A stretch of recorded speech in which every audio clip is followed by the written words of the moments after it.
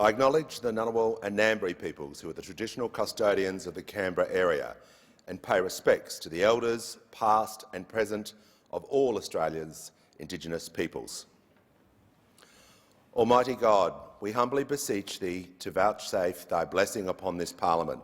Direct and prosper our deliberations to the advancement of Thy glory and the true welfare of the people of Australia. Our Father, which art in heaven, hallowed be Thy name. Thy kingdom come, Thy will be done on earth as it is in heaven. Give us this day our daily bread, and forgive us our trespasses, as we forgive them that trespass against us. And lead us not into temptation, but deliver us from evil. For Thine is the kingdom, and the power, and the glory, for ever and ever. Amen.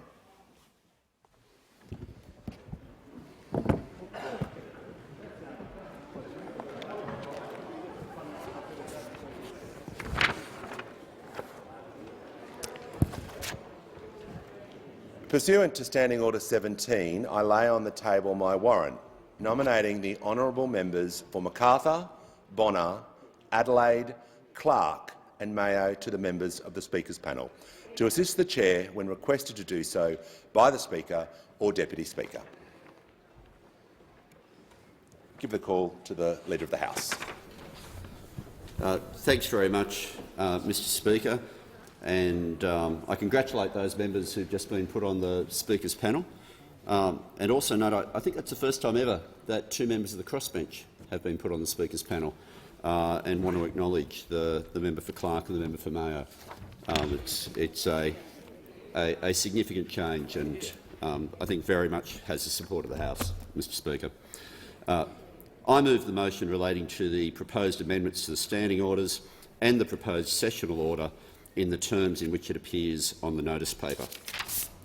Mr Speaker, every time we come together after an election, the incoming government always is in a situation where they've reviewed standing orders.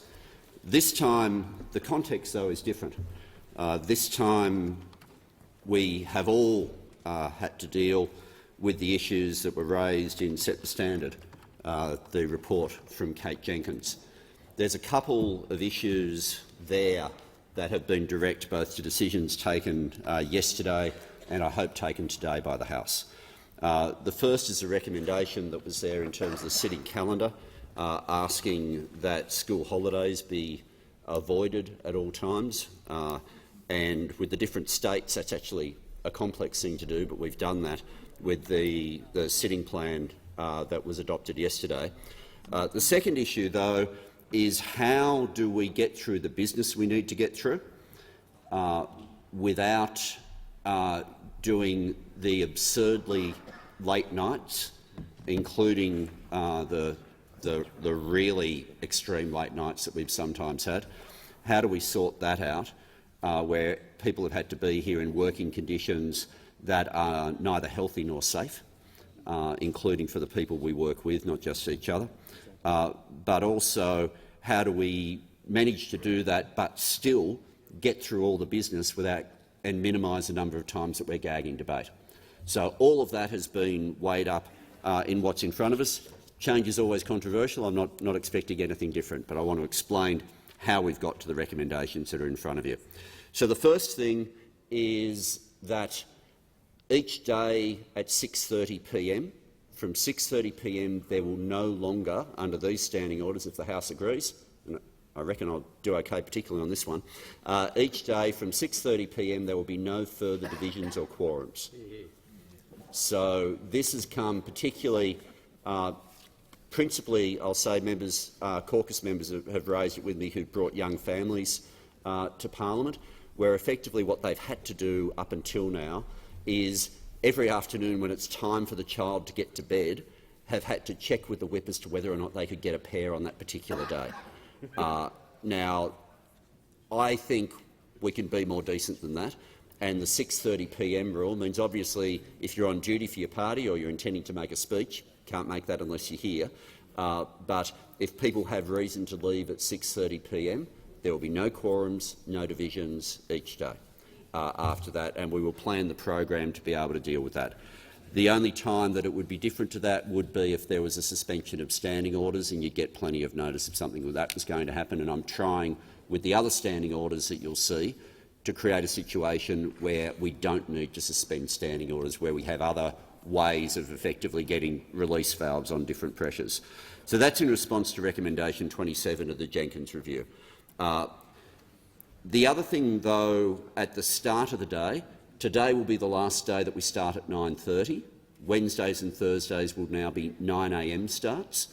One of the things that happened has gradually crept up.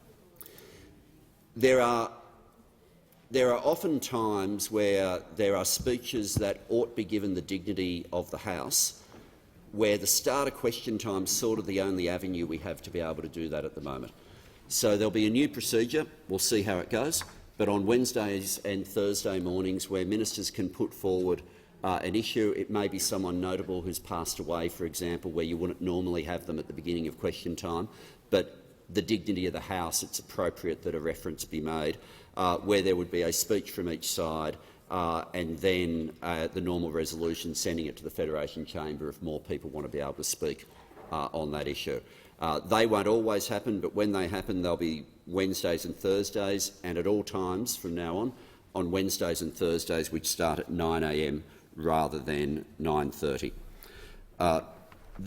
So that's statements on significant matters and the changes to sitting times. The next issue goes with respect to urgent bills. And I've had some conversations this morning about some aspects of this. I suspect there'll be some debate about that, and I'm very keen to hear what members are putting forward to see if we can find something that works for as many people as possible. But I'll leave for that debate to take its course in a few moments. Up until now, the only option that has been available realistically for a government when they need to get a bill across to the Senate is the Leader of the House walks in, having made a call seconds before arriving here to the Manager of Opposition Business, and moves that the question be put. And everybody who was on the speaking list from then on suddenly discovers your chance to speak just disappeared. Everybody who hoped to move an amendment finds that your amendment won't ever be moved. The House won't even get to determine it. And that's been the only process that's been available when a government has needed to send something across to the Senate. There are arguments back and forth, which I made when I was in a different job, as to whether the bill was in fact urgent, and no doubt those debates will still happen. But I want there to be another method that effectively allows us to acknowledge there are times when something's urgent. But I don't want the immediate cut-off of debate to be the only option in front of us. So what I've put forward, and I understand there'll be further discussion on this during the debate, but what I've put forward is a concept where the House would vote that a bill be declared urgent. So it would still be a decision of the House. Once it's declared urgent, speaking times go from 15 minutes down to 10. Previously we've asked people, can you shorten your speeches, and realistically not many of us are good at shortening our speeches unless the time limit changes. Yeah, that's right. It's meant to be a limit, not a target, but we're all guilty on this one. So the time limit would immediately go from 15 minutes down to 10, and the second reading debate on the bill would continue until it was finished, up until 10 p.m. that night. You would only obviously stay past 6:30 if you were planning to make a speech. And it may well, because of that, some people might drop off the list, but at least it means instead of it being immediate cut-off and no one gets a chance to speak after that, that we'd have a situation where as many people as possible would get to speak. So instead of an immediate gag, it becomes an effective one with shorter speaking times through to 10 p.m. that night. Now, the procedure that would then happen is we'd then do the votes the next morning. Now, in terms of how do you vote on amendments, the voting proposal that I'm putting forward to the House is the same one that we used some years ago on climate bills, and it was used when we were previously in office. It's been used on occasions since then by the previous government, and that is that amendments are voted on block. So effectively, if there are government amendments, they're all voted on together. If there are opposition amendments, they're all voted on together. If there are crossbench amendments, you actually can't vote on all of them together because they're coming from different perspectives. They could interact in a way that becomes nonsensical. You need to deal with them separately. That is what would happen the following morning. Now, what I've put forward is that those votes happen immediately after the second reading vote on the following morning, but I understand there'll be discussion about that, and let's see how that debate goes. But that's the concept on urgent bills. It won't happen every time, but I'm trying to minimise the number of times that I walk in here and just say we need it through straight away, and we're here for half an hour getting angry with each other with no actual escape valve where people have had a final chance to be able to make speeches and put their views on the record, which I want to be able to happen as much as possible. We then go to the issues relating to question time. Now, first of all, there is everyone's questions now go to 45 seconds. Sorry, wrong. The 45-second rule that was there for crossbench is gone. Everyone goes to 30 seconds. Now, everyone goes to 30 seconds. There is one member not here, but I am. Yes, 30 minutes. Order.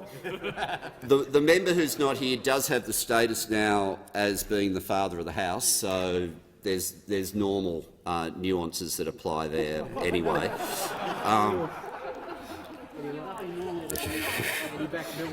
But all questions go back to 30 seconds as it used to be, and like with all speaking times, often it'll be much briefer than that, as answers will often be briefer than the 3 minutes.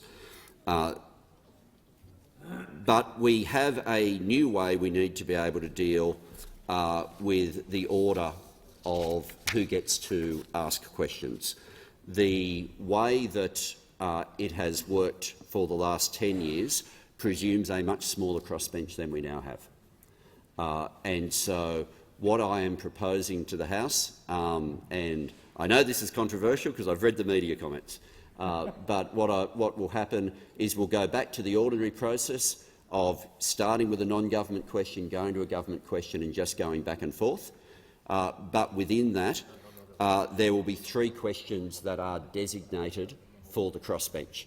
Now, if more than one crossbencher jumps at a time, it's for the Speaker to judge who jumps first.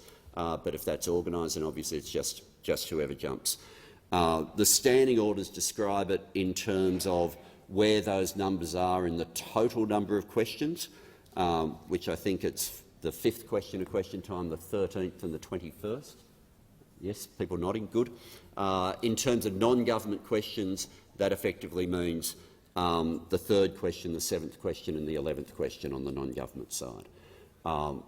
And that allows, and that's part of the reason why the crossbench question gets pulled back from 45 seconds to 30. It used to be that you had no chance to follow up, whereas now there are later chances, and I think the argument for the 45-second question is sort of fixed by having more crossbench questions. We also have a sessional order here that deals with other forms of the House. Now, every form of the House, number of questions, speaking times, things like that, number of speeches for adjournment, there's nothing that comes out at exactly the percentage proportion of the crossbench of the non-government benches. So effectively the question time one is actually a bit more than is proportionate for the size of the crossbench, and in return the number of adjournment speeches and other speeches go to a little bit below the proportion of the crossbench, and that's just because you can't get the percentages coming out in an exact form. Now, for question time, there is a new issue that we have to deal with, which is what happens when the opposition wants to, as from time to time wants to be able to suspend standing orders during question time.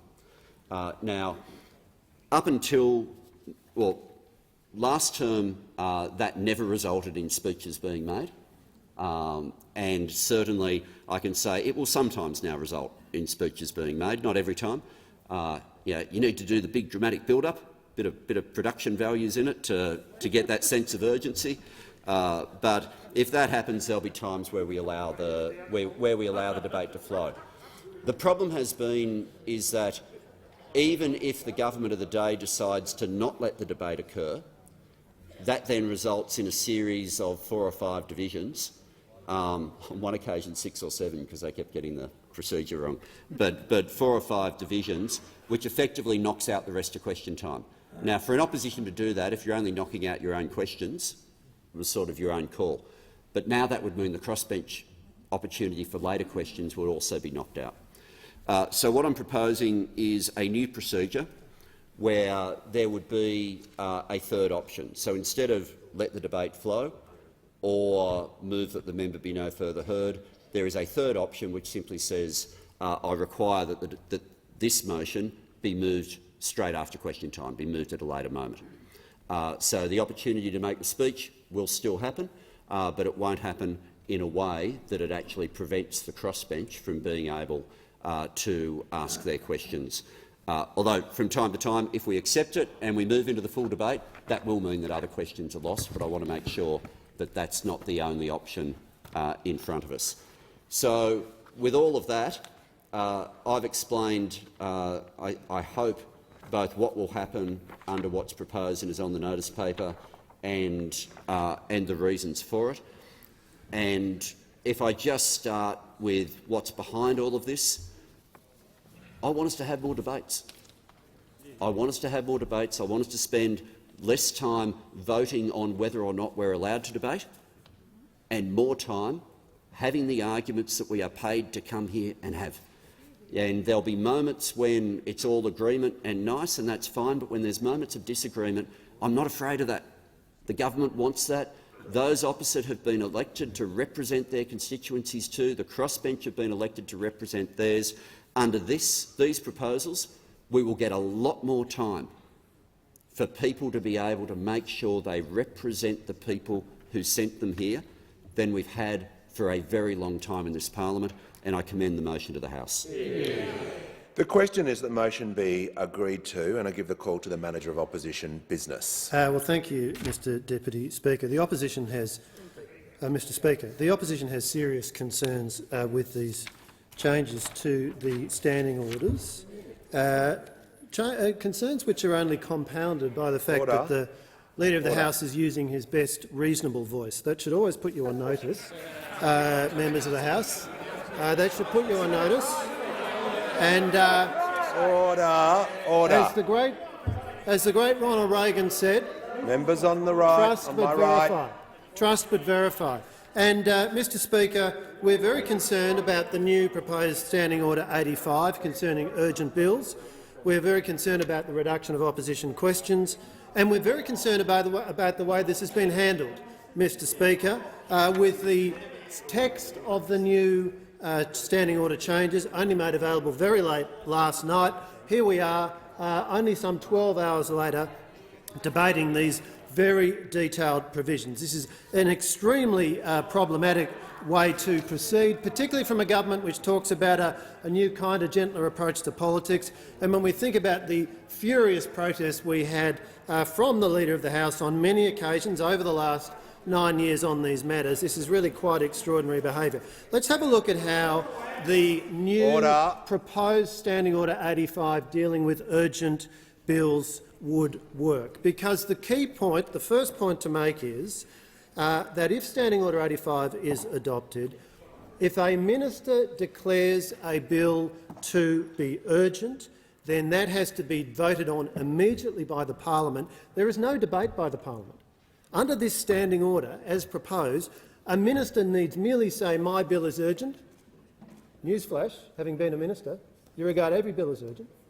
A minister need merely say, "My bill is urgent," and then that means that the parliament must immediately vote on that proposition with no debate. With no debate. The standing order as drafted says specifically no debate at that time about whether it's urgent or not. No criteria stated which need to be satisfied. No requirement for the House to turn its mind as to whether it's urgent on the basis of reasoned debate. Simply a minister said so. Minister said so. And once a bill is declared urgent, and of course the government can ram that through with its numbers without debate, then there is an automatic guillotine on the debate at 10 p.m. that night, automatic guillotine on the second reading debate. And then, Mr Speaker, then what happens is the next morning automatically vote on second reading amendments, vote on the second reading of the bill itself, and most concerningly, huge changes to consideration in detail. The normal process is hugely condensed, indeed effectively gutted. Now, under the way it works today, consideration in detail is a very important process. An amendment is moved, there's debate on it, any member of the House can speak for 5 minutes, that can keep going on that amendment so that there's an understanding of what's involved. Then you vote on that amendment, then you move on to the next one. This is a detailed process, along with the process of second reading debate, in which the merits of a proposition before the House are publicly debated and canvassed and considered. It's the House doing what it ought to do, but what the Leader of the House is proposing, these standing orders mean that on the whim of a minister, executive government overrides the proper function of the House of Representatives as a mechanism of accountability and scrutiny. It is guillotined, and then there is no debate, and there is no opportunity for the scrutiny that should properly be the role of this parliament. It's also not at all clear how the provision works in the proposed standing orders, which says that divisions will be deferred unless on the motion of a minister, which means that the government and the crossbench can't have any confidence that a minister won't come in and simply move a motion. Now, Mr Speaker, this approach is quite staggering, coming from a government which talks as it does about a new approach to politics. And if we look back at what the current Prime Minister has said on many occasions in this House, he said in 2015, the way legislation has always operated is for there to be proper scrutiny from all sides of the House in order to assess what the real-world implications are. He goes, in 2019 he said, that's why you have proper parliamentary procedure. It's so you actually have analysis and you improve legislation. Exactly the kind of thing that this mechanism will now prevent. And when the Leader of the House, in his best reasonable tone, was explaining, sounding so innocent, about what he was proposing here, he said, well, at the moment the way it works is the Leader of the House comes in and quotes, there are arguments back and forth as to whether the bill is urgent. There are arguments back and forth. The House doing its proper job.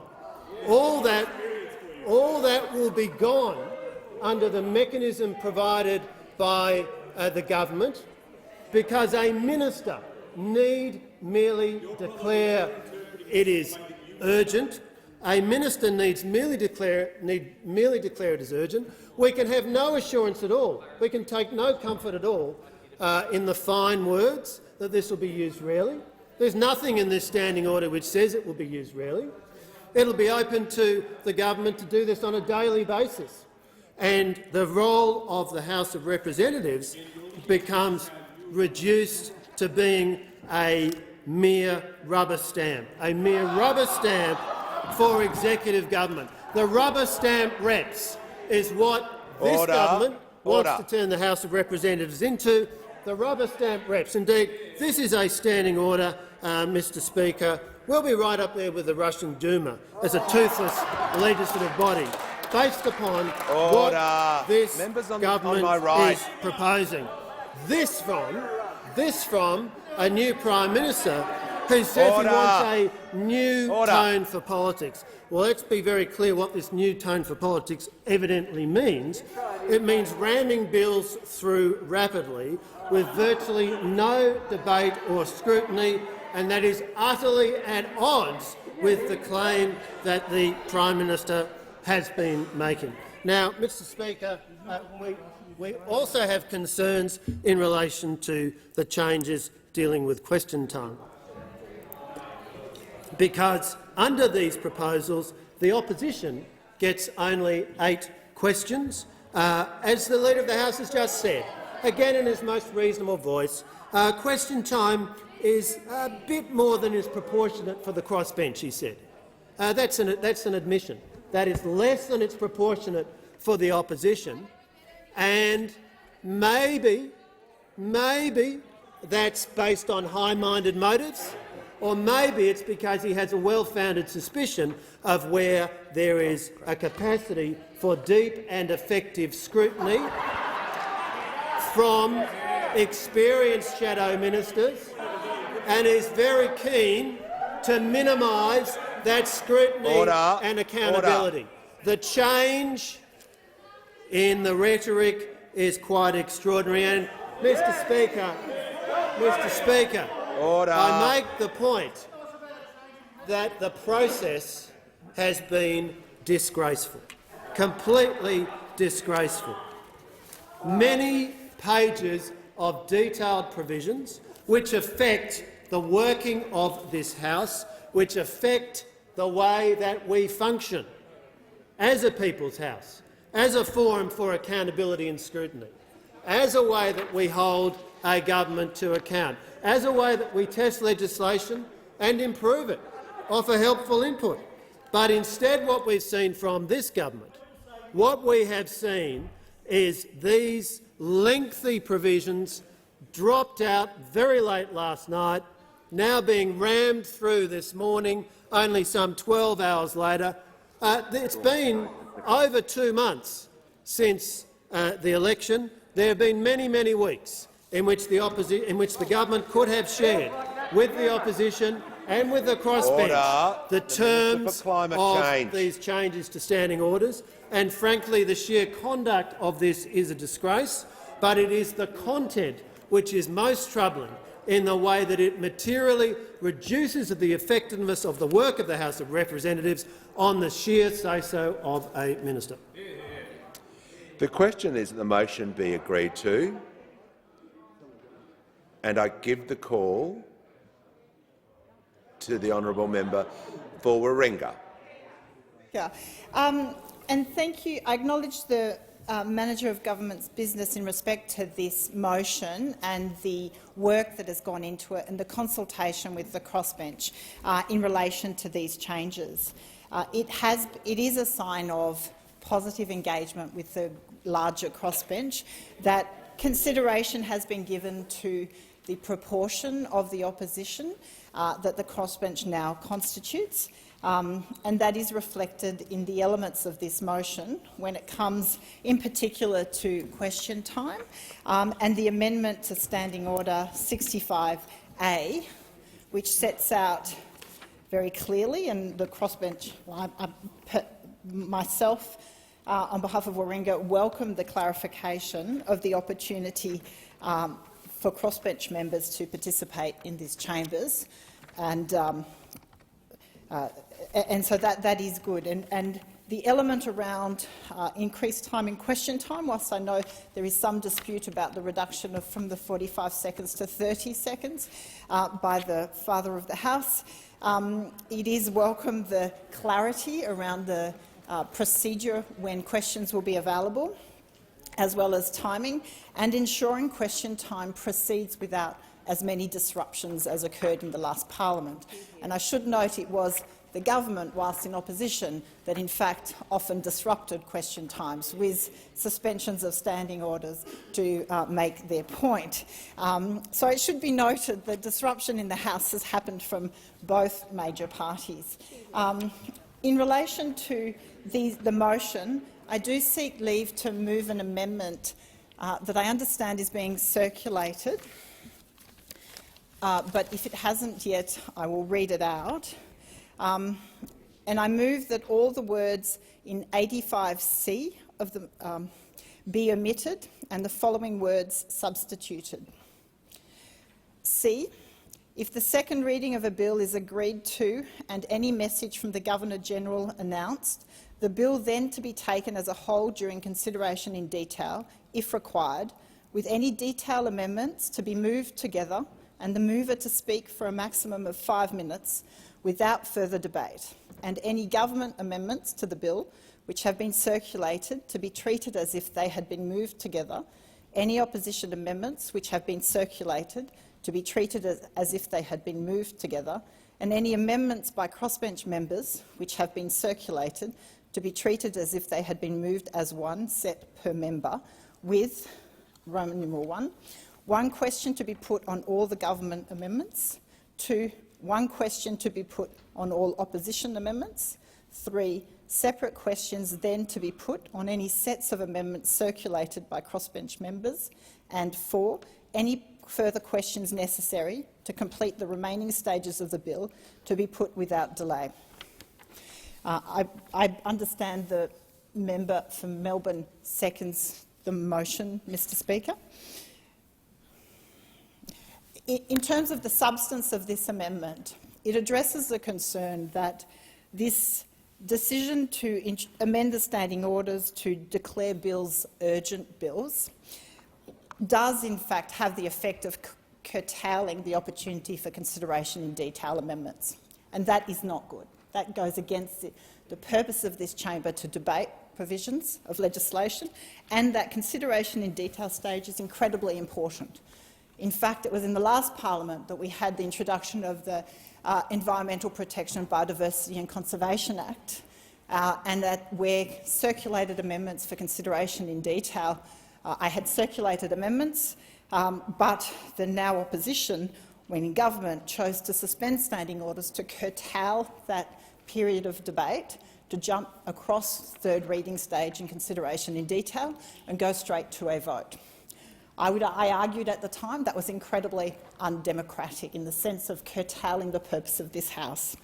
So where there was concerns at the lack of definition from the government in this motion as to what constitutes an urgent matter, it is taken at the moment from the Manager of Government Businesses' comments that this is in relation to urgent issues of national significance.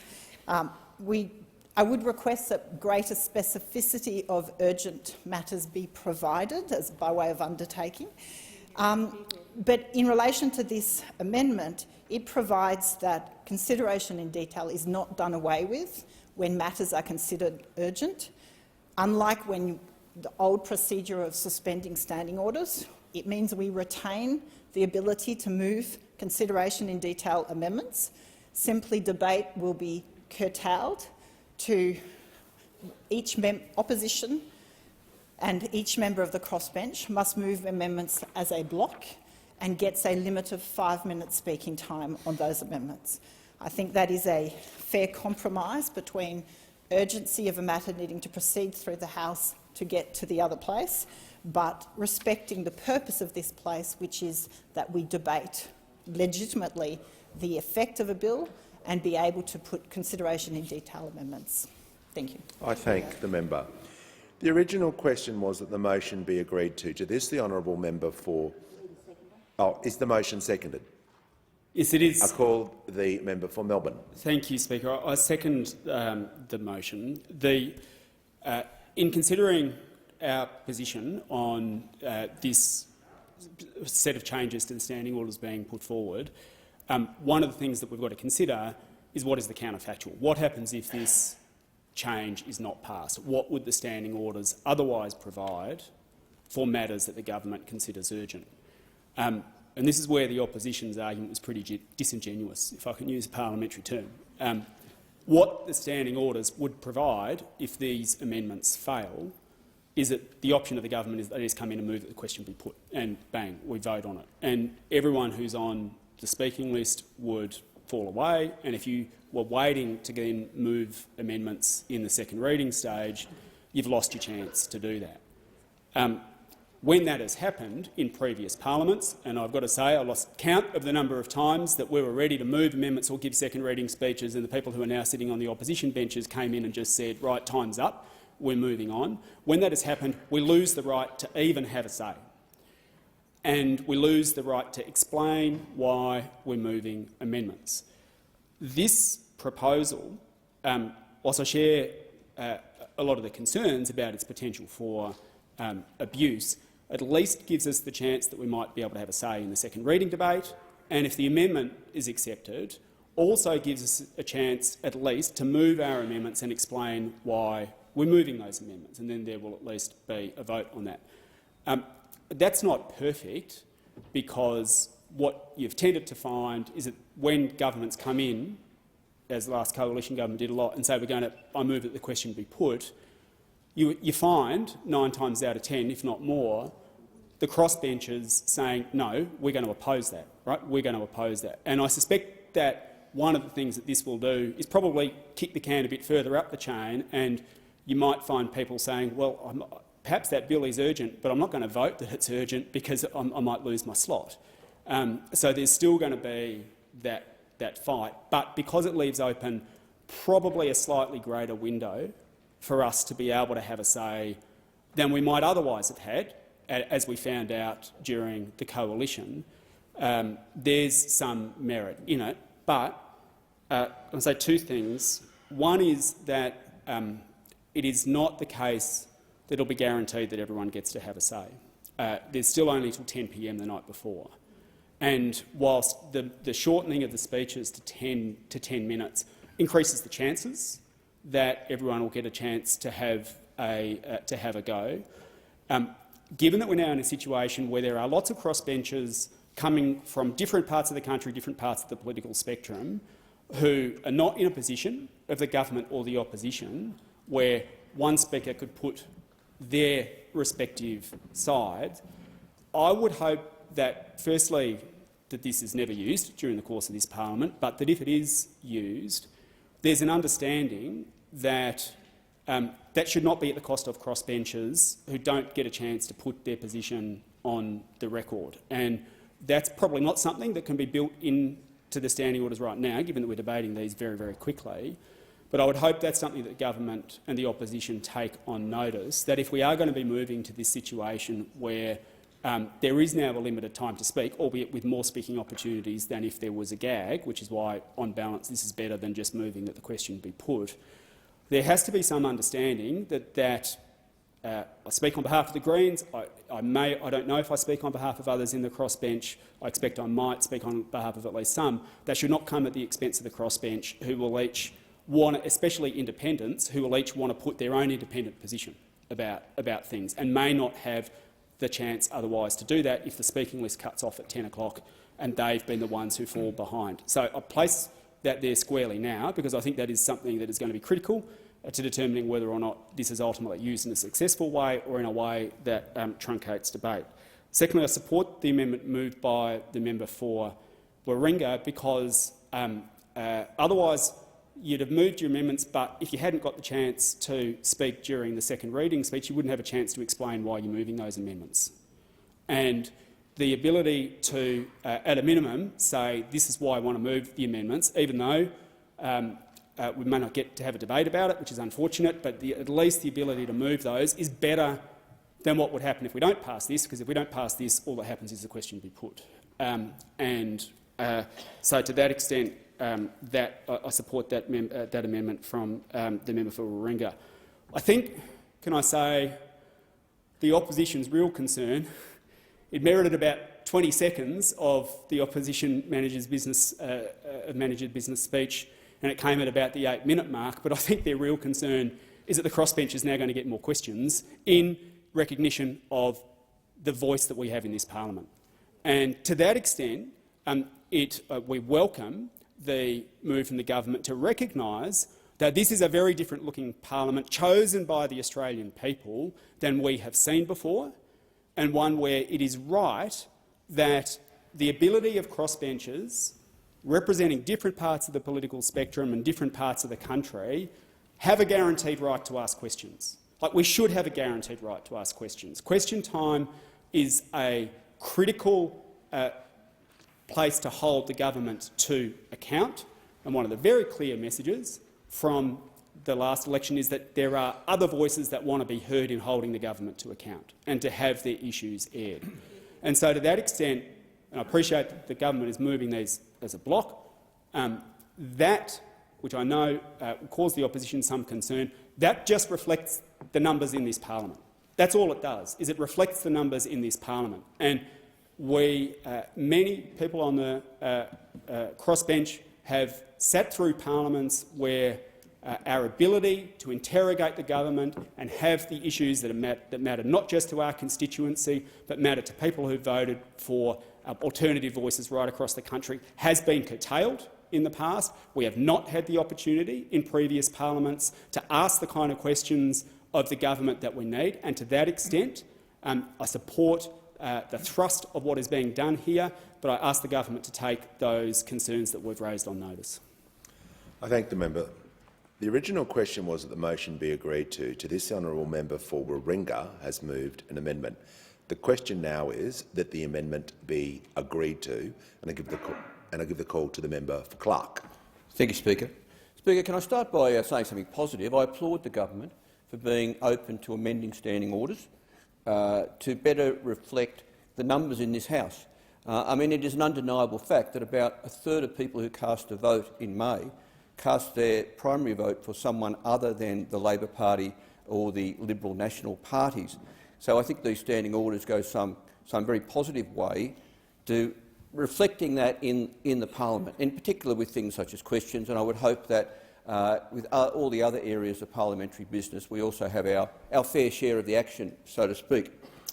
And I'd also like to applaud the government Speaker for their oral undertaking this morning to further amend the urgent matter, the matter of urgent motions, to make it more workable and more fair. And I think the member for Warringah has done a sterling job by getting that amendment sorted very, very quickly, and I support it. And if the amendment is in fact carried by the House, that will go some considerable way to fixing the problems we're identifying with dealing with urgent motions and matters before the House.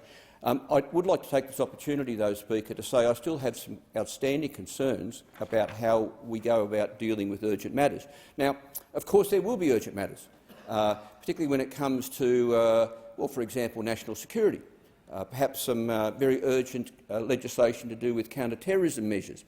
Of course, there will be genuinely urgent matters, but I think it is very, very important, perhaps even more important now with this proposed amendment to standing orders, that the government come in, the minister or the Prime Minister or the manager of the House comes in and makes the case for it being an urgent matter. And I think that should be enshrined in the standing orders, that someone from the government will always come in here and make the case and explain why something is urgent, and not just simply walk in and declare something urgent. I think that will give some comfort to all members of the House. So through you, Deputy Speaker, to the Manager of the House. I'm also concerned still with the amount of time for honourable members to contribute to debate. Debate will finish at 10 p.m. on the night of the day that something is declared urgent. It will finish at 10 no matter what. Even with the reduced speaking slots of 10 minutes, that means there will almost certainly be some honourable members who will not get an opportunity to contribute to the debate. I see no reason why we can't be prepared to sit after 10 if the matter is genuinely attracting that sort of level of interest from members and other people want to speak. Sure, we should make this place more user-friendly, but it should not be at the expense of this place operating properly. And when something is urgent, almost by definition, you know, it's a big deal. And maybe we need to sit after 10 and not be more concerned about getting back to our hotel for a bit of kip. I'd also make the point. Order. I'd also make the point, Speaker, that while the change which is contained within the member for Warringah's amendment, the change is good, that anyone moving an amendment will be given 5 minutes to speak to that amendment, I still think it's lamentable that other members won't be allowed to contribute to a debate about that amendment, or in fact to speak about matters more broadly and the bill before the House. So I would ask, through you, Speaker, to the Manager of the House, that consideration be given to a few things. One, that the standing orders include a mandatory requirement for an appropriate member of the government to make the case for why something is urgent. Furthermore, Speaker, through you to the manager of the House, that there be some open-mindedness somehow in the standing orders that we might need to speak and might need to sit after 10 p.m. And also that the matter be reviewed with an open mind to somehow allowing other members to contribute during the third reading debate, presumably the following morning. I would warn the government, Speaker, that if this change to standing orders is misused in any way, if the new government starts declaring things urgent that are not genuinely urgent, then it will stand accused of being just an echo of the previous government, which all too often would gag debate, bring matters on when they weren't urgent at all.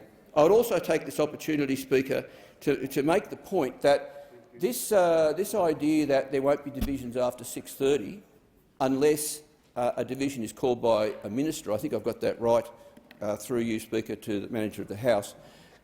There's a flaw in that, because particularly for us on the crossbench, how can we be sure that a minister won't walk in here and bring on some matter and put the question unexpectedly, which we might want to call a division on?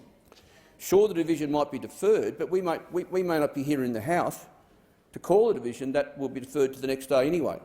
So that 6:30 rule, while it is good in principle, it's attractive at first blush, I think it is flawed in some ways as far as particularly the crossbench goes. And the other point I'd make, Speaker, while I've got the opportunity, is I received these amendments at approximately 8:30 this morning. Now, I don't know what happened. I understand the opposition received them yesterday afternoon, as they should have received them yesterday afternoon. But what I saw this morning on the first day of substantive business in this House was a repeat of something that had happened time and time again for the last 9 years, which the then opposition railed against, the crossbench railed against, and I'm railing against it now. Not good enough. We can't be given 1 hour to have a quick look at something and come in here and debate it and perhaps to divide on it. It's not how this place should work. We all know that. So let's hope it was just a little administrative slip-up this morning and it doesn't happen again. Thank you very much, Speaker. I thank the member. The question now is that the amendment be agreed to, and I give the call to the member for Mayo. Thank you, Mr Speaker, and congratulations on your appointment as Speaker. I won't speak for too long in the House this morning, but I do have just a couple of concerns. Largely, the standing orders, the amendments proposed, have merit. However, I echo the comments by the member for Clark that we only received these this morning, and that is deeply disappointing.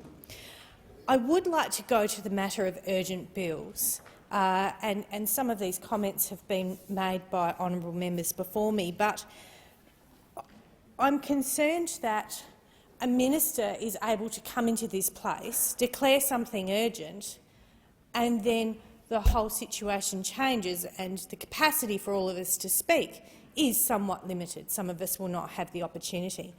I think that a minister, if they intend for this to be an urgent bill, should have to prosecute that argument to us.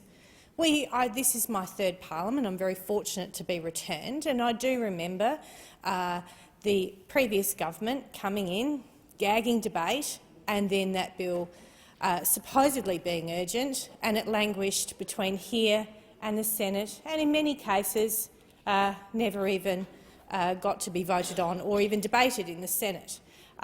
And what that did was it diminished the role of all of us here. All of us have a right to speak on every piece of legislation on behalf of our communities in this place. I do appreciate what the government is trying to do here, but I would make a couple of points. Firstly, that the minister should prosecute why it is an urgent bill. The gagging of the EPBC Act in the previous parliament showed that it wasn't an urgent bill because the bill never went anywhere in the Senate. And there were members who put forward some very good amendments that did not even have the opportunity to prosecute their case with respect to those amendments.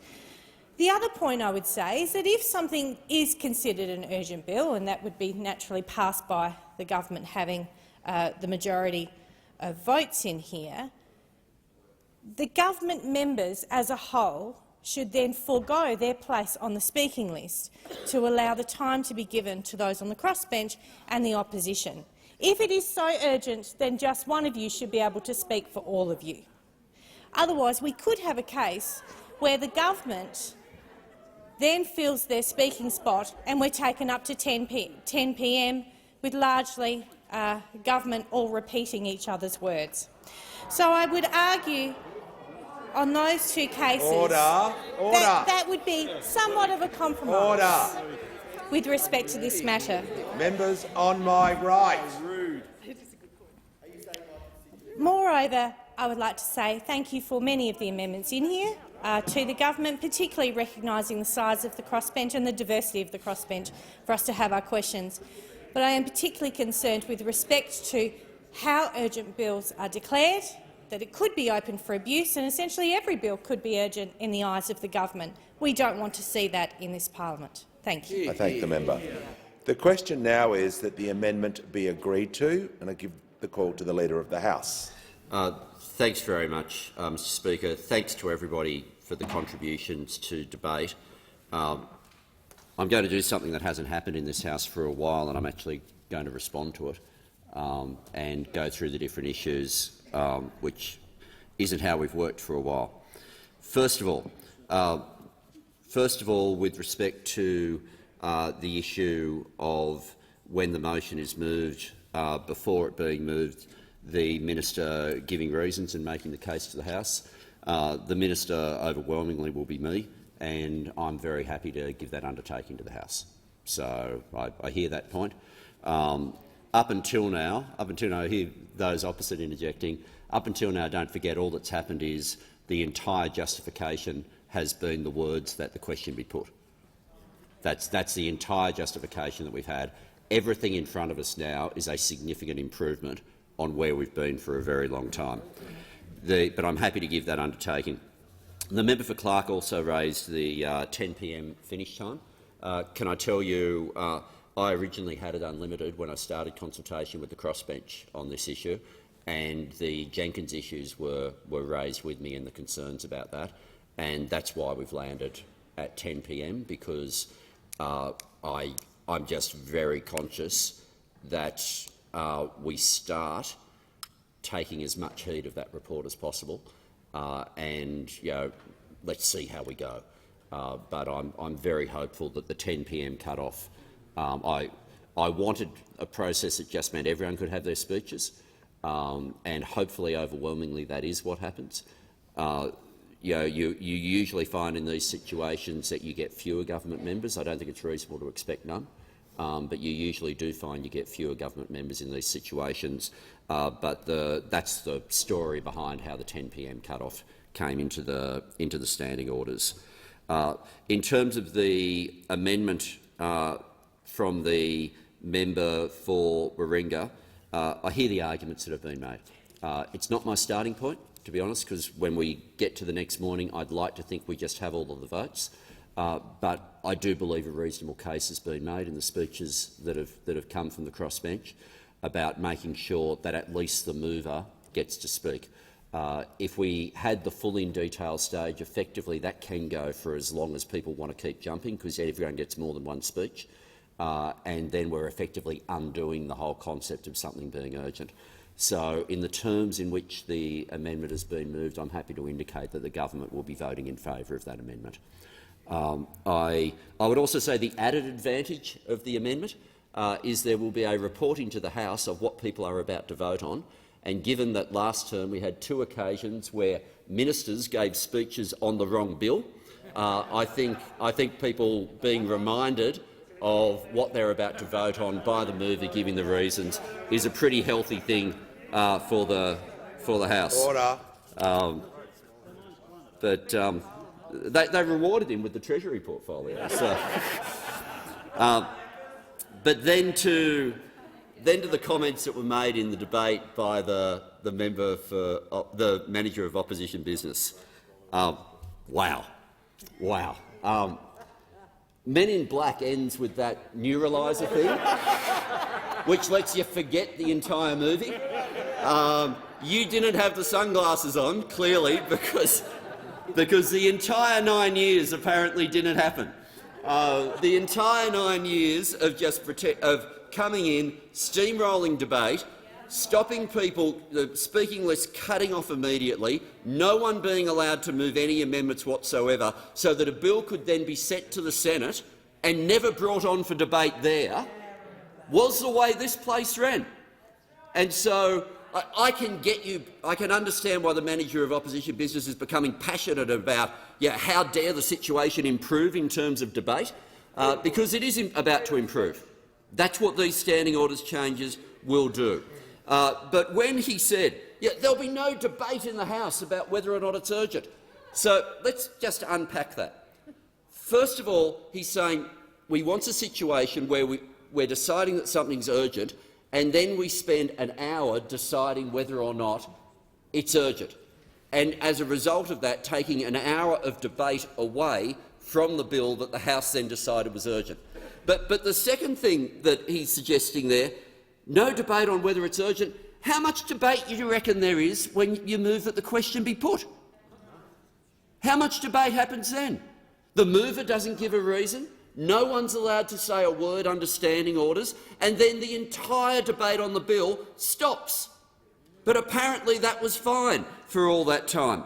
What happens to the in-detail process? Oh, there won't be enough argument on the in-detail process. There used to be none. That was how you ran the parliament. This stopped being a debating chamber.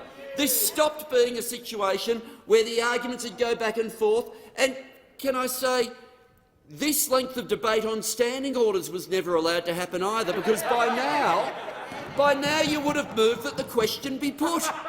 That's what would have happened. And then he raised opposition questions. How outrageous that if there's more people on the crossbench, they get more questions. But then part of it he said is that I'd made an admission. I'd made an admission where I said in proportion it's a bit more than the exact percentage of the crossbench. I'd like to know, and you can let us know, exactly how do you give the crossbench 21.62% of questions? Exactly how do you do that without rounding? It's an interesting argument. I'm on to discover how you can do that. If there's a formula you've come up with where you take away the number you first thought of or something and there's an answer to it, then we can look at that at a later time. But of course it was always going to involve rounding, and what he's really saying is rounding up is outrageous, but rounding down would have been fine. That's exactly what he's saying here. No objection to any of the areas in the sessional order where the opposition gets more than its proportion of speeches on the non-government benches, but an outrage about questions being rounded in any way. But I am pleased to hear that apparently we are terrified of the high quality of their questions. So, just hold this thought for 2 p.m. today, because apparently by 3 o'clock the government will have been destroyed. It's all going to be over, and it's all on the manager of opposition business. Great expectation setting. I'm glad he's done that. But the expectations for this House have been set in a bad way for 9 years. And for 9 years, this stopped being a debating chamber. What we have in front of us, standing orders are always going to be imperfect, because you're dealing with what the rules will be for debates that have not yet occurred. They'll always be imperfect. But what I can guarantee is what's in front of us now is so much better than 9 years of spending hour after hour in here voting over whether or not people were allowed to talk. And that's what happened, and it wasn't fair in terms of this being a debating chamber, and it certainly wasn't fair on the millions of Australians who hadn't voted for the Liberal or National parties. So now, there's going to be debate, and there'll be times when the opposition makes speeches that I don't particularly enjoy hearing. That's fine. That's the way this place is meant to work, and I commend both the amendment and the resolution to the House. The question now is that the amendment be agreed to. I'll put the question on the amendment? All of those opinions say aye. Contrary, no. I think the ayes have it. The question now is that the motion be agreed to. I'll put the question. All of those of the opinion say aye. To the contrary, no. I think the ayes have it. Noes have it. Division required. Ring the bells for 4 minutes.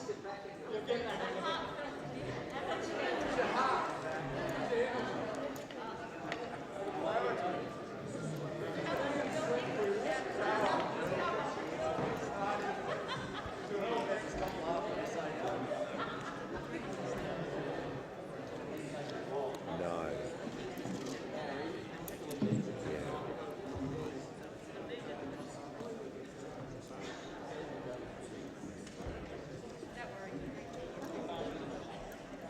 Order.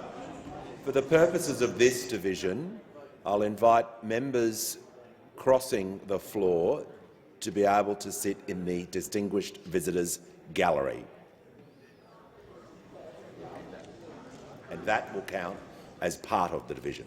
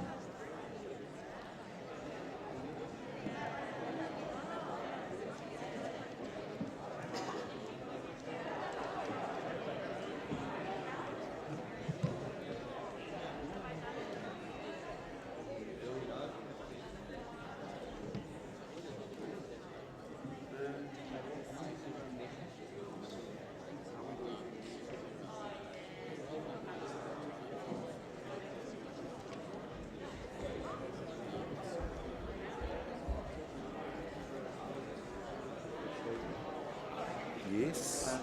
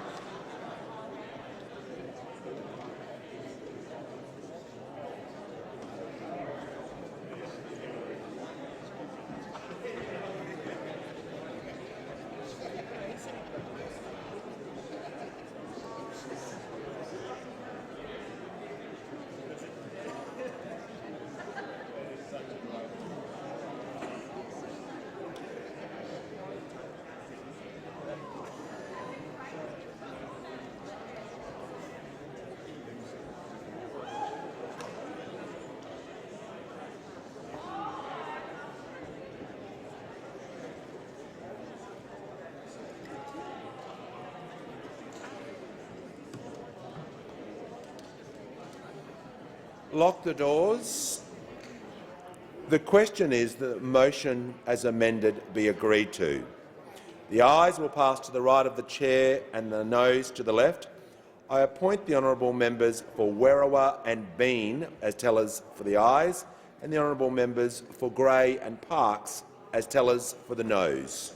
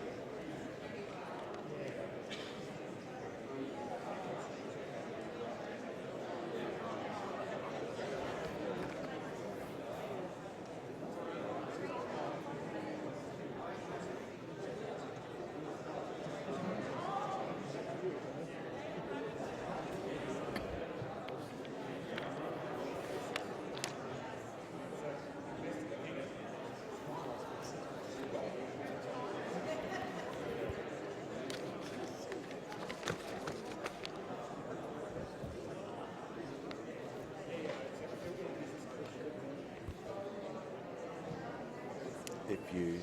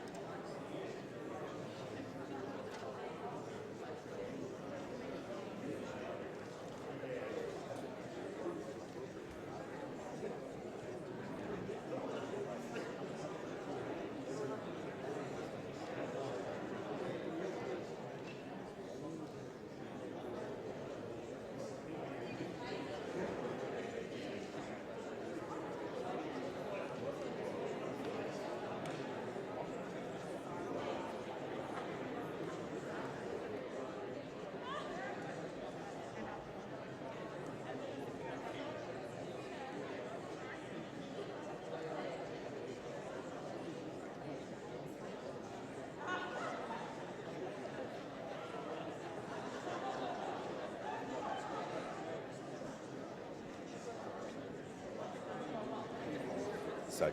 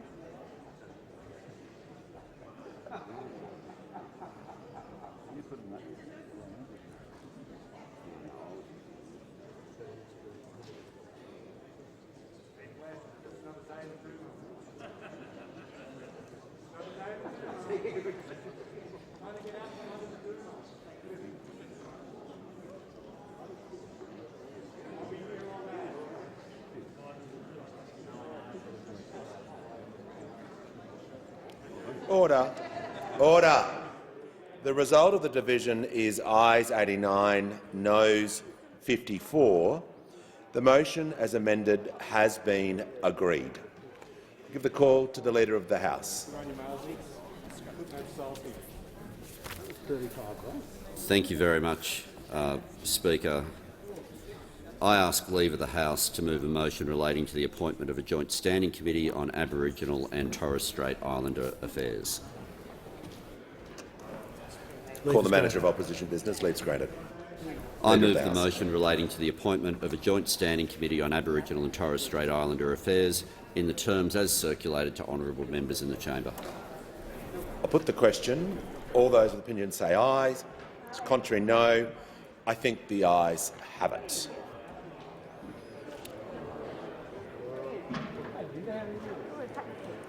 I'll call the clerk.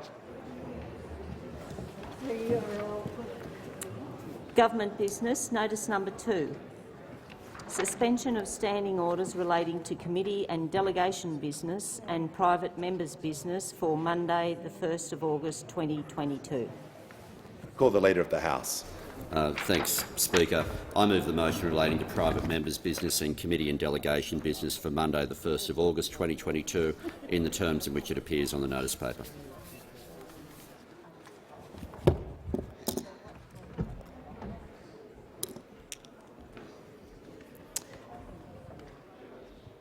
Thank you. Can I just...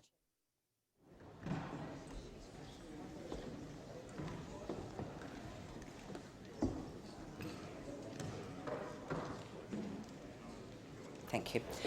Thank you. And the question is that the motion put by the Leader of the House be agreed to. All those of that opinion say aye. Contrary, no. The ayes have it.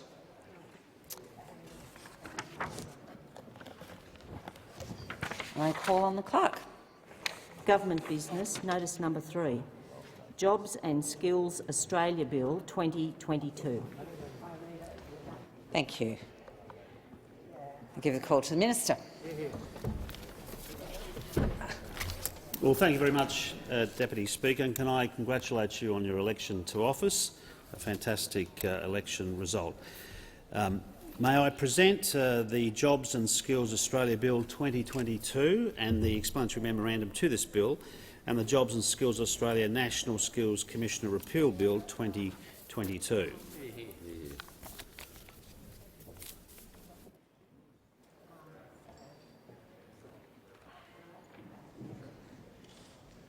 Call on the clerk. First reading, a bill for an act to establish Jobs and Skills Australia and for related purposes. Thank you. Thank you, Minister. Thank you, Deputy Speaker. I move that this bill be now read a second time. Deputy Speaker, today I'm honoured to be introducing the government's first bill by introducing the Jobs and Skills Australia Bill 2022. This bill delivers on the government's commitment to establish Jobs and Skills Australia as an independent body to provide advice on the skills and training needs of workers and employers now and in the future. This bill is a priority because skills and labour shortages have become increasingly critical in many sectors of the economy. The advice of Jobs and Skills Australia will help ensure that the economy is not held back by these shortages.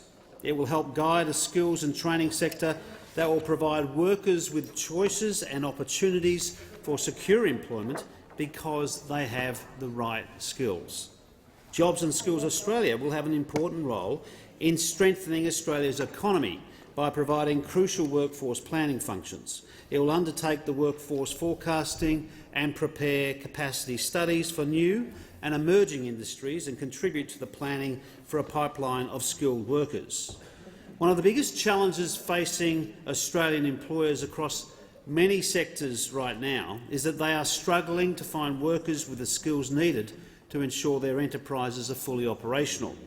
Skill shortages have been made worse by the pandemic, especially with the reduced skilled migration and the lack of support for temporary migrant workers during the COVID lockdowns. The number of businesses unable to fill job vacancies is growing and is expected to dampen economic growth. In February 2022, the recruitment difficulty rate for higher skilled occupations was sitting at 67%. Australian communities are all too familiar with skills and workforce shortages in critical areas such as aged care, disability care and the childcare sectors. The absence of planning and lack of coordinated national response to skills and labour shortages in the last 10 years have contributed to the crisis facing some sectors. The government intends to restore tripartite cooperation and is determined that the trend over the last decade towards more insecure and low-paid and unskilled work is addressed. Innovative sectors of our economy have also been held back by the lack of policy leadership and planning. To succeed, our emerging industries in advanced manufacturing, technology and clean energy, all critical to tackling climate change, requires an increase in the supply of highly specialised skills. These challenges for emerging industries are being experienced against a backdrop of an already tight labour market, supply chain and related economic challenges. The bill provides the first stage of establishing Jobs and Skills Australia and identifies the initial functions and structure of the organisation. The bill establishes an interim Jobs and Skills Australian Director to commence the important work needed now and who will lead Jobs and Skills Australia through its initial establishment and the performance of its initial set of functions. To support its formation, the agency will be situated within the Department of Employment and Workplace Relations. Deputy Speaker, from inception, Jobs and Skills Australia will give effect to the government's commitment to a tripartite approach. In exercising its functions, Jobs and Skills Australia will be required to be inclusive and to genuinely consult and to work with state and territory governments and other key stakeholders. Jobs and Skills Australia will be able to provide research, data and analysis to inform policies that boost workforce participation. Its advice will help improve workforce participation outcomes for women, Indigenous workers, older workers, workers with disabilities and other vulnerable groups. The vocational education and training sector is a key pillar of our tertiary system and trains nearly 4 million Australians annually. Many of our vital industries facing critical skills shortages are reliant on our vet sector to provide a skilled workforce. Jobs and Skills Australia will have a remit to advise on the adequacy of the vet sector and to consider the adequacies of outcomes for students engaged in training. In the coming months, informed by the outcomes of the Jobs and Skills Summit in September this year, the government will consult industry and employer bodies, unions, education and training providers, state and territory governments and others to determine the next stage of implementing Jobs and Skills Australia, its scope, its structure and its governance. This consultative approach will ensure all stakeholders with an interest in skills and training benefit from the creation of Jobs and Skills Australia. Taking into consideration what we have heard, the government will introduce further legislation that sets out the full range of function, structure and governance arrangements to establish the permanent model. The advice of Jobs and Skills Australia will help build a bigger, better trained workforce and a more productive economy. This government supports the aspirations of all workers for secure and meaningful work and a better future for themselves and their families. We understand work isn't just about your pay packet. With work comes purpose and identity. Australians who have the right skills have more job security and more job choices. A skilled workforce is also a more productive workforce. Learning new skills, acquiring knowledge and cultivating innovation is key to opportunity, wage growth and job security for workers and to increasing productivity and revenue for industries.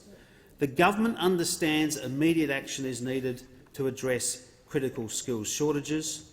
Core business of this government is to create opportunities for Australians to prosper. That is why an expeditious creation of Jobs and Skills Australia is a priority for the government, and I commend this bill to the chamber. And I thank the Minister for Skills and Training. the debate must now be adjourned. Thank you, Madam Deputy Speaker. I move the debate be adjourned. So the question is that the resumption of the debate be made for an order of the day for the next sitting. I'll put that question. All those that opinion say aye. To the contrary, no. I think the ayes have it. And I call on the clerk. Government business, notice number 4, Jobs and Skills Australia, National Skills Commissioner repeal, Bill 2022. Thank you. Minister for Skills and Training. Thanks, Deputy Speaker. Well, I present the Jobs and Skills Australia National Skills Commissioner Repeal Bill 2022.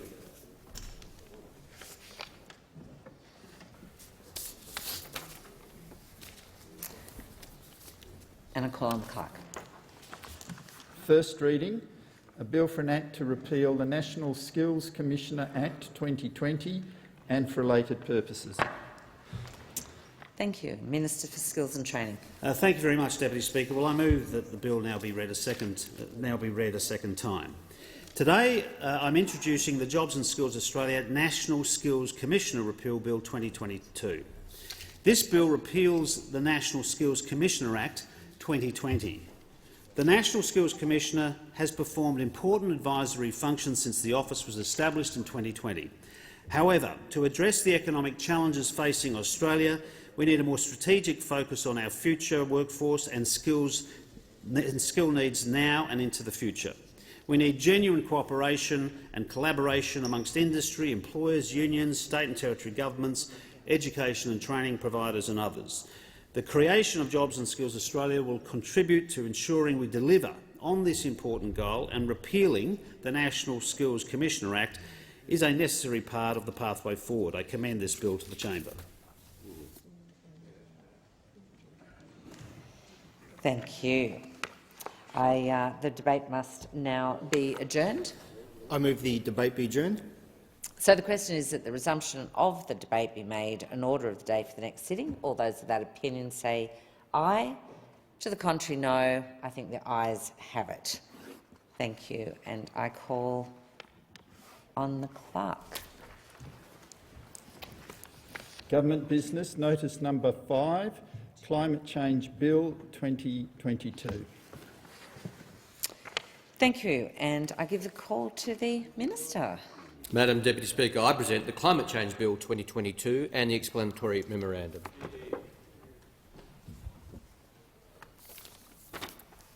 Minister. Oh, Madam, sorry, calling on the clerk first. Sorry, my apologies. First reading, a bill for an act to set out Australia's greenhouse gas emissions reduction targets, to provide for annual climate change statements, to confer advisory functions on the Climate Change Authority and for related purposes. Thank you, and I call on the Minister for Climate Change and Energy. Madam Deputy Speaker, it's no accident that one of the first pieces of legislation introduced by the Albanese government in the 47th Parliament is in response to one of the most urgent and pressing issues of our time, climate change. For too long, too much time has been devoted in the newspaper columns of this country and in this place to fighting the climate wars. The political infighting has seen Australia not just pause progress, but go backwards, to miss the economic and jobs opportunities that come from real action on climate change. This bill represents an opportunity for this parliament and for our country, an opportunity to send the message at home and abroad. Not only does Australia have a government that is getting on with the job of providing a coherent policy to accelerate investment in renewable energy, in transmission and storage, but we have a parliament that's getting on with the job as well. This legislation is important not so much because of what it obliges governments and ministers to do, although there are significant elements in this bill, but more because of the message of stable, clear and coherent and necessary policy it sends to the private sector, to private investors, when it comes to investing in renewable energy, that Australia is open for business and raring to go. It sends a message that Australia is back as a good international citizen. sends a message that Australia now has a government and a parliament that wants Australia to be a renewable energy powerhouse. The passage of this bill will be important for the message it sends to future generations that we are determined to lift our game and be better for them. For our economy, because acting on climate change also means harnessing the opportunities of a renewable revolution. For business, who've been crying out for policy certainty after having the lane ropes changed on them time after time.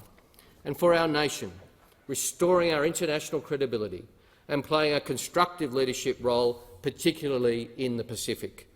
For our regional neighbours as well, Mr Deputy Speaker, for our Australian citizens in the Torres Strait, who are dealing with the impacts of climate change every day. It is not a projection for them, it is a lived reality. The Albanese government's introduction of this legislation at the first opportunity also signals that we are done talking. The time for action is now.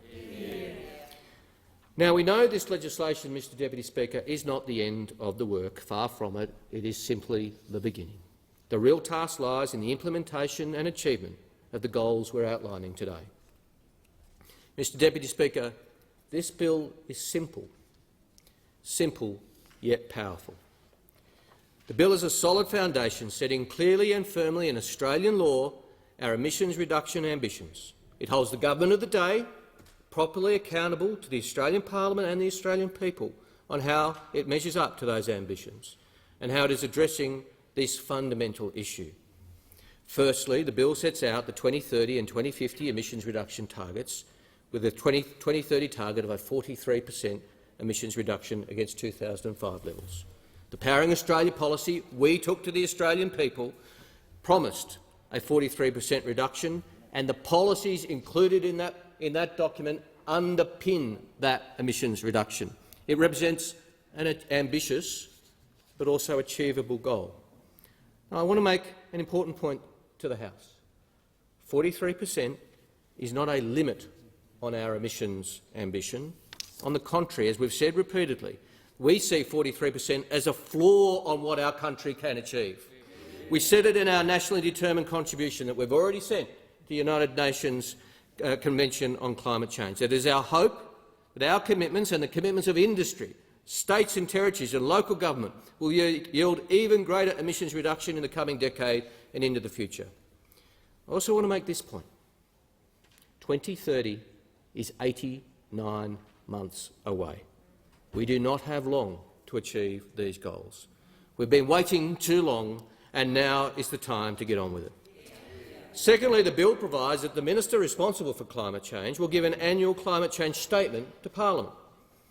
The annual climate change statement will be tabled in Parliament and will include an update on Australia's progress towards meeting those emission reduction targets, as well as on climate change policy and relevant international developments.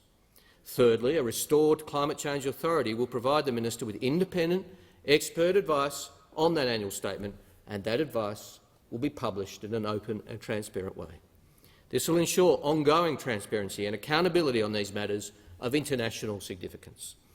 The Australian community will be able to see what the independent authority thinks about the effectiveness of Australia's climate change policy and how it's tracking towards achieving our targets.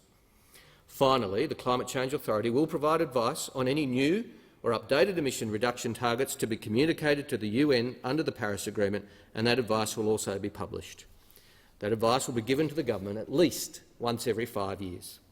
The Climate Change Authority's advice will provide an independent, expert, authoritative assessment of Australia's contribution to global action. The Climate Change Authority will consult on the advice that it gives to government on targets, which will mean that the Australian community will be able to contribute to that advice, and it will provide an independent, expert assessment of Australia's proper contribution to global action. The bill, Mr Deputy Speaker, will be accompanied and complemented by the Climate Change Consequential Amendments Bill, which will draw upon this bill to embed emissions reduction targets into the objectives and functions of a range of government entities and schemes. These are programs and agencies that are already achieving results in response to climate change. Inclusion of the targets in their functions and objects will provide an additional focus to their work, ensuring that we're all pulling in the same direction. Mr Deputy Speaker, the bill lays the crucial foundation upon which the policies and measures to come will be built. These policies include rewiring the nation, an enhanced safeguard mechanism and Australia's first-ever electric vehicle strategy that the Albanese government will deliver, all crucial building blocks for Australia's transition to net zero. While the commitment to reach net zero by 2050 is a key target to be legislated by this bill, the Australian people gave us a mandate for a more meaningful 2030 target, which we have now already committed to achieve under the Paris Agreement. Now, Mr Deputy Speaker, I'd like to acknowledge the spirit of constructive engagement on this bill from the crossbenchers of both this House and the other place. We've been very clear. A sensible government will consult across the parliament and take on board sensible suggestions in keeping with our mandate. That has been and will continue to be our approach. Not everyone in this House has indicated a willingness to participate in that process. Some have indicated they will simply oppose the bill, indicating they don't accept the message from the Australian people on May 21st, that the time for action on climate change has arrived. This is disappointing. It's also disappointing to the Australian business community, who have indicated very strongly that passing this legislation is important for business certainty. Both the Business Council of Australia and the Australian Chamber of Commerce and Industry have urged bipartisan support for the approach and targets adopted in the bill before us today. BCA Chief Executive Jennifer Westacott said corporate Australia did not want, and I quote, a divisive parliamentary debate over the target, while the ACCI Chief Executive Andrew McKellar said the best way to promote the planning and innovation that will underline an efficient energy transition is through legislated bipartisan support. But some people in this House think that they know more about business than the Business Council and more about commerce than the Australian Chamber of Commerce. The opposition had a choice. They could vote for progress or a choice to peddle the same discredited scare campaigns they had peddled for the last 2 decades. They've made that choice. That's a disappointing one. But we won't be deterred from proceeding from the legislation that is important to achieving this investment. People and history will judge a political party that has sought to keep the climate wars going and stands against the necessary framework for unleashing private sector investment. Mr Deputy Speaker, the government's been very clear. While this legislation is not essential for the government to embark on the policy actions we sought and received a mandate for, it is best practice. The IPCC's 2022 Mitigation of Climate Change report said that climate laws enable mitigation action by signalling the direction of travel, setting targets, policies, enhancing regulatory certainty, creating focal points for social mobilisation and attracting international finance. It will help provide the policy certainty and stability that the Australian community has called for so clearly. This in turn will help attract investment and skills that are needed for the transition to net zero. Because the world's climate emergency is Australia's jobs opportunity. And while we turn our back on renewable energy, the opportunities will frankly just go elsewhere. And we have the resources, the capability and the know-how to become a renewable energy superpower, not just in one part of Australia, but across multiple sectors of our economy, in clean energy, in battery manufacturing, in commodities and value-adding such commodities as aluminium, lithium, copper, cobalt and nickel. There is significant export market waiting for us. If we get the levers right to take advantage, that's what this bill does. Now, Mr Deputy Speaker, the new government's approach to climate change has been welcomed here and abroad. Our friends and allies have frankly been frustrated with Australia's approach in the past and welcomed a government determined to play our role and seize the opportunities that good climate change represents. There's an optimistic mood that with commitment and clear action, we can and will make a difference. The Albanese government has an agenda to do just that. Rewiring the nation to modernise the grid, implement the integrated systems plan and provide the country with more renewables, more transmission and more storage, getting us to 82% renewable in our electricity system by 2030. That's our plan. A national electric vehicle strategy to increase access to affordable electric and hydrogen vehicles. A national battery strategy to use our smarts and our international advantage in raw materials, not just to supply minerals, but to build a domestic industry. It's a comprehensive plan which sits alongside sensible and achievable targets laid out in this bill. The passage of this bill will send a strong signal about the priorities of this parliament. The bill, as I said, Mr Deputy Speaker, may be simple in what it lays out, but it's significant in what it will achieve. There are many issues about which members of this House will disagree, but the principle of holistic action on climate change should not be one of them. Mr Deputy Speaker, our country and our parliament have wasted long enough delaying and denying. Time for action is now. We don't have a second to waste. The Australian people voted for action on climate change on May 21st. Now is the time for the parliament to vote for action. I move the bill be read a second time and commend the bill to the House. I thank the Minister. The debate must now be adjourned. I move for the debate to be adjourned. The question is that the resumption of the debate be made an order of the day for the next sitting. All those in favour say aye, opposed say no. I think the ayes have it. The ayes have it. I call on the clerk. Government business, notice number 6, Climate Change Consequential Amendments Bill 2022. I call the Minister. Mr Deputy Speaker, I present the Climate Change Consequential Amendments Bill 2022 and the explanatory memorandum. I call on the clerk. First reading, a bill for an act to deal with consequential matters arising from the enactment of the Climate Change Act 2022 and for other purposes.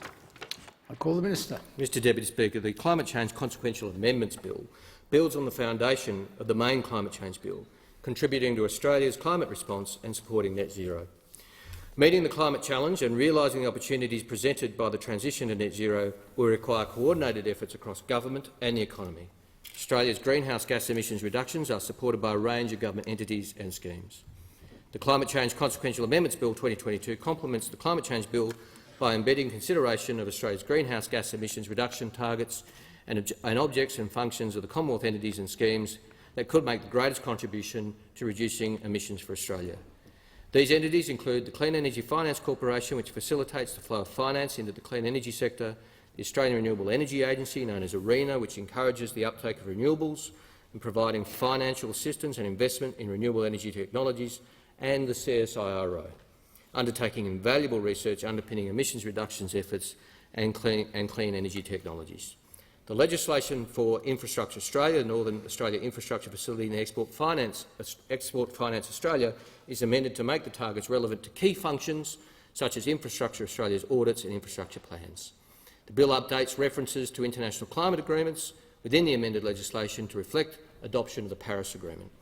This includes referencing the purposes in Article 2 of the Paris Agreement as a key consideration for the Climate Change Authority when performing its functions. The Climate Change Bill is the bedrock foundation on which Australian climate policy will be built. This bill will be one of the first bricks laid on top of that foundation, but it won't be the last. I move the bill be read a second time and commend it to the House. I thank the Minister. The debate must now be adjourned. I call on the opposition. I move for the debate to be adjourned. The question is that the resumption of the debate be made an order of the day for the next sitting. All those in favour say aye. Opposed no. The ayes have it. I call on the clerk. Call the Treasurer. Oh, sorry. I call the Treasurer. Yeah, thanks very much, Deputy Speaker. I present the Treasury Laws Amendment Electric Car Discount Bill 2022 and the explanatory memorandum. Hear, hear.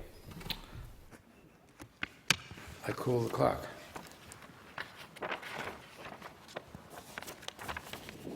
First reading, a bill for an act to amend the Fringe Benefits Tax Assessment Act 1986 to exempt benefits relating to cars that are zero or low emission vehicles and for other purposes. Call the Treasurer. Thank you, Deputy Speaker. I move that this bill be now read a second time. Deputy Speaker, I'm really excited to be introducing this bill today, and particularly to follow the Minister for Climate Change, having just presented some of the broader climate change bills to the Parliament.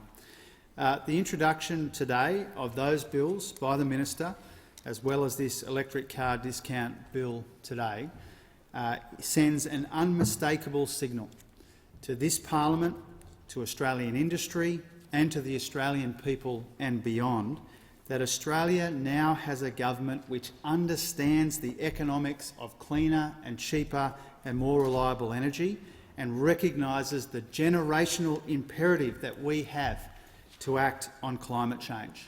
Now, the communities that we represent recognise this as well. They have rejected the fear campaigns of the past and they have embraced action in the knowledge that the cost of inaction gets higher every day, and understanding the historic opportunities that climate change presents, climate action in particular. A future with cleaner, cheaper energy and a more resilient energy grid.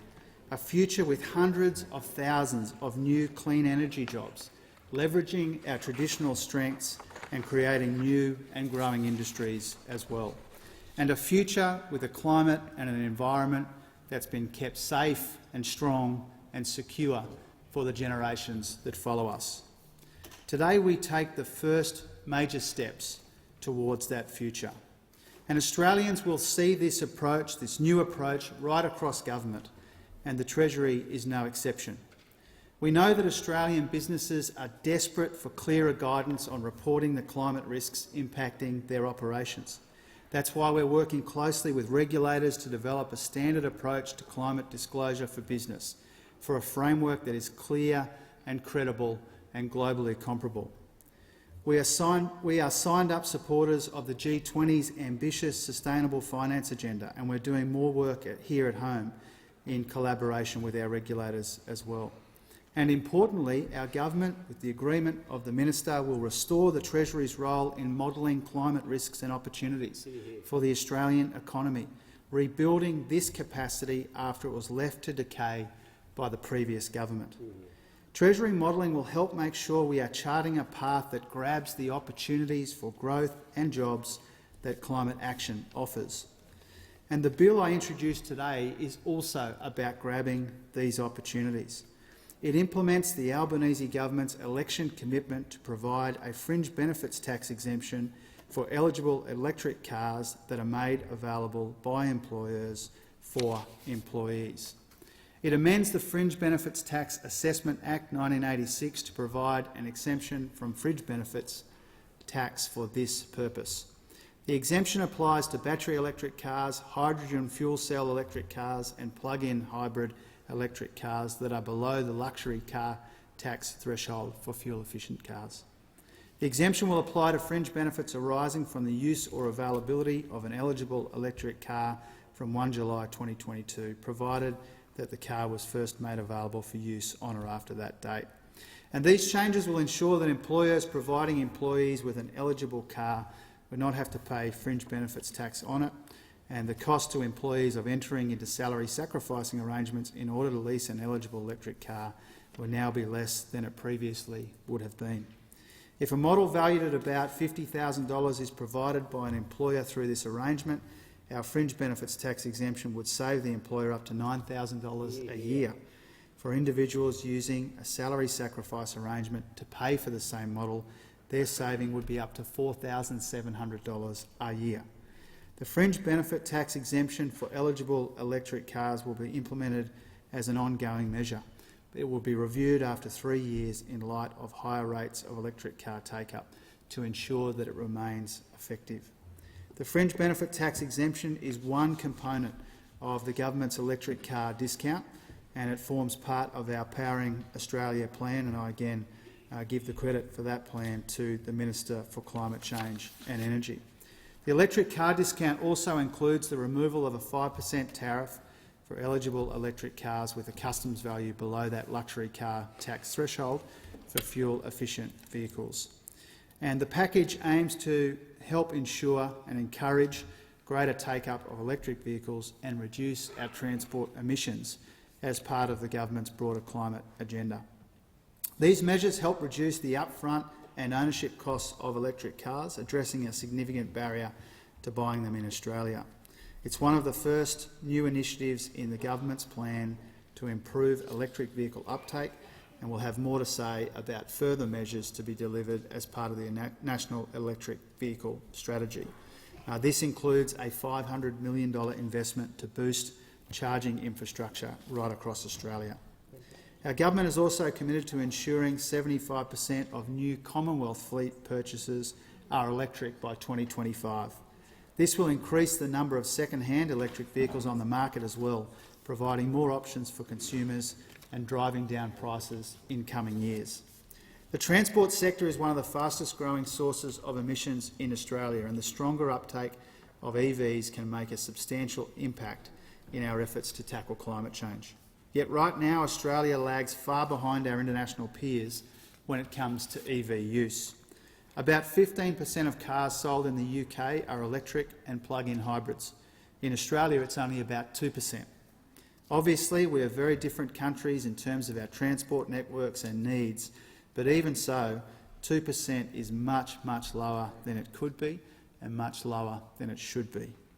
More and more Australians are interested in the benefits of owning an electric vehicle if they can, but they are unaffordable for too many Australian motorists.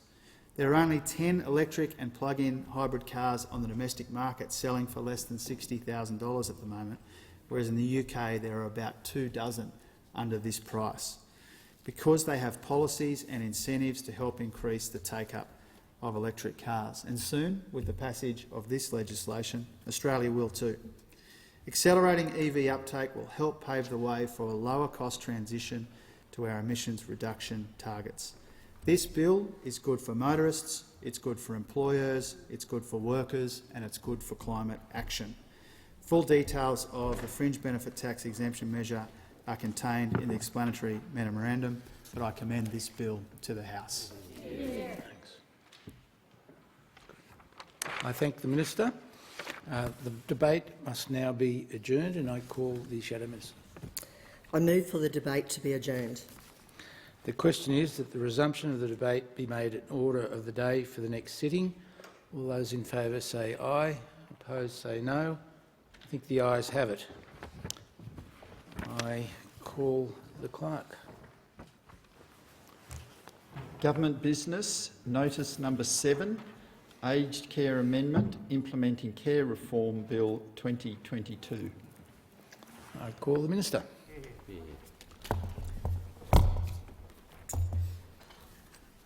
Mr Speaker, I present the Aged Care Amendment Implementing Care Reform Bill 2022 and the explanatory memorandum.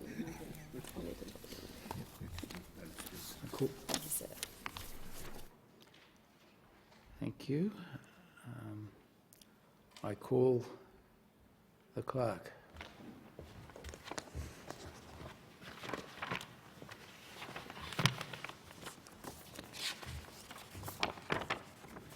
First reading, a bill for an act to amend the Aged Care Act 1997 and for related purposes. I call the Minister.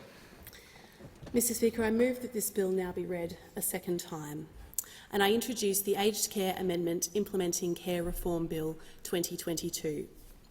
This bill, along with the one that I will introduce next, begins the process of returning security, dignity, quality and humanity back into aged care.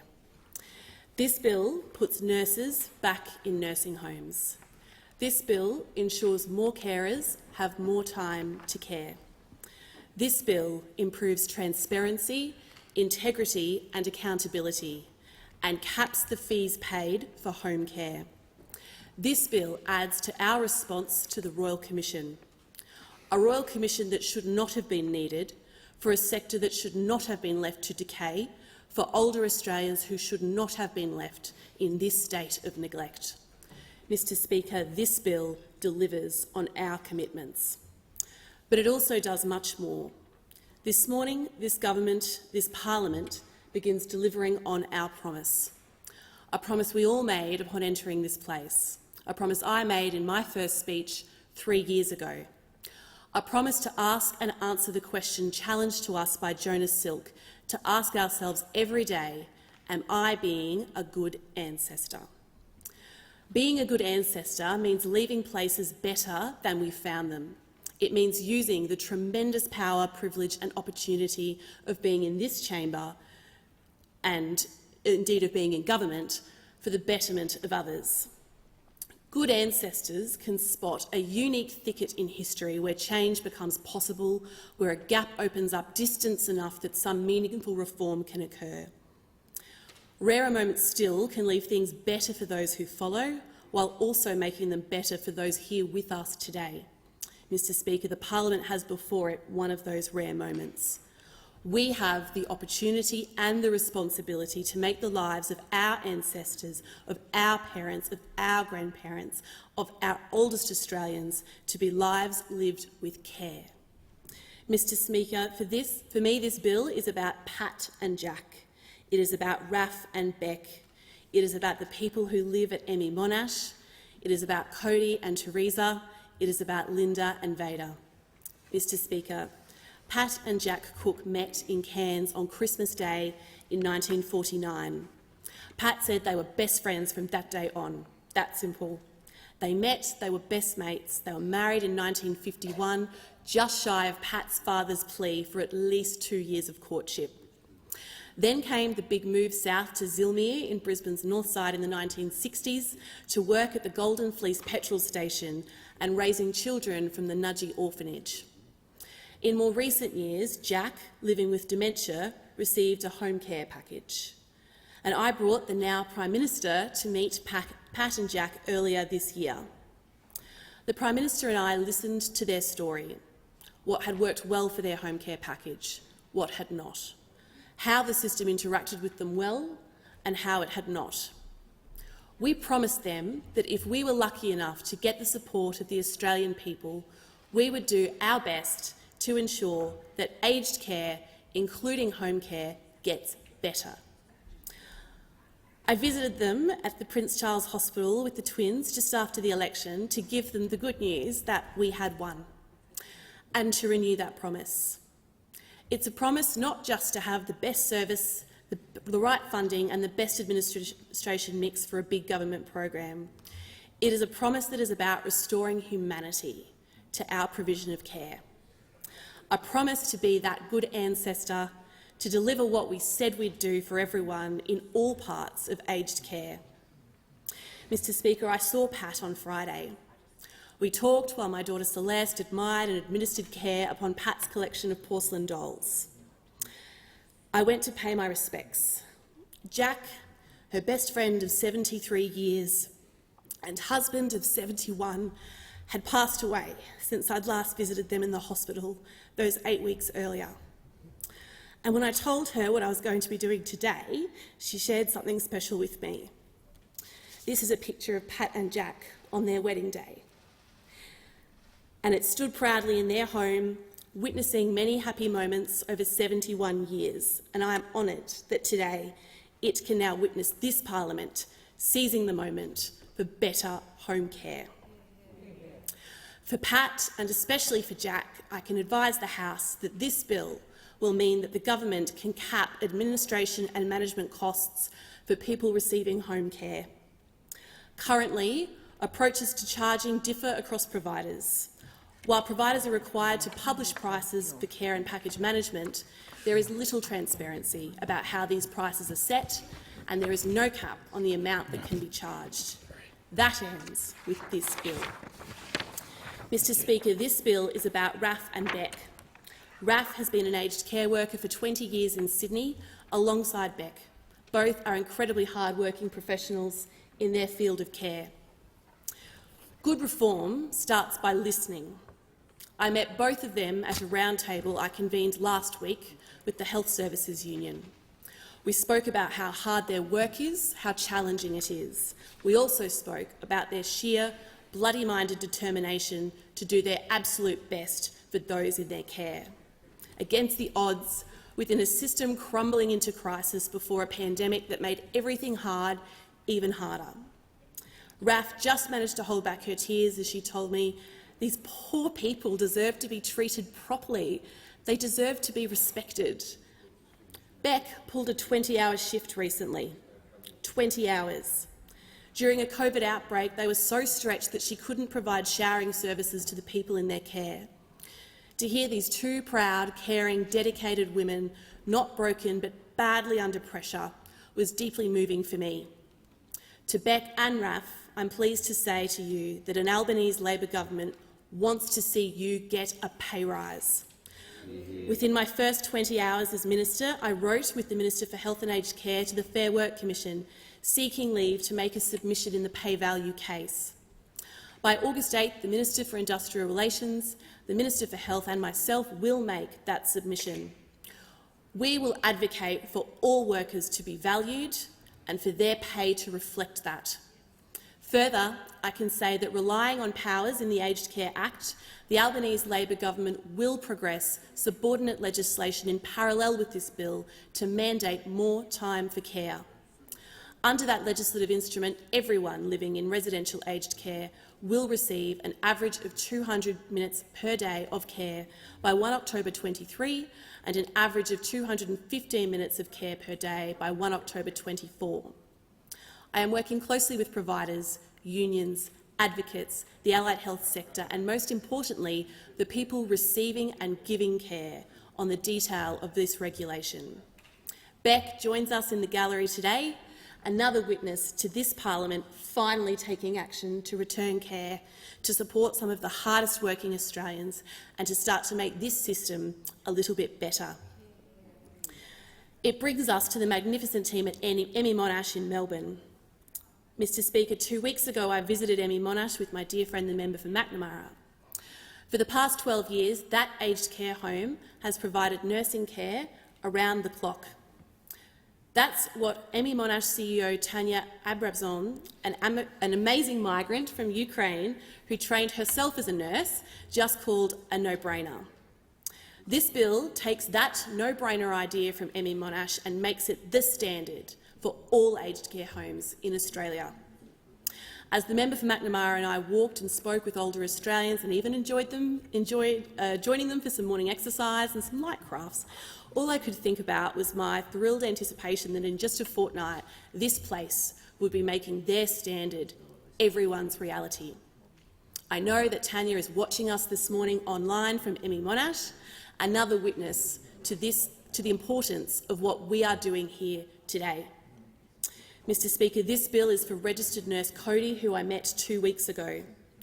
Cody told me how he doesn't think that clinical staff get enough recognition for the acute services they provide in residential aged care. He told me what I've seen myself as I've visited homes around the country, from Gladstone to Melbourne to Burwood. The caseload of residential aged care has changed so much, from origins as lifestyle homes with long-term stays to becoming shorter and shorter-term acute care with increasingly high numbers of dementia care. He told me, and to Cody I say, I hear you and I hear the voices of your fellow nurses. I hear the voices of the people in your care who are coming into residential care for acute needs and for high clinical service. I say to those people and to the House that Schedule 1 of this bill introduces a new responsibility for approved providers of residential care and of specified kinds of flexible care. From 1 July 23, these providers will need to have a registered nurse on-site and on duty at each residential facility 24 hours a day, 7 days a week. The schedule includes a mechanism for exemptions or conditions to be specified in subordinate legislation. I commenced consultation with unions, providers, advocates and people in care in late June on these measures, and these exemption details will be specified following that body of work and any inquiry the Senate may choose to conduct. Cody and his colleagues today bear witness to this reform. Mr Speaker, this bill is for Teresa, a home care worker I met who told me to take on the Royal Commission report to, in her words, dig it up, dust it off and let's get working. Teresa, we could not agree more. The government is committed to improving transparency, integrity and accountability in aged care.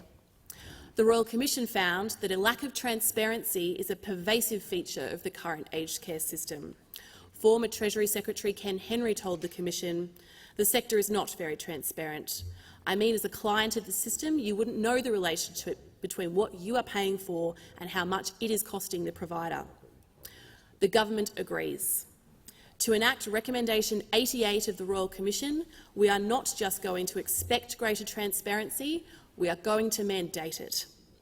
I can inform the House that the amendments in Schedule 3 will ensure that older Australians have access to more and better information on aged care services and providers, including how much money is spent on their care.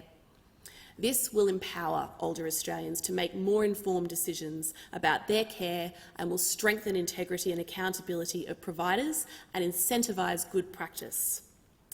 Mr Speaker, every single member of parliament would have heard stories where aged care has not met our expectations.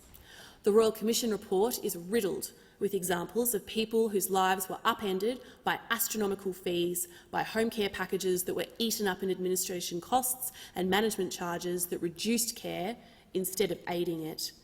Stories like Linda Henderson from Gerringong on the New South Wales South Coast. She told the Royal Commission her dear friend Veda had paid administration fees of up to 34%. She is now a fierce advocate for older Australians, and she wrote in her submission to the Royal Commission how Veda had been invited to share some words about her rare form of dementia with the World Health Organisation. Veda had Linda write that, "All I want from dementia is love and to learn something." Linda said, "This dementia community is remarkable." How could you not agree with that? I let Linda know about today's bill and I asked her to watch along. She bears witness to our work today in the House. Mr Speaker, I say to you and to Linda that Schedule 2 of this bill will enable the government to reduce the high level of administration and management charges for home care. It will remove providers' ability to charge care recipients for ceasing care, the so-called exit fees. Mr Speaker, this bill is for Pat and Jack. It's for Raf and Beck. It's for all the team at Emmy Monash. It's for Cody and Teresa. It's for Linda and for Veda. The Royal Commission challenged us to be better and to do better. The Royal Commission said this: every single provider should be thinking about and talking with the older people in their care and their workforce about what they need to do to improve their care and to make a genuine difference to the lives of older people. The rewards will be immeasurable. The same challenge applies to government and to parliament. The results can truly be immeasurable. If we do more, if we listen more, if we take hold of the challenges and strive, then we can truly call ourselves good ancestors. I commend the bill to the House. I thank the Minister. The debate must now be adjourned, and I call the opposition. I move that the debate be adjourned. The question is that the resumption of the debate be made in order of the day for the next sitting. All those in favour say aye. Opposed say no. I think the ayes have it. I call the clerk. Government business, notice number 8, Aged Care and Other Legislation Amendment, Royal Commission Response, Bill 2022. I call the Minister. Mr Speaker, I present the Aged Care and Other Legislation Amendment and Royal Commission Response Bill 2022 and the explanatory memorandum.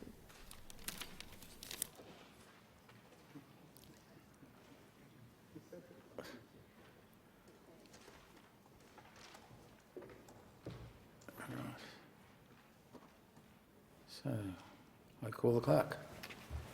First reading, a bill for an act to amend the law relating to aged care, health and aged care pricing and information sharing in relation to veterans and military rehabilitation and compensation and for related purposes.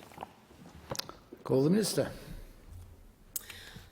Mr Speaker, I move that this bill now be read a second time. Today I introduce the Aged Care and Other Legislation Amendment Royal Commission Response Bill 2022.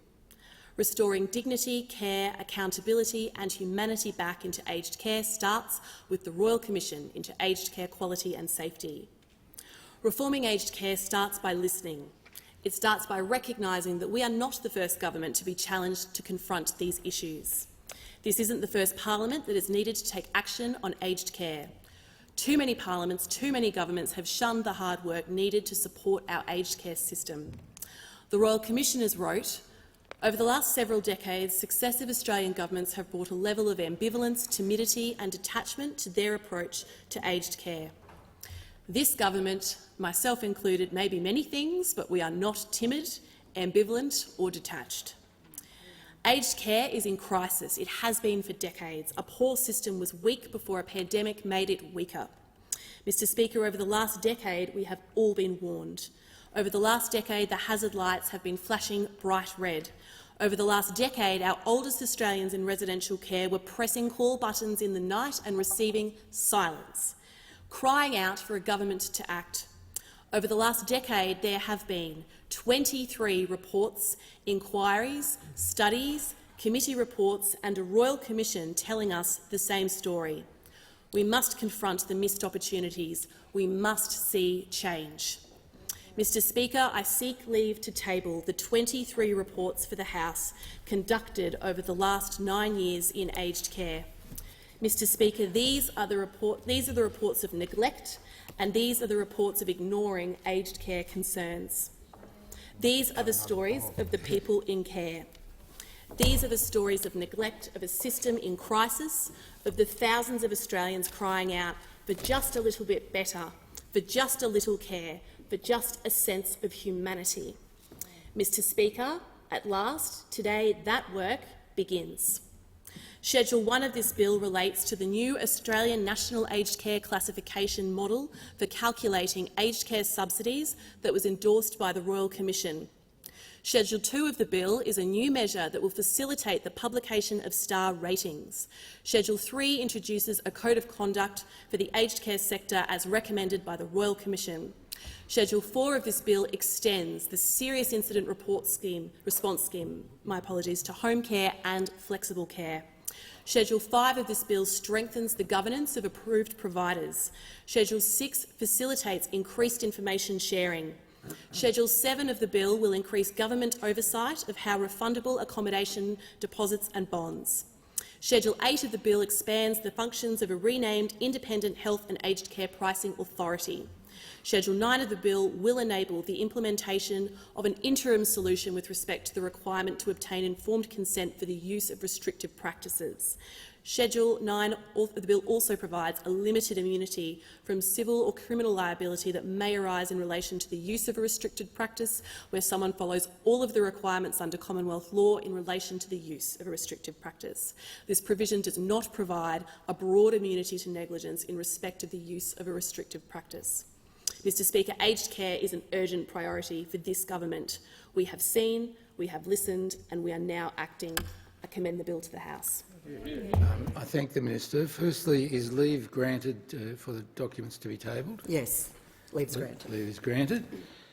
Secondly, the question now is, does this bill be now read a second time? Is leave granted to continue the debate? Yes. Leave is granted to continue the debate. And I now call the Deputy Leader of the Opposition.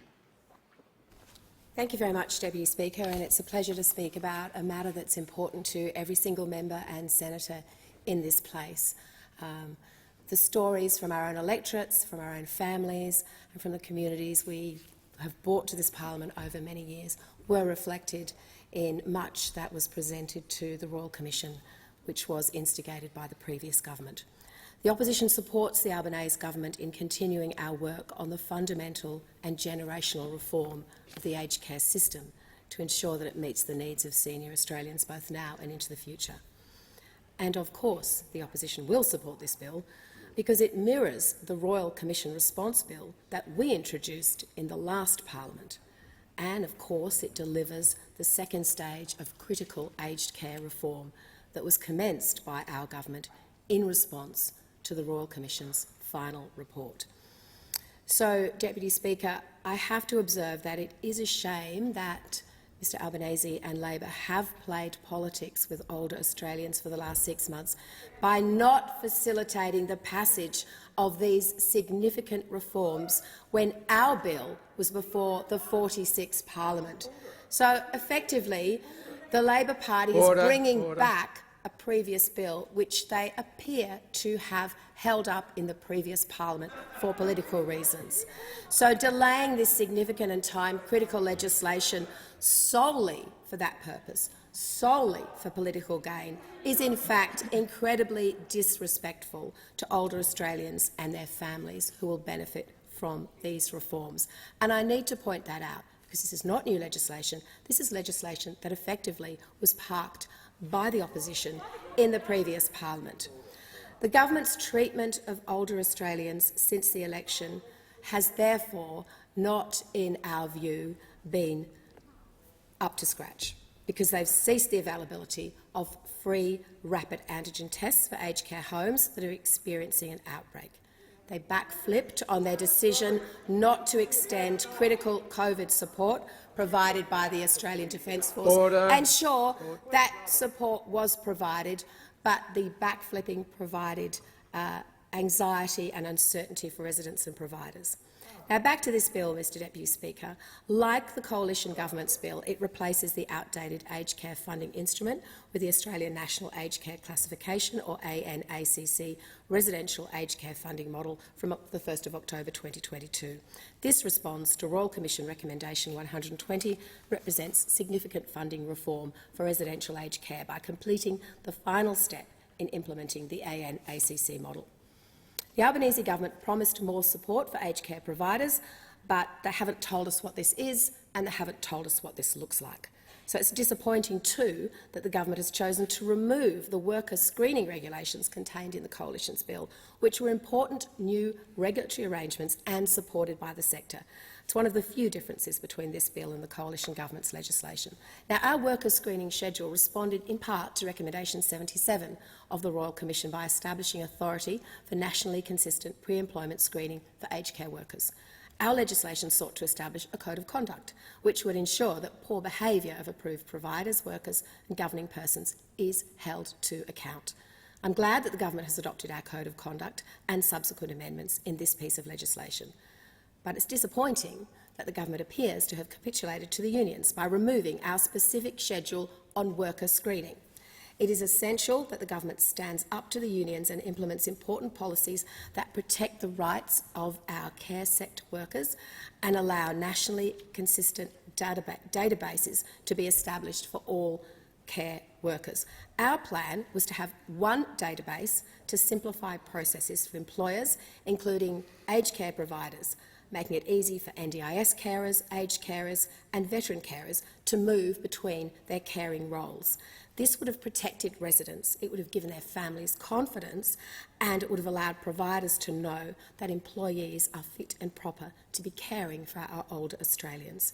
Instead, Labor is delaying the commencement of this reform by excluding our schedule just to fulfil an election commitment.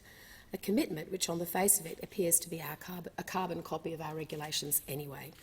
Put simply, what this does is delay protections for our older Australians. They're trying to redo what has already been done. We will be keeping a close eye on further upcoming aged care reform introduced by the government to ensure these regulations are actually introduced and implemented so that poor conduct in the sector is held to account. Overall, this bill has 8 schedules which directly relate to the Australian Government's response to the Royal Commission. Along with the introduction of the ANACC funding model, the bill allows the Secretary of the Department of Health and Aged Care to publish information relating to the new star rating system for all residential aged care services and providers. And the bill will also extend the serious incident response scheme from residential care to home care and flexible care delivered in a home and a community setting, in line with Royal Commission Recommendation 100. Schedule 6 of the bill aims to provide consistent quality and safety protection for consumers and reduce regulatory burden for cross-sector providers and workers, in line with existing regulations in the disability sector. The bill implements the second of a 3-phase reform process established by our government to create a new financial and prudential monitoring, compliance and intervention framework for the aged care sector. And finally, the bill expands the functions of the Independent Health and Aged Care Pricing Authority, responding fully or in part to recommendations 6, 11, 115 and 139 of the Royal Commission. Ultimately, of course, the opposition is committed to supporting the health, safety and well-being of older Australians. But again, our significant and time-critical legislation was delayed, and it's incredibly disrespectful of older Australians that that happened. The opposition looks forward to the Albanese government continuing the generational reform of the aged care system for the benefit of all residents and all older Australians. I thank the Deputy Leader of the Opposition. There are no further speakers. No. The question now is that the bill be read a second time. All those in favour say aye. All those opposed say no. The ayes have it. I now call on the clerk. Second reading, a bill for an act to amend the law relating to aged care, health and aged care pricing and information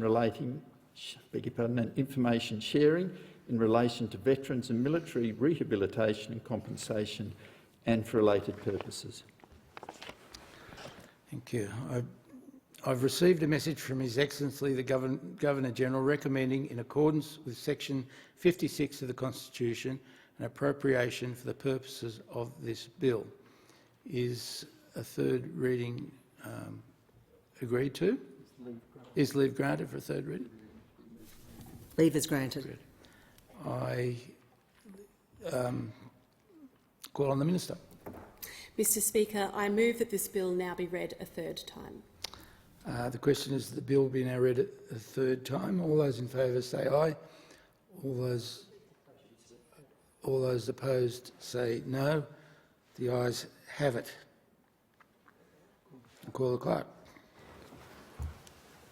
Third reading, a bill for an act to amend the law relating to aged care, health and aged care pricing and information sharing in relation to veterans and military rehabilitation and compensation and for related purposes.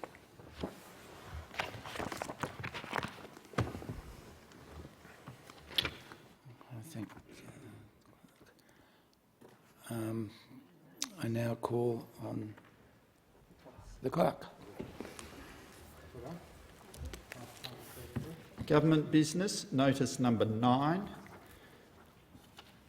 Social Security Administration Amendment, repeal of cashless debit card and other measures, Bill 2022. Thank you. I call on the Minister for Social Security. I present the Social Security Administration Amendment, repeal of the cashless debit card and other measures Bill 2022 and the explanatory memorandum.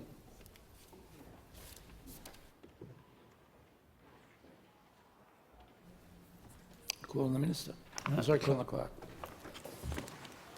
First reading, a bill for an act to amend the law relating to Social Security and for related purposes.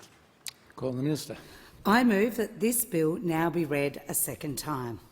Well, Deputy Speaker, today I am introducing the first legislative requirement to abolish the cashless debit card, the Social Security Administration Amendment, repeal of the cashless debit card and other measures Bill 2022. This bill delivers on the Albanese's election commitment to abolish the cashless debit card and is the first product of an ongoing and sincere community consultation with our many communities around the country. The cashless debit card has been operating across Australia for 6 years. The former government introduced the card in Ceduna in 2016, but over time it was expanded to the East Kimberley, Goldfields, Bundaberg, Hervey Bay areas and most recently the Northern Territory and Cape York.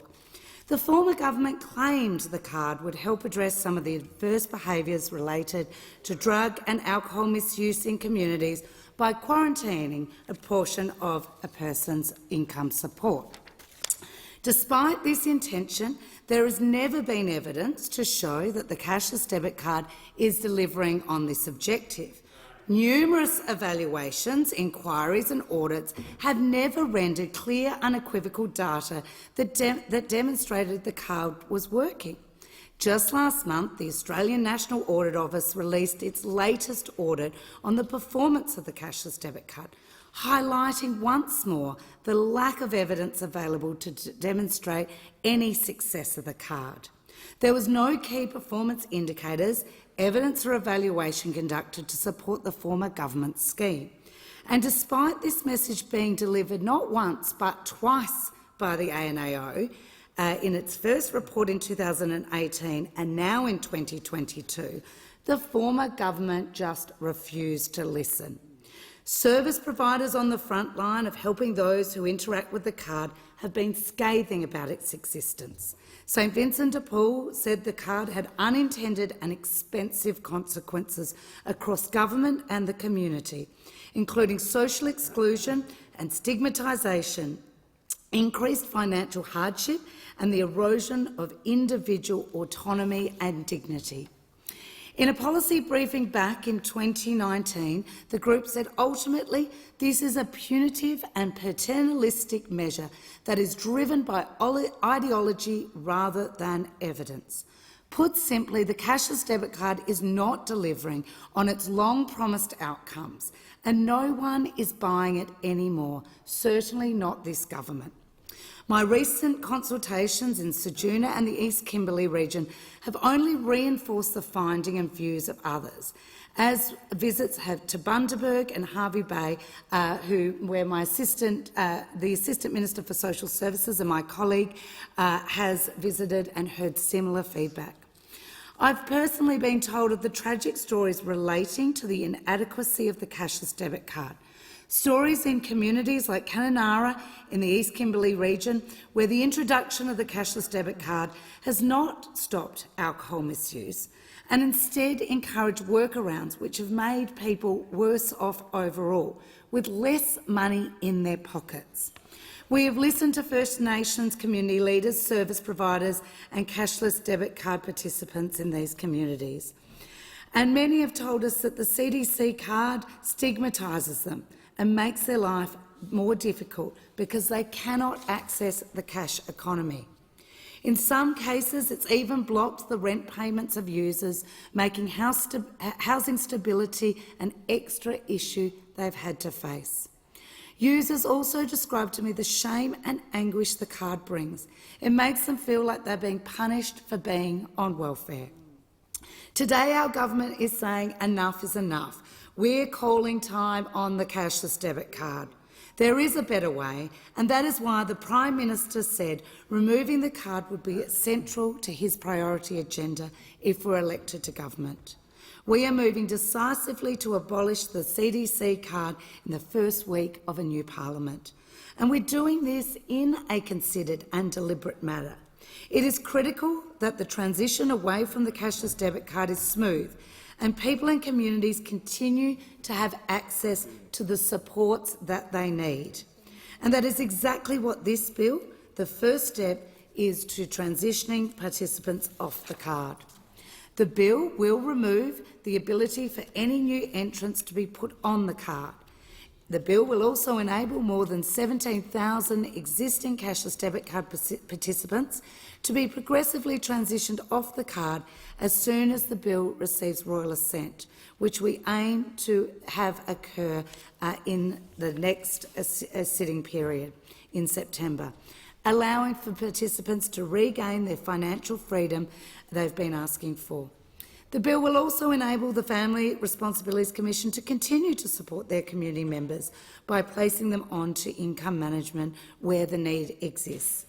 And also, this bill will allow me to determine, following further consultation with First Nations peoples and my colleagues, how the Northern Territory participants on the CDC will transition and the income arrangement, or the income management arrangements that will exist.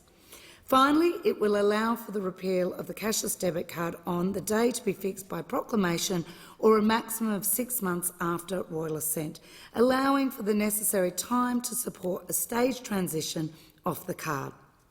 It will also make consequential amendments to a number of other acts and effectively removing the CDC from all social services legislation. Our absolute priority is to ensure participants are supported through their transition off the card in a safe and structured way. This will be done through extensive communication and an outreach strategy so that participants are well informed about the changes and what it means for them. Information and education sessions will be held in each cashless debit card site over the transition period, with culturally appropriate information and support. Services Australia will conduct individually targeted transitional support interviews for those who need it or want this additional assistance to make sure that exiting participants are well informed on the options available to them. Not everyone will need this level of assistance, but this approach will ensure that no one's left behind due to being forced onto this card by the former government. As a government, we will deliver on our positive and clear plan for a better future, for a country guided by two fundamental principles. No one left behind, being always ensuring that we are looking out for the most disadvantaged and vulnerable in our country, and no one held back, because we always should support aspiration and opportunity. I do want to be clear on 2 points. Firstly, there is no requirement after this bill passes for a CDC participant to prove anything in order to move off the card. This is a source of deep concern for many people, that currently an enormous amount of information and very private information is actually given, or has to be given to Services Australia currently. I have to reiterate that. There will be no requirement for CDC participants, once this bill is passed, to prove anything to move off the card. Secondly, every CDC participant will be transitioned off the card once this bill passes the parliament, and the CDC will be abolished. It will no longer exist. The engagements with Services Australia is to ensure that people have the right support they need to assist them with the transition. Where participants require continued assistance with budgeting, transferring direct debts from the cashless debit card, or referrals to further support services, there will be help available, including the option for voluntary income management if they choose. This bill is not only the first step in the transition journey away from the cashless debit card, but it is a significant milestone in the reform of cashless welfare in Australia. Any measure we put in place as a government, we want to ensure will help the people we are assisting, and that welfare and income support should not be seen as punitive, but should always return to our core principles of no one being left behind. As a Labor government, our government will aim to support the most vulnerable in our community, and through income support, education, health, public housing and childcare, we will make Australia a better place than when we came to government.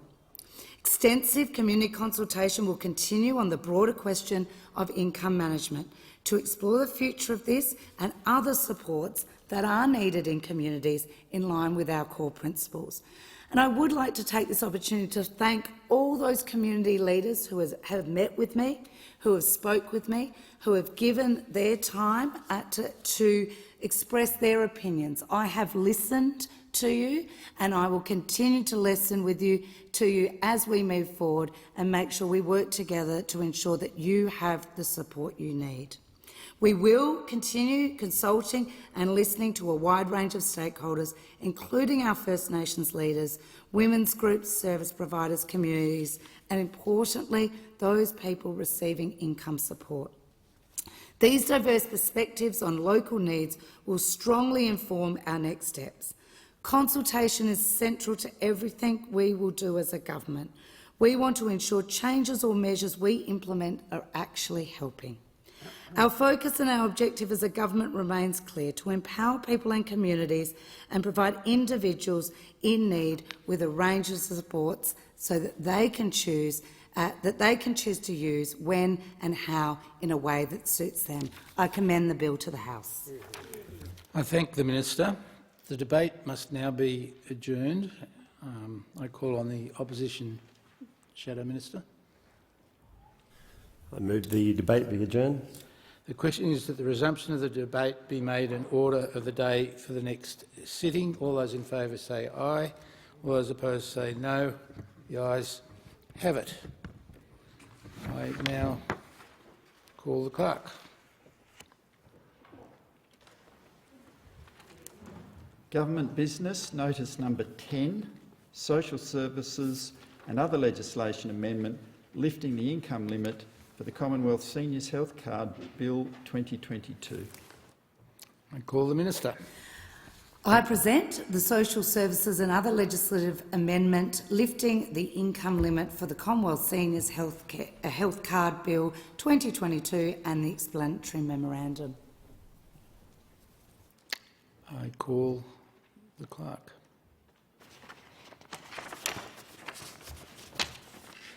First reading, a bill for an act to amend the law relating to social security and veterans' entitlements and for related purposes. I call the Minister. I move that the bill now be read a second time. This bill is another bill that delivers on our election commitment of the Albanese government to increase the income limits for the Commonwealth Seniors Health Card. This measure will take effect from the 20th of September 2022 and will ensure that more Australians qualify for the Commonwealth Seniors Health Card, easing some of the cost of living pressures that so many seniors are currently facing. The Commonwealth Seniors Health Card is available to Australian residents or special category visa holders who, 1, have reached the age pension age or veteran pension age and do not receive a social security pension or benefit or veteran service pension or income support supplement due to their income and/or assets. The Commonwealth Seniors Health Card provides access to Australian government health concessions, including concessional co-payments for pharmaceutical benefit scheme, medicines, the concessional thresholds for the pharmaceutical benefit scheme safety net and the extended Medicare safety net, and bulk bill visits to a general practitioner at the doctor's discretion. Cardholders may also be eligible for other concessions provided by state and territory governments or private businesses in areas such as public transport, ambulance services, utilities or council rates. To qualify for the Commonwealth Seniors Health Card, a person's adjusted taxable income plus any deemed income from account-based superannuation pensions must not exceed the applicable income limits for the relevant tax year. Different income limits apply depending on whether the person is single or a member of a couple. There are no assets tests for this card. The current CSHC income limit for a single person is $57,761 per year. This bill increases that income limit for singles to $90,000 a year. The single income limit also applies to a person who is a member of an illness-separated couple, a member of a respite care couple, or a member of a couple whose partner is in jail.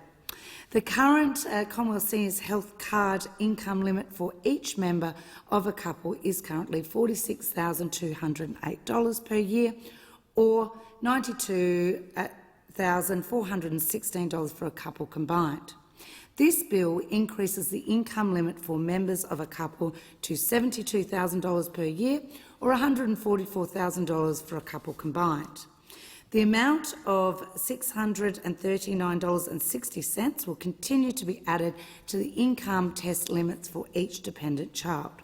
The dependent child amount is linked to the parenting payment single income test and will not be changed by this bill. The Commonwealth Seniors Healthcare Card income test limits are indexed on the 20th of September each year in line with the increases of the Consumer Price Index in the preceding 12 months to June. The increases to the income limits under this bill are equivalent to many years of annual indexation in a single step and will substitute for the annual indexation on the 20th of September 2022. Annual indexation will recommence on the 20th of September 2023, ensuring income limits continue to reflect the cost of living increases into the future. The last time the income limits for the Commonwealth Seniors Health Card were increased above indexation was in 2001, following which increase ceased until 2014.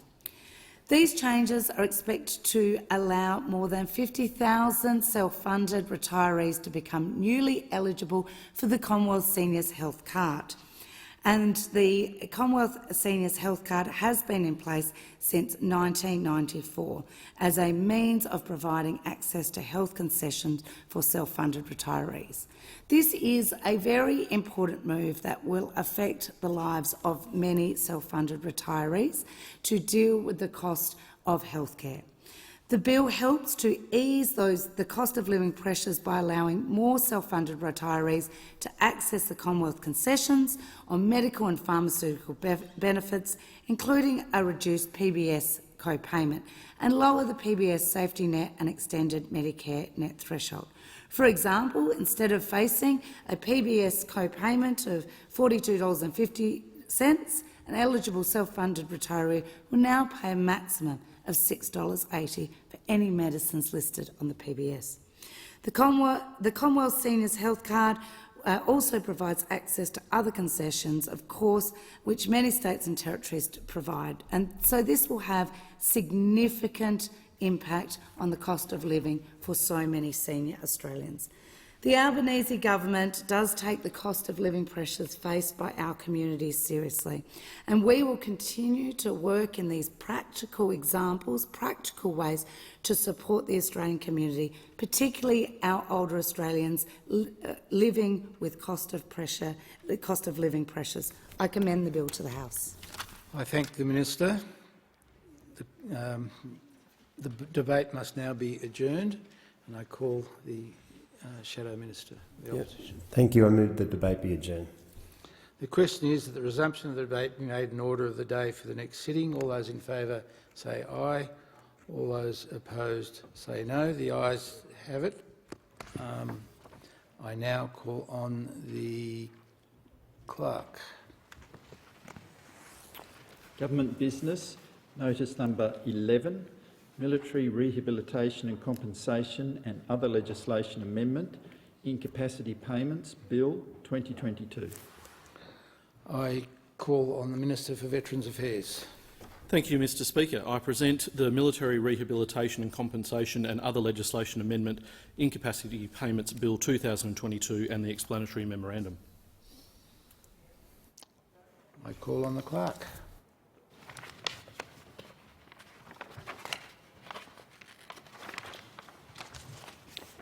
First reading, a bill for an act to amend the law relating to military rehabilitation and compensation and for related purposes. Call on the Minister for Veterans Affairs. Thank you, Mr Deputy Speaker. I move that this bill be now read a second time. Australians owe a debt of gratitude to our Australian Defence Force personnel, veterans and families, and we have a solemn duty to look after them. As a nation, Australia values their ongoing commitment to service, and it is our duty to provide support to veterans and their families as they transition from the Australian Defence Force, to enable them to continue their commitment to service in civilian life in different ways. Making sure our veterans and their families are well supported and looked after as they transition from the Australian Defence Force is an important task and responsibility of government, a solemn commitment. And that's why it is so disappointing the former Liberal National Government did not deliver on this commitment. This legislation does help deliver on this commitment to our veterans. The new Australian Labor government is committed to supporting our veterans and fixing the veterans' crisis. The unique nature of military service justifies rehabilitation and compensation arrangements specific to the needs of the military. The government is committed to continuously improving and adapting to the needs of veterans, serving and former members and their families. The Military Rehabilitation and Compensation and Other Legislation Amendment, Incapacity Payments Bill 2022 will resume access to the beneficial calculation of incapacity payments for eligible veterans. This means that eligible veterans, those undertaking approved study under a rehabilitation plan, will again have their incapacity payments based on 100% of pre-injury earnings, payments that were reduced unnecessarily due to the inaction of the previous government. Incapacity payments are compensation paid for a loss of earnings because of physical or mental health conditions related to military service. These payments reduce or step down to 75% or a sometimes higher percentage, depending on hours worked, of normal earnings after a period of 45 weeks. However, for veterans participating in a rehabilitation plan and in approved full-time study, their incapacity payments were not reduced after 45 weeks. This pilot program was due to expire on 30 June 2022. While the previous government said they would extend this through to 2023, it failed to actually introduce and pass legislation to do so before the end of the last parliament.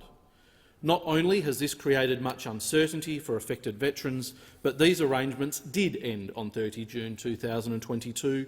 That left some 370 veterans who are studying out of pocket, copping an immediate payment reduction of up to 25%. The financial support provided by involvement in the pilot program, being the beneficial calculation of incapacity payments to veterans undertaking approved full-time study, is vital for studying veterans as they transition from military service to a rehabilitation program focused on gaining sustainable employment in the civilian workforce. The bill will enable veterans undertaking an eligible course of study to access the beneficial arrangements for an additional year to 30 June 2023, where the calculation of incapacity payments is based on 100% of the individual's pre-injury earnings. The bill will amend the Military Rehabilitation and Compensation Act 2004 and the Safety, Rehabilitation and Compensation Defence-Related Claims Act 1988 to provide for all eligible veterans covered under these two schemes. Importantly, application provisions will ensure that student veterans who should have been eligible for the higher rate of payment can receive back payments to cover the period from 1 July 2022. We're committed to delivering a comprehensive veterans employment program to support personnel as they transition to civilian life. This is a key part of that. It's initiatives like this that not only support a veteran financially, but can support a veteran's mental health as they undergo their transition from service. We have an obligation to ensure all our defence personnel are kept safe here and abroad, mentally and physically. The same goes for when they come home. This pilot program will ensure that veterans can continue their education as they transition from service, ultimately increasing their capacity and indeed opportunities for employment, a key predictor of success in civilian life. It will ensure they are best placed to succeed. Our serving personnel put themselves in harm's way to protect our national interest. We want our service personnel, veterans and families to know that Australia is proud of them and that our country will always be there for them. These proposed changes will result in positive outcomes for many in the defence and veterans communities. I commend the bill to the House. I thank the Minister. The question is the debate must now be adjourned. I call the Opposition Shadow Minister. Thanks, Mr Deputy Speaker. I move the debate be adjourned. The question is that the resumption of the debate be made in order of the day for the next sitting. All those in favour say aye. All those opposed say no. The ayes have it. I call on the clerk. Government business, notice number 12, Treasury Laws Amendment 2022 Measures number 1, Bill 2022. I call the Minister. Thanks, Deputy Speaker. I present the Treasury Laws Amendment 2022 Measures number 1 Bill of 2022 and explanatory memorandum. I call on the clerk. First reading, a bill for an act to amend the law relating to taxation and superannuation to make miscellaneous and technical amendments of the statute law of the Commonwealth and for related purposes. Call on the Minister. I move that this bill be read a second time. Deputy Speaker, I'm sure the kids, it's great to see kids up in the gallery again, and I'm sure they're going to be fascinated by the introduction of this particular bill. The bill is going to provide certainty to stakeholders about their tax obligations and benefit entitlements, reduce risks to the Commonwealth associated with uncertainty in existing laws, and limit the retrospective application of proposed new laws. I can see them going wild as we speak. Schedule 1 to the bill provides an income tax exemption for qualifying grants made to primary producers and small businesses affected by Tropical Cyclone Seroja, which had a devastating impact on communities in Western Australia last year. Affected primary producers and small businesses were eligible to receive recovery grants of up to $25,000, which were activated under the Joint Commonwealth State Disaster Recovery Funding Agreements of 2018. Now, Schedule 1 of this bill makes those qualifying grants non-assessable, non-exempt income for tax purposes, assisting affected communities as they rebuild and recover. Schedule 2 of the bill amends the Treasury Laws Amendment putting consumers first, establishing of the Australian Financial Complaints Authority Act to support the practical closure of the Superannuation Complaints Tribunal and any other transitional arrangements associated with AFCA, the Australian Financial Complaints Authority, which is the successor body of the SCT. The AFCA Act will be amended to allow for the transfer of SCT records and documents to the Australian Securities and Investments Commission for ongoing records management. It will also allow the Federal Court to remit appealed cases back to AFCA, where previously these had been remitted to the Superannuation Complaints Tribunal. Schedule 2 also introduces a rule-making power to the AFCA Act to allow the Minister to prescribe matters of a transitional nature that may be required to support and effectively close the SCT. Schedule 3 of the bill is part of a package of commitments to secure the FIFA World Cup in 2022. The bill provides an income and withholding tax exemption to FIFA and a local Australian subsidiary confined to income in relation to the event. This will maintain Australia's strong reputation as a host for major international sporting events and, in particular, help promote women's sport. Schedule 4 amends various laws in the Treasury portfolio to ensure that those laws operate in accordance with the policy intent, make minor policy changes to improve the administrative outcomes and remedy unintended consequences and correct technical or drafting defects. The amendments have been identified by Treasury portfolio agencies, the Office of Parliamentary Counsel and the policy divisions within Treasury. Schedule 4 includes changes to the legislation which supports the Modernising Business Registers program, a program that I've had a bit to say outside of the House in the last 24 hours. The program itself is an important economic reform that Labor supported in opposition and continue to support in government. It will consolidate over 30 business registers on a centralised and modernised business platform. Under the current legislation, the legal transfer of all registry functions from the Australian Security and Investment Commission to the new registrar occurred on the 22nd of June this year. Since coming to government, we've discovered significant issues that have been affecting the delivery of this program and put it significantly behind schedule. Given these delays, the bill retrospectively defers the automatic transfer date of all functions to 1 July 2026. The program is also well over budget. The previous government committed just under $500 million for the program. Preliminary estimates suggest that full delivery of the program may cost as much as $1.5 billion, a billion-dollar blowout in a core economic and commerce management program. We'll keep Australians informed as we go about the important business of managing this important program. The schedule and the amendments made to Schedule 4 to this bill further the government's commitment to care for the maintenance of Treasury laws and will make it easier for Australians to comply with the current laws. Full details are contained within the explanatory memorandum. I thank the Minister. The debate must now be adjourned and I call the Opposition Shadow Minister. Thanks. I move the debate be adjourned. The question is that the resumption of the debate be made an order of the day for the next sitting. All those in favour say aye. All those opposed say no. The ayes have it.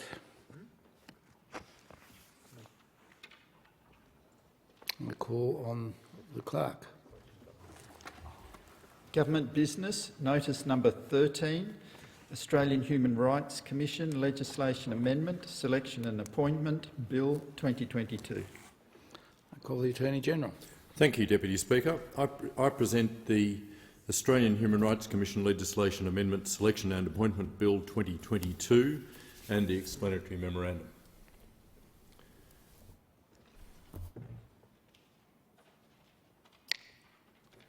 I call the clerk. First reading, a bill for an act to amend the law relating to the appointment of members of the Australian Human Rights Commission and for related purposes. I call the Attorney-General. Thank you, Deputy Speaker. I move that this bill be now read a second time. The Australian Human Rights Commission Legislation Amendment, Selection and Appointment Bill 2022 will ensure appointments to the Australian Human Rights Commission are made through a merits-based and transparent process. This bill will contribute to the government's overarching integrity agenda and will support the Commission's re-accreditation as an A-status national human rights institution, which is essential to its institutional independence, legitimacy and international credibility.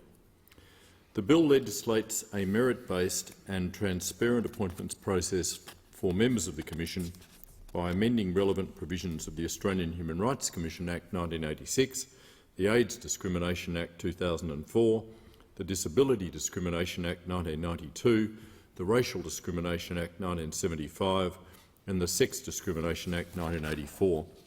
In addition, the bill amends these acts to clarify that the total term of appointment for the President and Commissioners is 7 years, inclusive of any reappointment.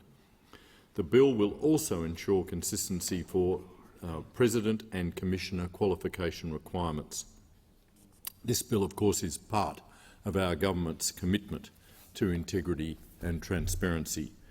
The bill implements the government's election commitment to restore integrity in appointments processes in the Commission. Through legislating transparent and merit-based selection processes, the bill strengthens the Commission's institutional independence and integrity, ensuring the Commission can undertake its statutory functions as an independent statutory body and engage in public debate impartially.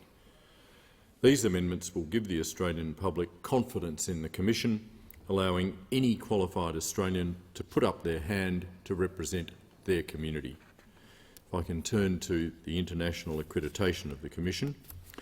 The Commission's international accreditation is at risk, which has obvious implications for Australia's international reputation. The Commission has been accredited as an A-status national human rights institution since 1999, when accreditation of national human rights institutions began.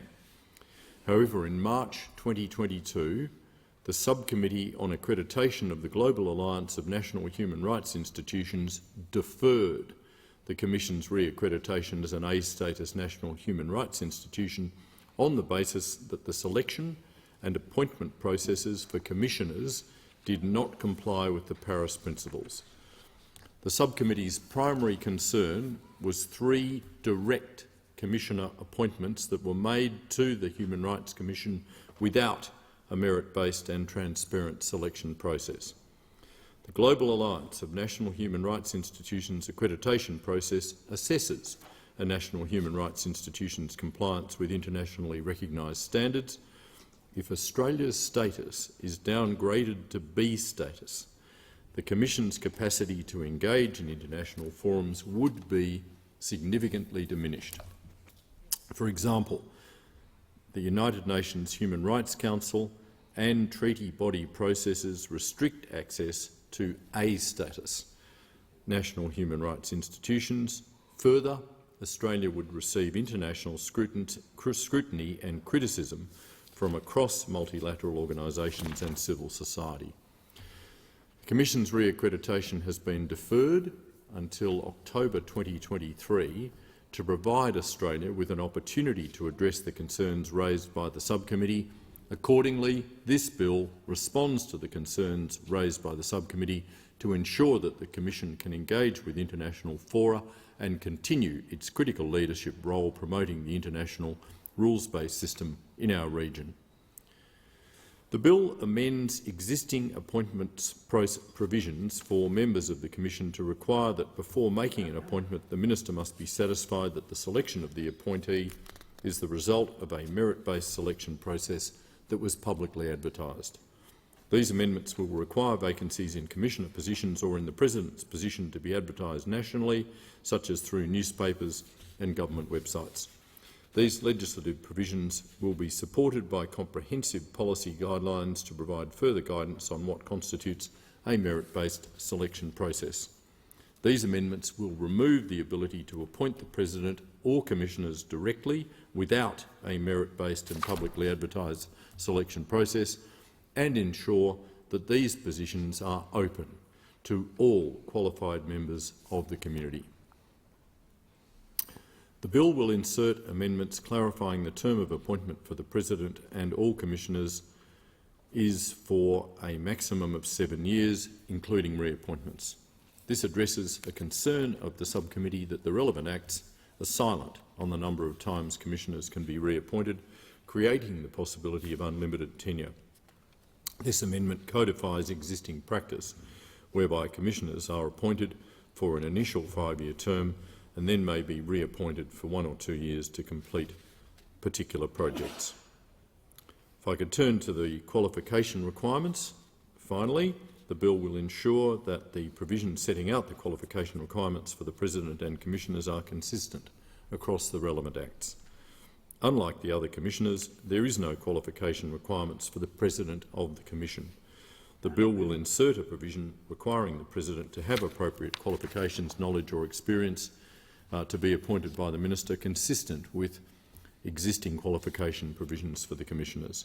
However, and importantly, this will not change the distinct qualification requirements for the Aboriginal and Torres Strait Islander Social Justice Commissioner, which requires appointees to that position to have significant experience in the community life of First Nations people.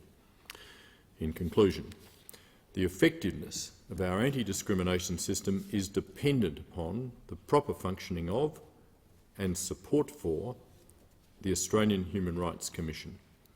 An independent Human Rights Commission is fundamental to Australia's human rights agenda, both internationally and domestically. This government strongly supports the work of the Australian Human Rights Commission and is committed to restoring integrity to the process of President and Commissioner appointments. This bill will support the Commission's reaccreditation so that it can continue to have independent participation rights at international forums and maintain its international legitimacy and credibility. Most importantly, this bill reaffirms and supports the government's broad commitment to restoring integrity to government, as well as our commitments to the international rules-based order. The debate must now be adjourned. Thanks, Mr Deputy Speaker. I move the debate be adjourned. The question is that the resumption of the debate be made an order of the day for the next sitting. I'll put the question. All that opinion say aye. To the contrary, no. I think the ayes have it. I call the honourable member for Bruce. Thank you, Deputy Speaker. I present the report of the Australian delegation to the 144th Interparliamentary Union Assembly held in Nusa Dua, Indonesia, from the 20th to the 24th of March 2022, and I ask leave of the House to make a short statement in connection with the report. Is leave granted? Leave is granted. Please proceed.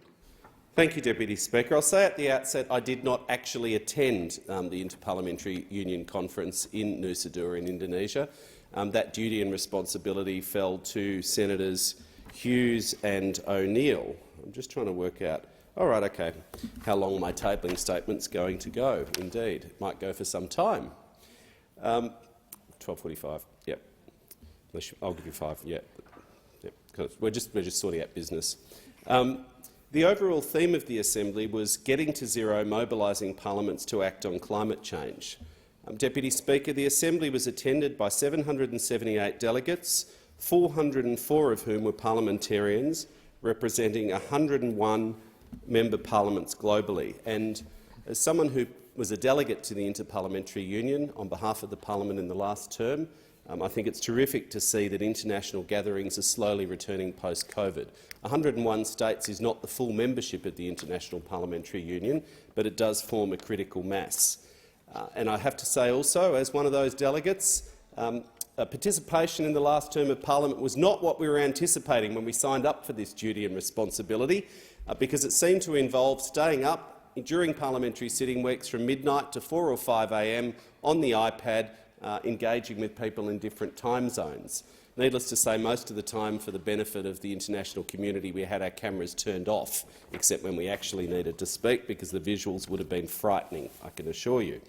But Australia, as I said, was represented by Senator Holly Hughes and Deborah O'Neill, and I do thank them on behalf of the parliament. I thank them on behalf of the parliament because they actually had to go through quarantine in Indonesia. It was certainly no luxury trip to Bali, I can assure you. It was actually quite a difficult thing for them to fit into their schedule, but we took the judgment as a delegation that Australia's voice had been lost from all of these international forums for 2 years, and that it was incumbent on us to actually find a way to turn up and participate. And so in the lead-up to the election, the two senators took the bullet. There you go. A proverbial bullet, so to speak. Now, both Senators Hughes and O'Neill contributed to the general debate. The General Assembly at the IPU holds two major debates through each of the 6-monthly international conferences. I know the member for Dunkley is fascinated by this, deeply fascinated. The general debate, which in this case was on climate change, and then an urgency debate, which in this case, unsurprisingly, was on Ukraine.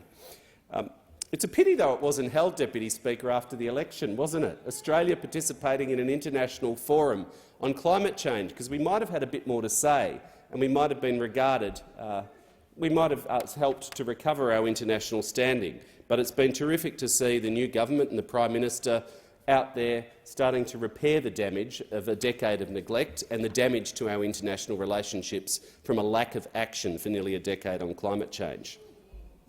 And on the 23rd of March 2022, the Assembly adopted an emergency item which was submitted by our friend and neighbour New Zealand relating to the peaceful resolution of the war in Ukraine, respecting international law, the Charter of the United Nations and territorial integrity. And I understand from reading the report that there were 3 proposed urgent items submitted for debate, and that all of those related to Ukraine, and I think the New Zealand formulation provided the best space within the international community for delegates and countries to participate. There are, of course, I'm going to another 2 minutes here, I think. Yep, got 2-minute warning for the member for Dunkley before we may be graced with someone far greater than us. You never know. About 12:45. A range of procedural and administrative activities which occur at IPU conferences. I wouldn't say they make gripping television, having watched a few of them. Well, they're very exciting, but they are important. But in accordance with usual practice, Australia also actively participated in meetings of the 12+ geopolitical group, and we're also a member of the Asia-Pacific group, appropriately, although unfortunately that group didn't hold any of the general meetings and caucus meetings during the Assembly. In addition to the Assembly and geopolitical group meetings, and this is an important part of participation by parliamentarians, the Australian delegation held bilateral meetings with a range of delegations, including Britain, Indonesia, Israel, New Zealand, Poland and Timor-Leste. I discovered when I represented the parliament in late 2019 in Belgrade in Serbia that indeed for many of our diplomats the opportunity to have parliamentarians in country to participate in a number of these bilateral meetings and support DFAT in its important work was greatly appreciated. And I certainly found many of the discussions very valuable, including some quite difficult discussions with people in a more private, semi-formal environment about human rights and various differences. In addition to the Assembly and group meetings, the Australian delegation, together with the delegations from Britain and New Zealand, visited the memorial for victims of the 2002 Bali bombing tragedy, laying a wreath in their honour, entirely appropriate in the 20th anniversary since the tragic events. So, look, in conclusion, the IPU is a niche but important and constructive place in international diplomacy. Parliamentary diplomacy is not going to in and of itself change the world, but having seen it firsthand and also seeing the importance which many countries, indeed countries larger than ours and in countries much smaller than ours, place on their delegations, it did strike me in the one that I participated in Belgrade, and from talking with the member for Fremantle about his participation in the previous term, that Australia really doesn't engage as extensively as perhaps we could, given our shared national interests on many of these debates. A lot of that's for time zones. A lot of it seems to be our view and the political backlash for international travel, which isn't the case from Europe and much of the world and Asia. But we can get a lot of business done, particularly with our Pacific Island friends, where the former government, to its credit, placed a high value on parliamentary diplomacy through parliamentary committees, and this is actually a very efficient way to do it, with senior parliamentarians, delegations usually led by presiding officers, former ministers, senior people, all in the one place, and so DFAT can task the delegation effectively and efficiently. And so, in conclusion, I do note that traditionally the Speaker of the House leads the delegation to the IPU when it's not a sitting week, and the President of the Senate leads the delegation to the Commonwealth Parliamentary Association. And I'm sure that the new Speaker, more than confident, will do us proud in giving our voice, putting our voice to these international forums on matters of importance. And so I think that's probably enough. I can hand over to the member for Dunkley, and then we'll be graced with others. Thank you, Deputy Speaker. Thank you. I call the member for Dunkley or the clerk? I call the clerk. Government business. Order of the day number 1. Governor-General's opening speech. Resumption of debate on the proposed address in reply. Call the member for Dunkley. Thank you, Deputy Speaker.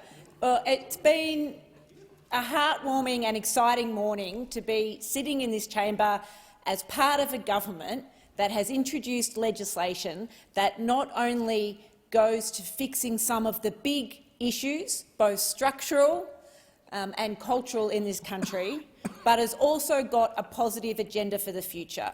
We've seen this morning legislation for jobs and skills to address the problems that this country faces and the world faces with climate change, and to help establish Australia as a renewable energy superpower, to fix the problems with aged care by implementing the recommendations of the Royal Commission, to get rid of the cashless welfare card, to make it easier for seniors to access the healthcare card and make medicines cheaper. And there is much more to come.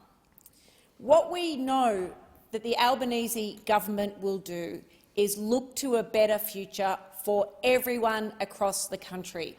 And I'm incredibly proud that in my local community, in Dunkley, we've made a number of election commitments that we will deliver on, which will improve the lives of people in my community. For example, we are going to establish a community battery in Carrum Downs, which will help up 200 households have cheaper energy, but also play their part in reducing emissions.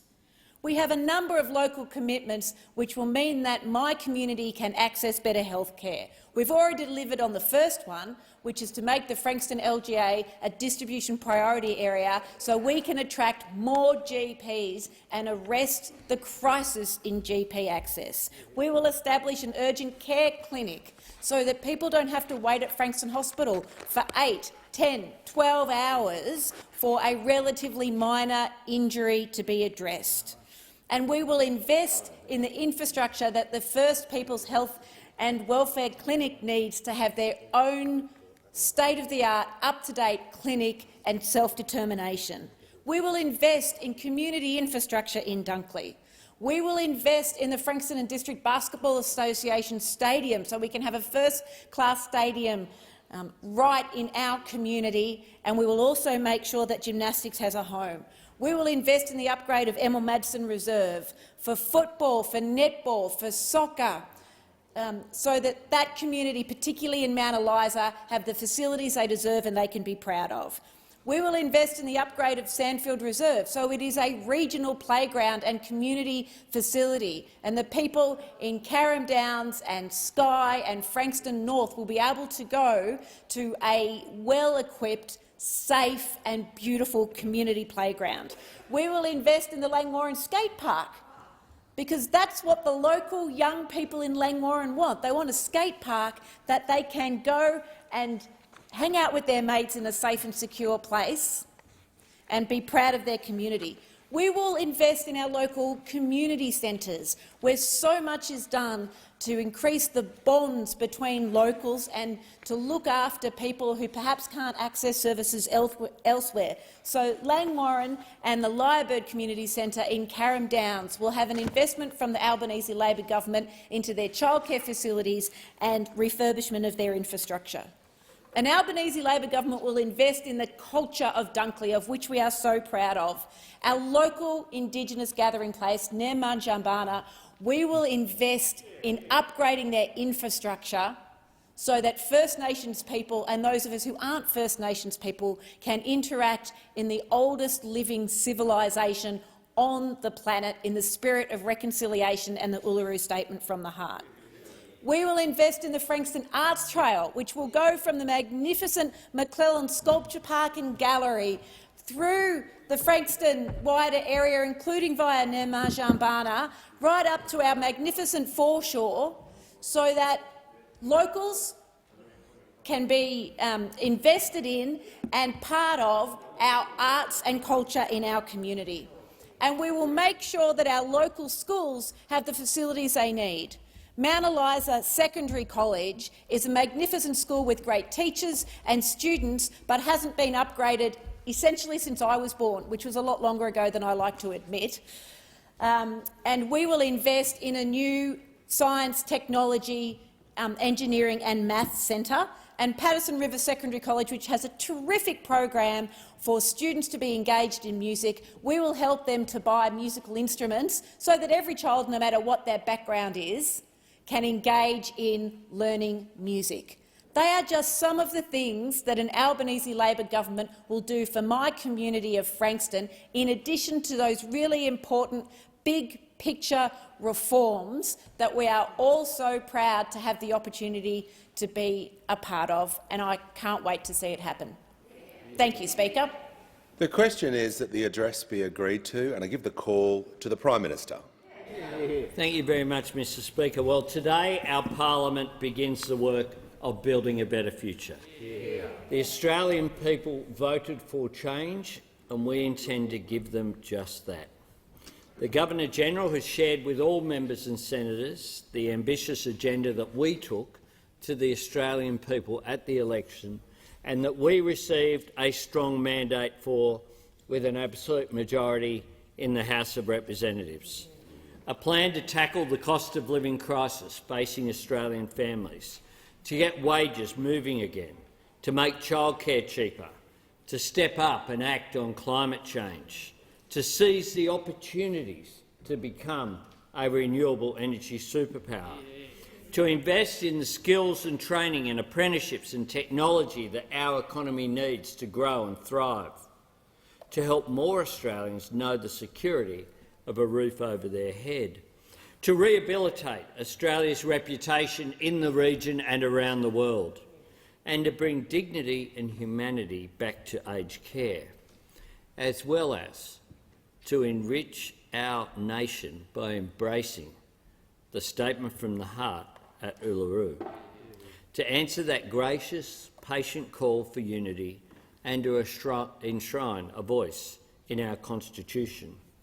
The great privilege, the great opportunity and the solemn responsibility of government is to turn these ambitions into actions, to convert the promises of a campaign into the progress of a nation, to write our vision for Australia's future into the laws of the land.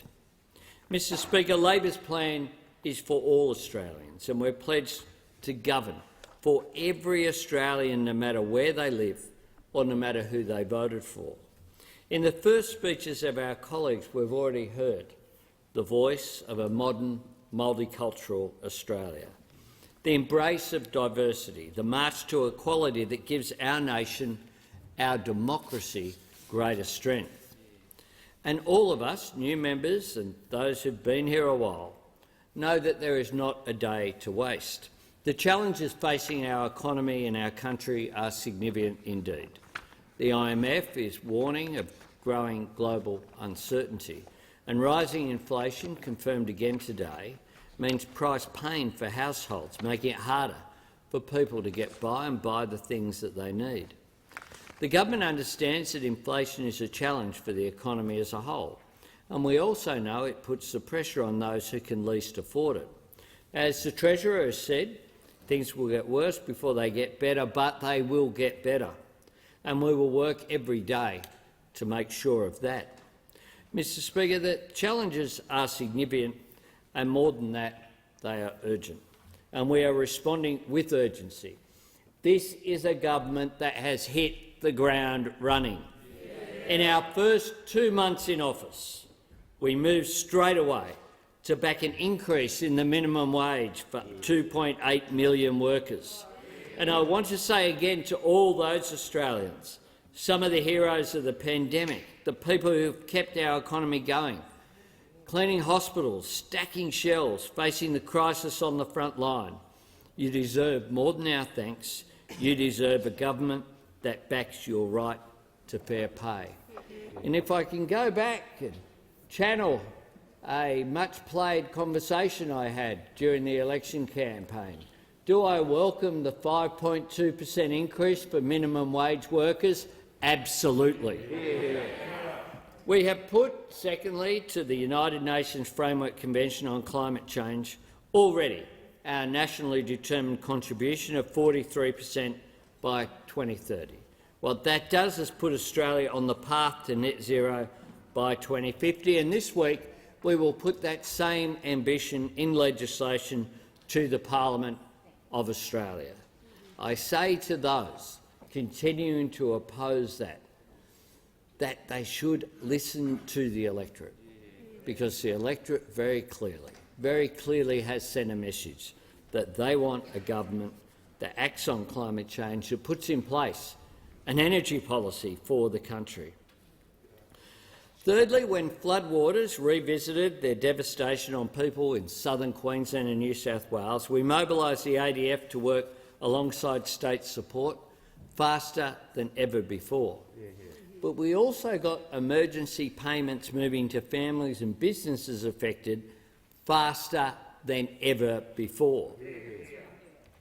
Fourthly, we've implemented the strongest ever biosecurity measures to protect Australian livestock from the threat of foot and mouth disease. We acted swiftly. The minister went to Indonesia to deal with the challenges that they're facing, but we also took action right here in Australia, in consultation, of course, and with a position that was supported by the National Farmers Federation and the cattle industry and the livestock industry, while those opposite were busy playing politics.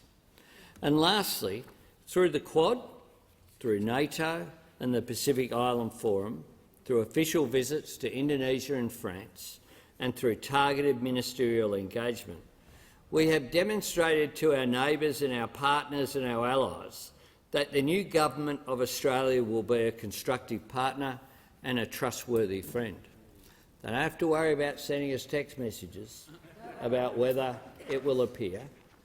We engage in a trustworthy way, one that builds relationships, and we also, of course, made the visit to Ukraine to express our solidarity with the people of Ukraine suffering from the Russian invasion.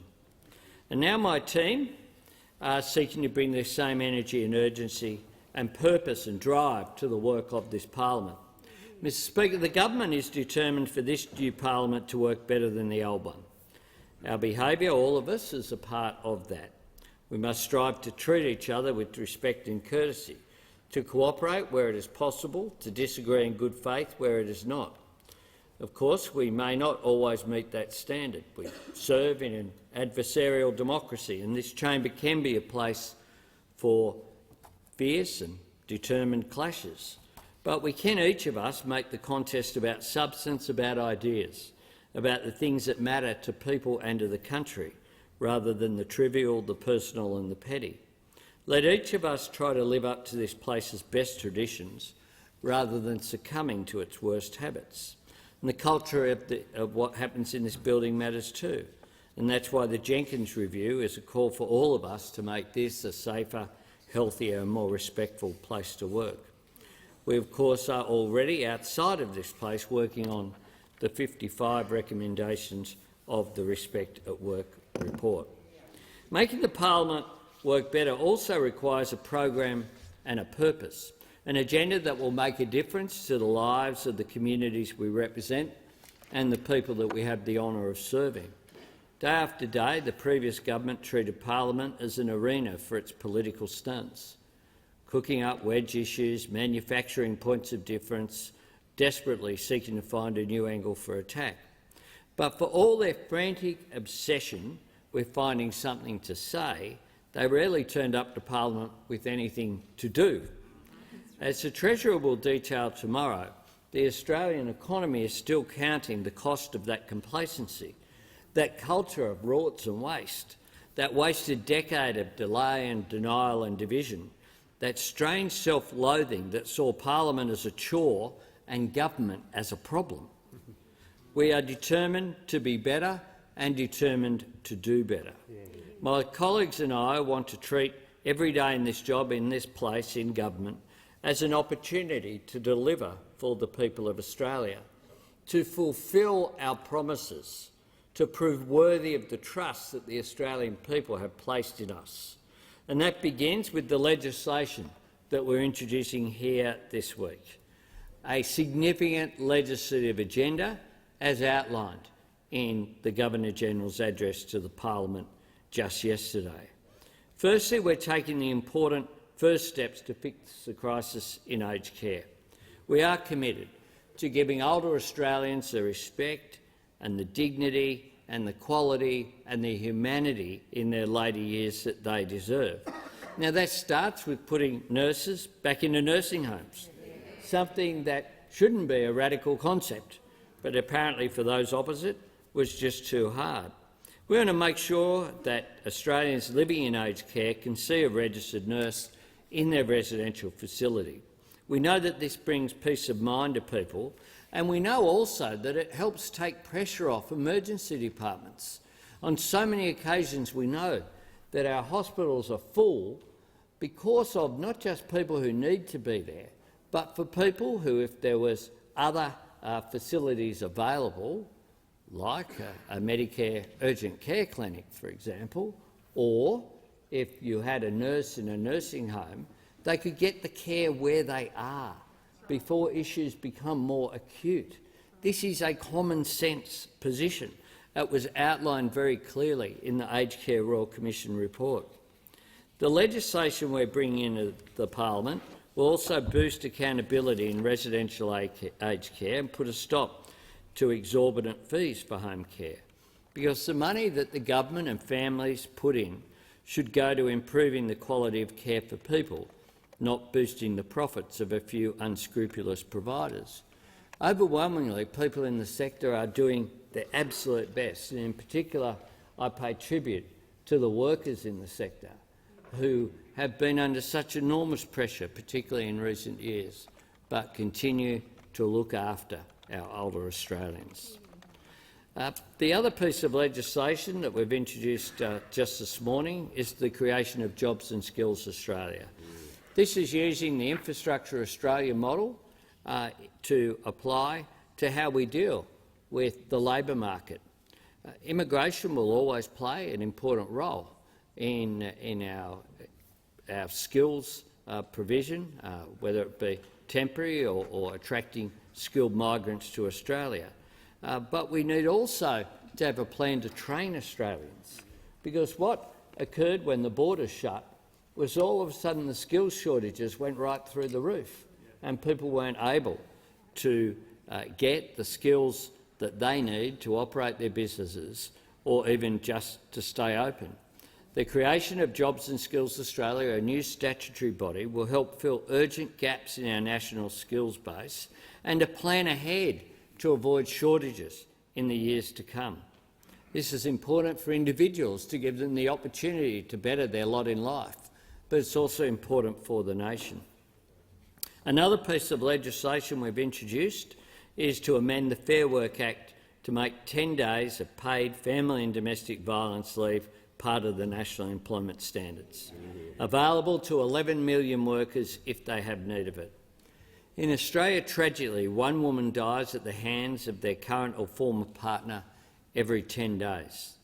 Thousands more live in pain, fearing for their safety and the safety of their children.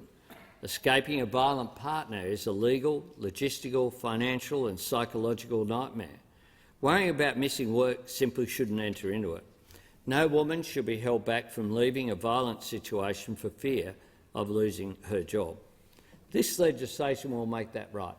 And it's just one of the measures that we will take, in addition to providing additional community workers, in addition to providing support for the sector who need it, in addition to providing additional funding for emergency housing. The truth is that every night in Australia, a woman, potentially a woman with children, is turned away from a shelter because there simply isn't space, and they're forced to sleep in their car or try to sleep on a friend's couch, or worse still, return to a dangerous situation. We can do better, and we must do better. We've also introduced legislation to deal with the challenge and the opportunity of climate change. For too long, climate sceptics have dictated Australia's climate and energy policy. 9 years of delay and denial on climate policy inflicted 9 years of chaos and confusion in energy policy. The legislation that we've introduced gives Parliament a chance to draw a line under that. We've already updated our position for the United Nations and sent a message to the world. And what that has done is to open the door of international engagement. It's the price you pay for going through. You've got to leave the naughty corner, and Australia has left the naughty corner when it comes to climate change, and we're engaging. And given what has occurred in recent years in Australia, with the bushfires, with the floods and more floods, which followed a few years earlier, of course, the drought, I can't understand how there's anyone in this chamber can say that we don't need to legislate for a serious position, because those opposite at various times took steps down the track. They actually had the Liberal Party room vote for a national energy guarantee, not once but twice, but then instead of implementing it, they rolled the leader. We need to do better than that. This is a serious issue, and people voted for climate action at this election. With this legislation, the crossbenchers and the opposition and the minor parties have an opportunity to end the climate wars. We announced this policy on the first Friday of December last year. It was more than 5.5 months to polling day. No one can say that there wasn't scrutiny of the position that we put forward. No one can say it wasn't fully costed. No one can say there was any ambiguity about this during the election campaign. And that's why, in my view, those throughout this parliament, in the House of Representatives and the Senate, have an obligation to vote for this legislation. And if that doesn't convince them that that's necessary, think about how isolated they will be, given that the Business Council of Australia, who I addressed this morning here in Parliament House, the Australian Industry Group, the Australian Chamber of Commerce and Industry, the Australian Council of Trade Unions, Greenpeace, the Australian Conservation Foundation, the Clean Energy Council, have all said they support this legislation and have called for Parliament to pass this legislation. Now, surely everyone in this parliament can find one of those groups that they listen to, somewhere on that very broad spectrum, which is there. Because the business community are saying very clearly they just want the certainty that comes from this legislative change. It won't change the commitment. The commitment's done. It was done, witnessed by those organisations and submitted already. What it will do, though, is to provide some comfort and some certainty going forward, particularly for the business community.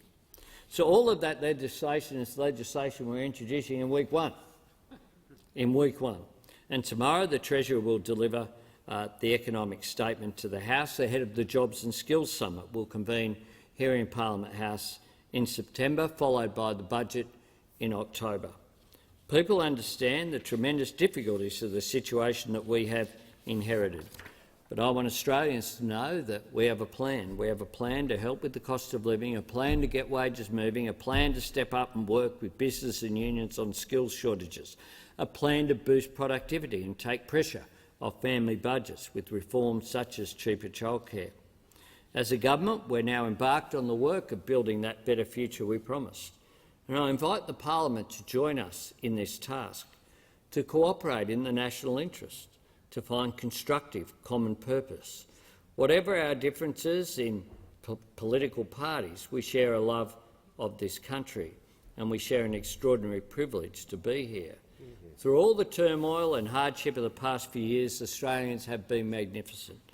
They've been brave, they've been caring, they've been resolute. The best way that we can serve the people of Australia is by striving to match those qualities that they themselves have shown. Courage in the work of change, care for those in need, and resolve as we face the challenges ahead. So with new hope, with new energy, with new purpose, let us take up this great task to indeed create a better future for this country. I thank the Prime Minister. The question is that the address be agreed to. Before I call the honourable member for Boothby, I remind the House that this is the honourable member's first speech, and I ask the House to extend to them the usual courtesies. I give the call to the member for Boothby. Thank you, Mr Speaker. May I offer my congratulations on your appointment to this role. I acknowledge that we meet today on the unceded lands of the Ngunnawal and Ngambri people, and I pay my respects to elders past, present and emerging. I pay my respects to other First Nations people present today and acknowledge and celebrate their cultural authority.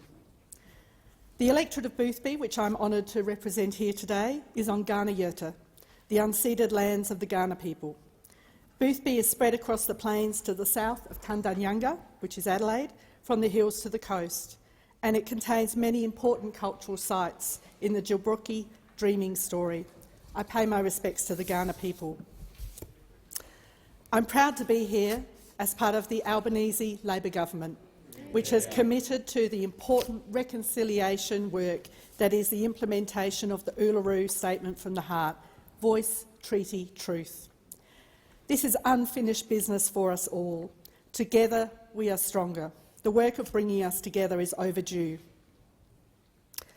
I'd like to acknowledge the previous member for Boothby, Nicole Flint, who served 2 terms before retiring at the 2022 election.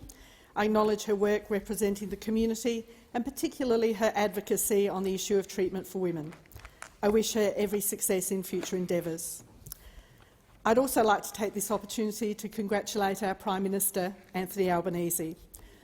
I received so many contacts from across Boothby following the election, and the words I heard most were relief and hope. Hope for a better future for themselves, their children, their country. Hope for a community that works together and cares about each other. Your vision, our vision, for a parliament with integrity, for an inclusive community, for the Uluru Statement from the Heart, for climate change action and for a pathway forward for those doing it tough is inspiring and worth working for. Australia is in good hands. Like many Australians, I'm a migrant. I was born in Hollywood. Less glamorous than it sounds, a small town outside Birmingham in the UK. With my parents, along with my mother's parents and siblings, we all moved to Australia as 10-pound poms in search of opportunity. And we certainly found it. I cannot imagine my family arriving with a 20-month-old me foresaw the opportunities that would be afforded to me and the life that I would go on to lead, let alone that I would be one day standing here in this place making this address. We initially settled in the northeast suburbs of Adelaide. My grandfather worked on the floor of the Holden's factory. My father worked as an electrical draftsman for a white goods manufacturer, then the public service. My younger brother was born in Adelaide and we attended the local primary school. We were the generation that took off on the weekends on our bikes with our school friends, traversing the fields and creeks adjacent what was then the outer suburbs of Adelaide, building cubbies and bike jumps, and reappearing at dinner time. I was the kid covered in scratches and bruises from falling out of trees or riding my bike through the scrub. It was great. I still remember the day my brother and I came home to find my mum and dad waiting for us, and they told us the worst news. Dad had cancer. I was 10 years old. Then started 3 years of treatment. I don't know what it was like for Dad. The worst of it was hidden from my brother and me. But I know that there would be days when Mum and Dad would head off to the hospital in the morning and they would not be home at night. Dad would be too sick to leave the hospital and Mum would have to stay look after him. My brother and I would walk home from school, let ourselves into the house. I'd help my brother do his homework, feed us both, lock up the house and we'd go to bed. Mum would be home sometime during the night. And then came the day, August 1980, a very crisp spring morning, blue skies, sunny, icy cold. I remember opening the curtains in my room and the sun shining through the window. I remember going into the kitchen to find my grandparents. I remember being sent into the living room where my mum was sitting with my brother. My dad had died overnight. I remember the shock. As a child, I'd taken for granted that when they said his cancer was treatable, that meant he would survive. My Irish grandparents moved in to care for us, and so I grew up with their stories. They tell me stories of the Blitz in Birmingham and how Grandad had come home to find their house had had a direct hit. He dug through the rubble, not knowing if his wife, my granny, was alive or dead. When he got to the cupboard under the stairs, which was their bomb shelter, he found her unharmed, cradling my 2-year-old Uncle Tom. Granny was pregnant with my mother at that time. You were that close to not having me here. One of the stories Granny would tell me was of her own childhood in Belfast, the story of her father losing his job in the shipyards. There was no income support in those days, so my great-grandmother went scrubbing floors and pawned her wedding ring to feed the family. No shame in hard work, but my granny was horrified that her mother had had to pawn her wedding ring. The story has a happy ending. When my grandfather found work, the ring was reclaimed, and Granny gave me her mother's wedding ring when my own children were born, and I wear that ring here today in tribute. That experience of poverty and of the precariousness of our family situation drove my grandparents' commitment to education, to ensuring that their family was never so vulnerable again.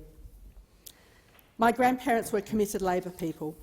Their commitment came from their understanding of the transformative powers of public education and public health. After their experience of poverty in Northern Ireland, they wanted more for their family. 2 generations on, the importance of education was drummed into me, and I became the first person in my family to go to university. Whitlam said, "We are all diminished as citizens when any of us are poor. Poverty is a national waste as well as an individual waste. We are all diminished when any of us are denied proper education.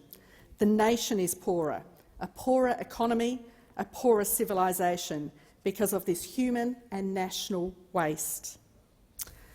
I'm not old enough to remember the Whitlam government, but his vision for our country underpins much of what I value.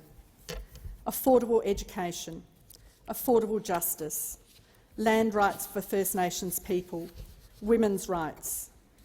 Whitlam ended the death penalty, stood up against apartheid in South Africa, established the Racial Discrimination Act and ended conscription to the Vietnam War. And importantly, affordable health care. My family did not have to choose whether to go broke, giving my dad the best possible chance of surviving. Finances might have been tight when he died, but we did not have crippling medical debt pushing us into bankruptcy that we see in so many countries. Good government establishes the conditions, the opportunities whereby we, all of us, can flourish individually and as a community. And if it isn't about the people, if it isn't about the community, what is it about? One of the great joys of campaigning was talking to the people of Boothby, hearing their concerns, helping them with their issues. In the hills of Blackwood and Belair, I heard about climate change and bushfires. On the plains at Dover Gardens and Ascot Park, I heard about the housing shortage and the insecurity of casualised labour contracts. In Warradale, I heard from a couple both working, saving like mad for a house deposit as they watched prices escalate faster than they could save. And in the seaside suburb of Glenelg, I heard from retirees about their fears of the legacy they were leaving their grandchildren, climate change. I heard from a man with quadriplegia who had his overnight support cut by NDIS, and another man, very distressed, who told me about his mother's last terrible months in aged care. The very significant benefits of this wonderful country are not shared fairly. My family taught me about the importance of working hard to get ahead, but also the importance of social equity. If we want to have a peaceful, cohesive society, if we want to grow our collective wealth, if we want to protect against the very real challenges heading our way, be it climate change, the pandemic, or our place in the world, if we want a strong country, it is in all of our interests that as many as possible are able to share in the benefits of our great country. Inequality is a detriment to us all.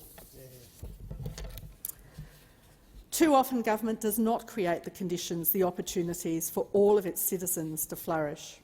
Indeed, it creates conditions that push some people down, holds them down, makes life as difficult as it can be. It punishes them for not being enough, for not being able to overcome the disadvantage they may have been born into or may have experienced in their lives. Too often past governments have actively and deliberately pushed people into poverty. Cost of living is one of the major issues I hear about across Boothby, and while it affects almost everyone, those on a form of benefit payment, those on minimum wage, those on low fixed incomes are definitely impacted the most. And there is no logic and no moral reason why the poorest and most disadvantaged should be the ones who bear the greater burden. The raising of the minimum wage is a fantastic step forward, and the addressing of casualising gig economy work conditions will make such a difference. Many of you know that I'm a long-term campaigner for the Raise the Rate campaign, and I don't step away from that. I'm also committed to addressing other forms of cost of living issues. This government has inherited wicked problems: $1 trillion in debt and rising interest rates, a climate emergency and a neglected environment, the pandemic and a shortage of skilled labour, a housing crisis in both purchase and rental markets.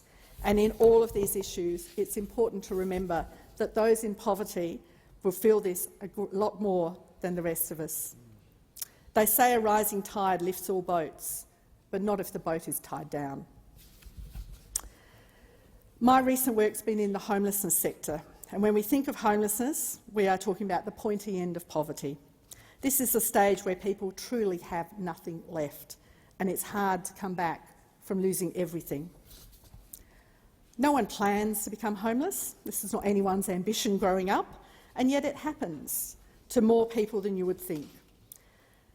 There were over 112,000 people homeless at the 2016 census, and we expect that number to have risen in the 2021 census. We always say in the sector that anyone can become homeless. And when you hear that, I know for many, there's a small voice in the back of your head that says, Well, yes, but not me. Because we'd all like to think that the benefits that we experience are the result of good decisions that we've made and our hard work. And we like to think that because it gives us a feeling of control and safety and security. But sadly, I'm here to tell you that it can and does happen to people exactly like you and me every day, and to people like your loved ones, your parents, your children, your siblings and your friends. Physical illness, a cancer diagnosis for instance, mental illness, relationship breakdown or death of a spouse, a job redundancy, injury, domestic violence. A crisis can arise unexpectedly and very quickly. And suddenly someone who thought their life was stable, secure and independent finds that they have no income coming in and they can't pay the rent. Nearly half of all South Australian women would not be able to support themselves for more than a month on savings alone, and for men it's 36%. It's hard enough trying to survive on JobSeeker, let alone be the preferred tenant in an over-competitive housing market. Door knocking in Boothby, I came across people living in garages, squatting in derelict houses. Businesses and our premier tourist strips told me of people sleeping in benches and in doorways. Residents in some of the wealthier areas told me of giving blankets and food to people living behind the local shopping centre and families living in cars. I've seen it, I've met them, and I can tell you truly, anyone can become homeless. The Australia my family migrated to, the Australia that I see in my mind and I hold close to my heart, is an Australia of opportunity, where hard work is rewarded, but misfortune is not punished, where we are one community and we are a caring community. I am proud to be here as part of an Albanese Labor government because Australia needs us to do more and be more. I said at the beginning of my campaign that this is a we campaign, not a me campaign, and I have so many people to thank. Labor is a movement that is bigger than the party. It's powered by the mighty union movement and supported by broader civil society.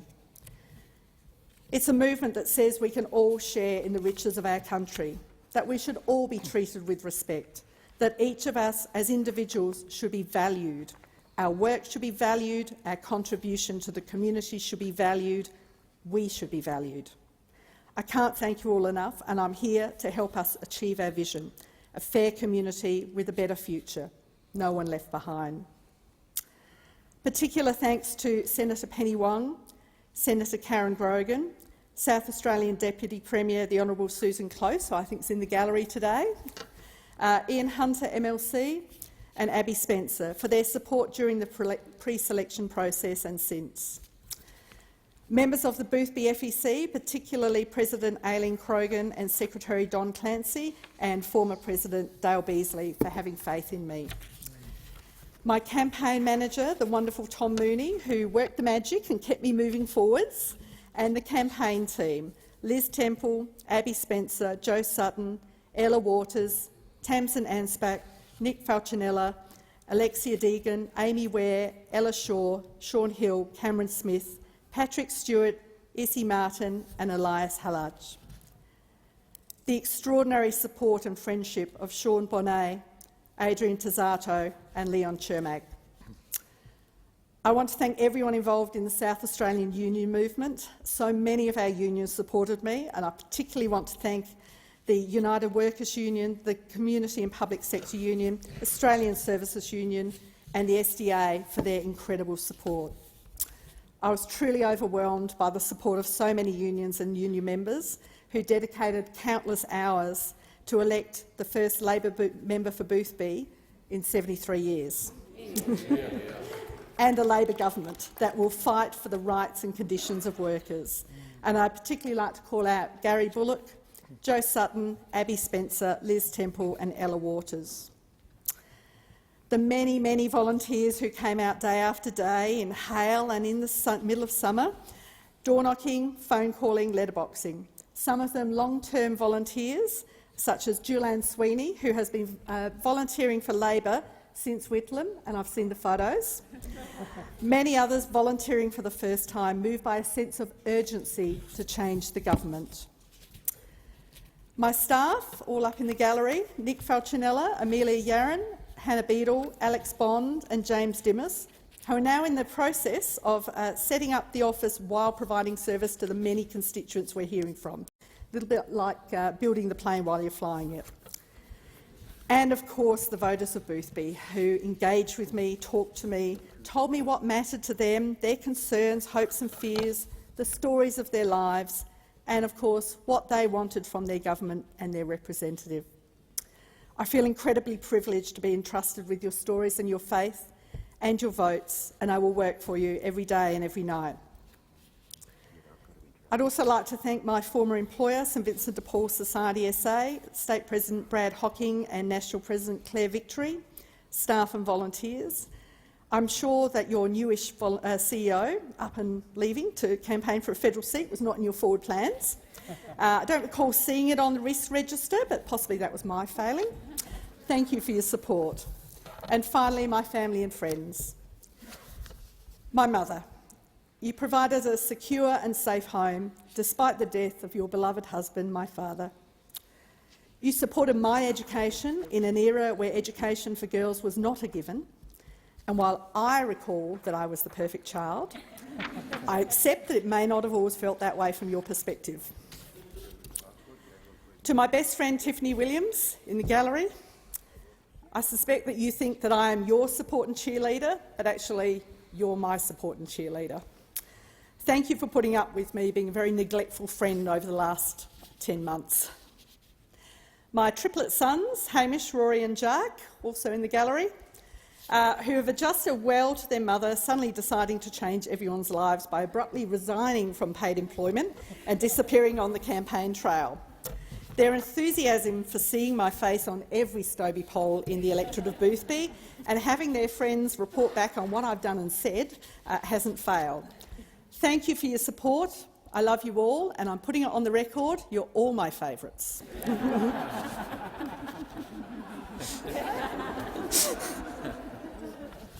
And finally, my wonderful husband, Kim.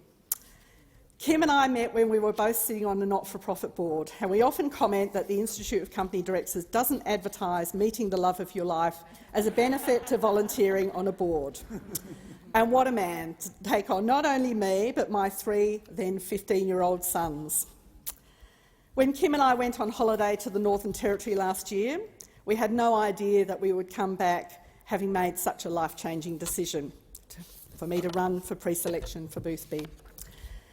Kim has been a constant support, a constant enthusiasm, and to my great amusement, took to door-knocking like a pro, letterboxing, corfluting, spending whole days at pre-poll and poll booths chatting to voters. Mr Speaker, if I might crave your indulgence to directly address my husband. Kim, I love our lives together. I can't thank you enough.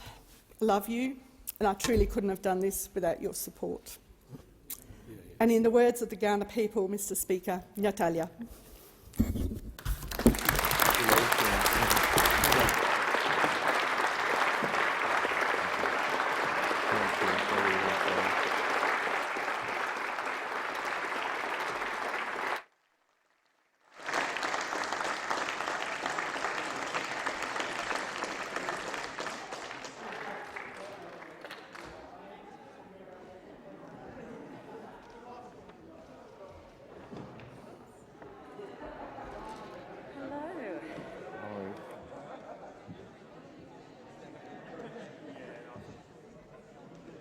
Yeah, we've got a minute and a bit. I might.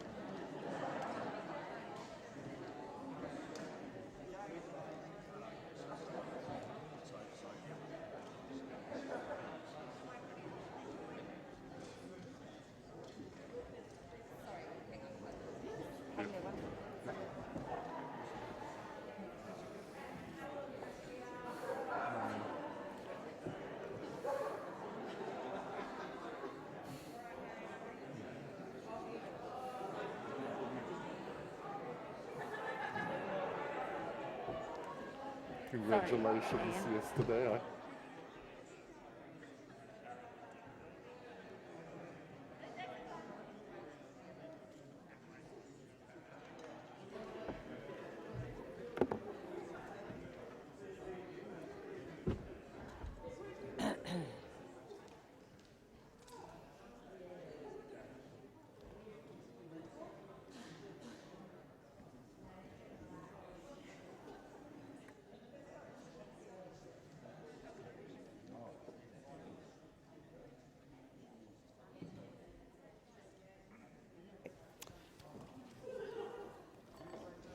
Thank you. The debate is interrupted in accordance with Standing Order 43. The debate may be resumed at a later hour. And are there any statements by honourable members? To which I give the call to the member for McPherson. Thank you, Deputy Speaker, and I congratulate you on your appointment. Thank you. Speaker, I wanted to take the first opportunity I had in this new parliament to acknowledge and thank the many people in our local communities across the country who dedicate themselves to protecting vulnerable children and women from both domestic violence and sexual abuse. As Shadow Minister for Child Protection and the Prevention of Family Violence, I've already met with and been working with a number of organisations. There are far too many to list in this 90-second statement, but I've been working with many, from the more well-known like Anglicare to the Daniel Morcombe Foundation, Brave Hearts and the Alana and Madeline Foundation, to Hearts of Purple on the Gold Coast, who specialise in innovative solutions and support for women at risk. There are, of course, thousands of individuals and organisations who work to help people in these situations, including the specialist DV lawyers who work in this field. I want to put on the record that I'm determined to work with the incoming government to help further improve support services for families experiencing violence. The Coalition will always support practical programs that are centred on developing and maintaining an outcome and making a real difference. Thank you. And I give the call to the member for Solomon. Thank you, Madam Deputy Speaker, and congratulations. I'd like to take this opportunity to speak about air and sea connectivity in my electorate of Solomon. Darwin, as all honourable members know, is Australia's gateway to South East Asia and is playing an increasingly critical role in Australia's engagement with the Indo-Pacific region and beyond, which is why I'm so disappointed in the increasing cuts by airlines to flights to and from Darwin, both within Australia and internationally, as well as the peak tourism season gouging that we've seen, where Territorians are paying up to $3,000 one-way with Qantas from Darwin to Sydney. It's outrageous and it needs to be looked at. We've also seen in recent weeks Indonesian President Joko Widodo flag the importance of a Kupang, which is West Timor, Dili, Timor-Leste and Darwin route, which is something I also had the opportunity to discuss with the Indonesian government last month when we visited with the Prime Minister. Our neighbours understand the importance of connectivity within our region. We must make the most of the opportunities that Darwin is uniquely placed to provide for all Australians and into the Indo-Pacific. I call on our airlines to have a look at their practices and to make sure that there is no gouging, because every single Australian and tourist must have the opportunity to come to our magnificent Northern Territory. Thank you. I give the call to the member for Bass. Thank you, Madam Deputy Speaker, and congratulations on your appointment. Last Friday, the 22nd of July, I once again joined members of our community living with Fragile X syndrome, their loved ones and supporters on the steps of Launceston's Town Hall, as it lit up in orange in support of World Fragile X Day. The genetic disorder, which is more common in boys than girls, can result in a wide range of physical, intellectual and behavioural symptoms and is the most common inherited cause of autism and intellectual disability worldwide. For local parents, Brent and Claire Colgrave, community organisations have been critical as they help their two sons, Harry and Tom, navigate life while living with the syndrome, with New Horizons Tasmania and the Mowbray Cricket Club providing a sense of connection and inclusiveness for the young men. Luckily, we live in a fantastic small community in Tassie and in Launceston, Ms Colgrave said. She continued, these kids and young adults and even older adults want to be the same as other people. They want to feel included and loved, and they don't want to be treated differently. I understand that there is more work to be done in the areas of early diagnosis, both early identification of people who are carrying the Fragile X gene premutation and early identification of those who have the syndrome. Further work is also needed by researchers and clinicians to identify future treatments, and I look forward to working with the Fragile X Association of Australia to help advance this work where I can. Thank you. I give the call to member for Bendigo. Thank you, Speaker, last week, Bendigo, we had a very special visitor come to our town. At the invitation of the City of Greater Bendigo, the Ukrainian ambassador to Australia visited Tallis, where we manufacture the Bushmaster, and he came for a specific purpose, to meet and to thank the men and women who manufacture the Bushmaster. Now, everyone on this side of the House and anyone in the armed services, particularly the Army, know how important and valuable this vehicle is. It saves lives. And we are very proud of its history. Its legacy is rooted in Labor governments. First, the idea when Kim Beazley was the minister, and through to our government. But it was a little bit embarrassing, Deputy Speaker, when the ambassador was in town and at Tallis. Of course, there's all these Hawkeyes lined up on the lawns.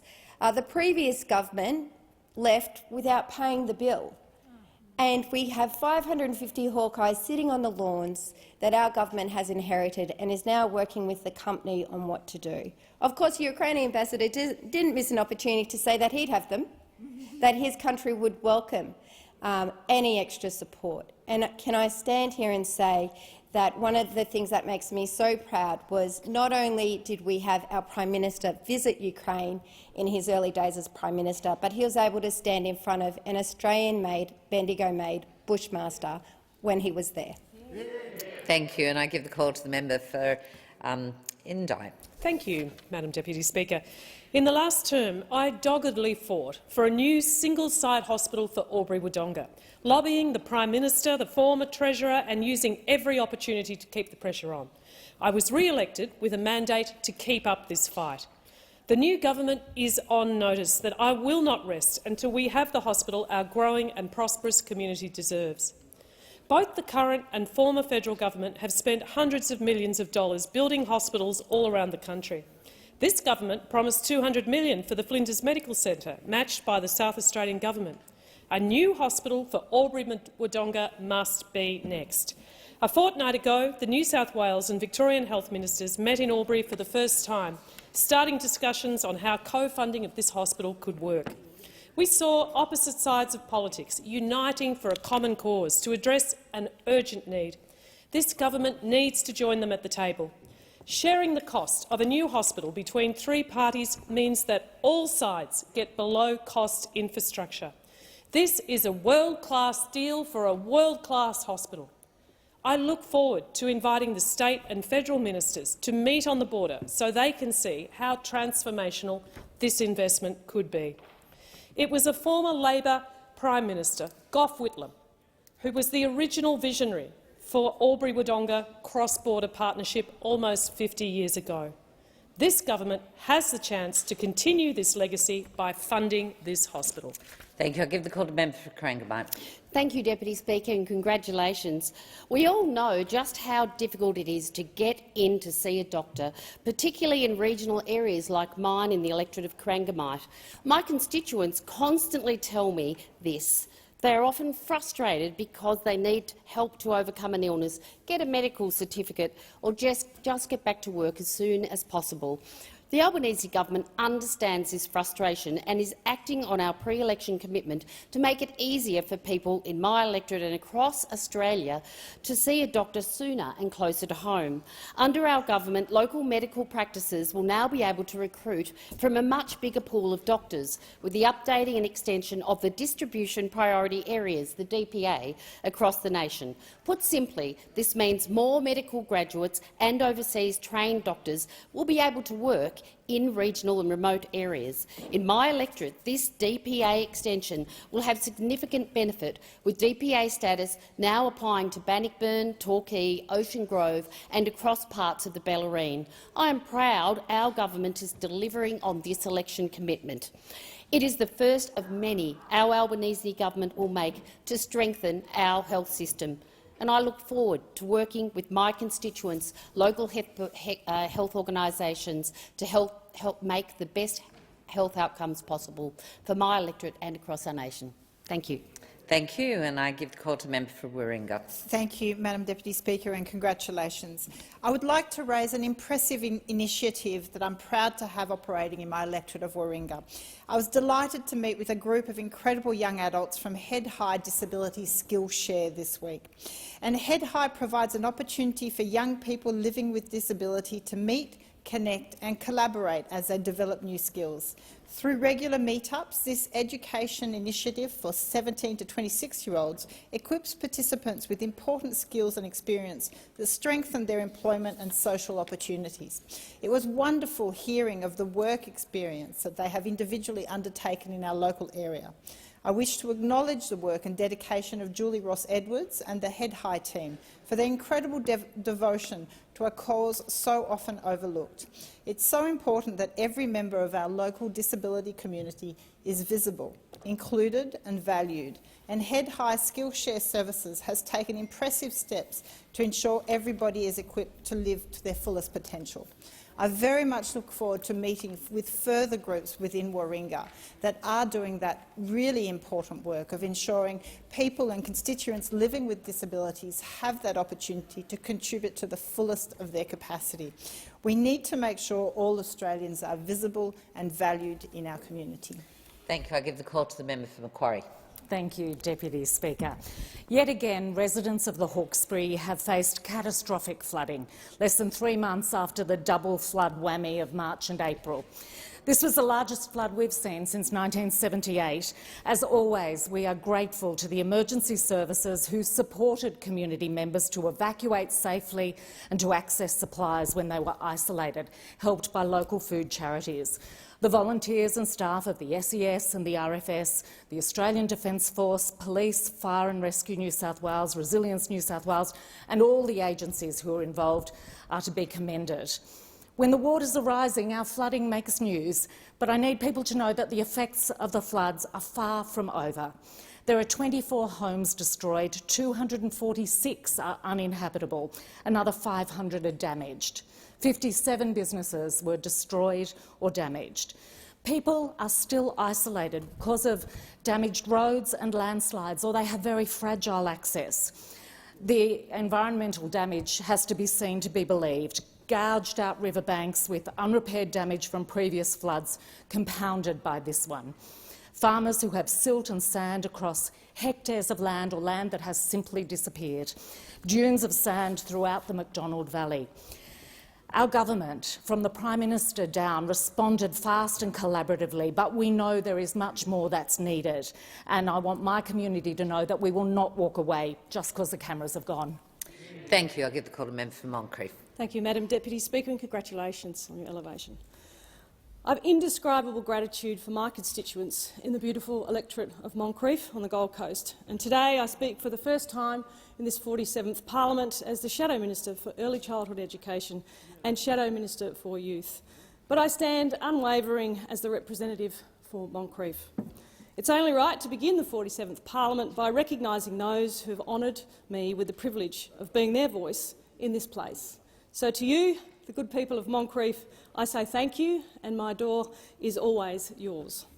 I'd like to thank the Honourable Peter Dutton, the Leader of the Opposition, for entrusting me with the responsibility of holding this government to account on issues that will affect the next generation and policies that will shape the way our children and our grandchildren receive early education and care. To the next generation, I say you are everything. You are the future. You are the reason we work to build a nation that is strong and that is secure. And as young Australians today, it is you that will lead the Australia of tomorrow. Teachers often say they learn just as much from their students as their students learn from them. And as Shadow Minister for Early Childhood Education and Youth, I'm listening.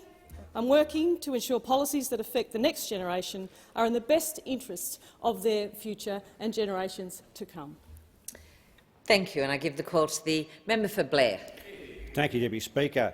Much-loved Ipswich World War II veteran Arthur Keith Pennell passed away on Sunday, the 24th of July, at the age of 96, surrounded by his family. Keith was a pillar of the local veterans community and Ipswich generally, a former Citizen of the Year.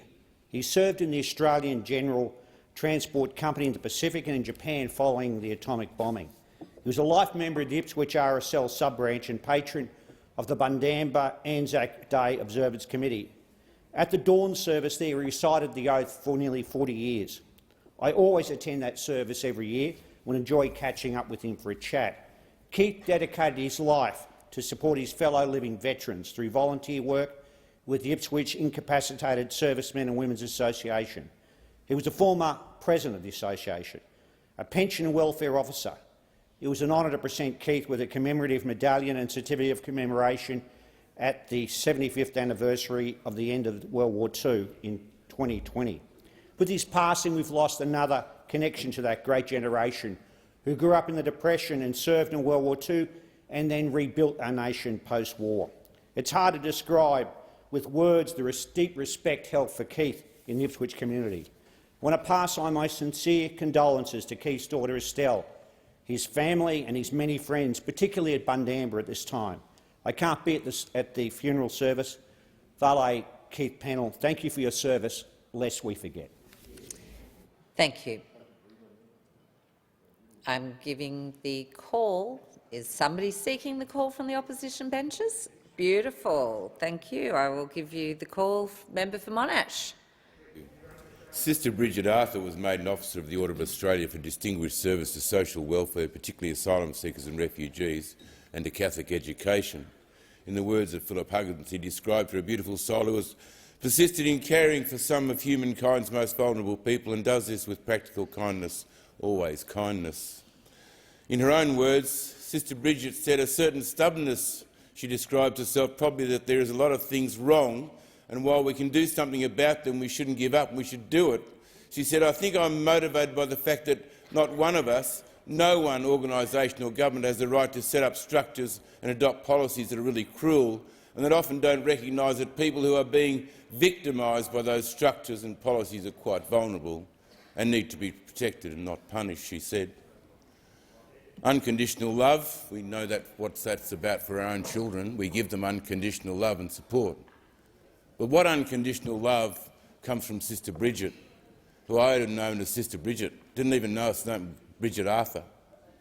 How is it that Sister Bridget can give unconditional love to the lost, the lonely, the broken, the poor, the refugee? Perhaps she even gave unconditional love even for a parliamentarian walking a lonely road. Thank you. And I give the call to the member for Jagga Jagga. Thank you, Deputy Speaker. Well, it's a privilege to be back in this place, re-elected as the member for Jagga Jagga. And I must say it does feel like a very different parliament to our last one. No more so than yesterday when we were welcomed to country by Auntie Matilda and her son Paul. Paul House's speech so powerfully challenged all of us in here to commit to the Uluru Statement from the Heart. And it was a challenge our Prime Minister took up yesterday and in fact put onto each one of us in here to seize this moment in our nation's history to make our time in this place count. Deputy Speaker, I have had so many people in my community come to me and say that they support the Uluru Statement from the Heart because they understand it is a very generous offer from the First Nations people of our country. As my colleague Senator Dodson has said, it is a chance to enhance our nation. Of course, the first step from the Uluru Statement from the Heart is a constitutionally enshrined voice to Parliament to ensure that First Nations people have input on decisions that are made in this place. Our government's commitment is to a referendum in our first term, and we know referendums are hard. But today I want to take up the challenge laid down by our PM, laid down by Auntie Matilda and Paul House, to do all I can as a member of this House to ensure that that referendum succeeds. We can't let this moment slip by. Thank you, and I give the call to the member for Wright. Thank you, Madam Speaker. FMD, foot and mouth disease, a terrible disease that is a very real threat on our doorstep. Lumpy skin disease, LSD, also a very real threat on our doorstep. Lumpy skin disease is a disease that can be carried by parasites, by insects, on the wind. Foot and mouth disease is a debilitating disease that creates ulcers and pussy sores on the tongue of beasts, of hooved animals, pigs, goats, the Australian cattle herd.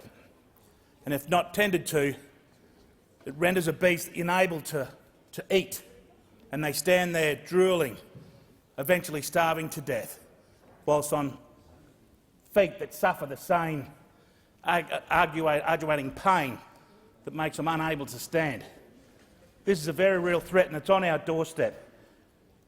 The agricultural sector in Australia was one of the two, along with the resources sector, that held up our economy through the COVID sector, through the COVID disaster. At all times, we must protect our agricultural sector from this debilitating disease. Graziers are fearful of their livelihoods. Graziers are fearful of their stock and property values, and they're fearful that not enough's being done. Thank you. I give the call member for Moreton. Thank you, Deputy Speaker. Could I congratulate you on your appointment? I know you're a person of the highest integrity and perfect for this role. For this, my first speech in the 47th Parliament, I want to refer to a coffee catch-up I had in one of my suburbs of Annerley and Tarragindi with some locals. I do this every month, and I was expecting just a few people to turn up, but there was about 30 at each one of the posts, or 30 more. And that took me and the cafe staff by surprise. I thought that people had had enough of politicians and politics, but it was actually the complete opposite. They were excited and they were full of hope. They were motivated and they were buoyed by the possibility of change that comes with the election of an Albanese Labor government. People came because they were excited that finally there was a government that not only believed in climate change, that was actually getting on with the job of doing something about it. 9 years of policy vacuum behind us, and there was a government in town that had real ideas committed to implementing those promises we made to the people of Moreton and beyond. This is a government that will deliver on aged care reform, reducing emissions, protecting the environment, fixing visa processing delays, fixing the NDIS and so much more. And I want to end by reflecting on what the Prime Minister said yesterday. He said that there's no middle ground when you're here in Parliament. You're either going to look back with a source of pride or a source of regret. I don't want to look back with anger. I want to look back with pride at what I have achieved for the people of Moreton and for this nation. Thank you, and I give the call to the member for Gippsland. Thank you, Deputy Speaker. I think it's important to start the 47th Parliament on a positive note. I want to thank the Minister for Agriculture for organising a briefing just moments ago in relation to foot and mouth disease. Deputy Speaker, in the order of 100 MPs and staff attended that briefing, which reflected the concern across the parliament, across the chambers, in relation to the crisis which is developing to our north. Across regional Australia, Deputy Speaker, people are extremely anxious about this biosecurity crisis just to our northern neighbours. As the member just previously spoke, the member for Wright, the social and the economic impact of an incursion onto home soil here in Australia would be absolutely devastating for our regional areas. Our trade reputation would be trashed. And this is an issue, Deputy Speaker, which has to be above politics in this place. I urge all ministers in this place, all ministers, to understand this issue, even if it's not in your portfolio. Understand the importance of this issue. I know you have a lot of important matters in front of you. This issue is critical.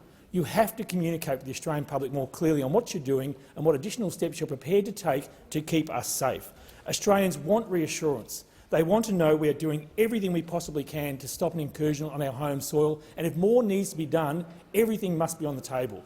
If the Indonesians need more support, we have to provide it. It's much better to keep the disease away from Australian soil than to try and mitigate once it arrives. So I urge the Prime Minister to consider forming a bipartisan task force to work together, use the experience across this chamber to make sure we keep Australia safe.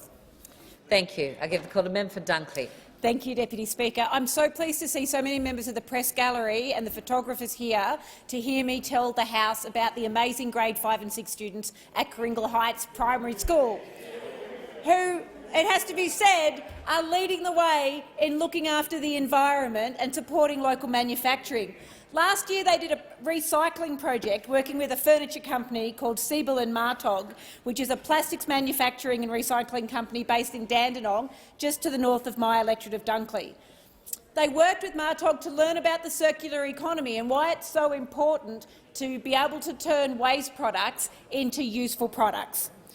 They completed projects showing how much they had taken in from the lectures and what their understanding was, and then collected plastic from home, the wrappers of their lunch, ice cream tubs, anything they could get their hands on, took it into school, and the plastics were picked up by Martog, taken to their plant and turned into plastic granules.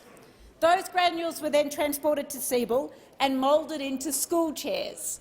And not long ago, I had the pleasure of being there at Kooringal Heights with the students when they got their chairs, and they now sit in their classroom on chairs that are made from plastic that they collected from waste. The students at Kooringal Heights in my community are ahead of the curve, and an Albanese Labor government is going to do all we can to make sure that we support those sorts of great initiatives. I give the call to the member for Casey. Our sporting clubs have evolved in recent years, actively driving mental health, wellness and social awareness programs. Just like the Together Indigenous celebration at the Warburton Millgrove Football and Netball Club I was able to be part of last Saturday. I was honoured to meet proud Tarongarung man, a leader of his community, Nelson Aldridge, who developed the concept of the Indigenous Round at his club and the driving force behind this event. It was a privilege to hear Nelson speak so passionately about his community. I felt the true spirit of reconciliation. Another reminder of the powerful role sporting clubs in our community can play in the wider community. Across my electorate of Casey, sporting clubs have always been the heart of our towns, providing a safe place for young men and women and the wider community. The Warburton Millgrove Football and Netball Club is an example of this, tracing its origins back 100 years. Thank you to both Mayor Jim Child and Victorian Shadow Minister for Sport Cindy McLeish for attending with me. Congratulations President Stephen Noonan and Vice President David Swanky and the entire team down at the Warburton Millgrove Football Netball Club for holding such a significant and successful event. Thank you. I give the call to member for McNamara. Thank you, Deputy Speaker, and congratulations on your election to high office. Speaker, recently I had the pleasure of visiting the Emmy Monash Aged Care Facility in McNamara with the Minister for Aged Care, and we were there meeting with Tanya, the CEO, who has a dedication to her craft and to her profession that brings in a culture of real dedication to the residents of Emmy Monash all the way through the staff there.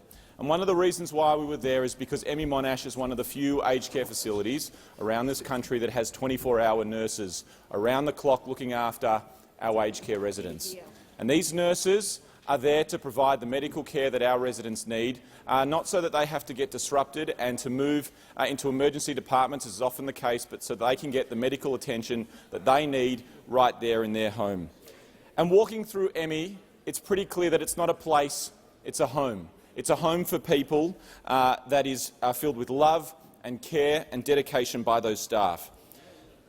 And the staff at Emmy Monash, like so many staff around our aged care facilities, I know members in this House would recognise the Herculean effort that our aged care staff have had throughout this pandemic, that they have been working under immense pressure and under serious circumstances. But finally, the staff in our aged care sector will have a government who has their back and who will support them and give them the much-needed pay rise that they deserve.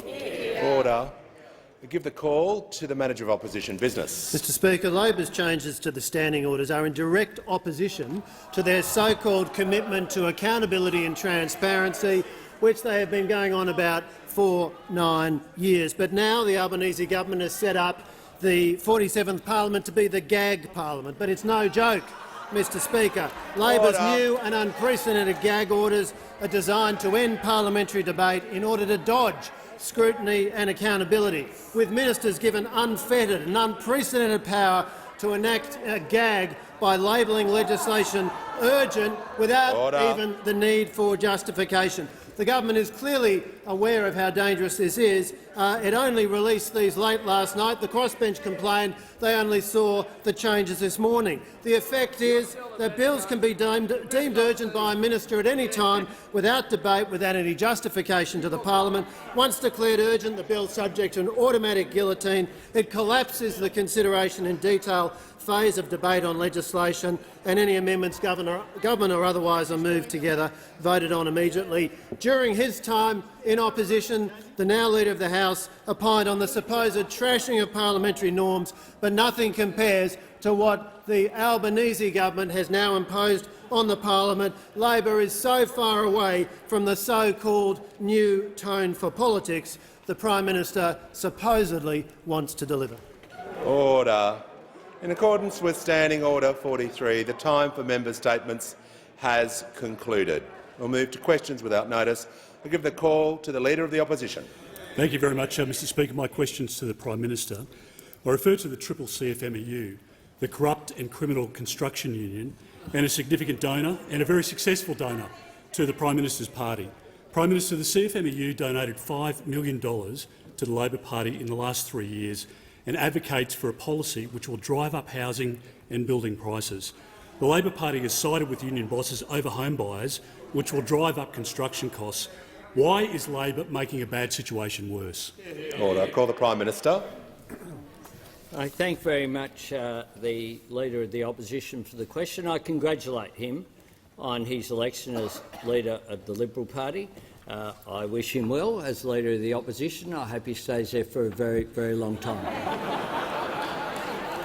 Mr Speaker. Order. Mr Speaker, when the ABCC is abolished, the Fair Work Ombudsman will still enforce the Fair Work Act in the construction sector. We come with a very simple principle, which is that why should one worker in one sector be treated differently from workers in another sector? If people commit a crime, action should be taken by the appropriate authorities. And we're not going to take lectures from people who, when they commit issues that sees them go to the backbench, they come back as in leadership positions. We're not going to cop lectures from those opposite, from whom they presided over anything goes attitude towards taxpayers' money over the last 9 years. Order. I give the call to the honourable member for Hasluck. Thank you, Mr Speaker. My question is to the Prime Minister.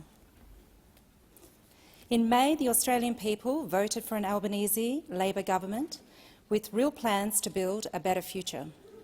Can the Prime Minister update the House on how the government is working towards that goal? Hear.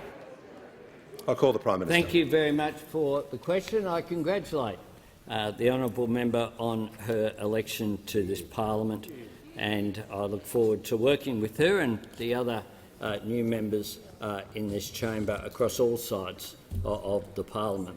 On May 21, the Australian people voted for change, and we have hit the ground running as a new government.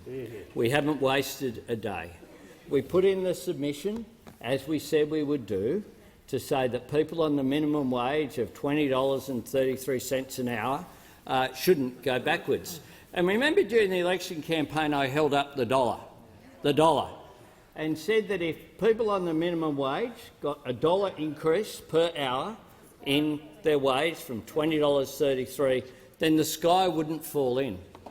Those opposite said it would wreck the whole economy. That's right. Well, we got a decision out of the Fair Work Commission of 5.2%, and I'm very pleased that occurred.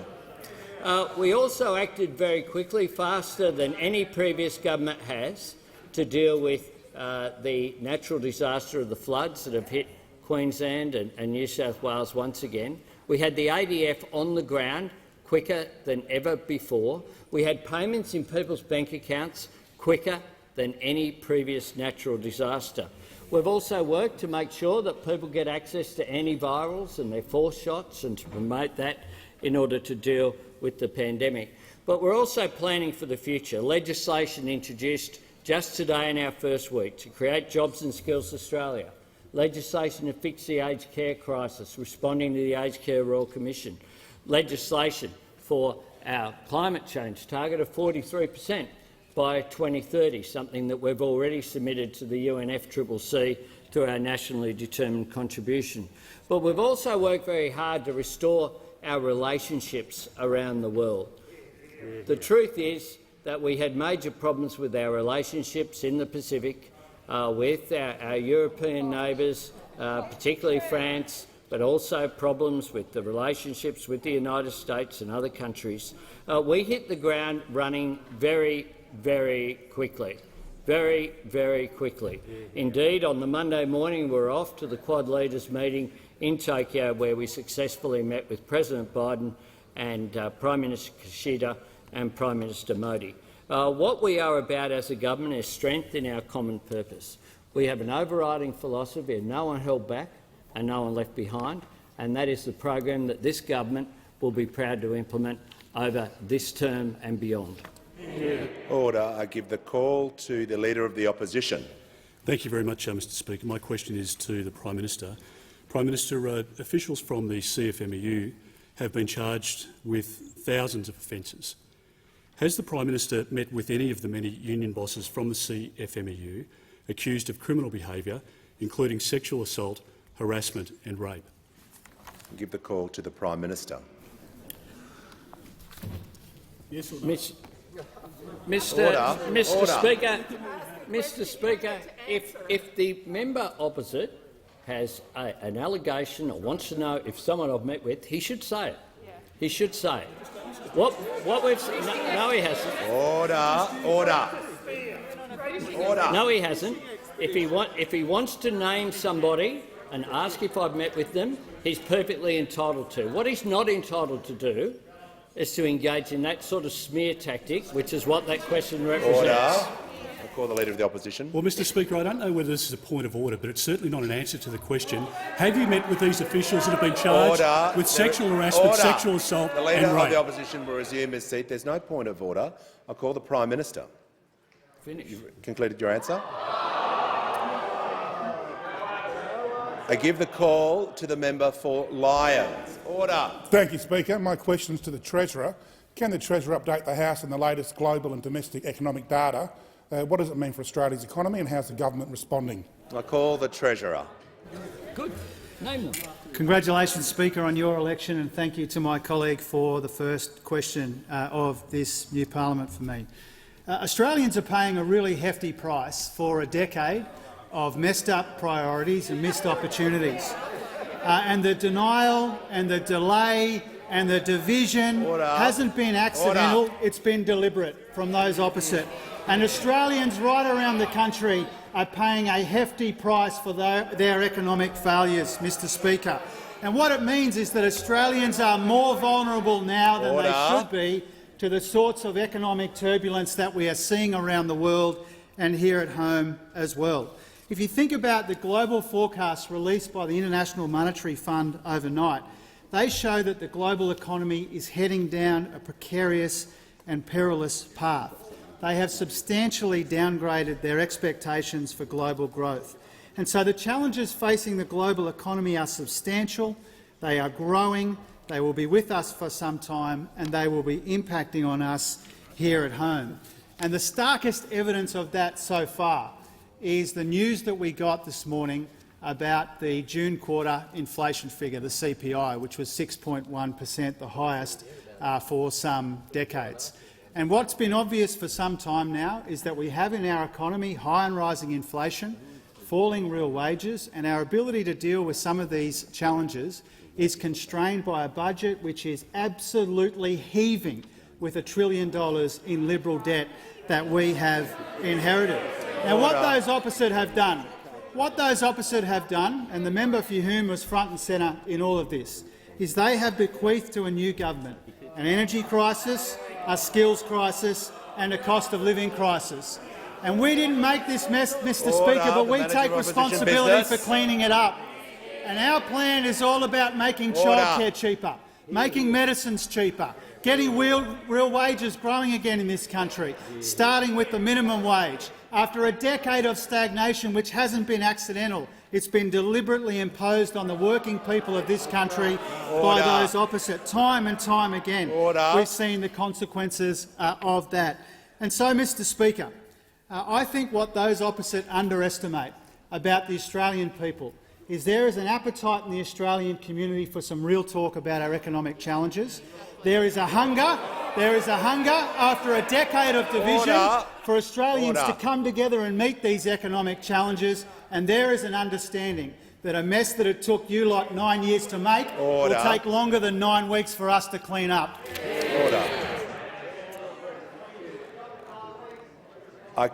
I call the member for Kennedy. PM, you'll recall your Hughenden visit, a familiarisation with HIPCO's Ballot Farm thread irrigation, delivering to Australia $300 million every year forever. In the GG speech, the phrase "make money projects" sharply contrasts with the prevailing absorb money projects. PM, you're aware that Theodore's ballot irrigation created 30,000 farms, leading Queensland's ALP to win every non-metropolitan seat for 40 straight years. Could the House be assured that HIPCO as another wonderful flagship The member's in your time has expired.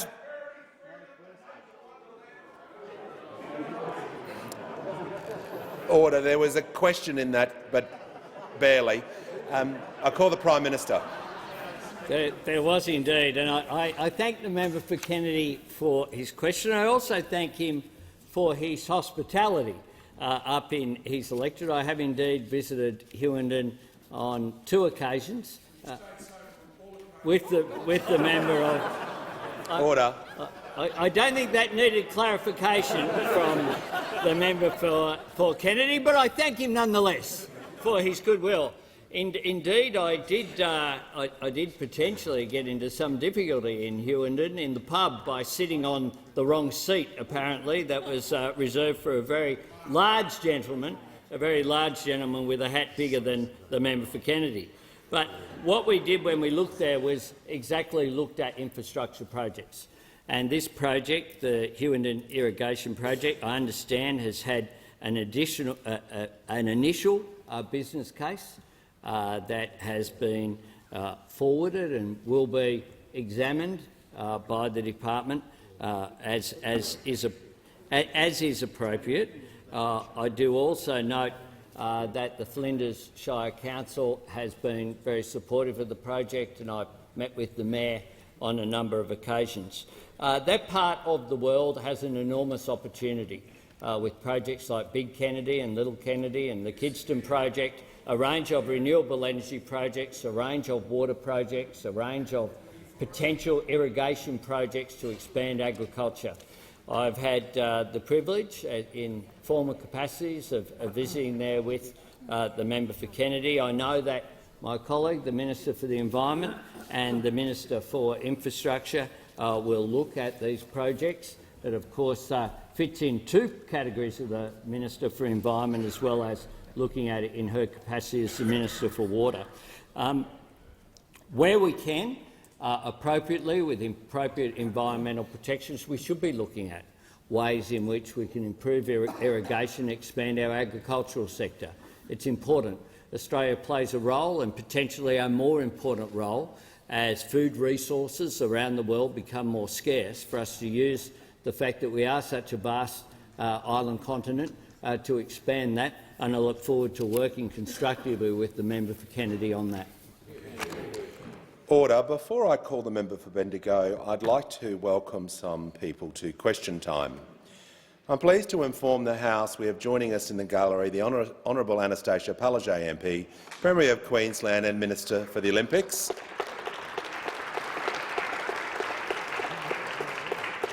And just as important, the Honourable Cameron Dick, Treasurer of Queensland and Minister for Trade and Investment.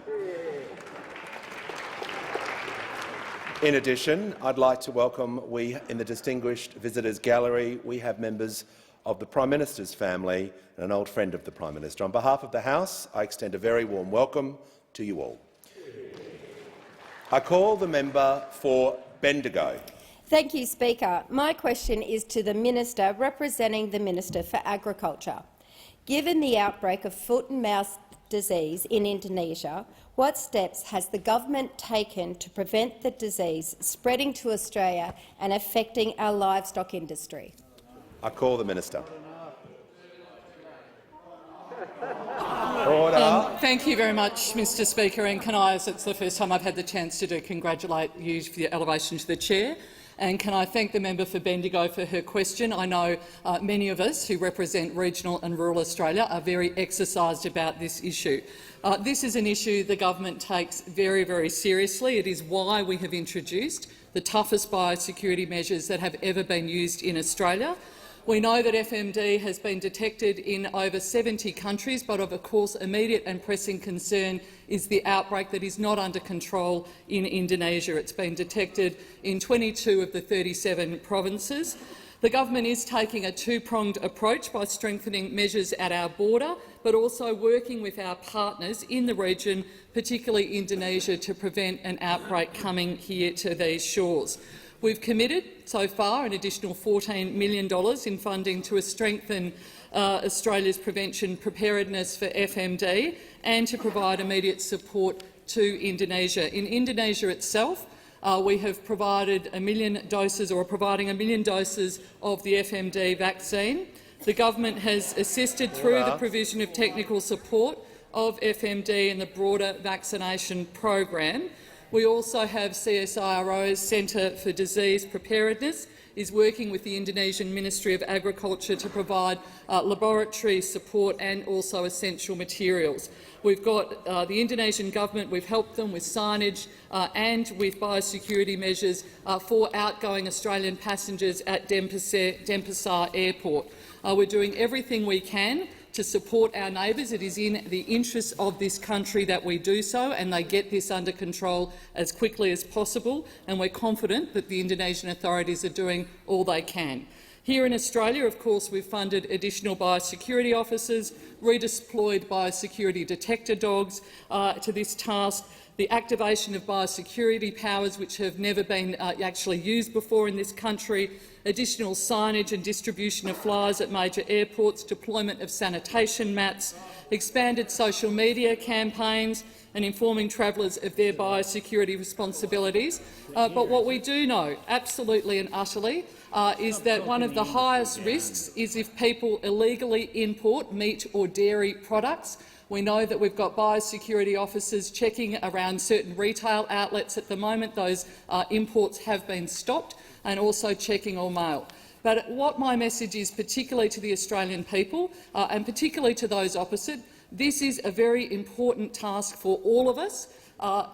Anyone coming in from these airports, declare, declare, declare. Absolutely make sure that you do your part to ensure that we maintain this important trade, including not jeopardising the export of this important product. Order. I give the call to the Deputy Leader of the Opposition. Thank you, Mr Speaker. My question is to the Prime Minister, and I refer to comments you just made that the construction watchdog is a waste of taxpayer money. The watchdog is currently pursuing CFMEU official Gerard McCrudden for allegedly pushing, shoving and verbally abusing a female health and safety manager. Does the Prime Minister seriously believe that pursuing this vile behaviour is a waste of taxpayers' money? And why is Labor making a bad situation worse? I call the Prime Minister. Thanks very much for the question. I believe that if someone commits assault, they should be charged with assault and dealt with. That's what I believe. That's what I believe. I'm surprised that you don't. This seems to be a controversial issue. But I make this point. I make this point. Order. I make this point. Point of order. Prime Minister will resume his. No, she made. Order. The Prime Minister will resume his seat. I haven't given you the call. Are you making a point of order? Well, wait. Just wait. I'll call the Manager of Opposition Business. Thank you, Mr. What is Speaker. the point of order? That is an imputation against every member on this side. The Prime Minister just said, if you don't believe assault is a serious matter. Of course we believe assault is a serious matter. He should withdraw. Resume your seat. Manager, that is not a point of order. I call the Prime Minister. Speaker, the irony. The question suggested that. That was the point. The point of the question was that I wouldn't regard that behaviour. That is precisely what I was asked. Precisely what I was asked. And my answer was, where someone commits a crime, they should be charged with a crime of assault if they commit assault. That's what my view was. But I tell you what the ABCC have spent their money on. $500,000 of taxpayers' money on an unsuccessful case brought against a union who requested that a women's toilet be available on a work site. Order.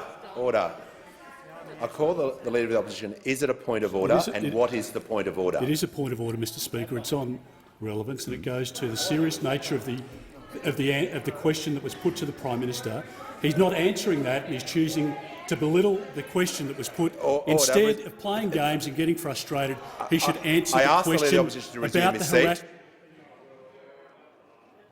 The point of order is not relevant. The Prime Minister is answering the question and has answered the question, and I ask him to continue. Thanks very much, Mr. Speaker. ABCC spent over $500,000 as well of taxpayers' money enforcing a blanket ban on putting stickers and posters with union logos up on work sites. A whole lot of people die on work sites in the construction sector. There is massive. Order. The Prime Minister will continue and to be heard in silence. I've made it very clear that where someone commits a crime, they should be charged with it. I've never heard of this bloke. Never heard of him. No connection with him. And the idea somehow that we're going to come in here, we're going to come in here. It says a lot about why they're sitting opposite. That they come in here today and they could ask questions about inflation. They could ask questions about cost of living. They could ask questions about the health pandemic. They could ask questions about foot and mouth disease. They could ask questions about a whole range of issues. And what do we get? Back to the same old bucket. The same old bucket that saw them have a royal commission into trade unions, at the time, current and former Labor leaders effectively, spend millions of dollars of taxpayers' money on what was a political pursuit. The federal court said this about the ABCC for its prosecutions. It labelled them unnecessarily inflammatory and conducted as a blood sport. Politics should be better than that, but I'm not surprised that the opposition isn't. Order. I give the call to the member for Solomon. Thanks, Mr. Speaker. My question is to the Deputy Prime Minister. Can the Deputy Prime Minister outline how the Albanese Labor government will deliver our next generation of submarines and what changes he is making to ensure these can be delivered? I give the call to the Deputy Prime Minister. Thank you, Mr. Speaker, and can I congratulate you on your appointment to high office, and can I thank the member for Solomon for his question and acknowledge his service to the Australian Defence Force. Submarines matter for an economy of our size. The potency of our Defence Force is going to be defined by the quality of our capabilities, and there is no asset that we can have which will give rise to a greater question mark in any adversary's mind than a long-range capable submarine. And as we look forward to the end of this decade and into the 2030s, increasingly that will become synonymous with a nuclear-propelled submarine, which is why the Albanese government is completely committed to acquiring that capability. And I can report that in my meetings with the United States there is an incredible shared sense of mission with them and with the United Kingdom in helping Australia to gain this capability, which is important because to do this will be one of the great national projects in our history. But that project has been made so much more difficult by the negative legacy which has been left to us by the 9 years of inept government of those opposite. In 2013, when the coalition came to power, the successor to the Collins submarine, our current capability, was due in the middle of the 2020s this decade, in the next few years. To start with, they went off to Japan to try and have the submarines built there, and then they backed out.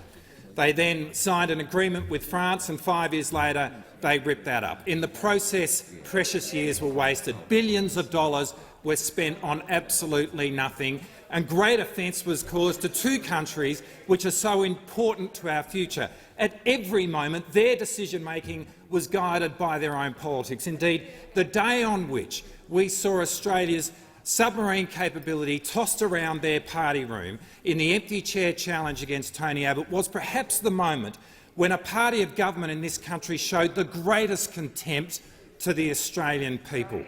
They spent 9 years yelling at the world while doing absolutely nothing to advance our capability and our national interests. Well, this country is now under a new management. There's a serious group of people who are in charge, and we understand the challenge that we face. We know the difficult calls that are going to be made, but what we can say is this. Whatever we face, there is only one interest which is going to guide the effort we make, the decisions we take, and that interest is the national interest, a national interest which is defined by the national security of the Australian people. I give the call to the Leader of the Nationals. Well, thank you, Mr Speaker. My question is to the Minister representing the Minister for Agriculture. I refer to the Chief Veterinary Officer's briefing to the opposition on Thursday, where he advised that foot and mouth disease is uncontrolled and increasing, and to a subsequent comment from the Minister for Agriculture on Monday that Indonesia seems to be getting ahead of it. Who's correct? And has this confusion caused thousands of passengers to cross the border from Indonesia without proper screening and without disinfectant foot mats? Why is Labor making a bad situation worse? I give the call. Order. I give the call to the Minister representing the Minister for Order. I give the call to the Minister representing the Minister for Agriculture, Fisheries and Forestry. I'll tell you who's confused. What's your position on border closures? We've had one position put by you, one position put by all sorts of different members.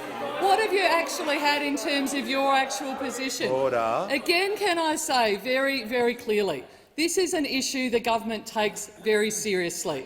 We are taking the advice of the Chief Vet. Order. We are taking the advice of the Agriculture Department. We have been rolling out sanitation mats, and I don't care who wants to claim credit for that, but that is there, and they are putting in place now. We know that this is a serious threat to Australia's biosecurity, and this government has put in place the most serious measures, the most comprehensive measures of any government that we have ever seen. I give the call to the member for Jagga Jagga. Thank you, Mr Speaker. My question is to the Prime Minister. Can the Prime Minister update the House on how the government is responding to economic circumstances, helping people with cost of living challenges and setting Australia up for the future? I give the call to the Prime Minister. Thanks very much, and I congratulate the member for Jagga Jagga on her re-election to this place. Australians are worried about cost of living. When they go to the checkout, compared with a year ago, they might have to put some goods back because they simply don't have enough cash to pay for it when the bills go up on the cash register. That is happening every day. They're worried if they can afford to put a roof over their heads, and they're worried about rising interest rates. Indeed, we inherited a challenging economy, and we didn't attempt to hide the challenges that would be ahead of us, because the RBA, of course, had already said prior to the change of government that there would be an increase in inflation and an increase in interest rates. But, of course, there are two things that impact, particularly for working people, their standard of living. One is the cost of living. The second is what do their wages look like. And that's why we have a plan to lift wages as opposed to the previous plan, where low wages were a deliberate design feature of the economy. We have a plan to deal with that, but we also have a plan as well to create economic growth. And we want to do that in an inclusive way. I spoke to the Business Council of Australia this morning, and they are very much looking forward to participating in the Jobs and Skills Summit that will host in Parliament House in a bit over a month's time, because that is how you bring society together, bring business, unions, civil society, so that you can increase profits and increase wages, but only if you are lifting productivity at the same time. And we have a plan to lift productivity. We have a plan to deal with clean energy, to use that clean energy to enable new industries to grow and thrive. We have a plan through our National Reconstruction Fund to build back stronger, to identify where we can make more things here in Australia through advanced manufacturing. We have a plan for cheaper childcare, and we'll be introducing legislation to achieve that outcome down the track. We have a plan, of course, for cheaper medicines as well. We have a plan to make sure that Australians can fill the jobs that will be created in these new industries through the creation of Jobs and Skills Australia, through fee-free TAFE and through additional university places. These are all important if you want a high-wage, high-productivity economy that delivers for the Australian people. That's our plan, one in which we use our common purpose in order to shape the future instead of letting the future shape us. That is the way that you build a better future, and my government is absolutely determined to do just that. I'll give the call to the member for Hume. Thank you, Mr Speaker, and congratulations on your elevation. My question is to the Prime Minister. Prime Minister, during the campaign, Labor promised a $275 decrease in household power bills. Will the Prime Minister guarantee to the House that Australian families will see that $275 cut? Order, order. I give the call to the Prime Minister. You mangled the energy market. Fletcher set you up on that one. You made this mess. I thank the member for Hume for his question, and I congratulate him on his courage in asking it. They've set you up already. The paradox of the last government was that they were obsessed with power, but they totally failed on energy. Totally failed when it came to energy. And Australian families are paying the price for that failure. Let's have a look at what happened opposite when it comes to power prices. Order. I was asked about power prices. Okay. Order. Waste your point of order. That we're only a short time in the question, so I'll call the Leader of the Opposition if this is on relevance, but I'll listen carefully. Order. Mr Speaker, what is the point of order? It's on relevance, and we spent yesterday with you talking about the standards within this place, and it's very clear that, in the words of Speaker Smith, given the tightness of this question, the Prime Minister needs to answer the question and restrict himself to the question. Order. The Leader will resume his seat. The question was specific, and it mentioned during the campaign. The Prime Minister is in order, and I'll listen carefully to what he's saying. If you want a different answer, you'll have to ask a different question. But I will call the Prime Minister. But I will be listening carefully. And I will go directly to the campaign and what happened, because this is what happened, and this was what we didn't know was happening while the campaign was on. But they knew. Order. They knew. Order. They knew. They knew about the price increase. Order. In March. The member for Petrie. Because what we know is that one of the previous government's final acts was to hide that energy prices would be going up in July. They were advised. Order. They were advised in March that the default mark offer price, which for a household in New South Wales increased by up to 19.7%, in Queensland up to 12.8%. They knew about it in March, but days before the election was called, they made a conscious decision to keep the information from Australians until after the election. And who might that have been? Who might that have been? Order. Who might that have been? Order. It was the member for Hume. It was the member for Hume. Was the actual minister at the time. What we will do what we will do Order. is deliver an Order. energy policy. It'll be the first one we've had in this country for a decade. For a decade. They had 22 announcements and didn't deliver one. Didn't deliver one. Order. Order. The Prime Minister will just take his seat for a moment. We've already had one point of order on relevance. I will call the manager. I'll give you the call. Making the point that he is defying your rule, Mr. Speaker. Everyone, just be quiet for 1 second. Manager, we've had the point of order. What is your point of order? You need to bring the Prime Minister to comply. No, there is with no your point ruling. of order. He is defying There is your no ruling. point of order. I'll call the Prime Minister.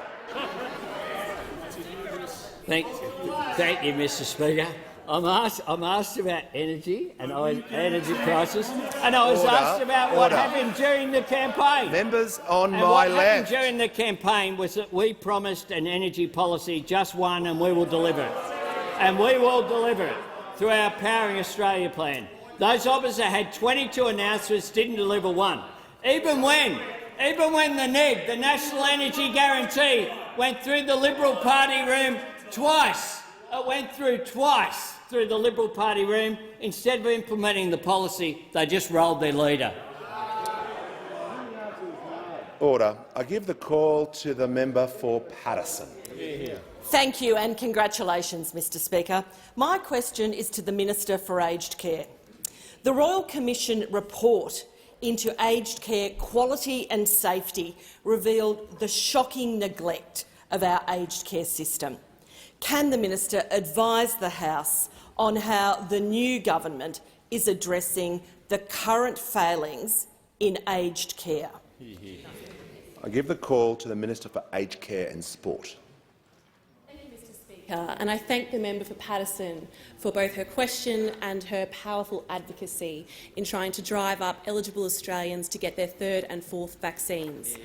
As well as yourself, Mr Speaker, lending your voice to the imperative of winter vaccinations in aged care when together we visited Cinnamon Village in your electorate of Oxley a few weeks ago, a community in Queensland that receives some really standout representation at both a federal and a state level, may I note, to be on the ground with our mobile vaccination teams, learning from their work. Alongside your constituents John and Jane, I got my fourth dose as part of our efforts to drive up vaccination rates, a focus of our winter plan in aged care. Mr Speaker, I only regret that I can't follow that lovely team of dedicated clinical legends around the country getting my fourth dose at every facility to drive up awareness and vaccination rates. Such is my determination to leave no stone unturned in getting aged care through winter. But alas, I am advised that that would be against the medical advice, and we on this side of the House actually follow the medical advice. Where are your masks? Mr Speaker, the Royal Commission into Aged Care Quality and Safety's final report challenged us all to create a better aged care system. It challenged us to deliver an aged care system which gives older Australians the security, dignity and quality that they deserve, that their families and their loved ones deserved, and that the workforce that looks after them so tenderly deserves as well. The Royal Commission did not say that reform would be easy, but it did say that it would be crucial, and it mapped out the roadmap for us to do just that. The former government packed much of that roadmap into the too hard basket and piffed it into the long grass and continued their neglect of the aged care sector and those that rely upon it. The Royal Commission asked the former government to do 148 things. The Royal Commission's damning report itself said that the former coalition government's main consideration was that the minimum commitment that it could get away with. And even after that searing indictment, that clarion call of the Royal Commission, the former government's approach did not change. Because in the 17 months between receiving the Royal Commission final report and losing office, this former government implemented only 6% of the Commission's recommendations. This former government implemented only 9 of 148 recommendations of the Royal Commission. This new Labor government is not afraid of tackling the challenges before us. Only earlier today I introduced 2 bills to this House, one of which was the very first bill to pass this House, an aged care bill, because for this government aged care is a top priority, our first bill through. And in our first full day of parliamentary business, we have already passed— The minister's time has concluded. Order. Order.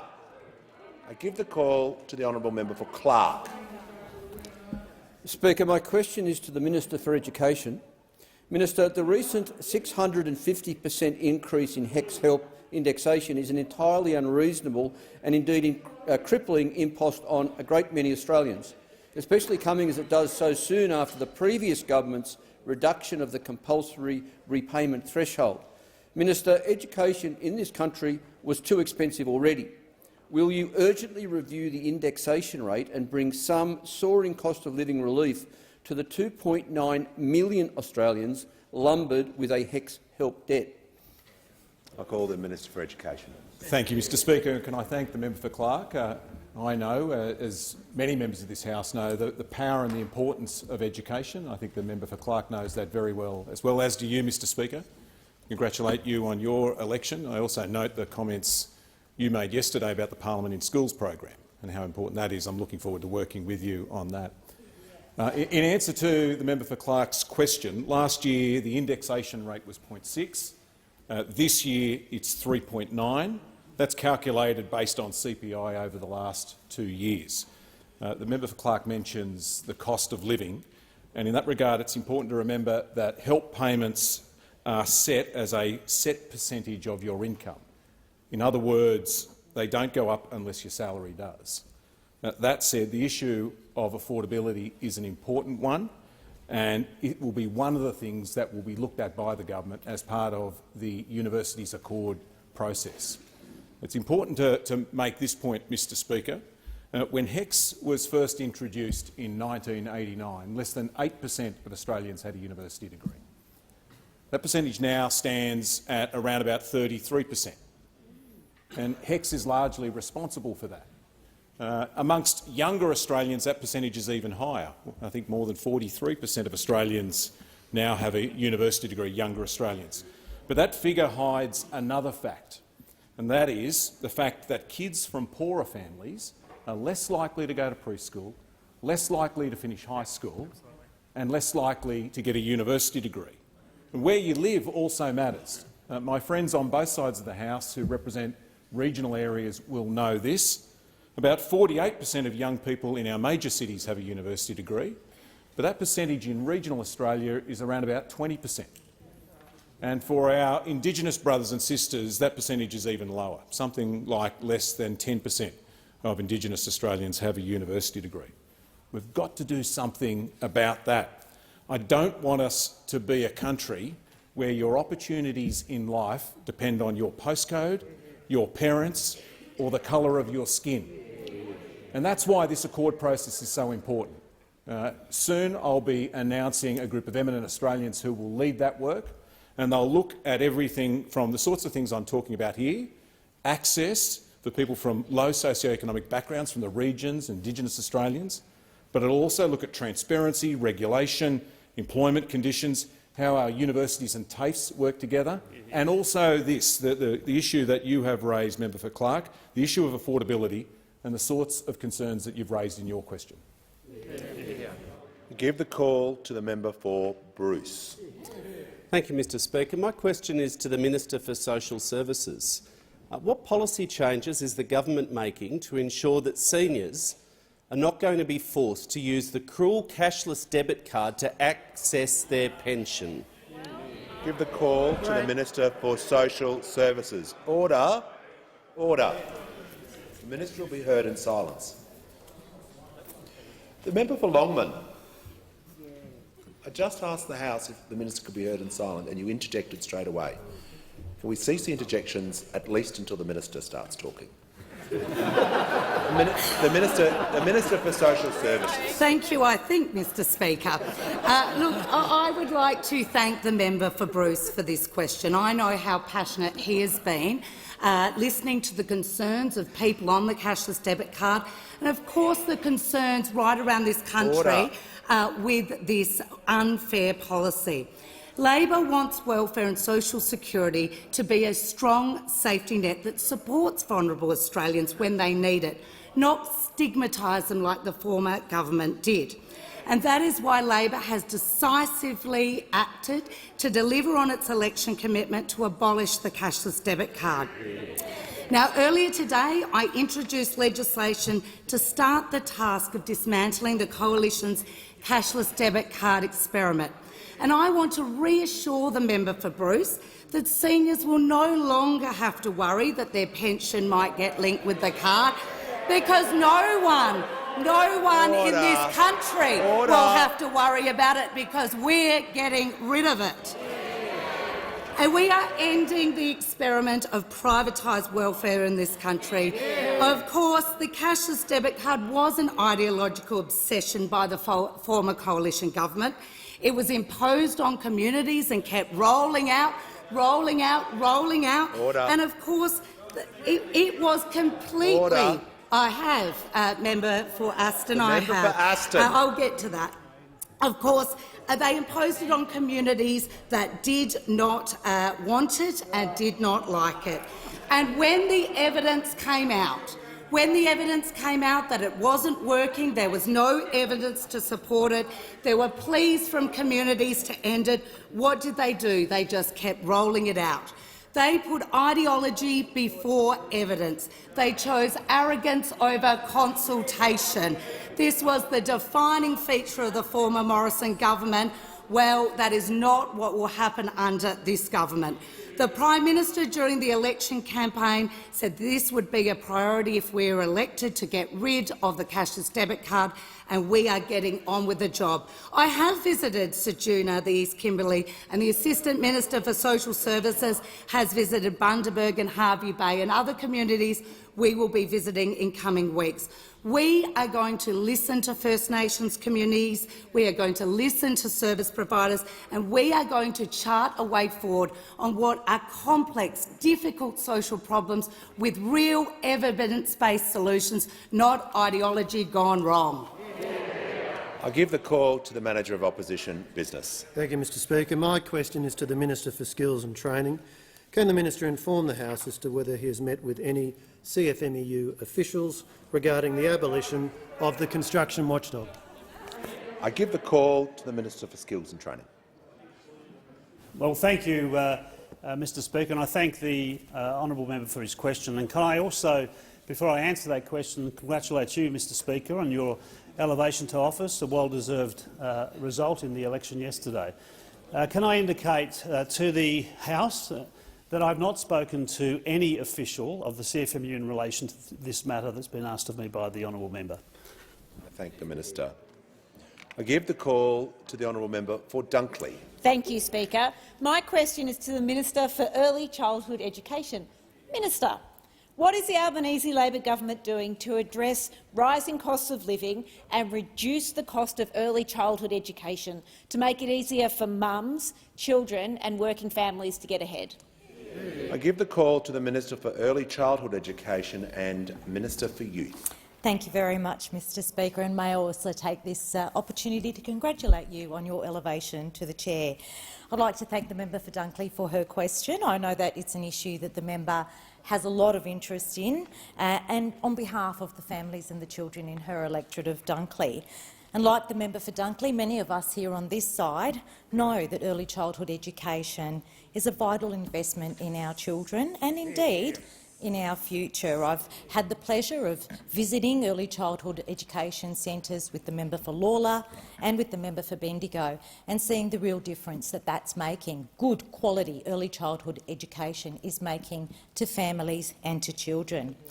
It's an issue of deep concern to this Labor government that early childhood education costs more now than it ever has before. and it's why the Labor government took a plan for affordable and quality early childhood education to the last election.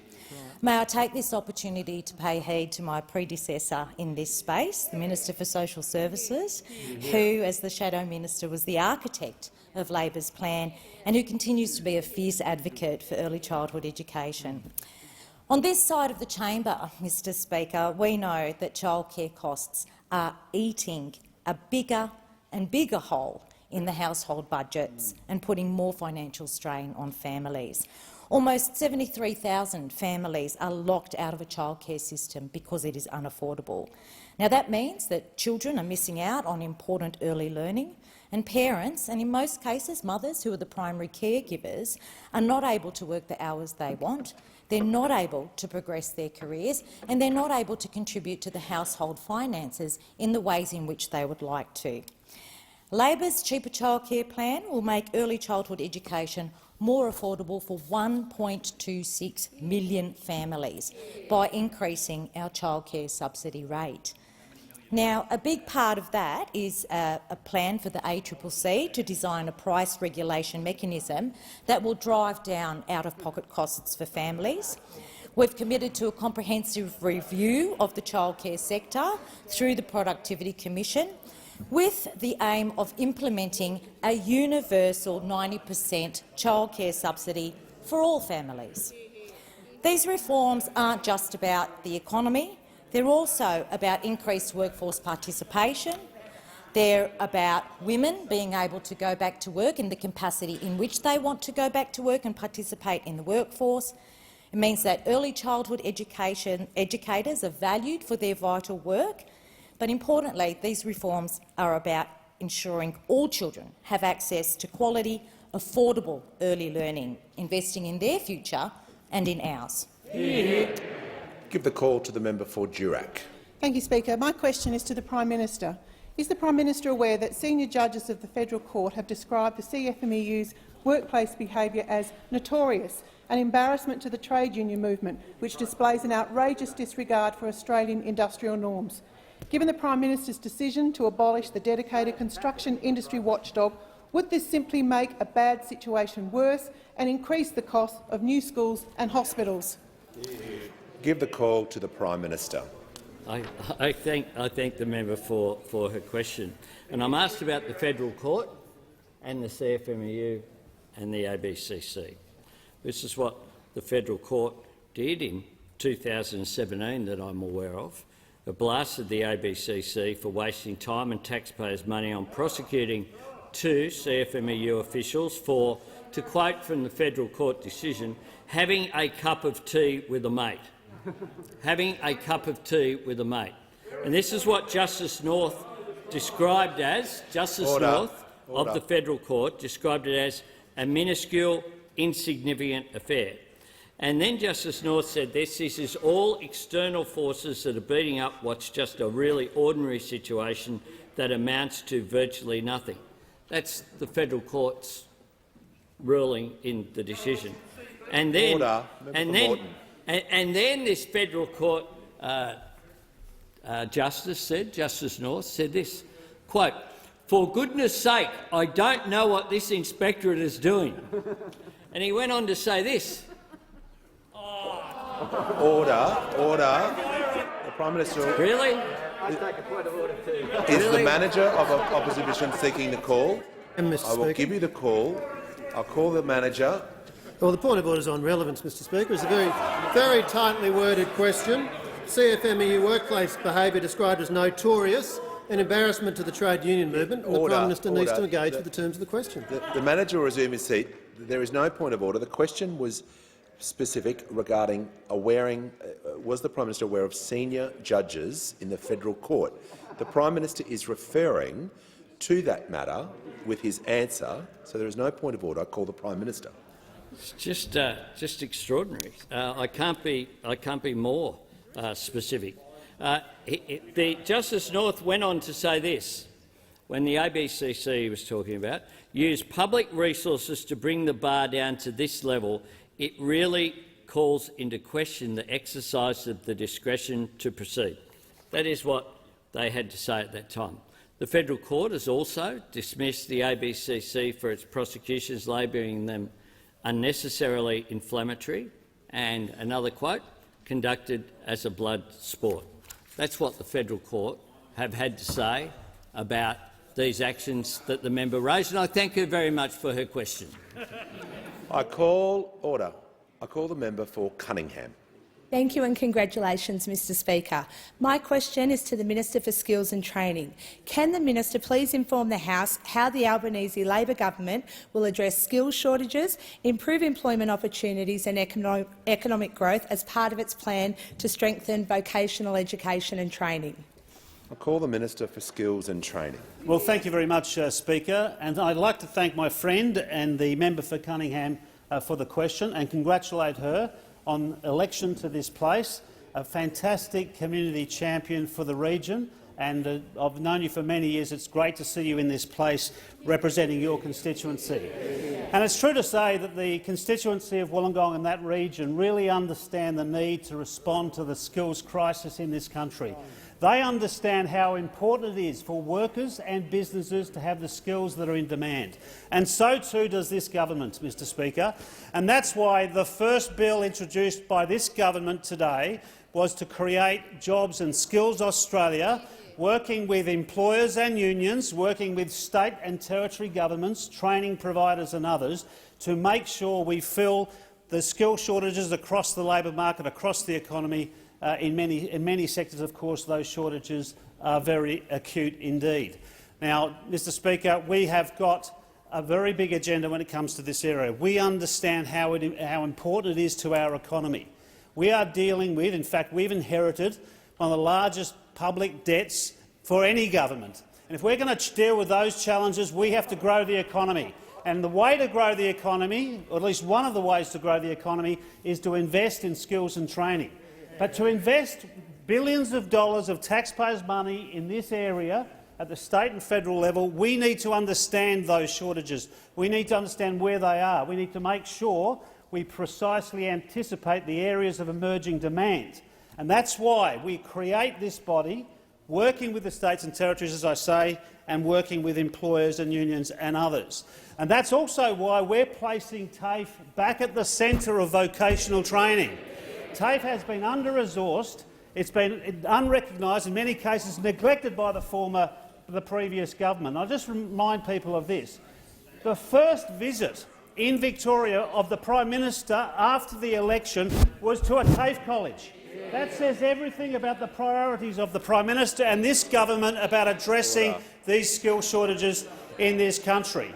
So we need to do a lot more. There are shortages, of course, and many people know where they are. There are shortages in aged care, disability care, children's services.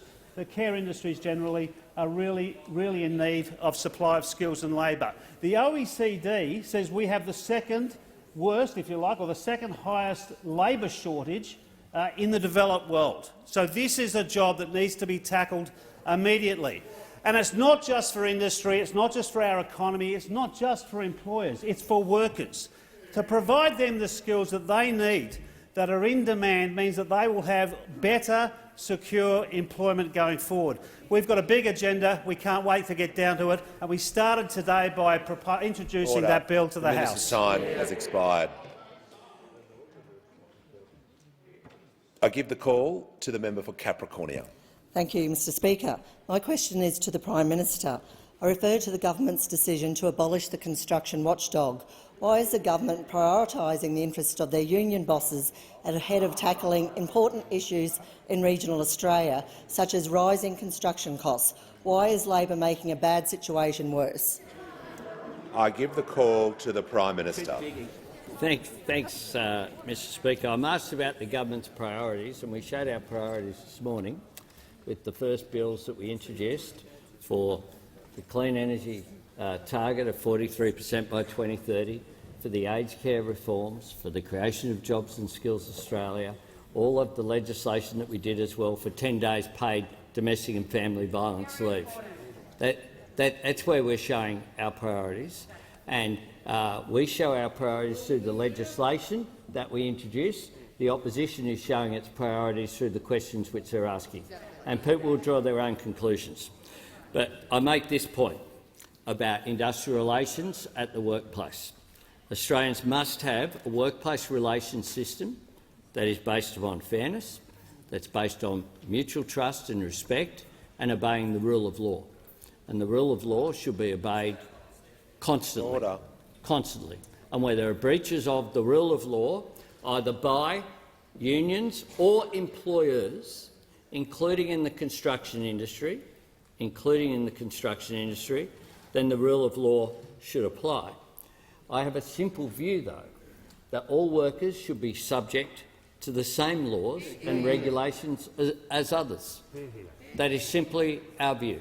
It's been our view since when we opposed the creation of this body. It's been our view throughout. I wouldn't really say 20 years. I'd say since 1891.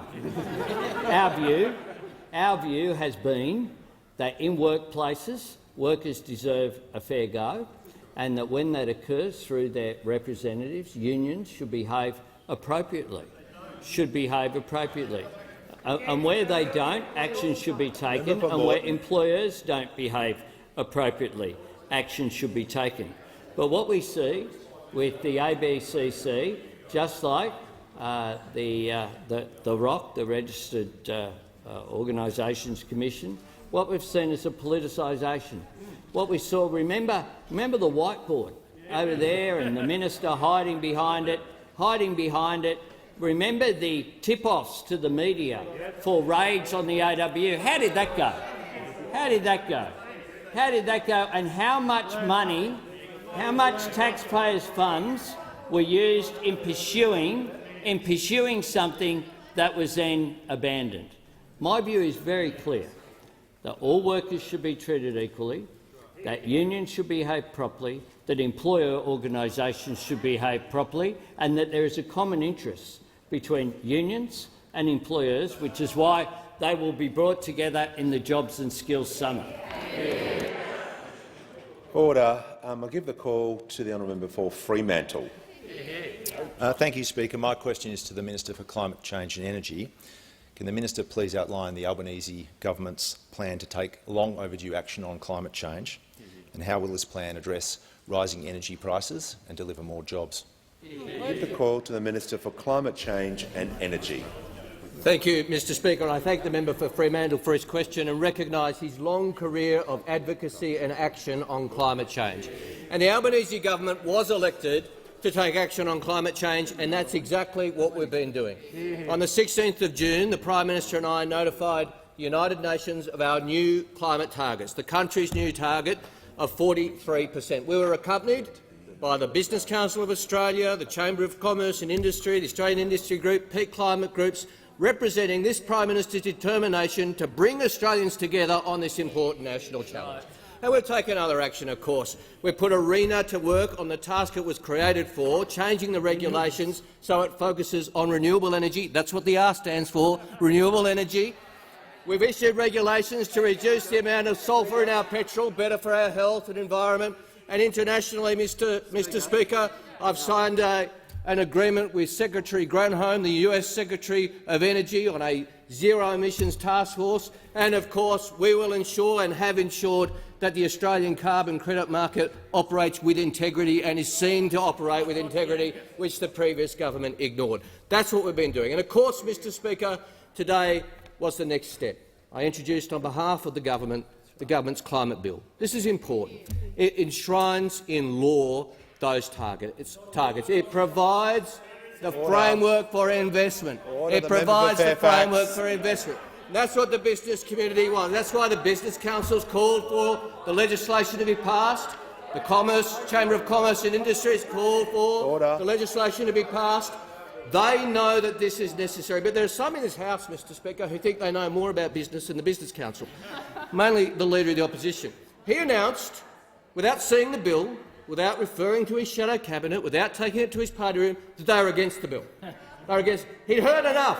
It was action on climate change and he's against it. He'd heard enough, Mr Speaker. This is the decade of denial and delay that they want to continue. We had 22 energy policies, and they couldn't land one. They couldn't deliver what they announced. The previous Minister for Energy promised almost $1 billion of new generation. They didn't deliver 1 watt. Not 1 watt, not enough to boil a kettle. Could the Minister for Energy deliver under the previous government? Order. And as we've heard, on the 6th of April, he amended the industry code for energy retailers so that they hid a 19.7% energy price rise. I wonder if that had anything to do with the election called 4 days later. We've got a lot to do, Mr Speaker. There's been a decade of denial and delay. We haven't got a second to waste, and nor are we going to waste one.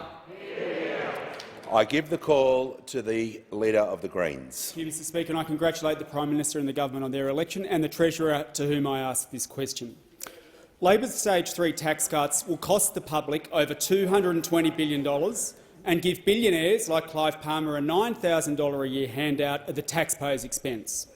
With inflation really biting and the government saying the budget's under pressure, will you ditch these unaffordable tax cuts for billionaires and put dental into Medicare instead to help relieve the cost of living pressures on everyday people?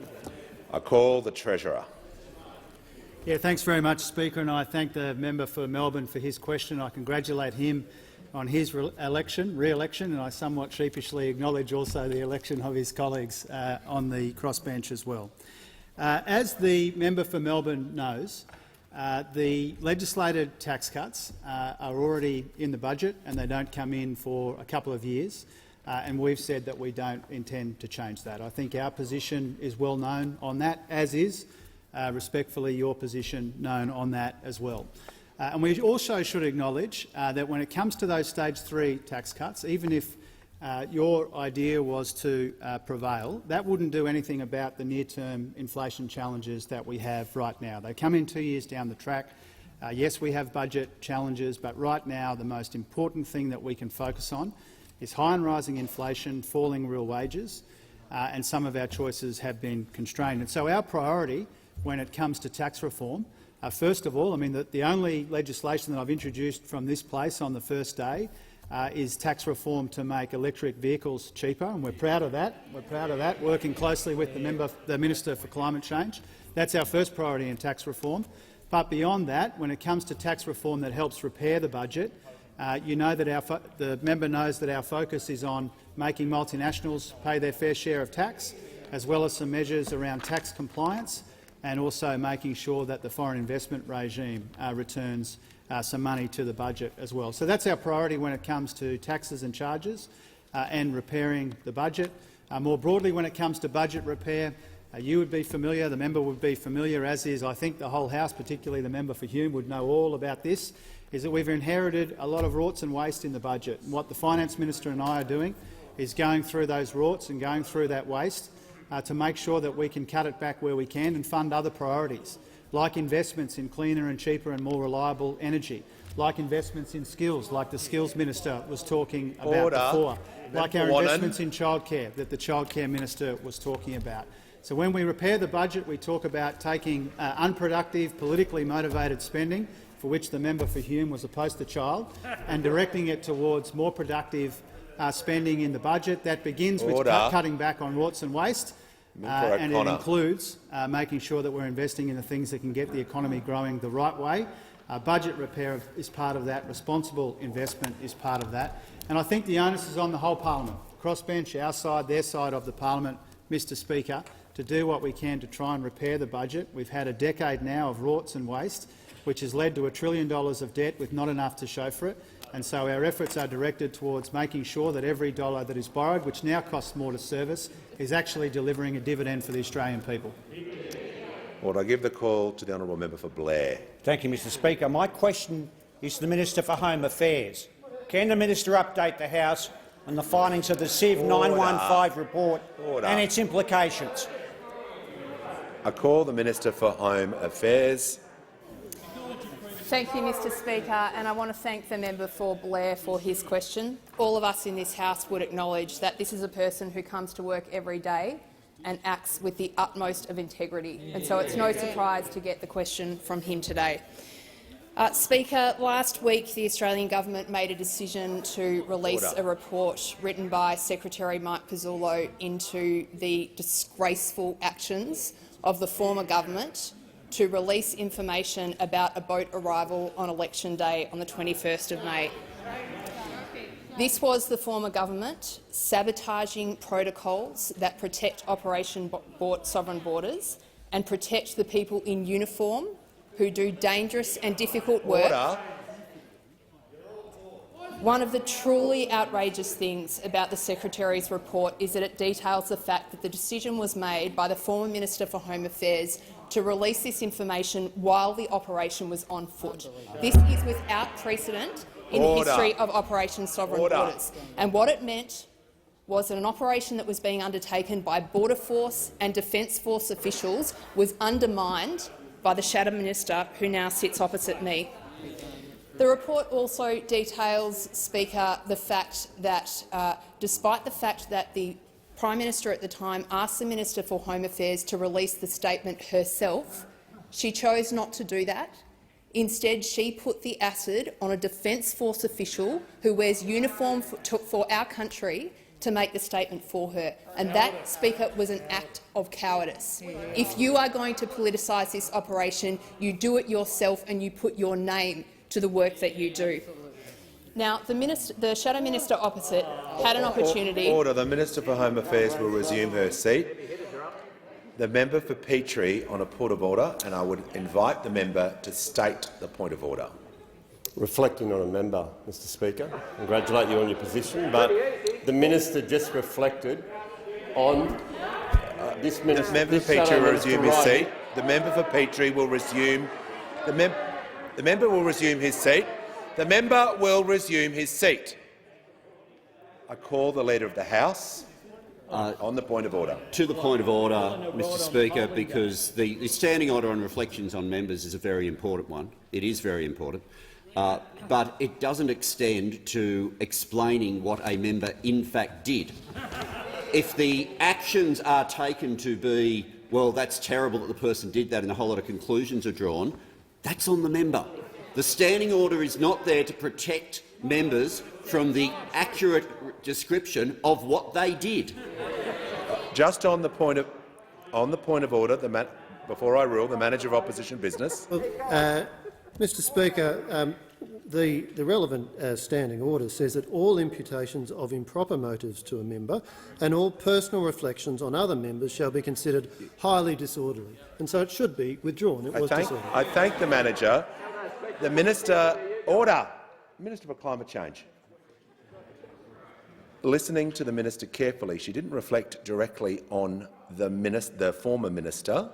Standing Order 90 is important. She was referring to the situation. She did not refer directly to the minister, but if she did, I would enforce Standing Order 90. I want to make it clear. Order. The member for Petrie. Order. Order. It's close enough. Order. Order. I intend to enforce the standing orders, and particularly Standing Order 90. In this case, the minister did not reflect directly on the member. I will listen carefully to her and to all members to ensure that standing order is enforced. I call the minister. No.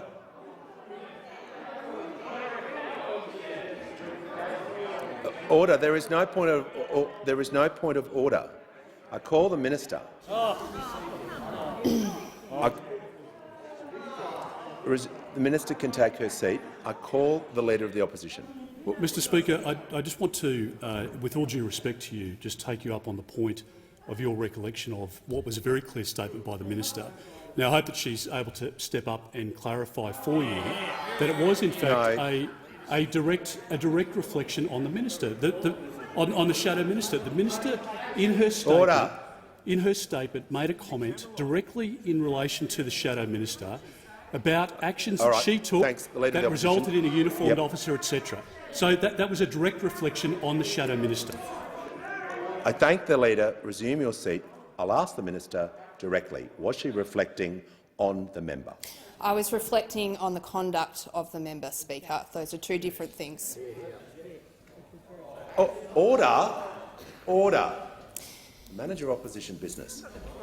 I thank the minister, and I'll ask her to continue with her answer. Thank you. And I'd really invite those opposite to consider this. If you don't want to be accused of acts of cowardice, If you don't want to be— The minister may resume her seat. I call the Manager of Opposition Business. Mr Speaker, we've just heard the minister say yes, effectively say yes in answer to She didn't. Resume your seat. She didn't say that. Resume your seat. The minister, in continuation, to the directly to the question. Yes, I'd like to say to those opposite, if you don't want to be accused of acts of cowardice and if you don't want to be accused of breaching your duty and the trust you owe to the Australian people, don't do it. Don't do what's in this report. I don't need to make it up. We've got a report here on the public record that outlines the disgraceful conduct of the former government. Now, the Shadow Minister opposite has had an opportunity to defend herself. Any of us accused of these things would come forward and apologise. But that's not what we heard. We heard a denial that the apolitical mandate of the public service was subverted. Wrong. It's in the report. A denial that she put pressure on the public service. It's in the report. Now, I just want to close by saying this. We should not become inured to these things in our democracy. This was a disgraceful, unprecedented act that should never have happened, and those opposite stand condemned for doing it. I call the Prime Minister. On that note, Mr Speaker, I'd ask that further questions be placed on the notice paper. I thank the Prime Minister. Order. Order. I present the government. Order. I present the Commonwealth Ombudsman quarterly reports under section 65(6) of the Building and Construction Industry Improving Productivity Act 2016 for the periods 1 July to the 30th December 2021, 1 October to 31 December 2021, 1 January to 31 March 2022, and the Commonwealth Ombudsman's quarterly report under section 712(f)(6) of the Fair Work Act 2009 for the period 1 October to 31 December 2021, and I also present the Auditor General's audit reports number 22 to 46 for 2021 to 22. Details of the reports will be recorded in the votes and proceedings. Just have one more. I present the following reports from committees of the 46th Parliament received by my predecessor pursuant to the standing orders. Joint Select Committee on Road Safety, Driving Reform, final report on the inquiry into road safety, and the Parliamentary Joint Committee on Intelligence and Security interim report, inquiry into extremist movements and radicalism in Australia. I call the Leader of the House. Mr Speaker, documents are tabled in accordance with the list circulated to honourable members earlier today. Full details of the documents will be recorded in the votes and proceedings.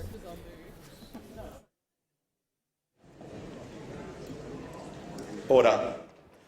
I've received a letter from the Honourable the Leader of the Opposition proposing that a definite matter of public importance be submitted to the House for discussion, namely the urgent need for the government to detail a plan to prevent rising costs in the construction sector and union lawlessness following the abolition of the construction industry watchdog. I call upon those honourable members who approve of the proposed discussion to rise in their places. And I give the call to the Leader of the Opposition. Well, thank you very much, Mr Speaker. Very telling during the course of question time that the Prime Minister was unable to answer a question in relation to the very close affiliation between the CFMEU and the Australian Labor Party, Mr Speaker. He was not able to answer a question with a straight answer, and it demonstrates a few things, Mr Speaker. It demonstrates that at the moment when Australians are facing increased electricity costs, it shows that when Australians are facing an increase in their gas prices, it shows that when Australians are facing an increase in every cost of living component of their household budget, that this government decides as a first-order priority to bring in a policy change which will drive up inflation, drive up the construction costs for building in this country, that is seen by this government, Mr Speaker, as a higher-order priority than addressing the problems that Australian families and businesses are facing in their budgets at the moment. Now, Mr Speaker, it says a lot about this government that they have, as a Labor Party, taken over just the course of the last 3 years, Mr Speaker, $5 million in political donations. $5 million. Now, why? I mean, why would a union give $5 million to the Australian Labor Party? I mean, would they ask for anything in return, Madam Deputy Speaker? Would they expect anything from the Australian Labor Party? Would they expect for $5 million that they can pull the strings on those people in the Australian Labor Party? I think they do, Madam Speaker. I really do. And I think that's the track record, that's the history of the relationship between the CFMEU and the Australian Labor Party. So what did they ask for the $5 million that they gave to the Australian Labor Party? Just in the last 3 years, I mean, we're talking tens of millions of dollars over the course of the last decade or so. What did they ask for it? They asked for a policy change. Now, they have been open about it. One thing you can say for the CFMEU, sure, it's full of union thugs. They have close relationships with bikie members. They are before the courts on multiple counts of assault and all sorts of intimidation. But one thing you can say about the CFMEU is that they are very open about their intent, Madam Speaker. Very open to providing money to the Australian Labor Party that has now resulted in a policy change. That's what they asked for. That's what they expected. That's what they demanded from the Australian Labor Party for the $5 million, and that is what this Prime Minister has delivered. This Prime Minister has changed a policy that is going to result in higher inflation and higher construction costs in this country, and they have decided that that is their highest priority in the opening days of this government. It says a lot about this government, Madam Speaker. It says a lot about the priorities, and it says a lot about how the Australian Labor Party will always put the union bosses' interests ahead of the interests of the Australian public. There are countless examples before the courts that have been decided by the courts right up to the High Court, Madam Speaker, in relation to the CFMEU. Their conduct cannot be discounted. The Prime Minister comes into this place and says, oh, well, I want to see all workers treated equally and I want to see unions held to account. Well, the fact is that the Australian Education Union is not representing members, teachers and university lecturers who are before the courts on assault and intimidation charges and all sorts of corruption allegations. The reality is that the Misso's union's not before the courts representing their members where there have been allegations made against those workers that they've been involved in siphoning funds, involved in corrupt practices on workplaces, breaking the arms of workers on those building sites or intimidating female workers. There is no other union in the country, since the BLF to conduct themselves in this sort of manner. So do they stand themselves out above and beyond any other union movement? Of course they do. Of course they do, Madam Speaker, and it can't be dismissed by this Prime Minister just because the Labor Party received $5 million worth of donations over the course of the last 3 years. It's unconscionable for the Australian Labor Party to say to builders and to tradies on work sites around the country that this sort of conduct can be condoned. Madam Speaker, they cannot stand by and passively look at the way in which the CFMEU conduct themselves on building sites. The Australian Labor Party can't stand by. This Prime Minister can't turn a blind eye to escalation in building costs, in the costs of materials, the cost of the added supplement that builders need to put into their contracts to win contracts to allow the CFMEU to conduct themselves in the way that they do. It results, Madam Speaker, in the escalation of prices for houses, for the construction of aged care facilities, for roads, for hospitals. Now, who wears that cost, Madam Speaker? I mean, is it the builder that wears that cost? Of course it's not. It's the home buyer that's paying more for their home because of the conduct of the CFMEU, and the Labor Party is standing shoulder to shoulder with these thugs in the union movement, facilitating that sort of behaviour. The whole idea of the Australian Building Construction Commission was to have a watchdog in the construction industry that could hold the CFMEU to account. And the Australian Labor Party, because they've received $5 million of funding from the CFMEU, is going to abolish the ABCC, which will see an increase in the costs of those prices. It will mean that those that are going into an aged care facility will have to pay more because the cost of construction and the provision of that service costs more. You are going to see less transport options available to governments in my state of Queensland or in New South Wales or WA or elsewhere because you are not going to get the value for your dollar if the CFMEU is dictating prices that goes to support their corrupt and criminal behaviour. That's the reality, Madam Speaker. So for the Prime Minister to stand up here and say that it doesn't matter the conduct of the CFMEU, then I think it defies what the courts have said in relation to the CFMEU. Don't just take our word for it, Madam Speaker, but if you look at what has happened by enforcement action through the ABCC, this is what they've undertaken. Unlawful industrial action, over 1,400 breaches, resulting from more than 20 cases, resulting in $3.6 million in fines against the CFMEU.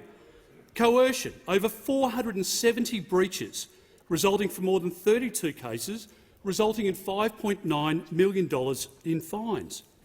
Right of entry, over 300 breaches, resulting from 40 cases, resulting in $4.2 million of fines.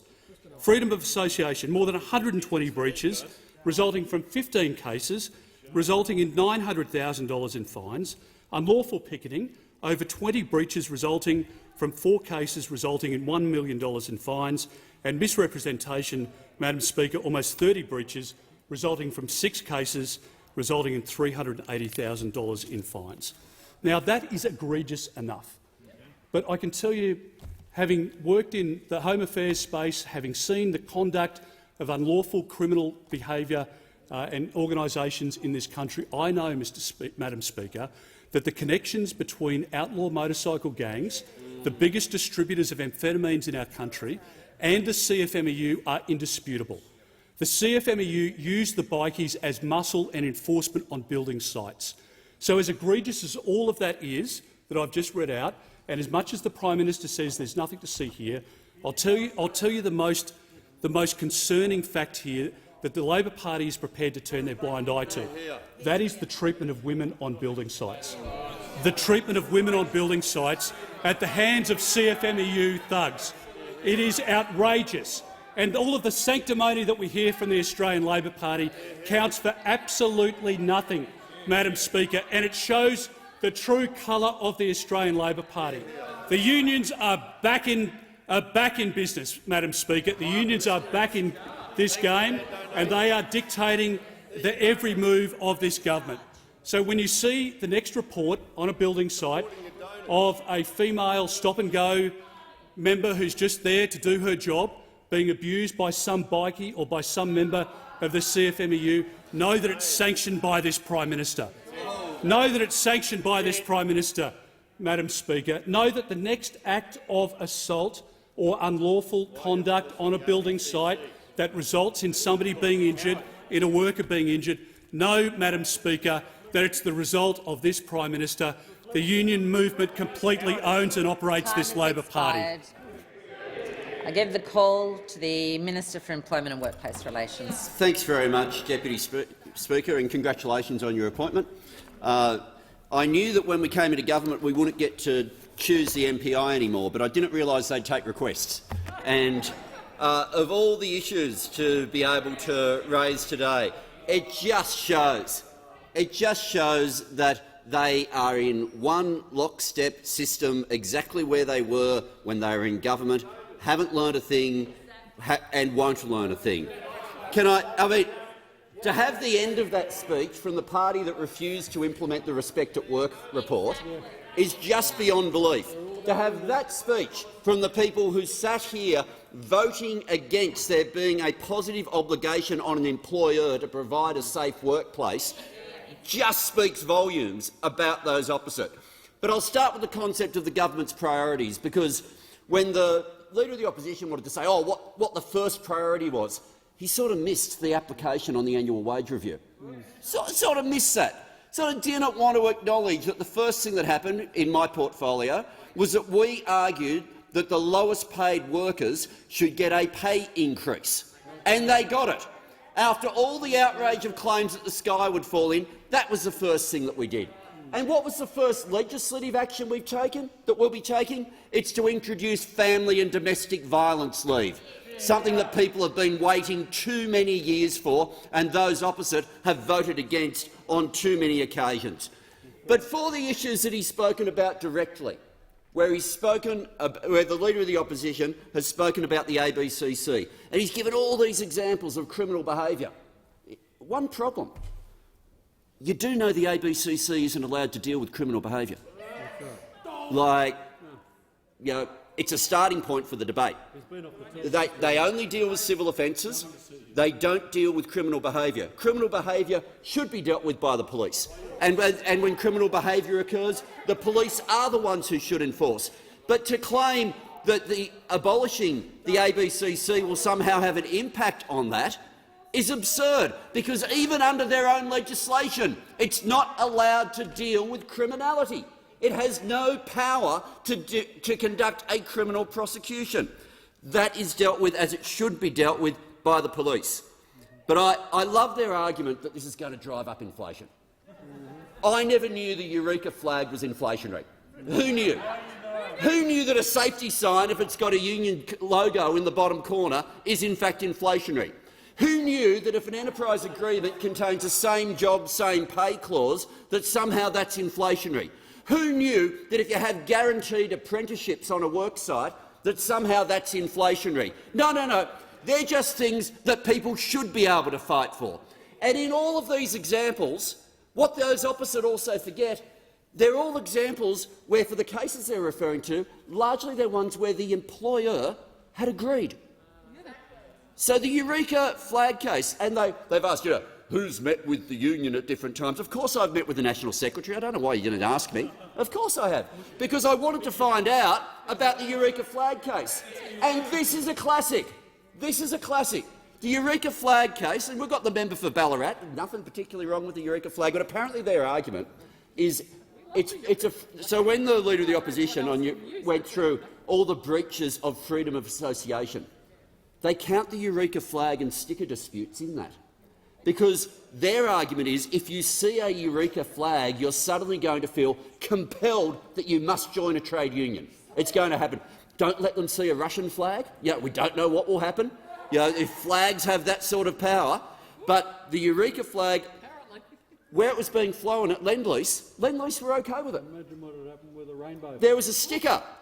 There was a sticker that was a safety sticker that had on it a safety sign that was telling people that when there's wet weather, you shouldn't keep working outdoors, you should come inside. And it had a union logo on it. Those two issues resulted in a freedom of association case. But our view here is simple. The workers were happy with it. The employer was happy with it. What business is it of yours? Similarly, if you have an enterprise agreement and the employer is OK with having a clause that says in it there can be a minimum number of apprenticeships for the worksite. The workers want it, the employer agrees. Why have red tape legislation standing in the way of that? Why? And they don't want to refer to that. Looking now down at the phone, tap, tap, tap. Quick advisor, is there a response to this one? Because people should be allowed to. When people can agree, we think that's good. When there's an agreement between workers and an employer, we think that's good. And we think simply because it irritates the Liberal and National parties of this country that workers and employers can get along and reach agreements, simply because it irritates them, that somehow we should get in the way of those agreements. That's what the ABCC does, because the other examples of the ABCC that they refer to are in fact breaches of the Fair Work Act that are otherwise covered by the Fair Work Ombudsman anyway. The ones that can only occur through the ABCC are largely using the procurement powers of government.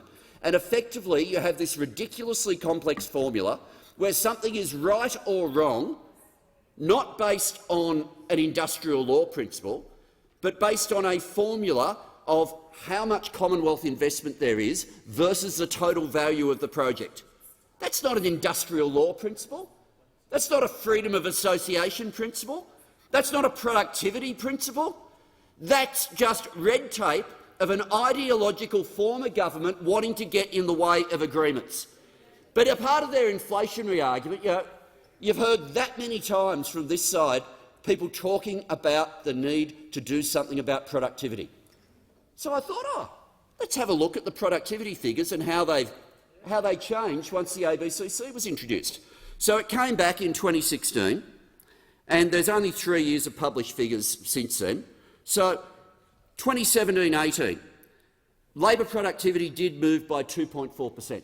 Do you reckon it went up or down? It went down. But wait, there's 3 years coming, so we've got the second year. 18-19, labour productivity moved by 2.6%. You reckon up or down? Down. Down again. 19... Oh, game show noise, perfect. 19-20 figures, labour productivity, the third year of the ABCC. So if it was going to make an impact, you'd think by the third year maybe it was doing something. Third year, 2.6% change in labour productivity, once again down. The record on labour productivity is nothing to be proud of. Nothing to be proud of those. And it's no surprise. You create more red tape, you get in the way of agreements, you simply transfer some prosecutions from the Fair Work Ombudsman to then being done by a more ideological body, and you don't, in fact, solve any problems. Agreements solve problems. Bringing people together to the table is a way of solving problems. But for this system, you've got a system where right of entry, if an employer is completely happy with a union official coming on site to meet workers without waiting for the full 48 hours, if they say 24 hours, we're happy to have you on, the employer gets punished. The employer gets punished for reaching an agreement with their workforce. Those opposite have wanted to characterise the ABCC as something that it is not. They then, but the come-in spinner moment of the day was the question that related to what has the federal court had to say. And I've got to say the quotes are extraordinary. The federal court blasted the ABCC for wasting time and taxpayers' money for prosecuting 2 CFMEU officials for having a cup of tea with a mate, described by the court a minuscule, insignificant affair. Described by the court, this is all external forces that are beating up what's just a really ordinary situation that amounts to virtually nothing. Described by the court, for goodness sake, I don't know what this inspectorate is doing. Described by the court, a battleship in full steam which had difficulty turning. Described by the court, a body that the court was entitled to expect that proceedings would not be conducted as a blood sport. This has not been a good regulator. This is a regulator that has simply increased conflict, has got in the way of where agreements exist and where agreements are possible. If criminal matters happen, the criminal processes should deal with them, and the Fair Work Ombudsman is the more effective body to deal with civil matters. Thank you, Minister, and I'm giving the call to the member for Farrer. Thank you, Madam Deputy Speaker. Congratulations on your appointment. We've had a very shouty minister at the table just now, long way from the family-friendly parliament he was talking about this morning. But I just want to begin where he ended, because I've really only got one question. Who's protecting the women? Who's protecting the women on building sites? And everything that we have asked, we've got this diversion about the Eureka flag or little quotes from court cases.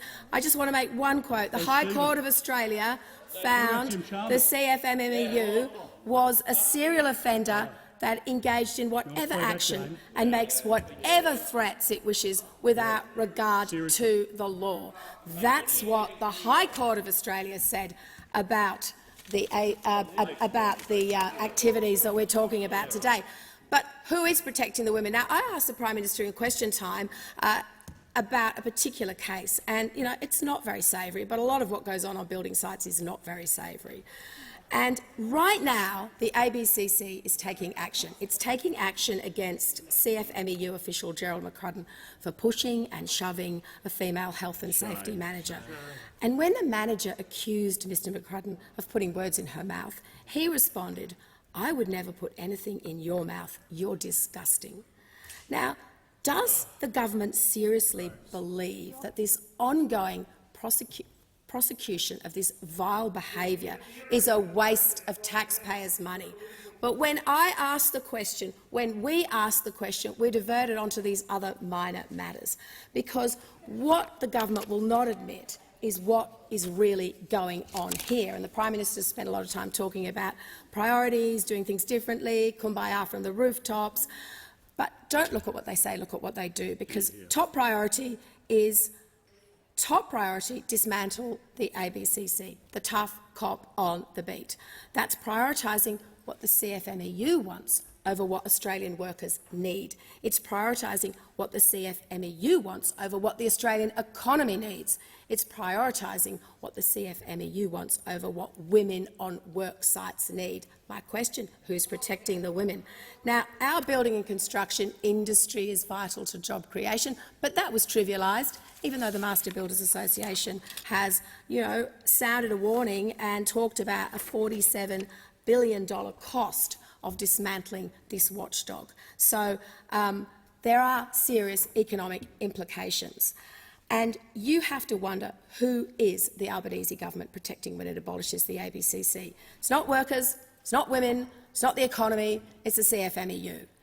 CFMEU donations go in and policy comes out. That's the Albanese Accord. CFMEU donations go in and policy comes out. 2 royal commissions have identified systemic unlawful behaviour in the construction industry: physical assault, verbal violence, threats, intimidation, contempt of court. Now, why would there not be meaningful consequences for unlawful conduct in the construction industry, whether it's by unions or employers?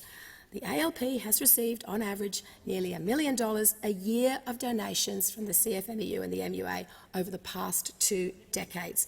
That's the Albanese Accord. Donations come in and policy goes out. Now, across Australia, we know there's more than 1 million people employed in the construction industry. They're building the infrastructure that our communities need. They're building hospitals, they're building schools. There's more than 400,000 small businesses in the industry, and they need a system that's free from intimidation. They need a system that's free from standover deals, and they need a system that prevents this competition and this incredibly bad behaviour. Before we restored the ABCC, Master Builders and others estimated that building costs were up to 30% higher. When we took the ABCC away, I was here, Madam Deputy Speaker, in 2011-12. When we restored it, when we got that tough cop back on the beat, the days lost to union stand-downs or stop works, those days lost reduced by 1/3. I mean, it's absolutely incredible that you cannot, as the government, connect the actions that the ABCC takes with work on building sites, whether it be protection, whether it be actually doing the job, whether it be frivolous interventions by the unions. And there are numerous CFMEU officials before the courts. In recent years, $16 million of fines have been imposed. How can you not say that that's a waste? How can you say that's a waste of taxpayers' money? But that's the Albanese Accord at work. I give the call to the member for Bendigo. Speaker, when the Shadow Minister was talking about the High Court and women and CFMEU, was she referring to this action? High Court dismisses bid to fine CFMEU over a toilet request. 5-year legal battle started with the union requesting a women's toilet at a building site that ended on Friday when the High Court dismissed the case by the building regulator to fine the CFMEU for wanting a women's toilet on site.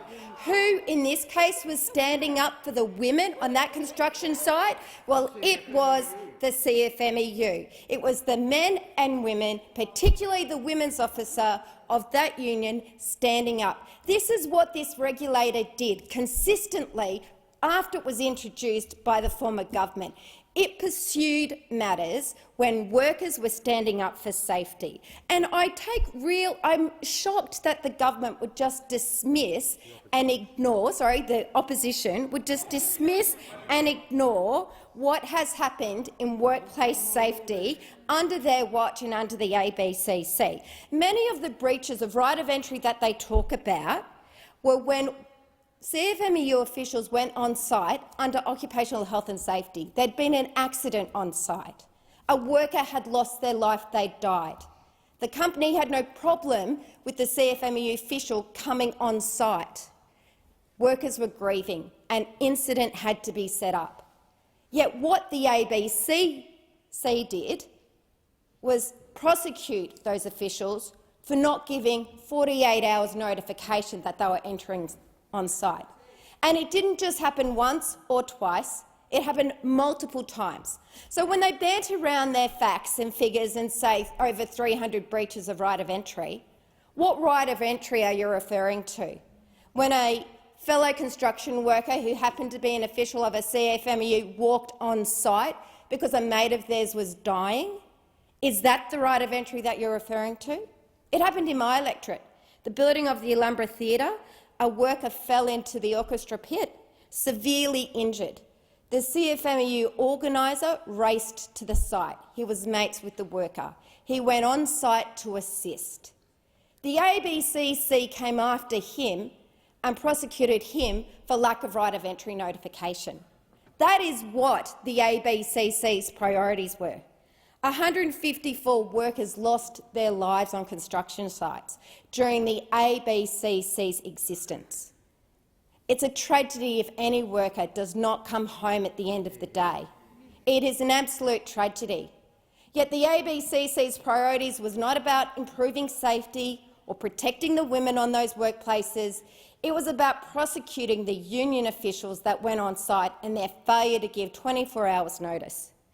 The laughable presentation that we had, and you can only call it a presentation by the opposition leader, to suggest that the CFMEU will fix construction costs. Everyone in business will be falling over laughing at that suggestion, because anybody involved in business knows that the increases in building costs are due to supply chain pressures. This government, linked to another area, boasted about planting trees to help with when they were in government, boasted about planting trees to help with the timber shortage that we're now in. If they just planted the trees, we might have some timber to help build the homes that they're now referring to. It's got nothing to do with the wages of the workers. It's got nothing to do with the CFMEU. The CFMEU is not interested in fixing the prices of building products.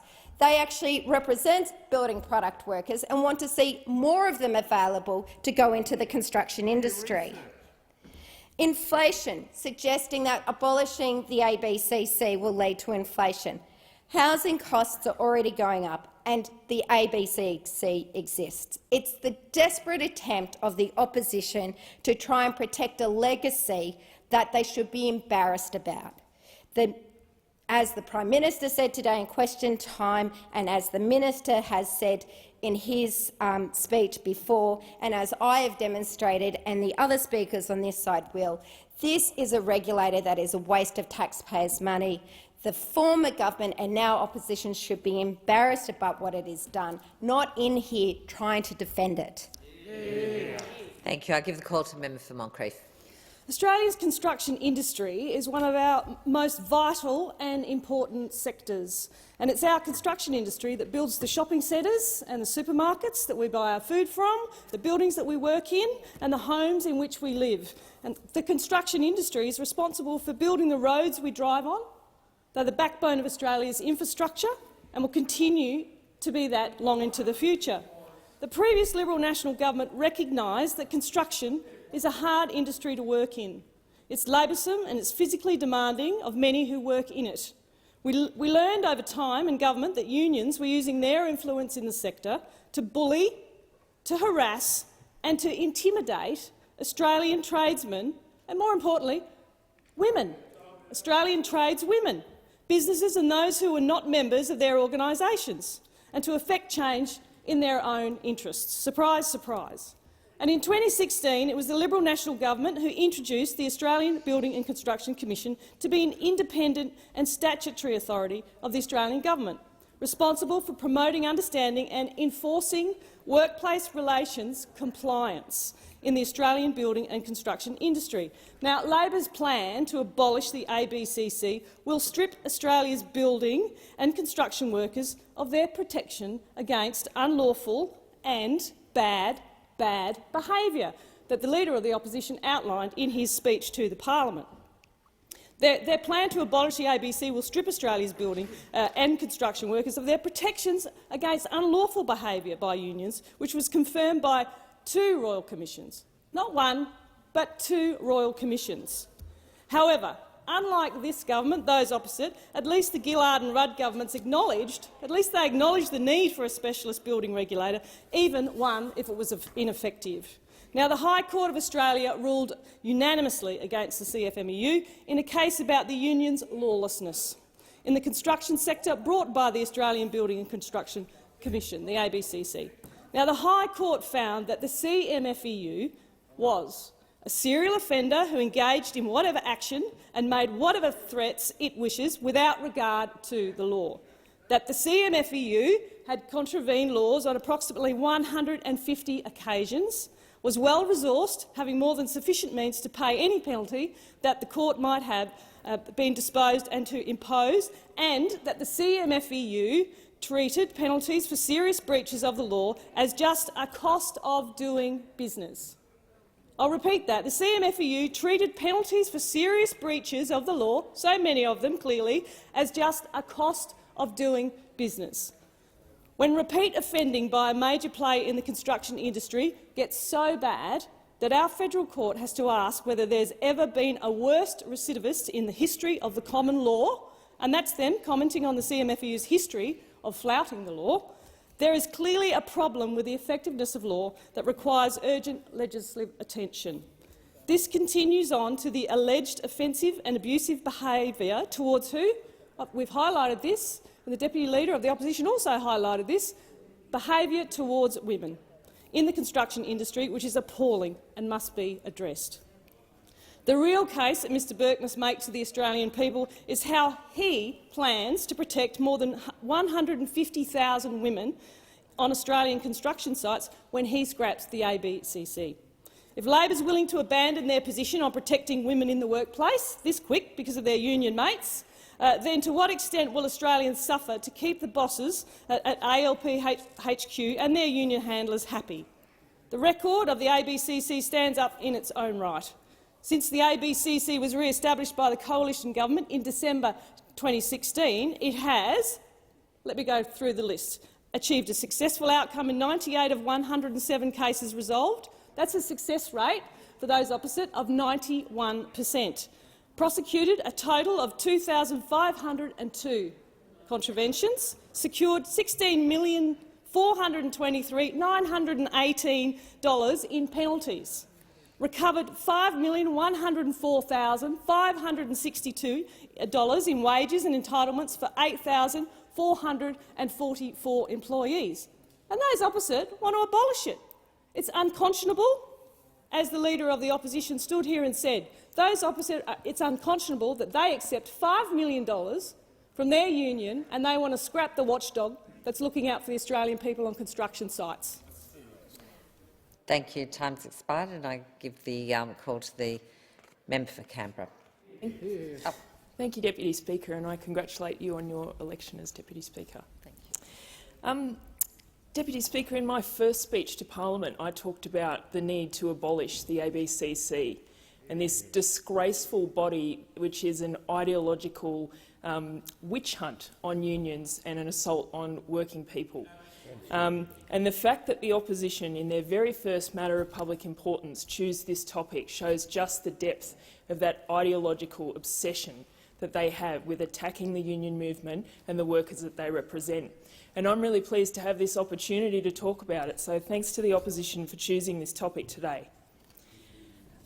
In the words of a federal court judge, the ABCC should be publicly exposed as having wasted public money without a proper basis for doing so.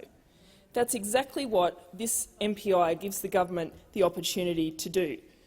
Now, there's a bit of confusion about what the ABCC actually does, and it might be easier to begin by outlining what it doesn't do.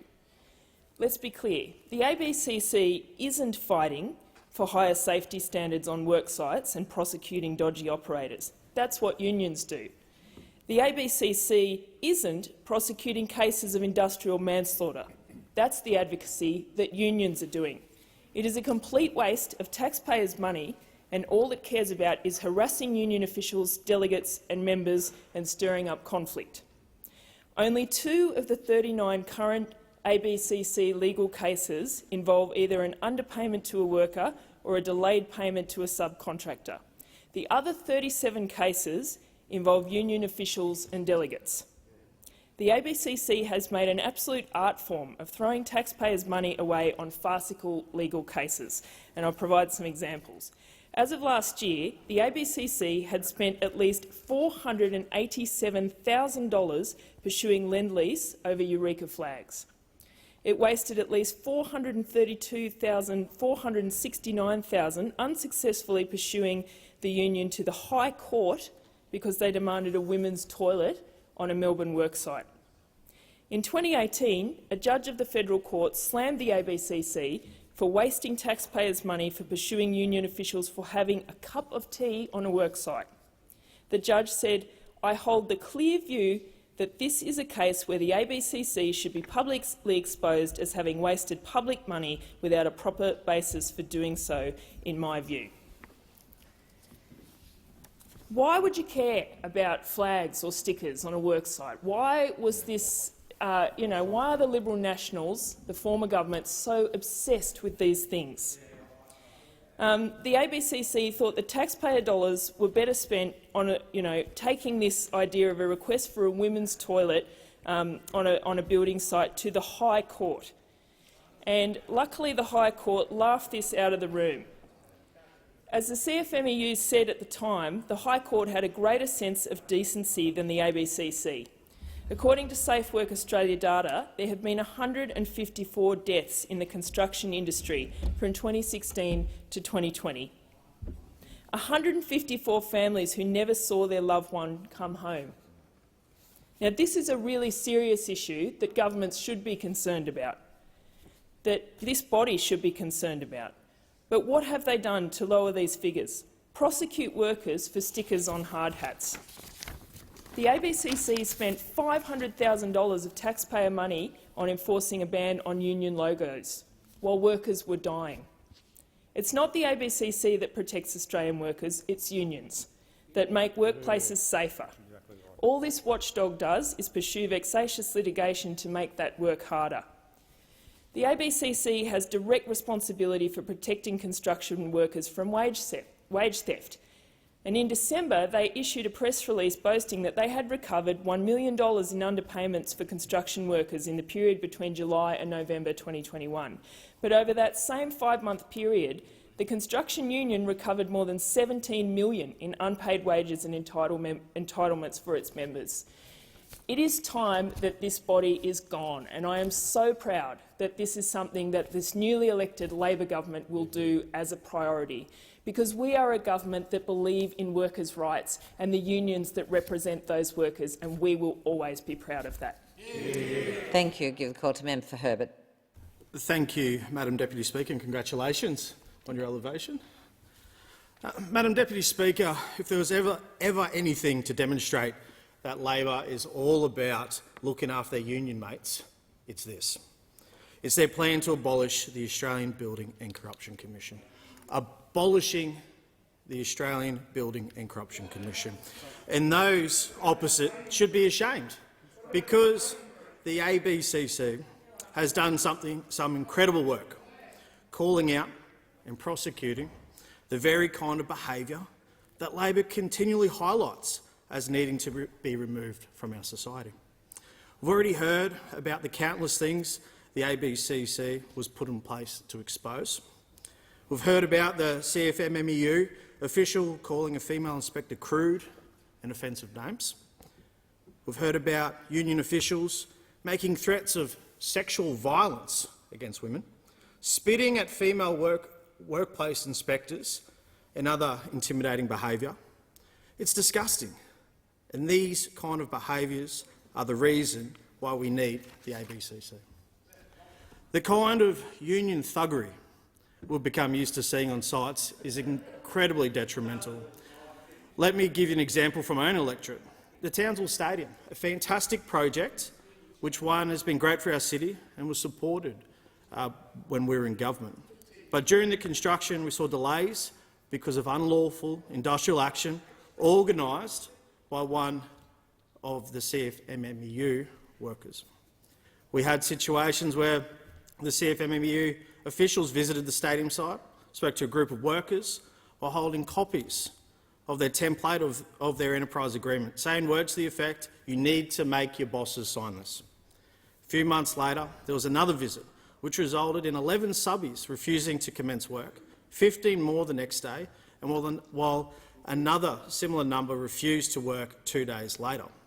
The union was fined $200,000 for unlawful industrial action, with the federal court justice labelling it coercion, disgraceful, shameful, deplorable and dismissed. This is other words that the now government has left out from the federal court justice. Multiply this incidents around other sites across the country. Not only do you have workers turning up to work in fear of being coerced and bullied, we also have the cost to the economy. We rely so heavily on the construction sector. It has been a critical part of our economic recovery. And now, these times of increasing interest rates, increasing cost of living, we can't be adding more costs to the industry. Building and construction projects all around Australia are already grappling with the increasing material costs, supply shortages and lengthy delays caused by COVID. If you strip the industry of the protections that the ABCC brings, we'll see more stop works and costly unlawful industrial action, so the need to keep the ABCC is clear. So this is something that Master Builders has noted on multiple occasions. And to quote the CEO, the construction unions, particularly the CFMEU, continue to target builders, particularly small builders, businesses with tactics to bully, intimidate and coerce them to sign up to union deals. Every day on building sites, construction unions threaten with tactics that cause disruption and stoppages to projects. This undermines productivity of the industry when the economy can least afford it. Construction activity has driven the economic recovery in communities around the country. We cannot allow the activities of construction union bullies to put that at risk. Labor's policy to abolish the ABCC will put economic recovery at risk. Madam Deputy Speaker, we are at risk of seeing history repeat itself. As soon as Labor abolished the ABCC in 2012, the improvements in respect for the law were almost immediately lost. After getting rid of the ABCC, the rate of disputes in the construction industry rose to approximately 4 times the average of all industries. Of course, we know exactly why this is one of the first moves from the Labor government. We know that the Labor government has received, over the last 20 years, donations from the CFMEU to the tune of $16.3 million of donations. It's a lot of money, and we shouldn't risk losing the ABCC for the Labor Party donations. Thank you. I give the call to the member for Paterson. Thank you, Deputy Speaker. And I'd just like to briefly take this moment to congratulate you on your election as Deputy Speaker and as my parliamentary neighbour back in the Hunter. I know the people of Newcastle will be very proud of their member. Congratulations to you. In 12 months, it'll be 40 years since the very first Hawke-Keating Accord. Why am I speaking about 40 years ago? Well, I just want to run through some of the achievements of that accord. Of course, it brought unions, workers and the government together and included employers in the negotiations. It established the Economic Planning Advisory Council. The accord brought about a tripart Australian Manufacturing Council together with industry councils. The introduction of the National Occupational Health and Safety Commission came about 40 years ago as a result of the Hawke-Keating Accords. Increases in family income supplements for low-income families came about. Targeted tax cuts, the introduction of various tax avoidance measures came into place. Increased pensions and unemployment benefits, the fastest employment and economic growth in the OECD, the introduction of various steel and vehicle industry plans came about in 1983 as a result of the Accord, the introduction of the 3% award superannuation, and, of course, many other benefits came as a result of a Labor government 40 years ago coming together with unions, working with employer groups and working as a sensible and forward-thinking government. In a few short weeks, the Albanese government will have a jobs summit where once again a sensible, mature, forward-thinking government will come together with the leaders who create jobs across this country. Union officials, business people, people who want Australian people to be well employed, earning a decent wage for a fair day's work and moving our nation forward. In the intervening period of those 40 years, there has been much disappointment for Australian workers. And can I say to you that someone would be taken to court for having a cup of tea is beyond the pale for most average Australians. They don't want their tax dollars spent on this kind of nonsense. Having a sticker on your hard hat? For goodness sake. Most ordinary Australians would hear this and think to themselves, well, I know now why an iceberg lettuce is going north of $8, because taxpayers' money has been rorted and ripped off by a government that is so obsessed with the union movement. The Leader of the Opposition at the moment, the first questions on the first day of a new government in 9 years, and all he could obsess about was bikies and union thugs. It's a repetitious and boring old record. That's all he's been talking about for 9 years. Well, can I say, the people of my electorate of Paterson, they want more than the same old from the Leader of the Opposition and the tribe that he's brought along with him to sit on the opposition benches. They want more, and this government is going to deliver more. We are going to deliver more jobs for Australian people, more training. We heard the minister today say we are going to put TAFE front and centre of training, and there are so many young people and older people, quite frankly, who want to improve their skill set so they can avail themselves of the opportunities that are coming down the line in Australia for people with the right qualifications. We want to be part of this exciting change. We want to work with business. We want to work with the unions. We want to work with training to ensure that our people are equipped to face the challenges that are coming. And as Treasurer Chalmers outlined today, we've got a lot of challenges coming, no thanks to this mob opposite who laid the landmines for us to try and negotiate in the first few months of government, with a gas crisis, with the crisis that has come from them trying to hide away the electricity rises that were coming as well.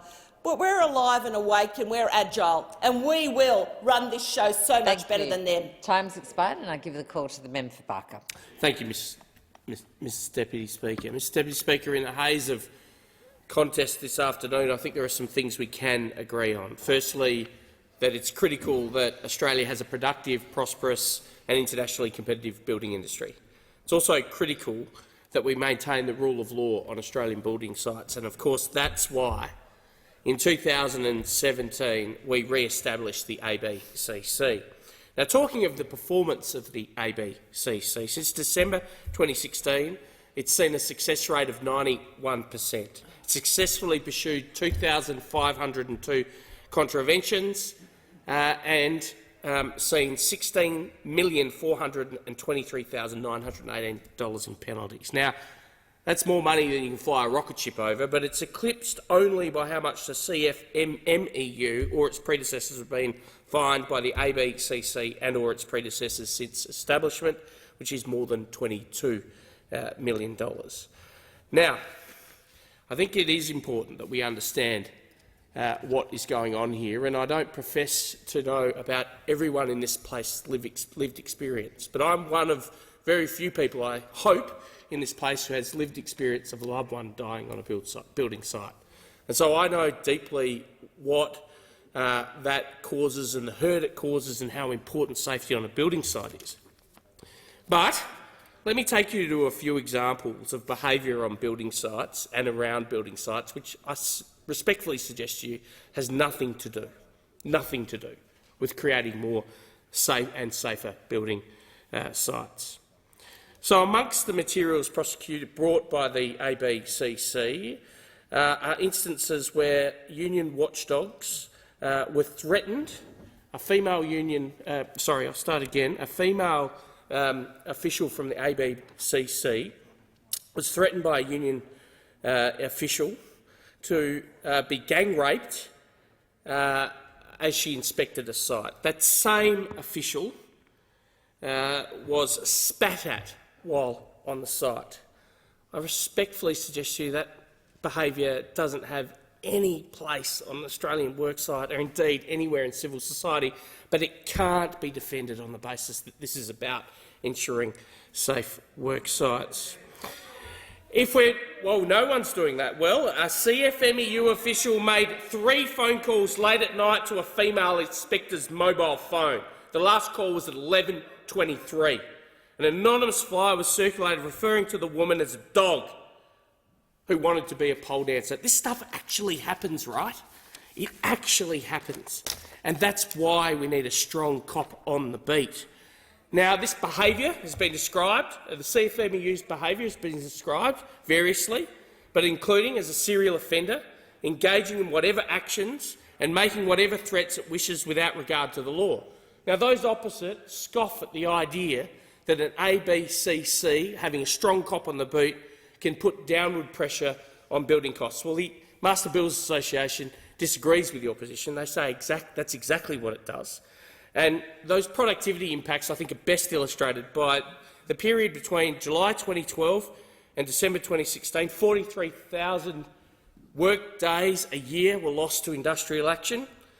Once we re-established the cop on the beat for the same 4-year period between 2017 and 2022, 15,000 days per year. The reality is you can't hide from this. Now, one might wonder, reasonably in the gallery or listening to the broadcast, why would the Australian Labor Party come into this place as one of their first orders of business abolish the ABCC? Now, I always say to people in politics, follow the money. You're usually on the money if you're following the money. And the reality, I said one of the first orders, one of the first orders.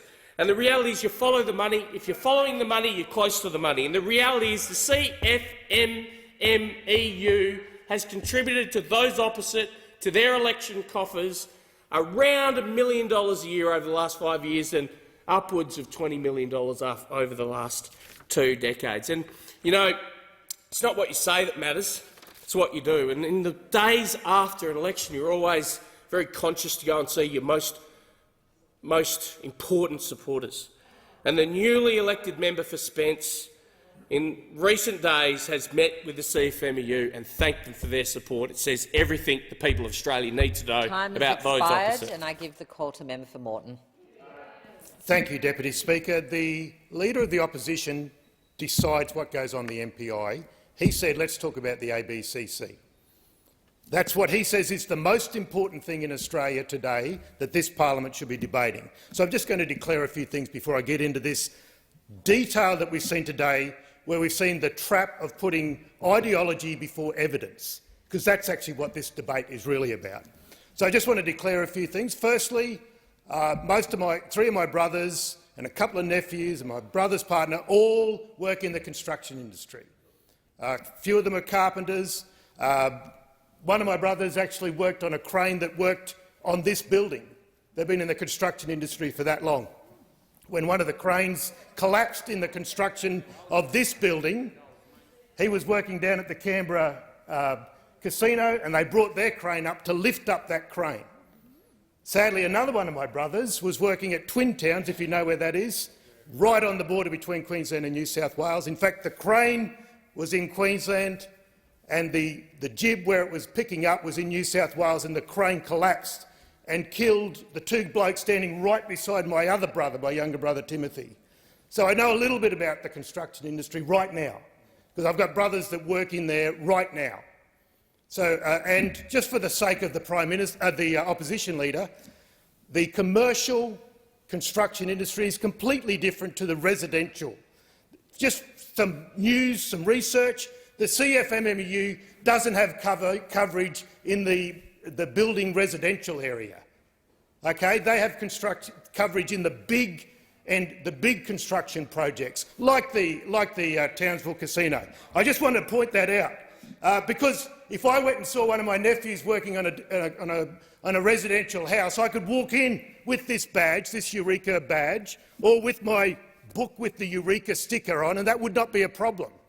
But if I went to see one of my brothers or my other nephews working at the casino in Brisbane right now, that could be a problem.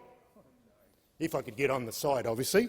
But that would be a problem, because that sticker is a problem. This badge is a problem at the casino site, because of the ideology pursuits of those opposite rather than the evidence. Because the main evidence we need to extract from this MPI is that, has there been an improvement in construction productivity?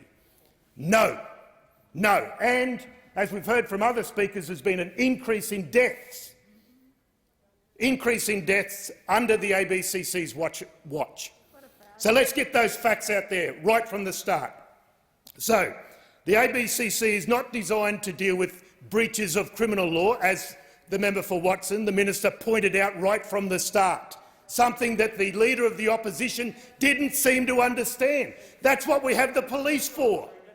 They will actually go out and deal with criminal behaviour that everyone on this side of the parliament, from the Prime Minister down, condones. So you can keep dredging up fact after fact after fact. We hate that sort of behaviour. We're all members of unions, and we all hate that sort of behaviour. Okay?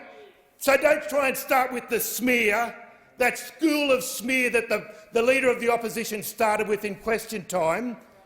You know, the principle sets the tone for the school of smear. If you're going to follow that, shame on you. Shame on you. This parliament can be better than that. This parliament can be so much better. Because I know that this sector has challenges. This sector, it's a dangerous place. And I know the difference between union sites and non-union sites right in the middle of Brisbane City. You can go from one side to the next. You deal with labour hire people and what they're paid on one site and what they're paid next door. And one site is dangerous, the other is not. Because unions are workers. You keep talking about unions and workers. Well, guess what? Unions are workers. The Labor Party is a proud connection to the union movement. We're here because of workers. We believe in looking after workers, and letting them come home safely from a construction site is a pretty bloody good start, I say. Because I've seen what happens when my little brother has never recovered from the physical injury that happened when the crane kibble hit him, and also the psychological damage. Sorry to name you, Tim, but you know I love you. It's a dangerous industry, and we need good, strong unions doing the right thing, and they should be treated the same as every other worker in every other workplace.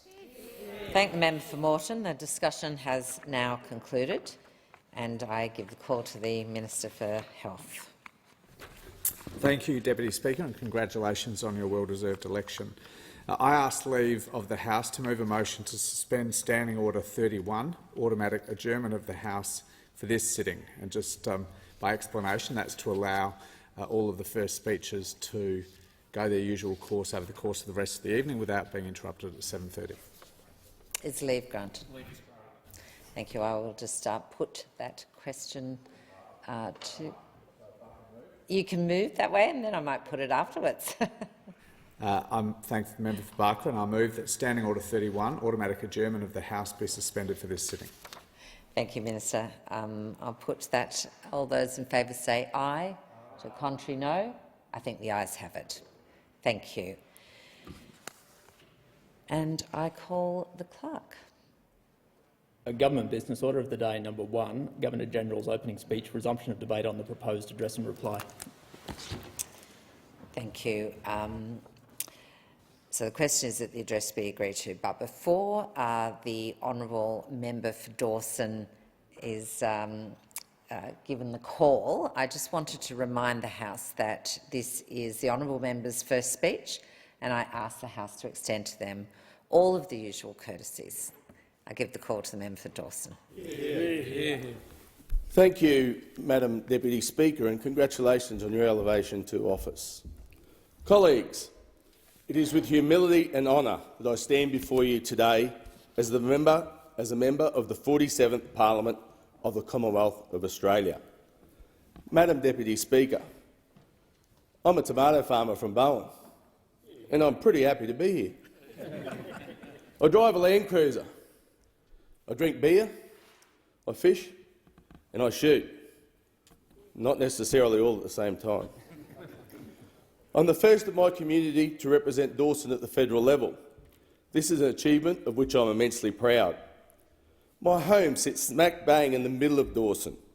The electorate runs along the coastline from the Townsville to Mackay and includes the 74 beautiful islands and the Great Barrier Reef.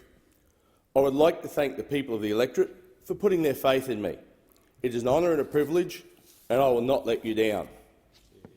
Madam Deputy Speaker, I'm a proud national in every sense of the word.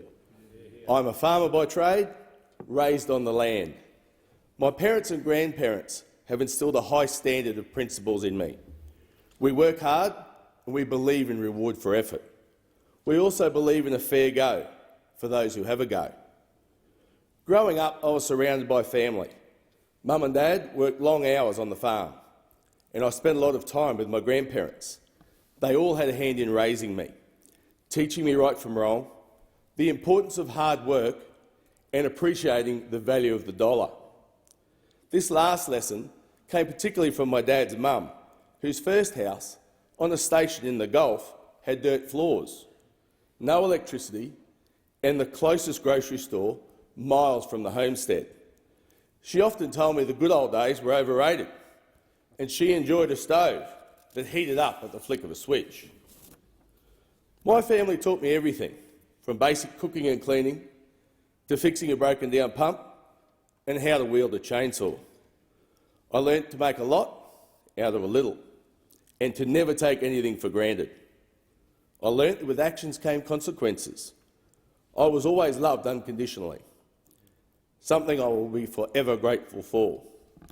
For me, family always comes first, and the values that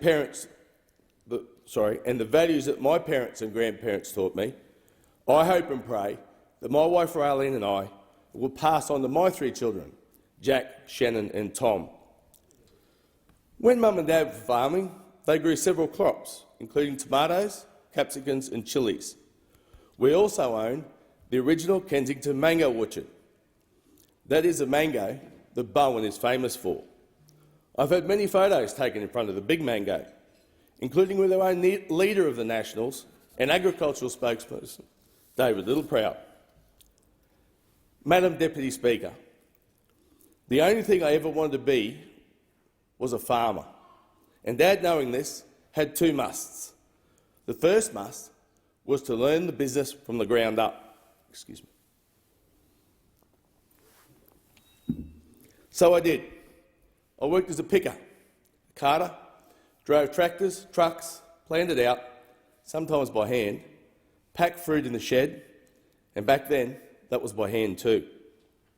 And when the small crop season was over, it was time to pick and pack the famous Bowen mangoes, often in 38-degree heat. We were either out in the sun in the farm or in the shed under a hot tin roof. Picking mangoes was often an interesting experience. I say interesting in the sense that there was always something unexpected around the corner, like biting green ants, stinging wasps and the odd tree snake. As a young fella, I would often have to climb the trees to pick the fruit. I was a lot skinnier and a bit more flexible back then. Dad's second must was that I get an education, and after completing grade 12, I duly enrolled to study at the University of Queensland's Gatton campus. But I was keen on the practical over the theoretical, so I deferred to continue working on the farm. And as often the case in life, when one door shuts, another opens. And this was true for me. The farm next door came up for sale, so I bought it with little help from Mum and Dad. Actually, a lot of help from Mum and Dad. They were keen to see me get into the business of farming. A short time later, my sister and her husband Wayne returned to Bowen. Raylene and I formed a partnership with them to buy Mum and Dad's business so they could put their hard work behind them and to move on to retirement. We specialised in gourmet trellis tomatoes, selling them nationally and internationally. We employed 15 permanent staff and provided jobs to hundreds of casuals during the picking season. I'll be forever grateful for my farming background. The ability to make such an important contribution as feeding our nation is one that I'm proud to boast about. The farmer of today is efficient and resourceful. Their practice is modernised, with their farm and equipment worth millions of dollars. The cost of fertiliser and pesticides is enormous. Anyone who thinks that farmers let their products run down the drain hasn't paid one of their bills. Efficiency is a must, and nothing is wasted. Farmers are heavily invested emotionally and financially in their operations. To work the land, you must love it. Farmers do not wish to harm the environment, the land or the water surrounding them. This is the same environment that provides their livelihoods, and in many cases has done so for many generations. Every family needs a farmer, and we need to start giving them the support they need, the respect they deserve, and the right for them to farm. After all, the livestock and produce we offer is amongst the best in the world. We need to provide good infrastructure and water security. That's why I'm totally committed to projects like Urena Dam, Hells Gate, and raising the Burdekin Falls Dam to the full height of 14 metres. Water is the lifeblood of rural and regional Australia, and water management is even more important. When you add water, everything grows. Populations, economies, opportunities. To borrow a quote from my parliamentary colleague, Barnaby Joyce, water is the currency and a dam is the bank. Urena Dam will provide a secure and affordable water supply for our current farmers, our mining industry, as well as industrial and urban users, and secure the region's water future. Urena also includes a pumped hydroelectric scheme, which will provide clean, green, reliable energy that can be connected straight into the north-south high-voltage grid, which feeds the national network. Surely, water stored at height must be one of the best batteries in the world. Madam Deputy Speaker, returning to the journey that brought me to this place today, after 22 years of farming, I decided it was time to try something new. It was during that time that my local councillor announced his retirement.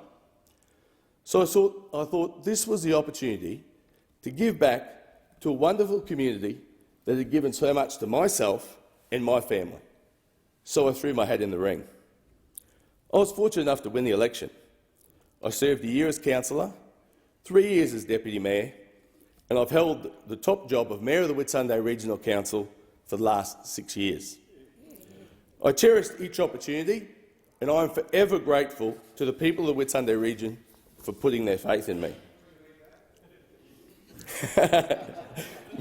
Madam Deputy Speaker, local government is a level of government that is closest to the people. That is why I will be pushing to see the federal assistance grants to local government return to 1% of taxation. This funding is critical to the people of rural and regional towns. Madam Deputy Speaker, I've spoken about how I got into local government. Let me explain now how I made the leap to federal representation. Well, it's a bit of history repeating itself. When the previous member for Dawson announced his retirement, and knowing how important our region is and all it has to offer, I again threw my hat into the ring. I won the right to represent the LNP as its Dawson candidate, and so began a 9-month campaign leading up to the last federal election. I would like to thank the Liberal National Party members for putting their faith in me and giving me that opportunity. Madam Deputy Speaker, the electorate of Dawson is a powerhouse region that punches above its weight in terms of export earnings and job creation. We have the largest sugarcane industry in Australia. How sweet it is. The industry is now exploring alternative uses like bioplastics and biofuels. But there is a lot more going on in my electorate. My hometown of Bowen is the famous salad bowl of the north. It is responsible for over $500 million in horticulture products, helping feed our nation and the world. Our fishing and aquaculture industry delivers everything from live fish exports to Hong Kong to some of the tastiest Australian prawns you're ever likely to munch on. We also produce some of the best beef on the planet, thanks to my electorate's cattle producers. Mackay also has a large met sector, which services the important mining industry just over the hill, in Michelle Landry country, the seat of Capricornia. For anyone who doesn't understand METS, it means mining, engineering, technology and science. So there are plenty of bright cookies in my electorate.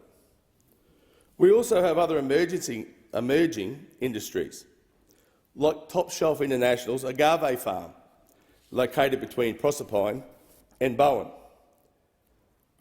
Top Shelf is working with Adelaide University to create the first of its kind spirit category, Australian agave.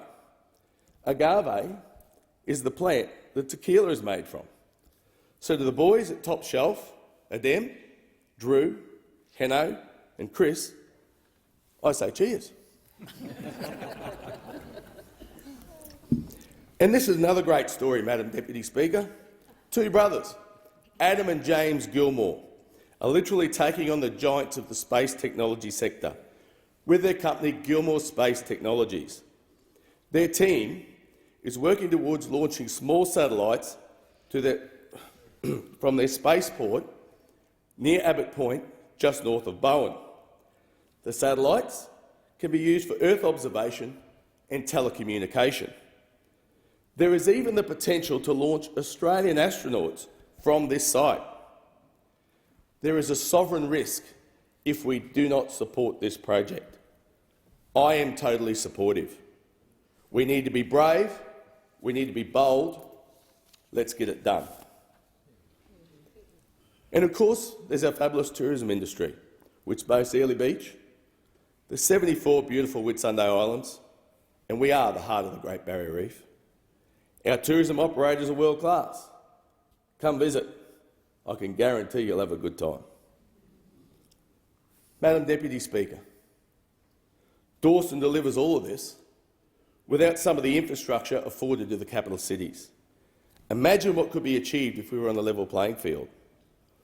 While I am the member for Dawson, I will unashamedly be pushing for our region's fair share. I will use my time in this role to continue to grow my electorate for a stronger future. I will work towards creating more reliable and affordable water, more reliable and affordable energy, and more reliable and affordable communications. I will work for more investment in infrastructure, particularly our roads. Roads need to be functional and safe. Roads that can get our produce to market and bring our families home safely. Madam Deputy Speaker, remember how I said my grandmother loved her modern-day appliances, turning on a stove or a light with the flick of a switch? Well, I don't believe she's Robinson Crusoe. Unfortunately, we're now at a point where it's becoming unaffordable to flick that switch, and reliability is in question. I cannot believe that we have some of the highest energy costs in the world. Energy policy must ensure generators from whatever source provide power 24/7. I am a supporter of all energy options, whether it be coal or gas-fired, solar, wind, hydro or nuclear. We need to provide power to businesses and households that is reliable and affordable. So for power generated only when the sun shines or when the wind blows, it should be beholden on the provider to make up the shortfall. Otherwise, the grid will be further destabilised. That's why I support a brand new, high-efficiency, low-emission, coal-fired power station with carbon capture and storage to ensure we keep our lights on. Pleasure. Madam Deputy Speaker, I also recognise the small business owners, the hospitality workers and the retail workers who invest in our small towns. Having been a business owner and an employer myself, I understand the pressures and stress that come with this role. The responsibilities of paying your staff wages, paying the bills, and just trying to make ends meet or scratch a living. These small business owners are an integral part of my region and are the backbone of our nation. I will strive to ensure that government gets out of the road of small business and lets them do what they do best and create more jobs. Mr. Speaker, I look forward to working with my neighbouring colleagues such as Michelle Landry in Capricornia, Phil Thompson in Herbert, Dale Last in the state seat of Burdekin, and Amanda Cam in the Whitsunday electorate. And of course I'll work with our local governments like Mackay and Whitsunday Regional Councils, the Burdekin Shire Council and Townsville Regional Council. These organisations are essential to providing the services our ratepayers rely on. I know when all three tiers of government work together, all Australians benefit. Mr. Speaker, after reflecting on my recent campaign, I would also like to thank my campaign team and the members and supporters who door-knocked, letterbox dropped, sign waved, stood out in the elements on election day and all the pre-polling. I appreciate your hard work and your dedication. To the people who voted for me and who have put their trust in me, I say thank you. I could not be here without you. To the people who didn't vote for me, I'm going to work for you too. I would like to give special thanks to former Prime Minister Scott Morrison, former Deputy Prime Minister Barnaby Joyce, Leader of the Nationals David Littleproud, Senator Susan McDonald, Michelle Landry, Keith Pitt, David Crisafulli, Senator Matthew Canavan, Phil Thompson, Shelley Argent, Sarah Jones and Lincoln Follow. And a heartfelt mention also goes out to my friends Ian and Trudy Ann, Carl, Paul, Guy and Marty, Judy, Claire, Lynn, and Warren and Chris Scanlon and Robert Barty. Thank you. To my grandparents who are no longer on this earth, but who, I'm sure, continue to watch me from above, you are forever in my heart. To my mum, Dad, Leanne and Wayne, Donna and John, of course my loving wife Raylene, and children Jack, Shannon and Tom, words never come easy when I speak of my family. So I simply say thank you. That's why I did it quick. Mr. Speaker, I'd like to finish off where I began. I'm a proud national in every sense of the word. A farmer, a man from the land. I'll work hard to grow a stronger future for my electorate of Dawson. I'll work hard for our country and I'll work hard for all Australians. P.S. Go Jeff Ribble and the mighty North Queensland Cowboys. Cheers and thank you. Well done.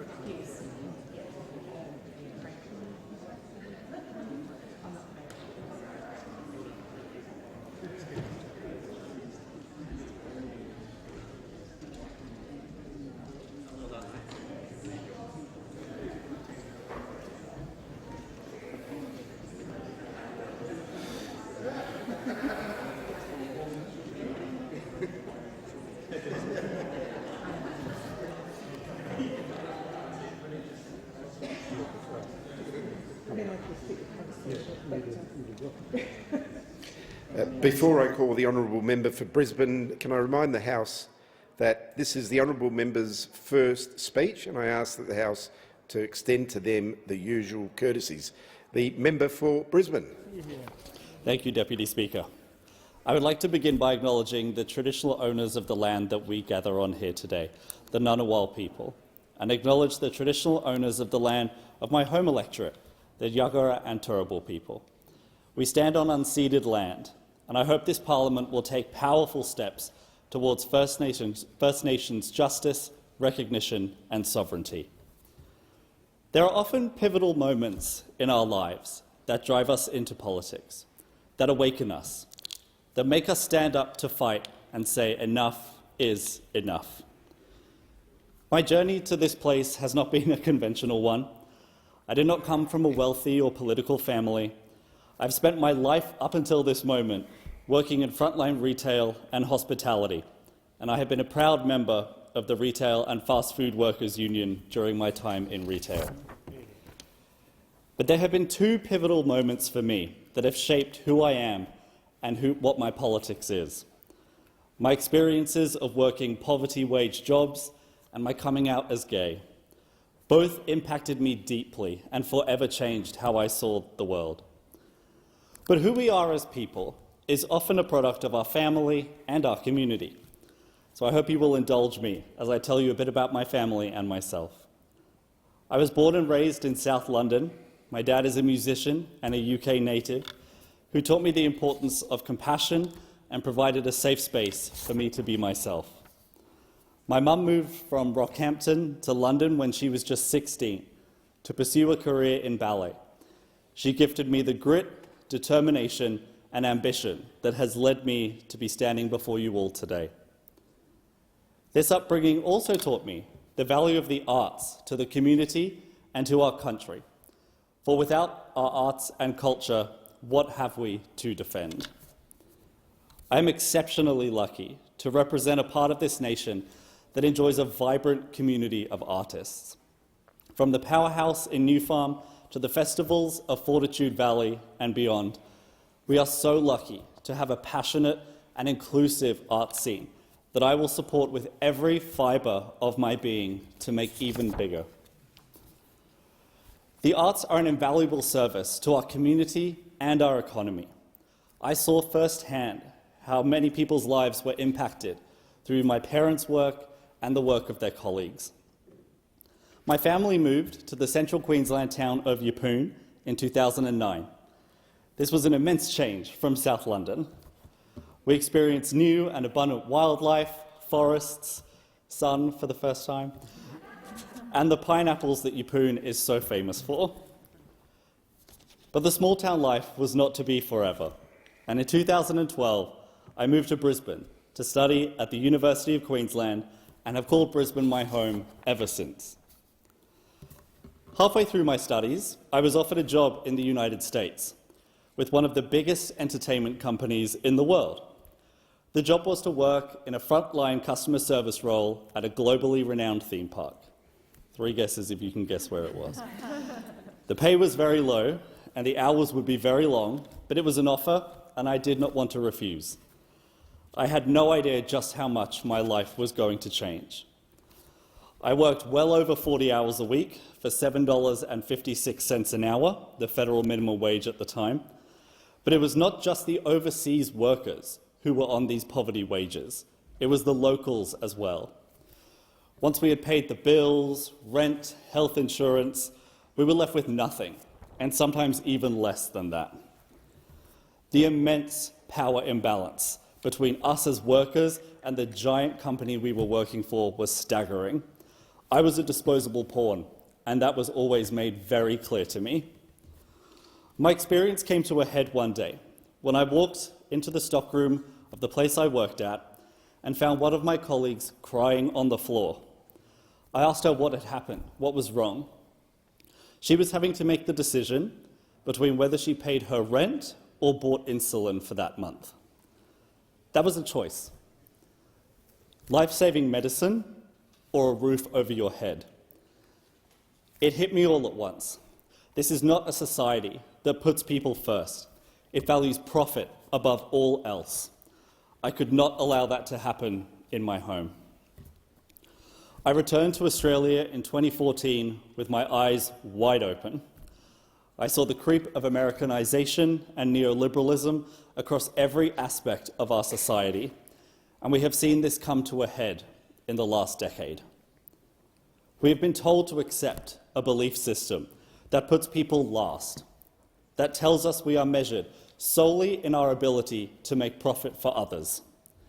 We have been told to shrink ourselves, to expect nothing from the government, that somehow the wealth will trickle down. We've been waiting for decades for it to trickle down to us, and it is not coming.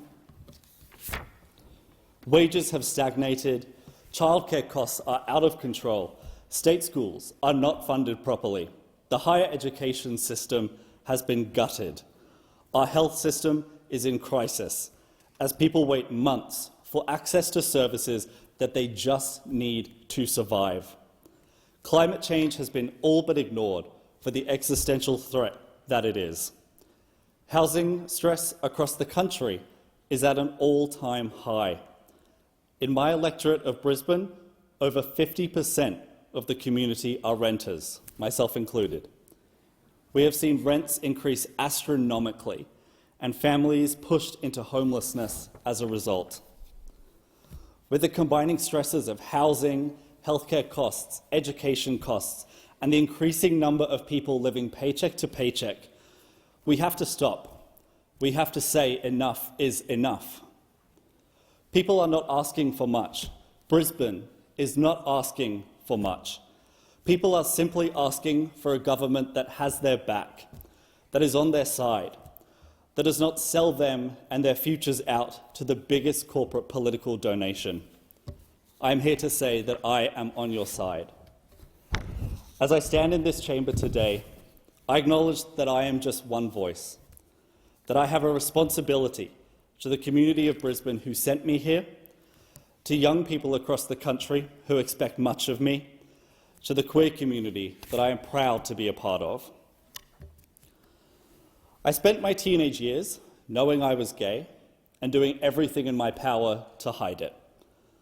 I told myself I would force myself to get married to a woman, have kids, and live in the suburbs.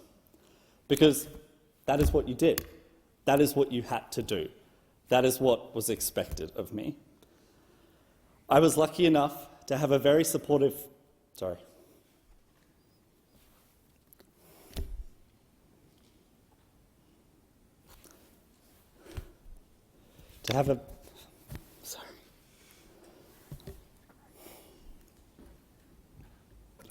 have a very supportive family to come out to,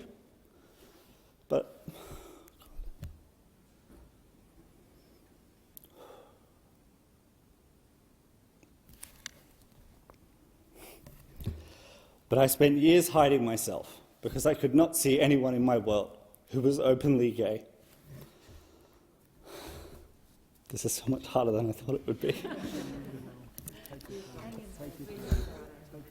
I made a promise to myself once I came out, that if I ever, found myself in a public role, that I would be open and proud of who I am, hence all the rainbow gear, that I would be that person that I never saw growing up. Because if I can help even one person out there, then my life will have been worth it. I was lucky enough during the campaign to have received an email from a mother who told me that after receiving a letter from me in her mailbox that just happened to mention my partner's name, Scott, her 14-year-old son wanted to donate some of his pocket money to our campaign. When she asked him why, he said he had read the letter and wanted me to win. Because if you cannot see it, you cannot be it. It is not enough to wave a rainbow flag when it is politically convenient. Our community deserves tangible legislation that protects us from discrimination and empowers us to be who we are. I also have a responsibility to those in the Brisbane community who have lost their voices and can now never be heard. We are in a mental health crisis. The fallout from the ongoing pandemic, cuts to our health system, faltering economy, and lack of substantial investment in mental health support has created a crisis that can be difficult to talk about. A couple of weeks ago, I met with a constituent, Jason. He came to me during an incredibly difficult time in his and his family's life, and I, to this day, have no idea how he mustered the strength to do it so soon after this event, to talk about his daughter, Maya. I asked to share his story in this speech, and I am honoured at receiving his permission to do so. Maya Birch was a young woman, 24 years old, when she tragically took her life in May this year.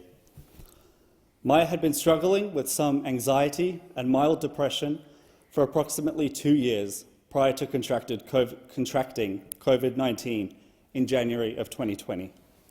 However, the decline in her mental health following contracting COVID was rapid and extreme, as she suffered with brain fog, lack of energy, and lack of motivation about life in general. Maya had difficulty getting appointments with a regular doctor, resorting to telehealth appointments that could not provide continuity of care at a time when she needed it. Her first appointment with a psychologist was conducted on the footpath outside of a clinic due to confusion and poor communication around isolation rules, leaving her feeling demoralised and in tears. It felt like there was no coordinated structure to navigate a path to recovery. Maya so often was only getting appointments through cancellation lists. Around the beginning of April, the family hoped Maya had turned a corner. She was showing signs of improvement, engaging once again with some friends and contributing to the household responsibilities with the family pets. Maya wanted to continue to pursue work in the field she had studied for and applied for various positions in local veterinary practices, ultimately taking a position close to home for 30 hours per week, beginning immediately after Easter. From her first day at her new job, her anxiety level was high, feelings of inadequacies returned, concerns about underperforming, or as Maya said, being an imposter. The family encouraged Maya to continue believing if she could just simply get through the first couple of months, she would be okay. On the 2nd of May, the Labor Day public holiday in Queensland, Maya announced in tears that she could not do her job. Worried about her mental well-being, her father Jason wanted to get her out of the house. They decided to see a movie together, then planned to visit a relative for afternoon tea before joining Jason and Jason's partner and her brother for dinner. But Maya decided she wanted to visit her niece and later go to her mum's for dinner.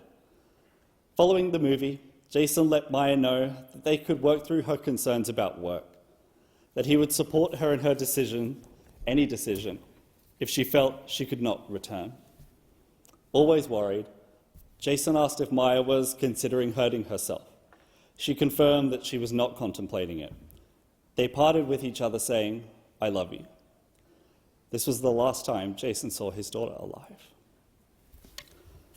Maya is just one name in a long list of people who have had their lives cut short because of government inaction, be it cuts to aged care, health care, income support. The decisions we make in this place impact people's ability to survive. It is my job now to make sure that Maya's death was not in vain. It is my duty as the member for Brisbane to fight for my community and make sure no one is left behind. Sorry.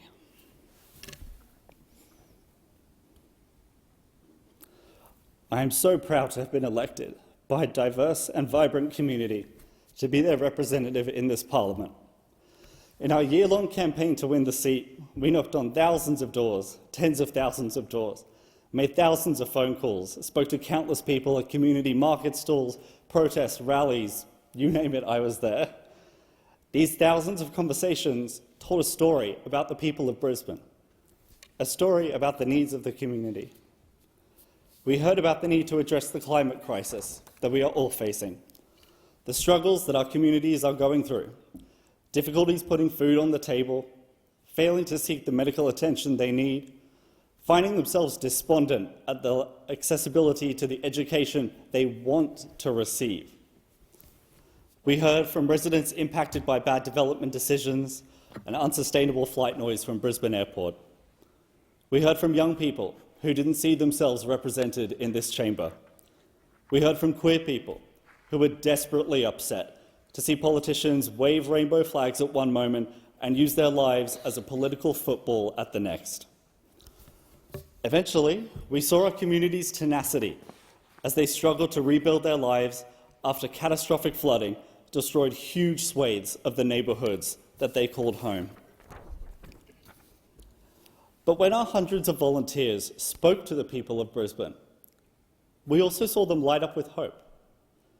We saw the passion our volunteers all carried inspire community to ask for more. We spoke to people whose hope was almost lost, and we asked them to send a 29-year-old gay retail worker to Canberra to fight for them. We showed them the possibility of a world where the vast wealth of our country could be used for the betterment of all of us, not just those at the top. Our message resonated with our community, and I was elected to be their representative. I want to make it clear, I would not be standing here today if not for the passion of our volunteers who gave up countless weekends, weeknights out of their own lives to get me here. I would not be here without the people who have been putting in the work for years to build a grassroots movement dedicated to making this world a better place, and there are far too many names to list in this one speech. And I cannot give enough thanks to Nathan, my campaign manager.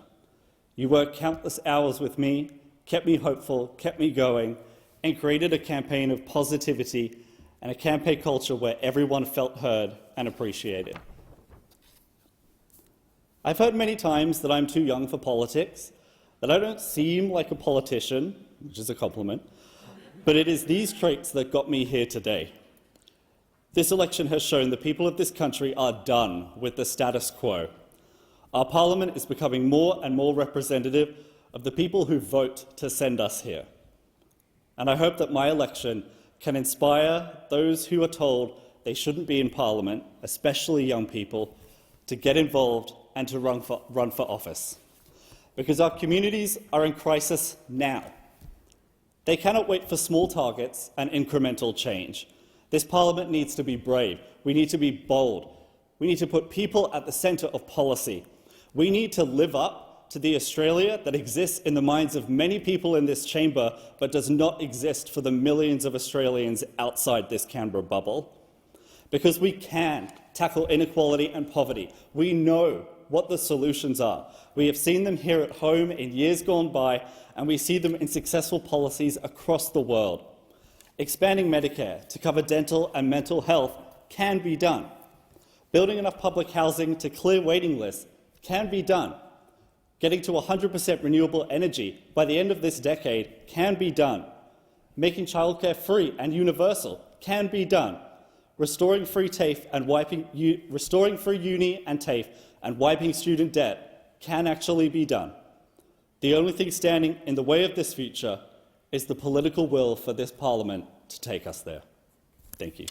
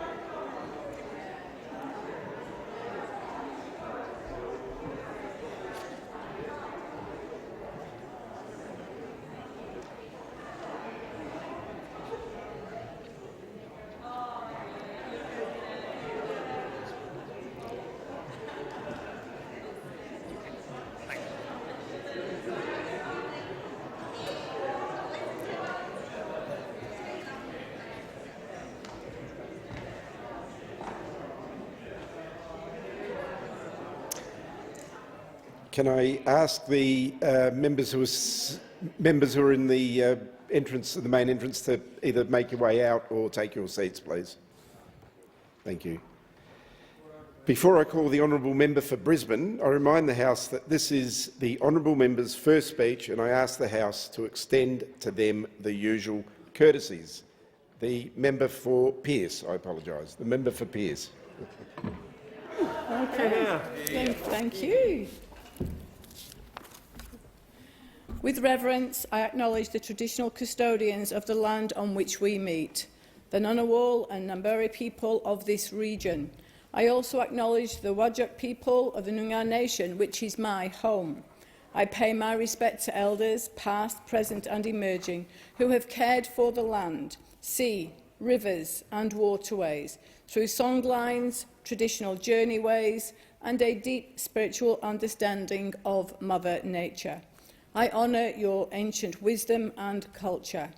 I look forward to realising this government's commitment to implementing the Uluru Statement from the Heart, recognising the First Nations people in the Constitution, enshrining our First Nations voice. Mr Deputy Speaker, thank you. I stand before you in this chamber as a very proud member for Pearce.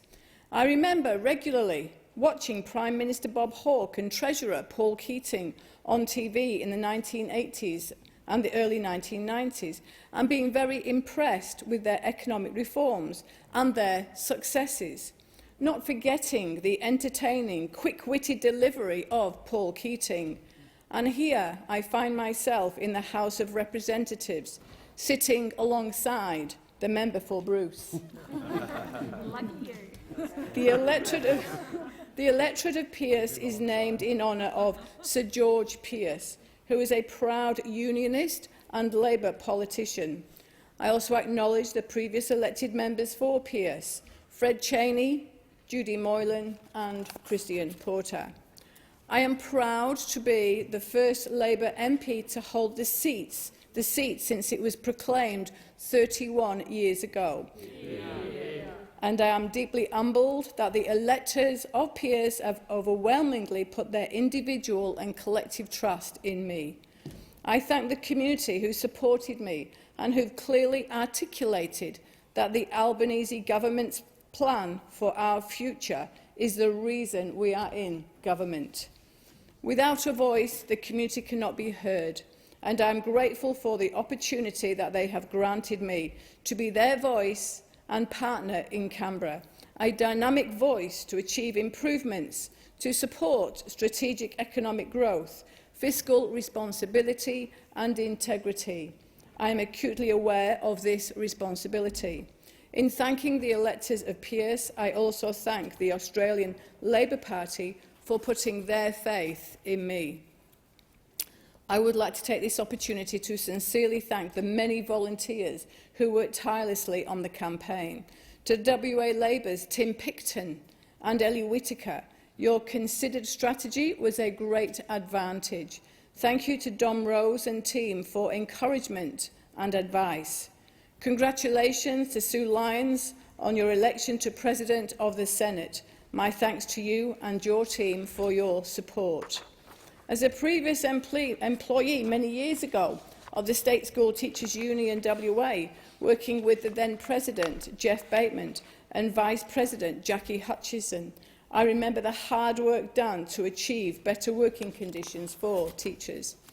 I thank Dan Caddy, MLC, for his advice and guidance, and Diane Guise, former member for Wanneroo and Deputy Speaker of the Legislative Assembly, for her wisdom.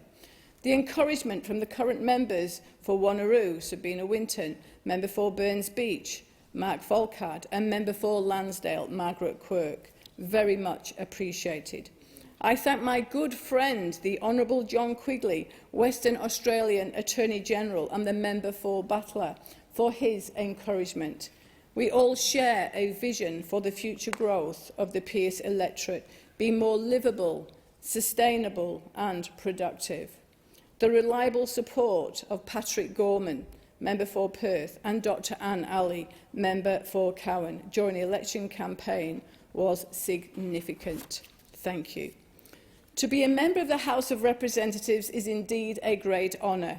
I congratulate the 31st Prime Minister of Australia, Mr Anthony Albanese, who is genuine, visionary and who leads our nation with excellence.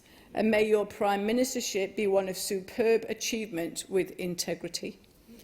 To the ministers and MPs around me, I know we are here to serve our communities with vigour, to advocate for positive growth and development of our country.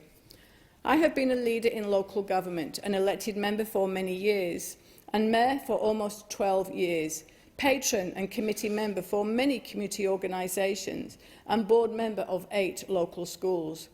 Every single member of our community matters, and I stand shoulder to shoulder with them, understanding their challenges and opportunities. And that will be my continued commitment as a federal member for Pearce. Our childhoods and challenges, our experiences, failures and triumphs all shape who we are. They are the threads of our lived experiences that weave together, and we continue to evolve and grow with each lived experience that we encounter. There have been significant and influential experiences in my life that defines me. I was born in Manchester, England, to a loving family, some of who served in the armed forces and others who were professional footballers. I was the firstborn and only surviving child of 4. The deep grief and heartache my parents endured, losing 3 of their children, cannot be known unless experienced, and I saw its effect on them. My dad, Wilf, was a champion sportsman who joined the Grenadier Guards as a young man, and from there the SAS Parachute Corps. My mum was a proud Campbell, who sadly lost her dad to cancer when she was a baby. She was a strong, resilient, loving woman who kept her Scottish heritage close to heart. And even now, the sounds of bagpipes give me a warm feeling and goosebumps. Every New Year's Eve saw Mum proudly wearing the Campbell tartan, waistcoat, skirt or trews. My parents passed away too early, but not before Mum and Dad instilled in me the importance of family and community and how the two intertwine. I arrived in Australia in the early 1980s with no immediate family in Australia. I took a leap of faith to the land of opportunity. A number of years later, cancer and IVF featured prominently in my life. I thank the community who supported me, lifted my spirits, encouraged me when I felt I had no fight left in me, when I was worried the cancer treatment had not worked. I thank those who gave me a huge, warm community hug of love and support when I thought the IVF treatment may not have been successful. A community that was there for me during such physically and emotionally challenging times. It is the community that once again rallied behind me, supported me, and effectively put me where I proudly stand today in the Federal Parliament, the House of Representatives. As a breast cancer survivor, I'm acutely aware of the importance of the financial investment in good health services and progressive medical research that saves lives. For without this investment in medical research and services, I would most likely not be here today to experience this moment. I certainly wouldn't have had my two much-loved sons, Lee and Matthew, who are first-generation Australians, nor my adored grandchildren. I cannot imagine life without them, or without my amazing husband, Pete, who is here today. In the gallery, my confidant, my rock, and above all, my best friend. Thank you for your love, your patience, and your unwavering support. Our grandson Caleb was recently diagnosed with type 1 diabetes at 10 years of age. His diagnosis has given me a true understanding of the significance of the Albanese government's election commitment for the delivery of subsidised continuous glucose monitoring products to the 130,000 type 1 diabetics under the National Diabetes Services Scheme, and this will mean so much to many Australian families. The reason I have spoken about my experiences is that they are a reminder that we are nothing without our health. I am proud that a Labour government created Medicare, our universal healthcare system for all Australians decades ago, and that this government is protecting Medicare. Improved Medicare funding and strong support of the pharmaceutical benefits scheme will help ease cost of living pressures by reducing out-of-pocket expenses. As I've shared with you, my parents are sadly no longer with us. My mother and father-in-law were not able to travel to Canberra to be here today due to their own health battles. My mother-in-law, Terry, a retired nurse, is a fierce advocate for myositis, awareness and a condition that she was diagnosed with some years ago. My father-in-law, Doug, is one of my strongest supporters, and I thank them both for their unconditional love. They and many others have expressed concern about aged care and consistently talk about medical services for our seniors who deserve the respect, good food, nutrition and skilled quality care. I am proud that this will be supported by Labour's $2.5 billion aged care plan. As we care for our seniors, we also care for those living with disabilities. I am a passionate patron of many community groups, including those supporting people living with disabilities, and see firsthand the positive impact of much-needed support. In my office window, room RG51, is a painting by Robert Sully, a man who struggles to hold a paintbrush due to his disability. His painting has come with me to Canberra. As Robert said, he always feels happy and cheerful when he sees me because he knows I care. That painting will be a daily reminder of the importance of our decision-making and its effect upon people such as Robert. By protecting the disability safety net under the National Disability Insurance Scheme, we can ensure appropriate support is provided and restore faith and trust in the NDIS. I have provided you a snapshot of my life to enable you to understand what drives and what inspires me. Purely and simply, it is supporting people to live their best life possible. It is easier for people to be their best when the fabric of our society is strong through advocacy, support and nurturing of families and communities. The electorate of Pearce is one of the largest and fastest growing areas in Australia, taking in 783 square kilometres. It is a population built on the values of resilience and of those who work the land. when there was no running water, no electricity and no roads.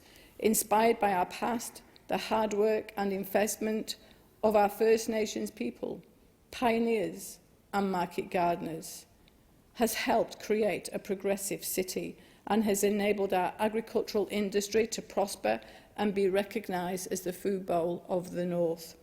In addition, many of our beautiful landscapes and residential gardens are a result of the local James family business, Benara Nurseries, which supplies industry, retailers, trade and wholesalers throughout Western Australia and Australia. The family-owned and operated business was established in 1963 and is a key employer of many local residents. Their success story is exemplary. I acknowledge the freemen of the City of Wanneroo, Margaret Cockman, Nick Trandos, Bill Marwick and his wife Bernice, Ruth Reid, and also freeman Graham Edwards, AM, a veterans advocate who represented the electorate of Cowan in the House of Representatives from 1998 to 2007. The seat of Pearce is diverse and includes urban, rural and industrial land uses. Key industries include construction, manufacturing, retail, trade, agriculture, education and training. Our population is diverse. The median age is 33. On average, 8 babies a day are born to our local residents. 20% speak a language other than English. 41% of the community were born overseas. And during my time as Mayor of the City of Wanneroo, I was very proud to officiate the swearing-in of over 18,000 new Australian citizens in some of the largest citizenship ceremonies in the country. These residents are among those who bring global perspectives and solutions to benefit us all. As a country and community, we warmly open our doors to newcomers. We welcome them as part of our neighbourhoods and extend the hands of friendship and kindness. This is the fabric of our community and the country that we support and champion. We value and respect inclusion, diversity, equality and difference. The continuing work of the many local service, charity and sporting groups in the Pearce electorate provides life-changing opportunities. These important groups can only exist through the generosity of spirit and time of volunteers. These volunteers are the engine room, the fuel, the cogs and the heartbeat of community. These formidable advocates for their neighbourhoods deserve a recognition for their enduring commitment. I acknowledge the volunteers from our local bushfire brigades, the State Emergency Services and Sea Rescue. They turn out whenever called to duty with little notice, day and night, at the worst of times and in the worst of conditions. They do so willingly and repeatedly to serve and protect the safety of others.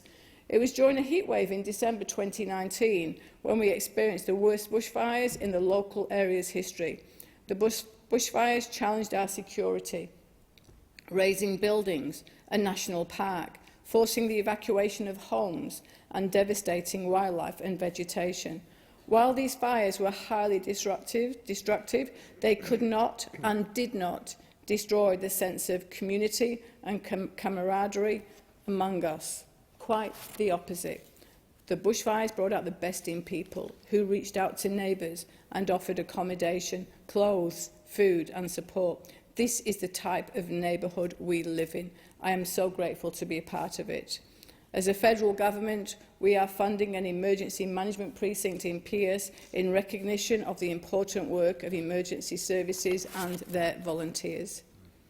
Prior to being elected mayor, I worked at a local kindergarten to Year 12 school as foundation registrar, working alongside the visionary foundation principal Alan Shaw. At Peter Moyes Anglican Community School in my home suburb of Mindarie, I learnt so much about shared values and beliefs. I learned how the attitudes and actions of individuals can form a major element of culture. This includes reputation and how actions can impact upon it. I learned about the modelling of values to demonstrate high personal standards of behaviour. We are judged by our actions. I have learned the explicit and conscious use of shared values and beliefs that assist with good decision-making. I stand on integrity, dignity and honesty and support the introduction of the National Anti-Corruption Commission, which is long overdue, and Australians deserve integrity in Parliament. As the immediate past president of the Western Australian Local Government Association, deputy chair of the National Growth Area Alliance and vice president of the Australian Local Government Association, I thank my good friend Linda Scott, president of the Australian Local Government Association, who is here today, for her focus and hard work in local government and her personal support of myself. I acknowledge the influence these leadership rules have had on me through time. They enabled me to advocate for judicious and tailored solutions to meet the needs of a growing area across local, state and federal forums. It is this knowledge, experience and advocacy, together with the support of the community through the Wanneroo Connect campaign, which realised $1 billion in state and federal infrastructure investment in the seat of Pearce during my time as mayor. We acknowledge the importance of road and rail infrastructure. However, the Pearce electorate has only one 25-metre pool built over 30 years ago to service a large community. Local primary schools struggle to hold their annual swimming lessons for their pupils due to congestion of swimming lanes, and some schools have a 2-hour return journey to use existing facilities, which is totally unacceptable as this negatively impacts upon their education. I worked tirelessly with the State Member for Butler, Councillor Nat Sangali, with residents, our local school representatives for a number of years for the much-needed Alkimos Aquatic and Recreation Centre. Petitions containing thousands of signatures were presented as a result, and I am proud that this federal government and the WA Labor state government will help deliver this much-needed facility for the health and well-being of our community. We have an emerging 1,000-hectare Neerabup industrial area planned to become a leading innovation hub in addition to the established industrial area of Wangara. Neerabup will be the home for the Australian Automation and Robotics Precinct, one of the biggest development and testing facilities in the world for remote operations. It will support a range of industries, including defence, mining, agri-tech and space logistics.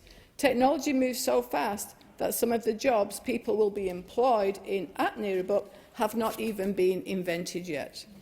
Based on current projections, this site is expected to employ more than 20,000 people. Neerabup industrial area will contribute significantly towards achieving WA's targets of employment self-sufficiency in the region. This will ensure our economy is future-ready and primed to be at the forefront of industries and technology, including cybersecurity, freight logistics and alternative energy. We have many greenfield development sites that will allow Pearce to lead the nation in innovation, creative placemaking and economic development, and the value of local employment cannot be understated. Creating the conditions and environment for businesses to thrive so that there are more local opportunities will result in less time commuting to work and will provide the social benefit of more time to spend with families, looking after our health and enjoying our lives. The Powering Australian plan will create jobs and reduce emissions by boosting renewable energy. We should not, cannot and will not ignore climate change. The threat and reality of climate change demands decisive action. I am proud that our government has a strategy and target of achieving net zero by 2050. It is an investment in our local and global futures. There is a lot to be proud of in the electorate of Pearce. The 32 kilometres of coastline and a natural wetland system that meanders through the electorate, the beautiful National Park and Lagoon, Neerabup National Park and Yellowgonga Regional Park. However, we face many environmental challenges, including mitigating coastal erosion, managing and protecting our local biodiversity. Strategic planning, foresight and innovation are required to achieve sustainability and protect our environment while our urban growth continues at such a rapid pace. Food security is a global challenge highlighted by the COVID-19 pandemic, but is a challenge we can rise to meet through effective planning and innovation to support the agribusiness industry, ensuring a secure water supply to enable the agribusiness sector to continue to flourish will support food security, industry and maintain local jobs. I acknowledge that our collective needs and challenges can change. That means we need to be agile and poised to act. There is enormous benefit in striving to think strategically, to anticipate change, so that rather than being reactive, we are proactive as we govern. Actions speak louder than words, and as leaders we look forward. Decisions made and overseen resonate, but it is the focus on the future that matters. I have had a number of significant life-changing moments. I am kind, I care, but I am not weak.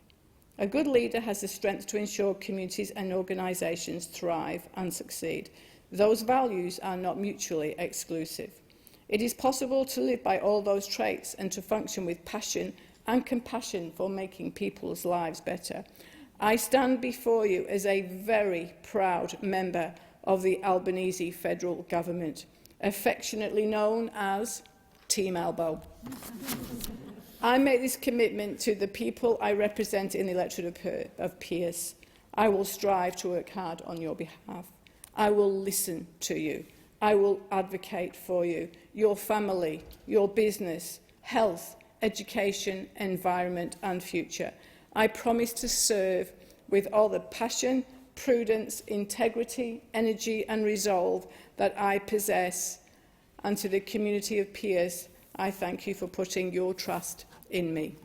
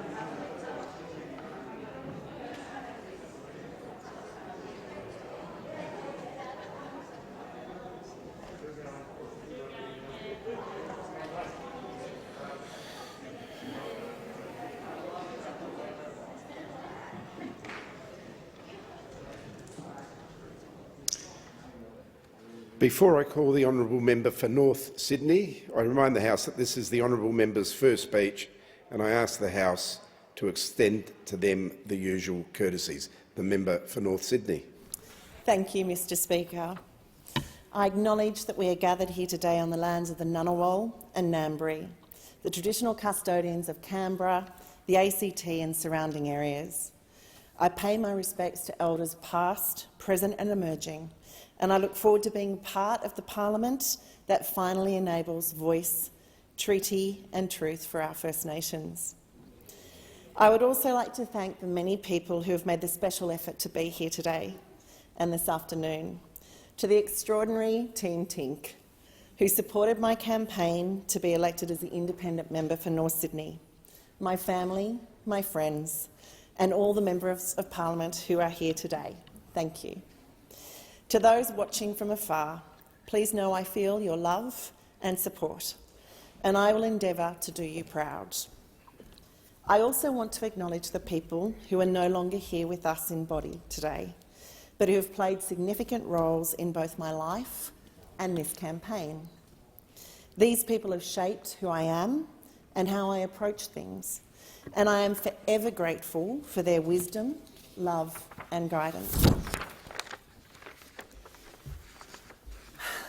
It is truly reassuring to see so many familiar faces in this room today, and it speaks volumes to the reality that getting an independent member to Canberra is very much a reflection of the community's commitment and passion to see politics done differently.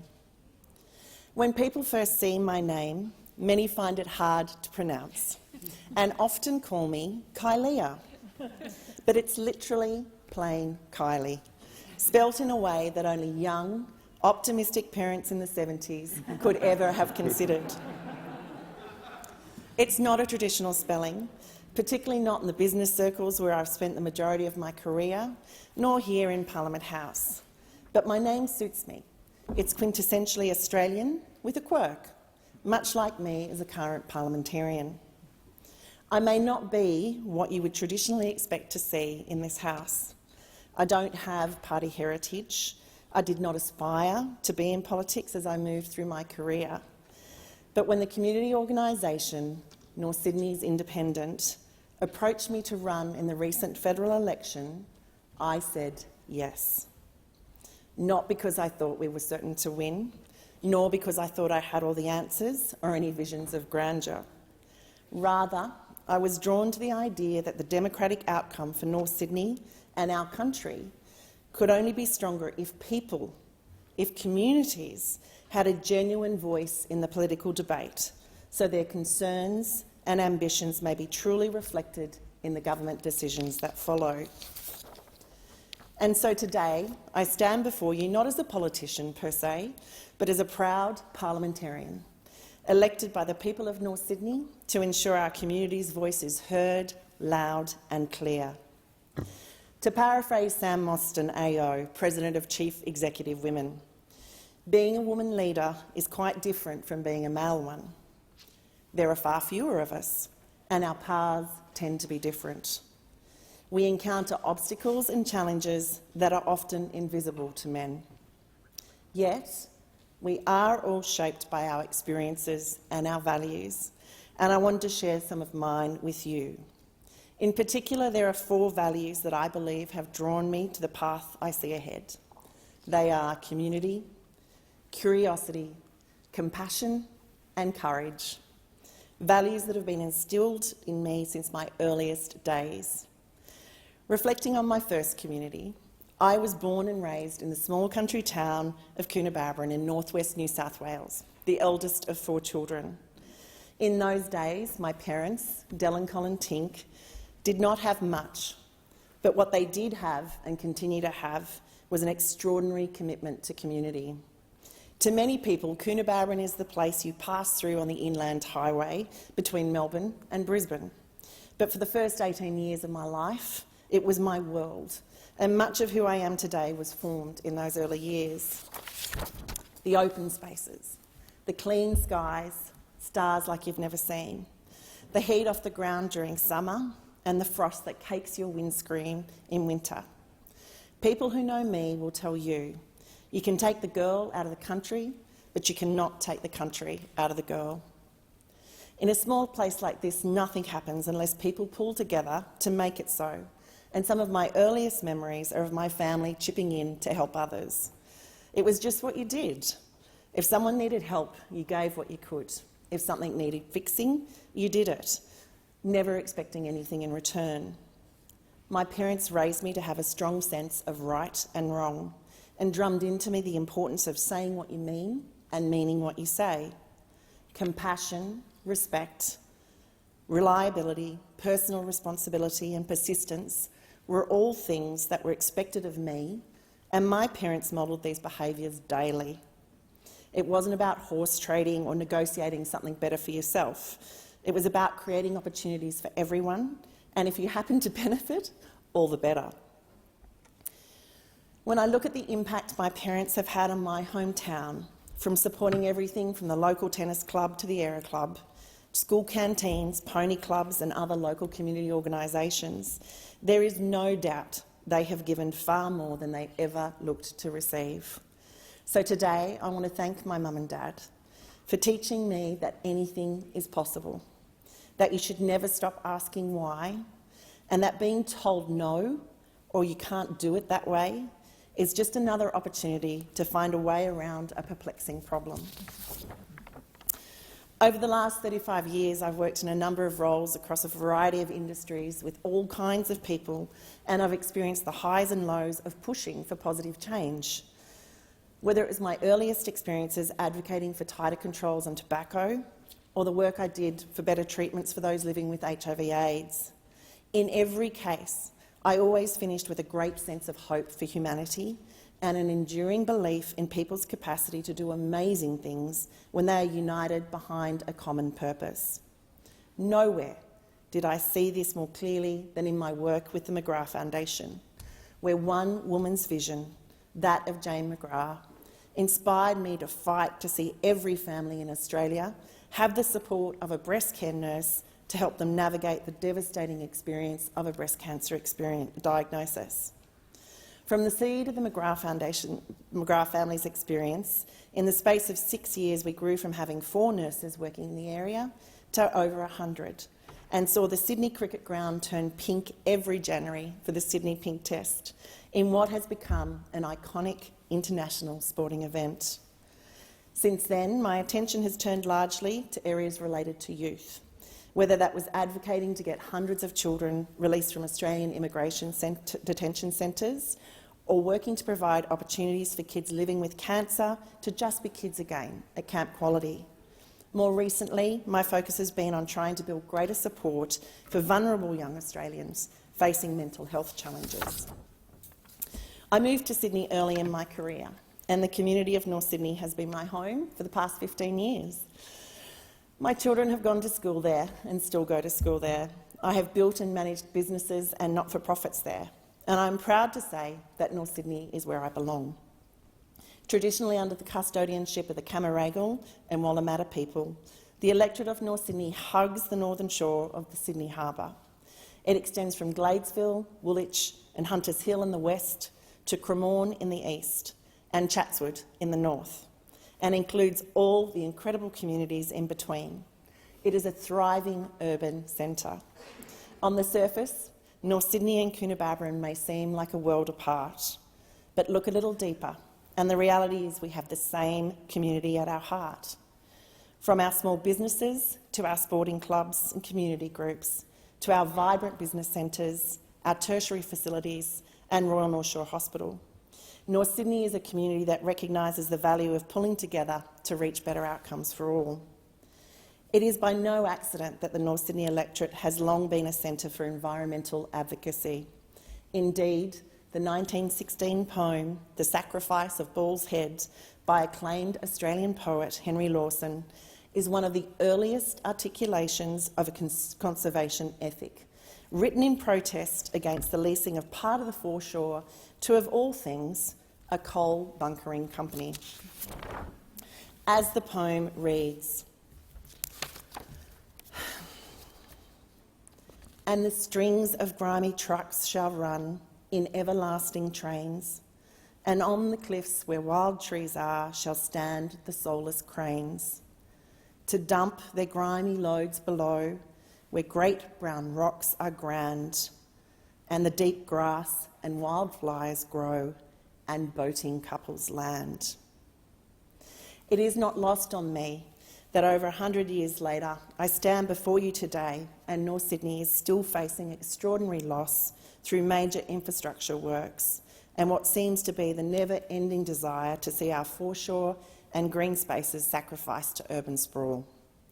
Resident groups have long argued for greater protections for our green spaces, North Sydney's parks and reserves not only enhance the beauty and livability of our area, they are also crucially important to the local wildlife populations and air quality. For too long, these concerns and others were overlooked, as our community's voice took a back seat to the priorities of two-party politics. Our community's concerns and ambitions were written off as the ramblings of, and I quote, pure, enlightened, woke, capital city greenies, or, my favourite, inner city raving lunatics. Criticisms that we found curious initially, but which we ultimately realised were indicative of a far greater level of disconnect and basic disdain for our community. Hear me when I say the people of North Sydney want politics done differently. I stand before you today as the elected representative of a vibrant and diverse community that draws in people from all backgrounds and ages. We are the thinkers, the doers, the feelers, the leaders, the believers and the achievers. We see enormous challenges facing our society, our economy and our environment. We recognise that we are at a tipping point on climate, integrity, equality and fundamentally in politics, and we can see the potential to do better. We want our parliamentary voice to be heard for its individuality, not because we think we have all the answers or because we think we have a greater right to be heard than any other, but because we believe we have something to add to the national public discourse and that something will add value. We are an electorate that values reason and consensus. We want to look at our federal parliament and see a space that reflects everything we believe we are as a country: diverse, vibrant, resilient, responsible, responsive and optimistic. A place where people listen as often as they speak and always remain open to working together to come to a point of consensus which leaves us all the stronger. We want to see integrity restored to politics and an end to the corruption, dishonesty and discrimination that has eroded Australians' trust in democracy for over a decade. As some of the highest office holders in our land, I firmly believe federal parliamentarians must be held to the highest possible standard so that others may aspire to do the same. We want transparency in grant allocations and greater accountability in how our public funds are spent, including insight into how decisions about investment in major infrastructure projects like the Western Harbour Tunnel and Beaches Link in Sydney are made, and how the cumulative impacts of these projects on our natural environment are being justified. According to a study undertaken by Infrastructure Australia in 2019, the 4 kilometres of the M1 between the northern end of the Sydney Harbour Bridge and Artarmon are the most congested road in Australia. While we know we need solutions to this issue, our community does not simply want more freeways, generating pollution around our schools, aged care facilities and homes. In the 21st century, we know we are capable of better transport solutions than ones conceived in the 1970s. Like many other forward-looking communities across Australia, North Sydney wants innovative, smart, transparent investment in sustainable and renewable energy, and we will advocate for faster access for all to cleaner fuels and more efficient vehicles. We want faster action on climate change, led by facts, not politics. We will act on our ambition and work together across all levels of government to make the electorate of North Sydney one of the first net-zero urban energy zones in the country. On a federal level, we want our government to guide our nation to the outcomes we desire by providing clear and reliable leadership, national coordination and support. I look forward to working with this 47th Parliament to set a vision that our nation can get behind and ensure the signals that are being sent to both the domestic and international markets show that Australia is in the business of leading a sustainable and renewable energy future. Federal government is uniquely placed to see our country from a position where no other organisation can. That oversight and power must be used to move us forward, not hold us back because of fear or a lack of bold ambition. And while North Sydney is unapologetically ambitious, we are also deeply concerned about who we are to become as a nation and believe that we must always act compassionately. The North Sydney and Lane Cove local government areas are both refugee welcome zones, and across the wider electorate there is a great deal of community support for greater equality for women, First Nations Australians, and for those who have sought refuge on our shores in times of immense distress. You see, we believe everyone deserves a fair go, no matter their background, and we're prepared to work hard to ensure that people have the support they need. It is not enough to continue to spruik the idea of Australia as the lucky country, not when 30,000 people continue to reside here as part of an appalling illegal immigration legacy caseload. Our current laws are preventing these people from planning beyond 5 or 3-year intervals. They cannot be reunited with the family they may have left behind, and yet the children that came with them know nothing of life in any other country. Indeed, they are Australian in every way, yet because of the decisions of past governments, they are currently told they will never qualify for Australian citizenship. We've heard so much talk about the extraordinary gift that is Australia's multicultural reality and of the courage it takes to run with your family from imminent threat. I would challenge us as a parliament to strive to truly do better in the area of human rights. True refugees deserve our compassion, not our disdain. With over 42,000 families, 185 childcare centres and schools and 25 aged care facilities in the North Sydney area, we are also deeply aware of the need for a holistic and coordinated vision for Australian families and communities, particularly in the wake of the past 2 years. We need to reform and recharge our health services so we are better equipped to adapt and respond to challenges like COVID-19 in the future. We must look beyond what has been done to date to identify the underlying systemic issues driving phenomena like the unprecedented levels of mental distress across our country. Recent studies indicate that approximately 1 in 5 teens suffer from at least one diagnosable mental health disorder, and that the teen mental health crisis continues to grow. I've spoken with experts like Professor Pat McGorry, AO, Professor Ian Hickey, AM, Amanda Riddle and Stephen Lewin, and I say to our parliament that this is an issue that cannot be solved by simply throwing money at it from the top down.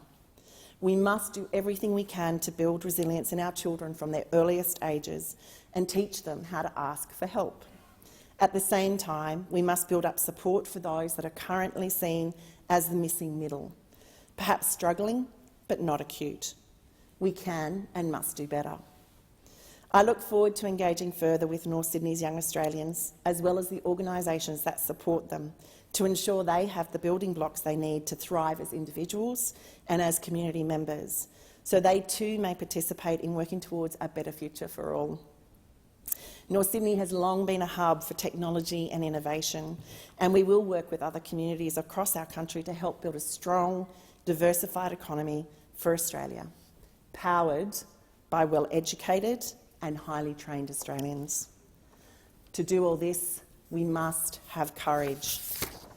As a nation, we need to be smart and move beyond the dig and ship mentality towards one that sees us take our place as a smart and efficient manufacturing hub and a sovereign power within not only our region but the world. We are living through a period of immense geopolitical turbulence, and our region needs us to focus on forming healthy relationships with those around us, based on the recognition that, while we may not always agree, we must seek to foster mutual respect and constructive dialogue with those that occupy this planet with us. This might seem like a lot of work to do, but it's the least the people of North Sydney are looking to this federal parliament and myself as their representative to deliver. During the last election, people working within the traditional two-party political system touted the rise of community independence as a risk to stability and predictability. They argued we lacked ideology and that without a party structure we would descend into chaos. but that's simply not true. I don't lack ideology. The ideology that drives me now is in fact what fundamentally led to the creation of our Constitution. When the Australian Constitution was written, its creators were people from disparate communities spread across a vast continent who recognised that for our nation to grow and evolve, we needed a framework and a common meeting place where representatives from each community could negotiate and, by consensus, come to an agreement on the best way for us to move forward. It took 8 years for our Constitution to be drafted, 2 more for it to be ratified on the 6th of July 1900. And as the Commonwealth of Australia Constitution Act came into effect on the 1st of January in 1901, what was notable at the time is that nowhere in that document was there any use of the word party. Our Constitution was written by the people, for the people. As North Sydney's independent member of the 47th Parliament of Australia, I am driven by the beliefs espoused by the strong and capable people that have come before me. People like Ted Mack and Genya McCaffrey in North Sydney, whose work and advocacy we all continue to benefit from today. I'm also grateful to Cathy McGowan for reinvigorating the independence movement, and closer to me, to the member for Warringah, Zali Steggall, who have both been eternally generous with their experience and advice. Only yesterday, at the opening of the Parliament, the table which sits at the heart of this chamber was encircled by a formidable group of strong female independents, each of us being sworn in as MPs, vowing to take this work forward for our communities. While we were unknown to each other prior to this experience, I cannot be prouder to be counted among you today as part of a history-making crossbench. Ted Mack, arguably the father of independence, said, "Government should be open to public scrutiny. Elected representatives should enable people to not only participate in all decisions that affect them, but ultimately find ways to have people make decisions for themselves. The very basis of democracy is that a decision taken by the public as a whole will be right more often than decisions taken by an elite group." As North Sydney's independent, I will have just 2 masters, my community and my conscience. My presence in Canberra will ensure our community's true voice is heard, and I commit to standing for integrity, accountability and transparency, because that's what the people of North Sydney want. As I said earlier, I did not enter politics because I believe I have all the answers.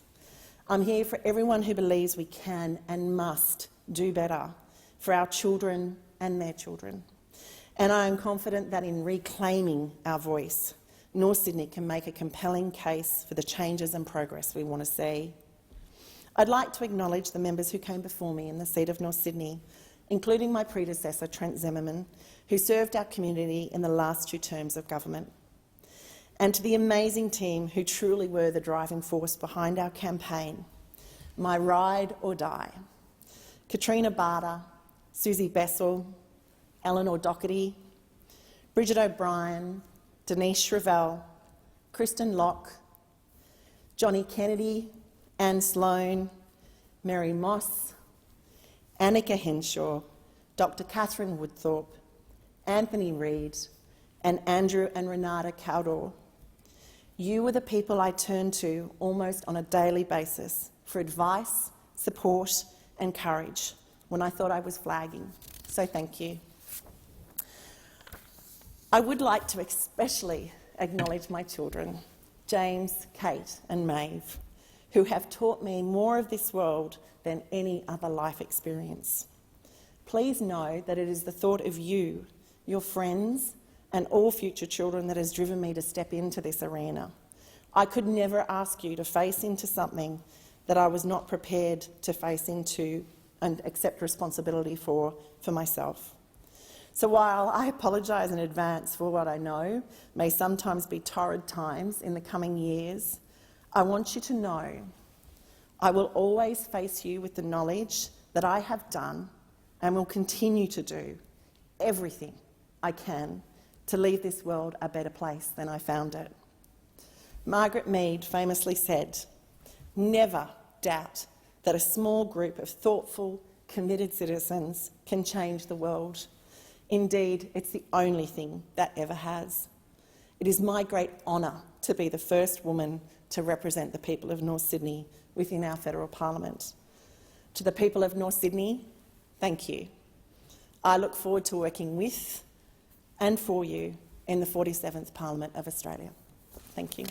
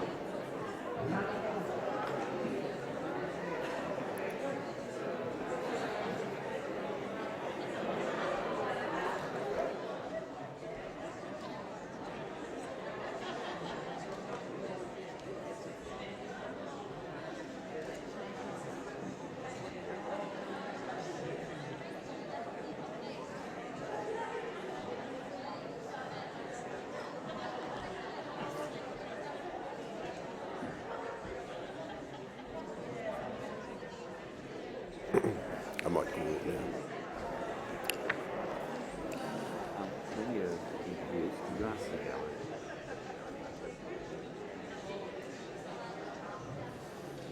Order. I thank the honourable member for North Sydney and wish her every success in the 47th Parliament. Before I call the honourable member for Lingiari, I remind the House that this is the honourable member's first speech, and I ask the House to extend to them the usual courtesies, and that includes the members in the gallery. I call the honourable member for Lingiari. Thank you, Mr Deputy Speaker. I acknowledge and I pay my respects to the Ngunnawal and Ngambri people, the traditional owners and custodians of this land, to their elders past and present, and to their young people who will be the leaders of tomorrow. Awana, awana, mamata nia pupuni muri mari inta. My Tiwi name is Mangalili Wayu. Aoi Ningari, my mother, Ningari Ringani, my father, Ningai Pui, my brothers, and Nye Nilapili, my sisters. I pay my respects and think of you all today. To my children, to my grandchildren, this is for you. It is a great privilege and honour to have been elected as a member of the House of Representatives in the Australian Parliament, a privilege conferred on me by voters in the vast seat of Lingiari, which is about 1,348,157.94 square kilometres. It takes in the territory of Cocos or Keeling Islands, the territory of Christmas Island and the lion's share of the Northern Territory. And I humbly thank everyone who put their confidence in me and the Australian Labor Party by giving us your vote. I also thank the many supporters and volunteers who worked on my campaign. They are too numerous for me to name, but they know who they are. It was a logistically challenging and exhausting journey, 195 mobile booths across the bush, which I could not have possibly completed on my own, and definitely not without the assistance of the mighty trade union movement. I relied heavily on the guidance of my Indigenous Labor Party elders, Minister Linda Burney, and the Uluru Statement of the Heart Special Envoy Pat Dodson, and the frequent companionship and collaborative assistance from my old friend and colleague from our time together in the Territory Parliament, Senator Malarndirri McCarthy.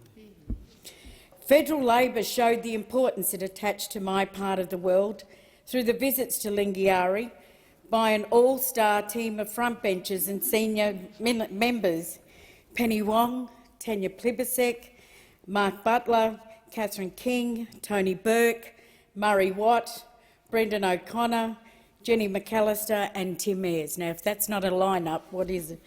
These visits were all time critical and difficult to arrange, and I am grateful to all involved. I thank my family for their patience, especially my husband David. You've been a source of strength for me over nearly 30 years of marriage. Your advice, love and support has kept me sane and balanced. I don't know if I've been able to do that to you, but I think I so wish that my parents could have been alive with me on this day. My parents didn't have much, but they made sure that all my siblings and I, 11 of us, had an education. Finally, I thank and acknowledge my predecessor, Warren Snowden, for his dedicated service in representing the people of Lingiari for 35 years, for his strong support, advice and guidance to me, not just during the campaign and keeping me sane, but over many years of friendship. As regard the Christmas and Cocos Islands, I want to carry on that tradition of being a Labor member who has your ear and back. These islands are strategically important to Australia, and it is vital that the Commonwealth works to support their economies and communities, in particular as regards Christmas Island. Critical infrastructure upgrades are needed to navigate the transition beyond phosphate mining. The rest of Lingiari sits in the mainland and islands of the Northern Territory. It is an expanse of land and water which is familiar to me, but still makes me stand in awe of its environmental complexities, its physical beauty across a range of different landscapes, and its capacity to sustain life and human economic activity. The demographics of the population, there are extraordinarily mixed, including in terms of age, religion and ethnic background. In the lead-up to the election campaign, I was honoured to have been invited to many cultural events within the Muslim community and as a guest of Alice Springs locals who have migrated to Lingiari from the Indian subcontinent. The electorate also has a large number of people who have come from the Philippines, Europe and Africa. There are more from a wide variety of other countries throughout the world who have made Lingiari their home. They bring with them their skills and aspirations and a desire to contribute as citizens. But perhaps the key demographic for Lingiari is that at the time of the 2016 census, the population was 41.7% Indigenous.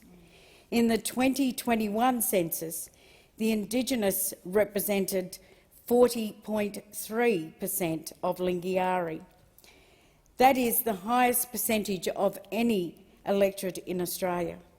Whilst anyone elected as the member for Lingiari must of course champion the interest and aspirations of all constituents, the challenges and issues facing Aboriginal people and communities in Lingiari will be front and mind for me at all times. And there, of course, are significant challenges and issues to be addressed. Contrary to the way these things are sometimes presented in the media, they are not necessarily the same in each community. There is huge diversity amongst Aboriginal people and communities in Lingiari, consistent with the extensive geographical spread of people and languages and their respective countries.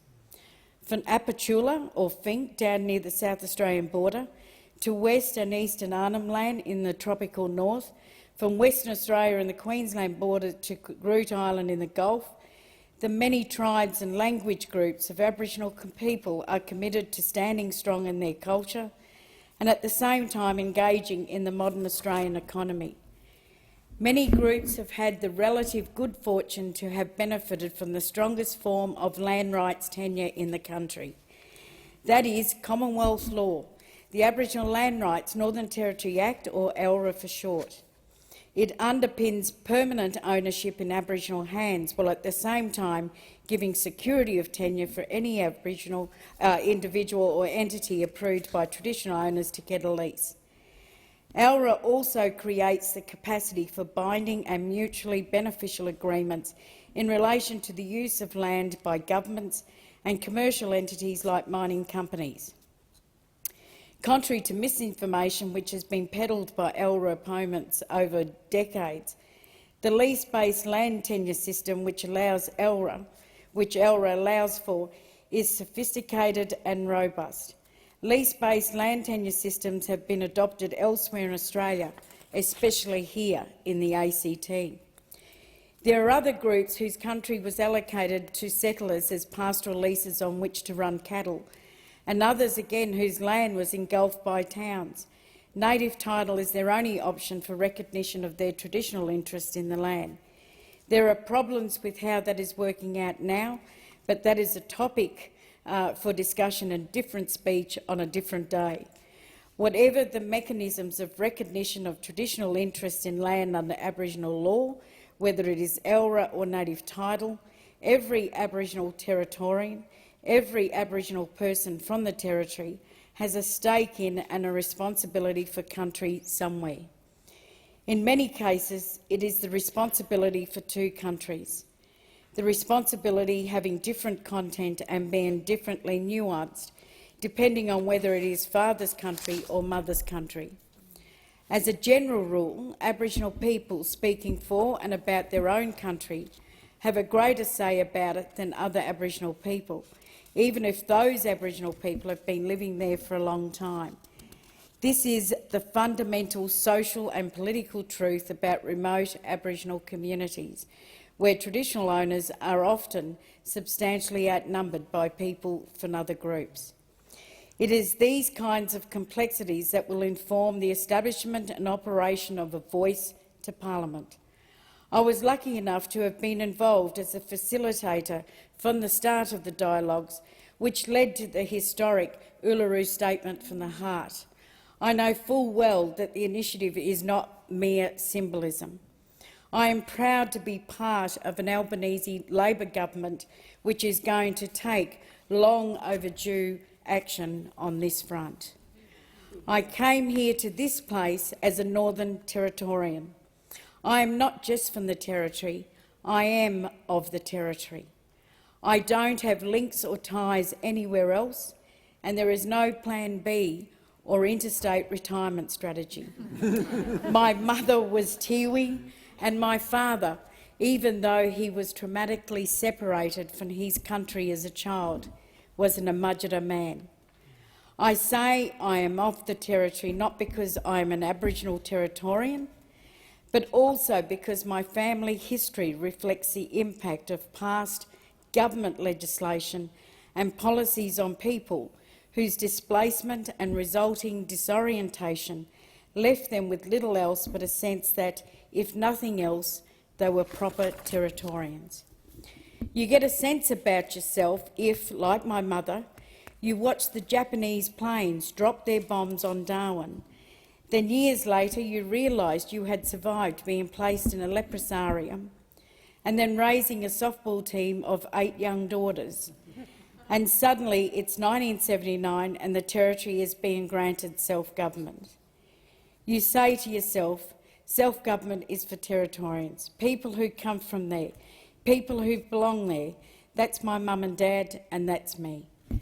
Before self-government, the Territory was run from here, from Canberra. It was the Canberra government which brought in the Northern Territory Aboriginal Ordinance, which regulated my parents' lives from when they were born up to 1957. It was the Canberra government which brought in the Social Welfare Ordinance, which took over after that, and under which they were included in a register of controlled people, or what was commonly known as a stud book. So my pride in commencing in my formal role in this House of Representatives is tinged with some sadness. I'm essentially becoming part of the same government which designated both of my parents as wards of the state being the Commonwealth of Australia. Now that I am here, I want to make a difference for the better life for all Territorians, but in particular all Aboriginal Territorians. The election results in Lingiari was close. Voter registration and voter participation were down, the lowest in the country, especially in the bush. In the main urban areas, some of the issues from the national campaign had traction. There were concerns about crime and about fracking in the Beetaloo sub-basin. In regards to that issue, I was grateful to former Shadow Minister for the Environment and former Member for Griffith, Terry Butler, for confirming that I was able to give a commitment that an Albanese government would amend the EPBC Act to extend existing water rights to shale gas projects and there would be a federal EPA. Scrutiny of water impacts would be independent and rigorous and not delegated to the NT government as part of a one-stop shop arrangement. With Terry's departure from Parliament, we have lost an experienced and capable fighter for the environment. At Bush, there were different issues including housing, roads, support for art centres, range of programs and fallout from the intervention and the Super Shires local government changes which followed a year later. Unfinished business to do with respecting and resourcing homelands and bringing back the old CDP. There is a common thread which runs through the issue of support for homelands and bringing back the old CDP and building a safe and successful economy in Lingiari. I'll come back to that in a moment, but first I want to say a few things about the economy. Lingiari doesn't have a manufacturing base and it may never host the sort of factories and infrastructure which sprang up down south last century. But we have an expansive and valuable pastoral industry, a potential new renewables bonanza and a tourism sector which is brimming with potential. All these things rely on a clean environment and access to land.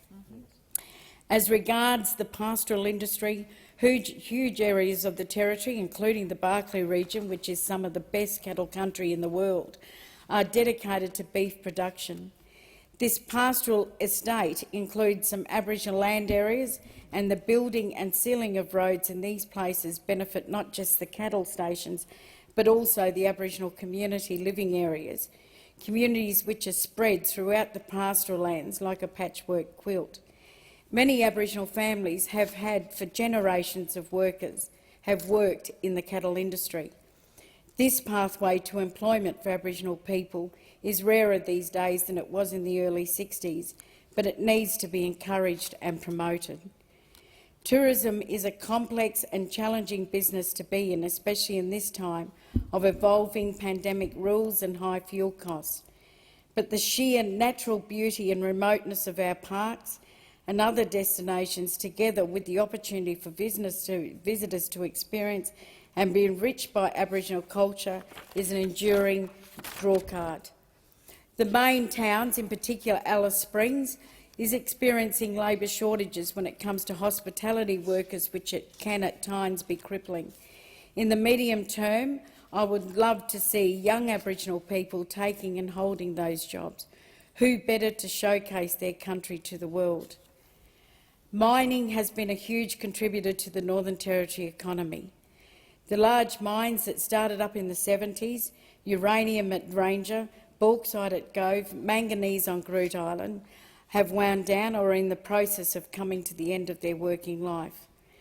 What we are seeing as likely mining opportunities for the future is the extraction of minerals, which are going to be required in the new industries and technologies built on renewables.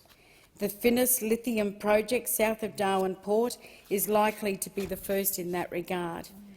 And when it comes to renewables, nothing can be more exciting than the massive and innovative Sun Cable solar project, which is planning to harvest solar energy from far inland in the Australian continent and then deliver it in Singapore.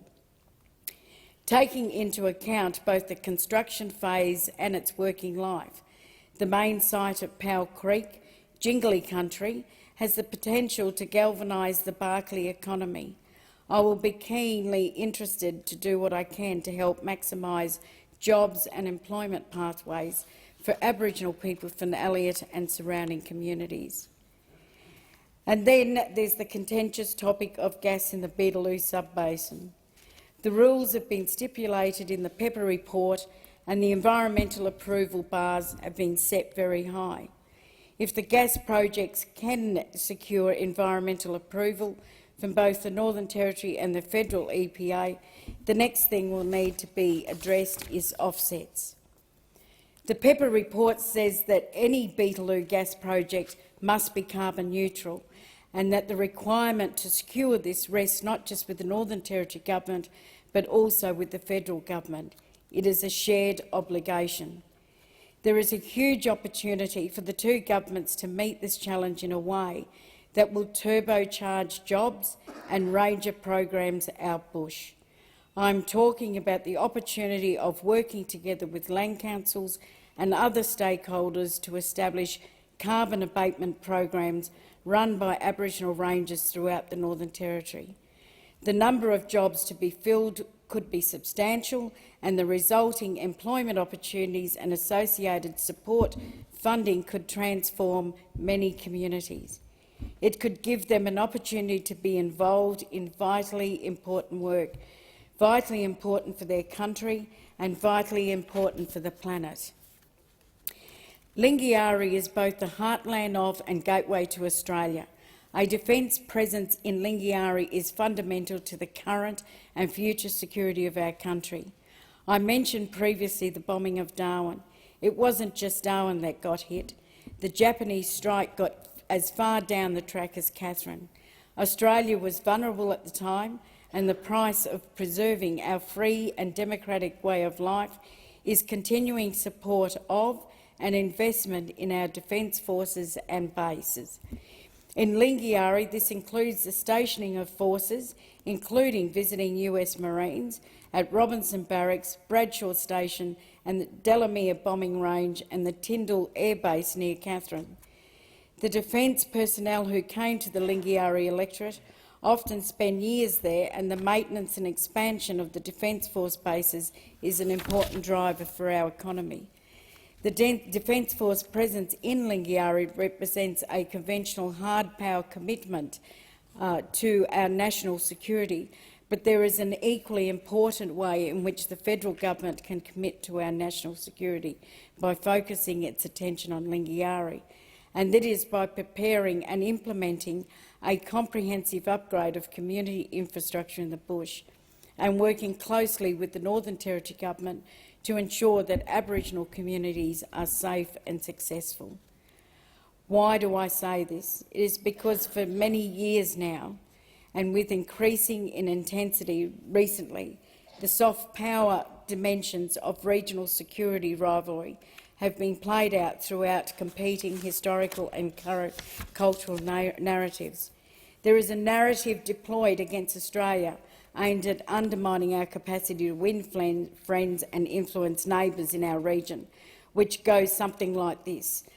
Australia is an artificial colonial construct which subjugates its Aboriginal people, does the bidding of the Americans and consists mainly of cities hugging the coastline of the eastern seaboard. It doesn't really occupy or have an effective presence in its remote hinterland. We know those things aren't true, but they gain traction when the public perception of everyday life out bush is recent footage and stories from Wadeye.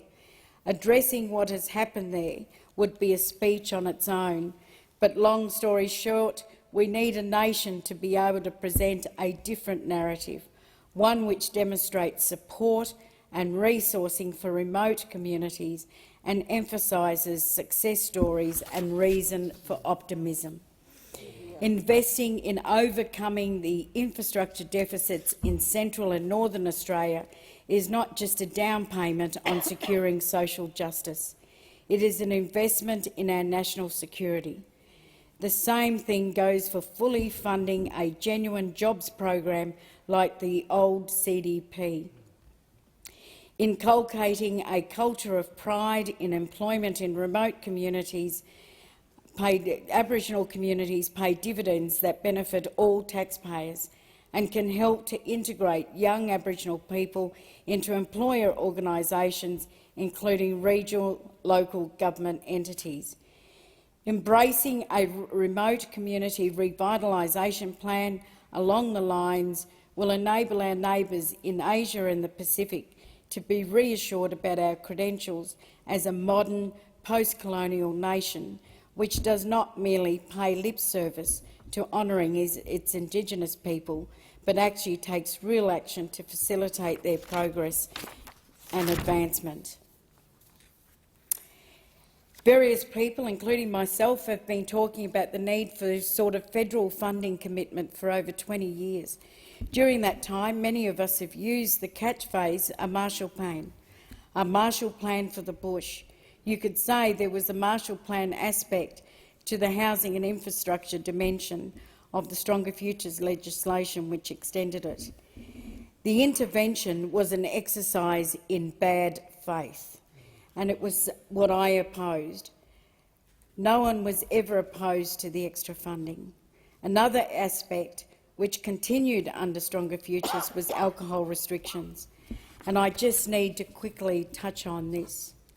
I have spoken to the Federal Minister for Indigenous Affairs as well as the Northern Territory Chief Minister about the alcohol restrictions out bush, which were basically a bogus or a gammon recalibration of strong measures under the Northern Territory legislation, which had been adopted by community elders many years before that.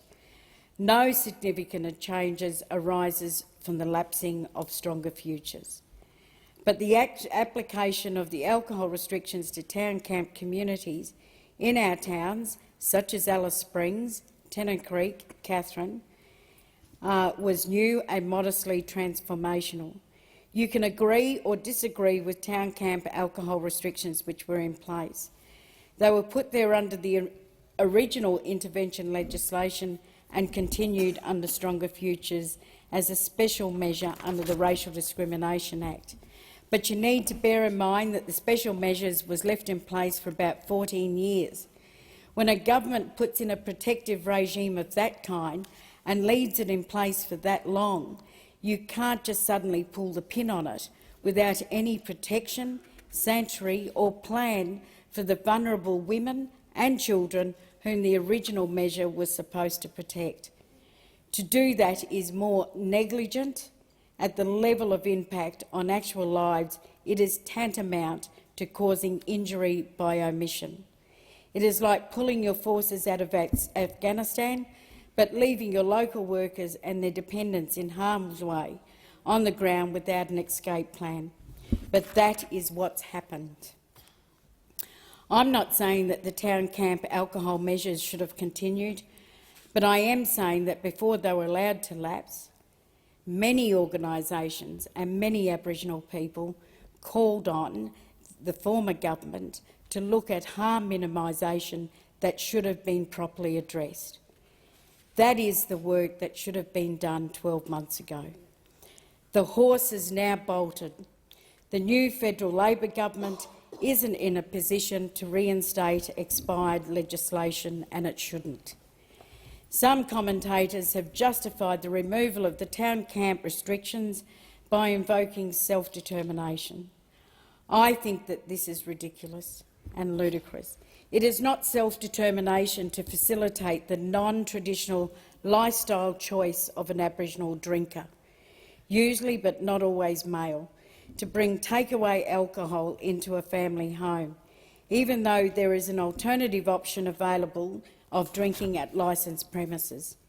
It is not self-determination for an Aboriginal family member, usually but not always female, to be assaulted in or near their home environment by the drinker, after intoxication turns to anger and erupts in violence.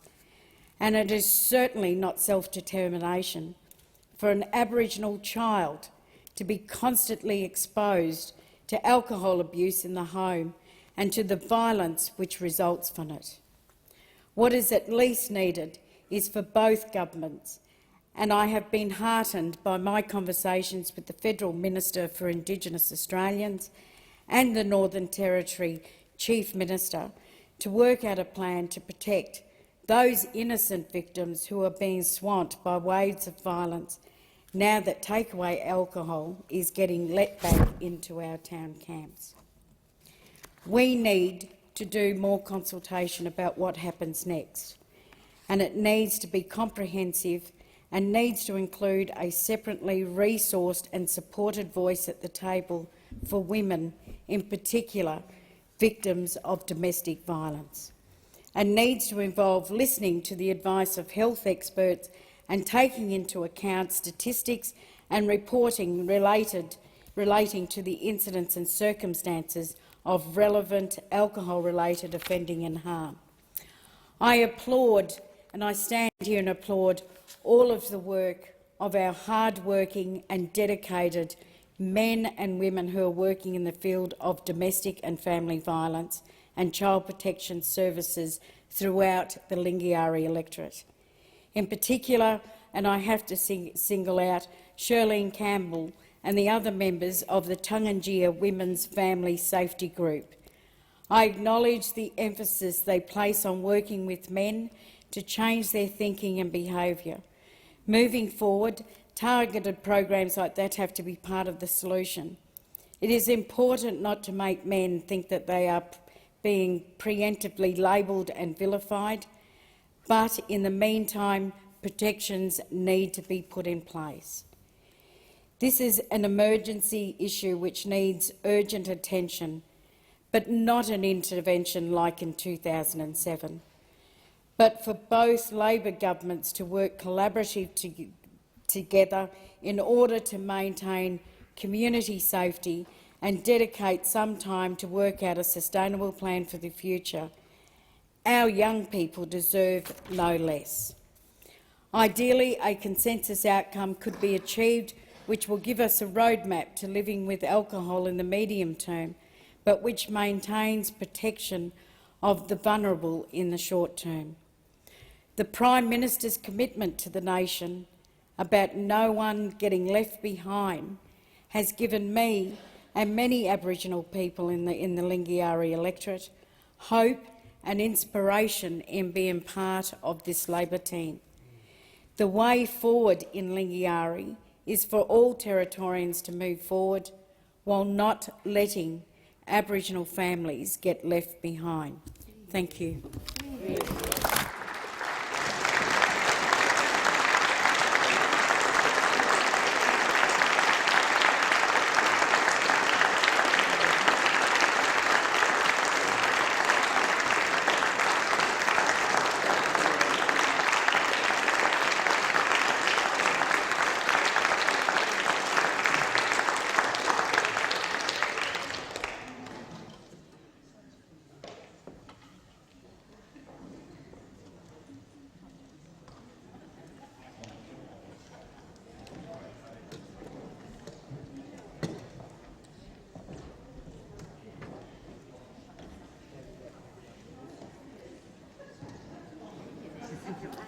second video.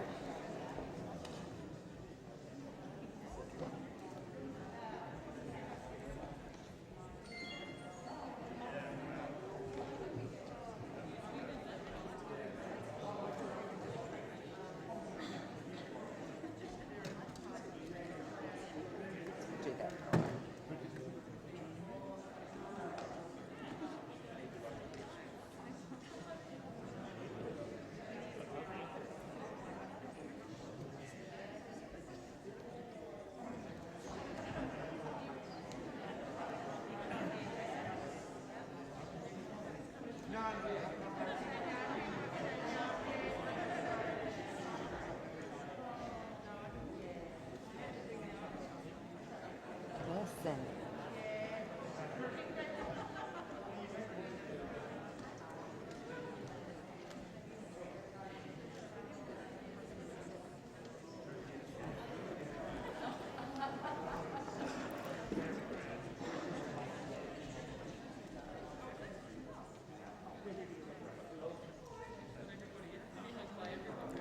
Won't be long. I'll just...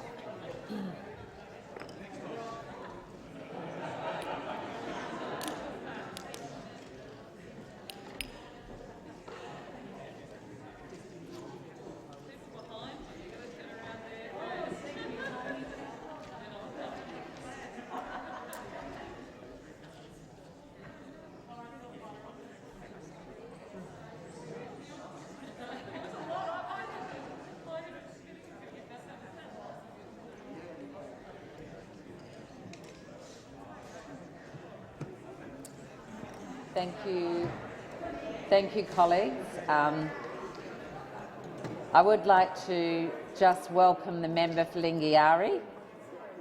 She's busy being congratulated by all her colleagues, but it's terrific to have her as a member of the 47th Parliament. And on that note, we will move to the next item of business, and the question is that the address be agreed to. And I give the call to the member for Bass. Thank you, Madam Deputy Speaker, and I would also like to add my congratulations to the newly elected member for Lingiari and congratulate her on that very fine first speech. It's a privilege to be standing here myself with the opportunity to give an address in reply speech as a second-term member for Bass. To have retained the seat known as the ejector seat of Australia is a tremendous honour, and I thank the people of Northern Tasmania for putting their faith in me to represent them for another term. When I stood here as the new member for Bass in 2019, giving my first speech, I committed to doing my utmost to repay the trust the community had put in me. I took that commitment incredibly seriously and never wavered in ensuring that I put the community first in every decision I made. To be standing here today as the first re-elected member for Bass in more than 20 years and the first re-elected Liberal member for the electorate in more than 30 years is, I hope, a reflection in part of my promise to put the community over politics, a pledge that I will take through this term as well. Of course, you'll never please everyone all the time, and in today's social media era, the feedback can come in thick and fast. But I stand by the decisions that I made in the 46th Parliament, if at times that they came at a personal cost. I've learned that you are absolutely setting yourself up for failure if you try to be all things to all people.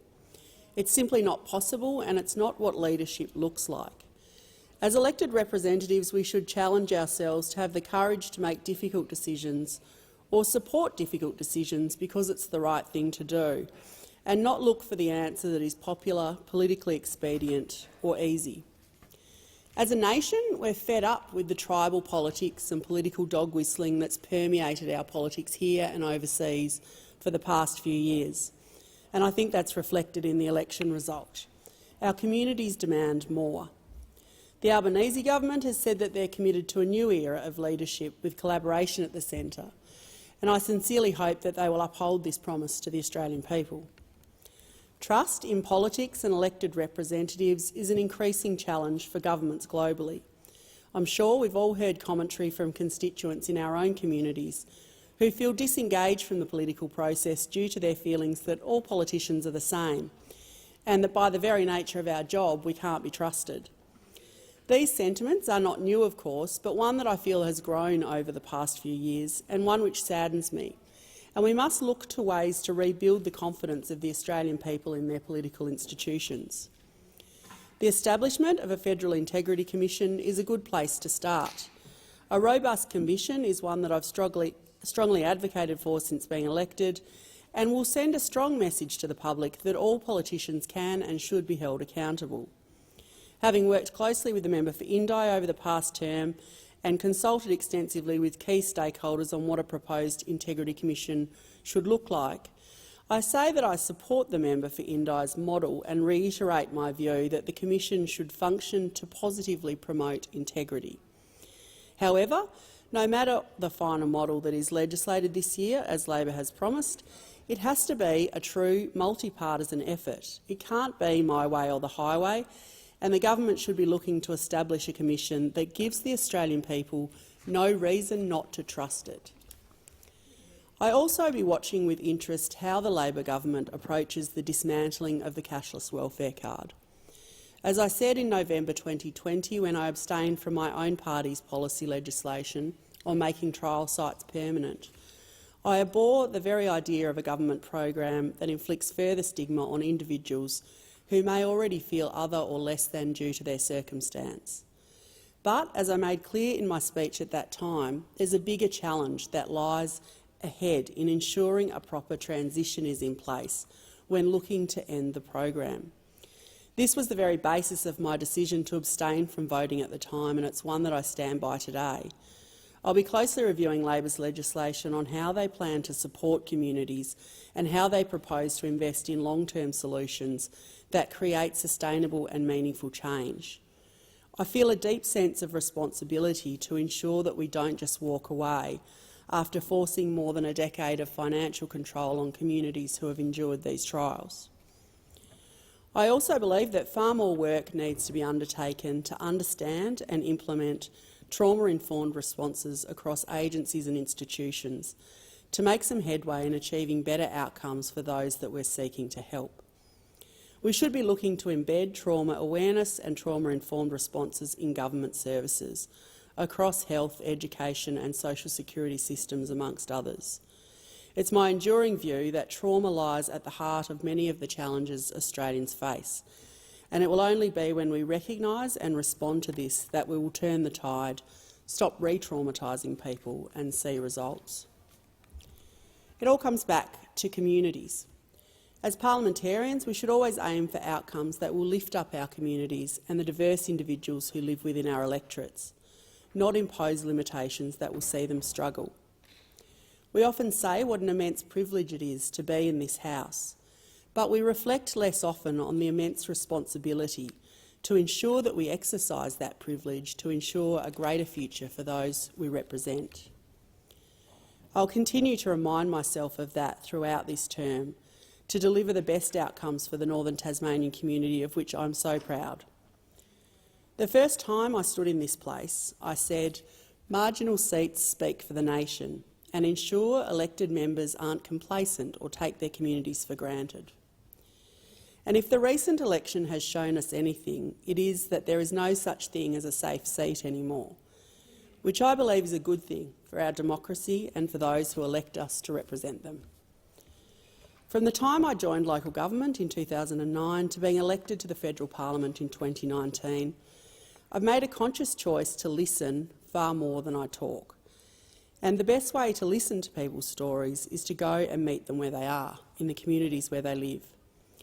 And so since being elected, I've spent time in all corners of northern Tasmania, suburbs and towns from Ravenswood to Riverside, Beauty Point to Beaconsfield, Georgetown to Gladstone, Scottsdale to Summerhill and everywhere in between, to sincerely listen to the challenges, needs, wants and desires of individuals and community organisations. And only by stopping to hear what is said to us, good and bad, can we fight for and deliver what is truly needed. And I never shy away from a difficult conversation. In my first speech, I talked about wanting to do more to address the issues of family violence, the treatment of women in our society and the abuse and neglect of children. The spotlight on these issues in the past 3 years has painfully highlighted that while much work has been done to try and address these issues, there is still much more work to be done and such a long road ahead. This was borne out in the recommendations from the inquiry into family, domestic and sexual violence in the last term of Parliament, and I was pleased to participate in that. With some 90 hours of evidence given to the inquiry, including from women in my own community, there has been some effective change put in place, including a much-needed funding injection into specialised women's legal services, recognising the barriers so many women face when trying to leave a violent relationship. After working closely with frontline women's services, including Women's Legal Service Tasmania, I know how necessary increased funding is to meet the ever-rising demand for services. And after more than a decade of advocacy from the legal community for a safer family court in Launceston, I fought for and secured the necessary funds to move the court and create a safer environment for all those who come through its doors, and I note that it should be in its new location by the end of this year. While I'm standing here today, I feel it's important for me also to acknowledge the victim survivors affected by the current Commission of Inquiry into the Tasmanian Government's responses to child sexual abuse in institutional settings.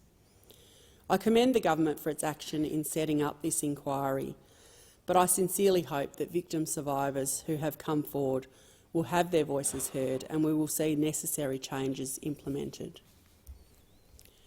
I'm determined to do what I can to keep these issues at the forefront of the national conversation, because it's clear to me that this type of abuse will continue until we see it as a systemic cultural issue.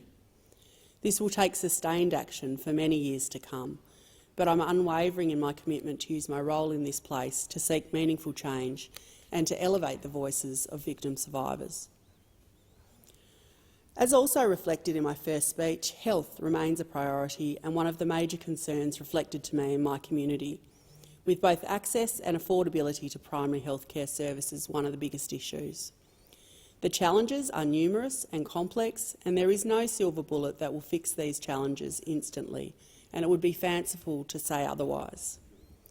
What it will take is a continued collaboration between state and federal governments, combined with significant engagement with health professionals on the front lines to bring about the necessary changes. I'm proud to have fought for and delivered our region's first ever walk-in free adult mental health hub, which is already filling a much-needed gap for adult mental health services in our region. And I'm optimistic that the $2 million in additional funding I secured to assist general practitioners in recruitment and retention of doctors will have some impact. I'm incredibly proud of the ongoing work over the past 3 years with community stakeholders, health professionals and the state government that led to 3 major commitments made during the recent election, which were then recognised for their merit and matched by Labor. The first of these commitments will see the establishment of Northern Tasmania's first dedicated medical research and innovation centre as part of the Clifford Craig Foundation. The investment of $4 million will deliver tangible results by securing the future of this iconic foundation and supporting its work in solving complex health puzzles that will have long-term impacts for generations to come. The centre will be located at the Launceston General Hospital, right near where thousands of cancer patients enter the WP Holman Clinic for treatment each year. Since my election in 2019, I've had the pleasure of meeting and working with its team of passionate clinicians who, under the care of Director Dr Stan Gowden, were finalising plans on a new post-cancer survivorship care program. Understanding that there was a gap in supporting patients and their families after treatment has stopped. I was determined to see their pilot program come to fruition and was incredibly pleased to secure over $580,000 as an election commitment to see this program implemented. And lastly, but certainly not least, I was able to announce $20 million in funding for the establishment of a standalone palliative care facility, one that supporters have been advocating for more than 15 years. While Labor announced $5 million for the facility, it was my work and consultation with the state government which identified that the cost would exceed that amount, and I was able to secure a written commitment from the state to undertake the clinical services which ensured the facility can and will meet the needs of the community.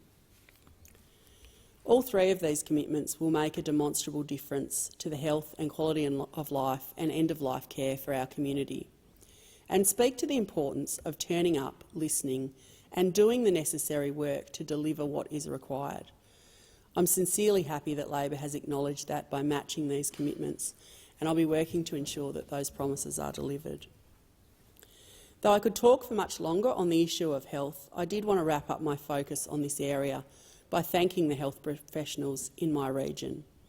Doctors, nurses, pharmacists, admin and cleaning staff amongst others, who have worked tirelessly to keep our community safe over the past few years. I know it has been and continues to be physically, emotionally and mentally exhausting for so many of you, and I want to say a special thank you. You were asked to step up when so much was unknown at a time of fear and uncertainty. You may not feel it day in and day out, but there is a whole community behind you that is incredibly grateful for your professionalism and care. Madam Deputy Speaker, our community of Bass has consistently reflected to me their desire for stronger action on climate change. And though I'll be reviewing Labor's legislation in more detail before making a decision, I will say this. My view is that we need to stop arguing about the ideology and take a pragmatic approach. I've received commentary by some who view the issue of climate action as too left. However, caring for the environment is intrinsic to Liberal Party values.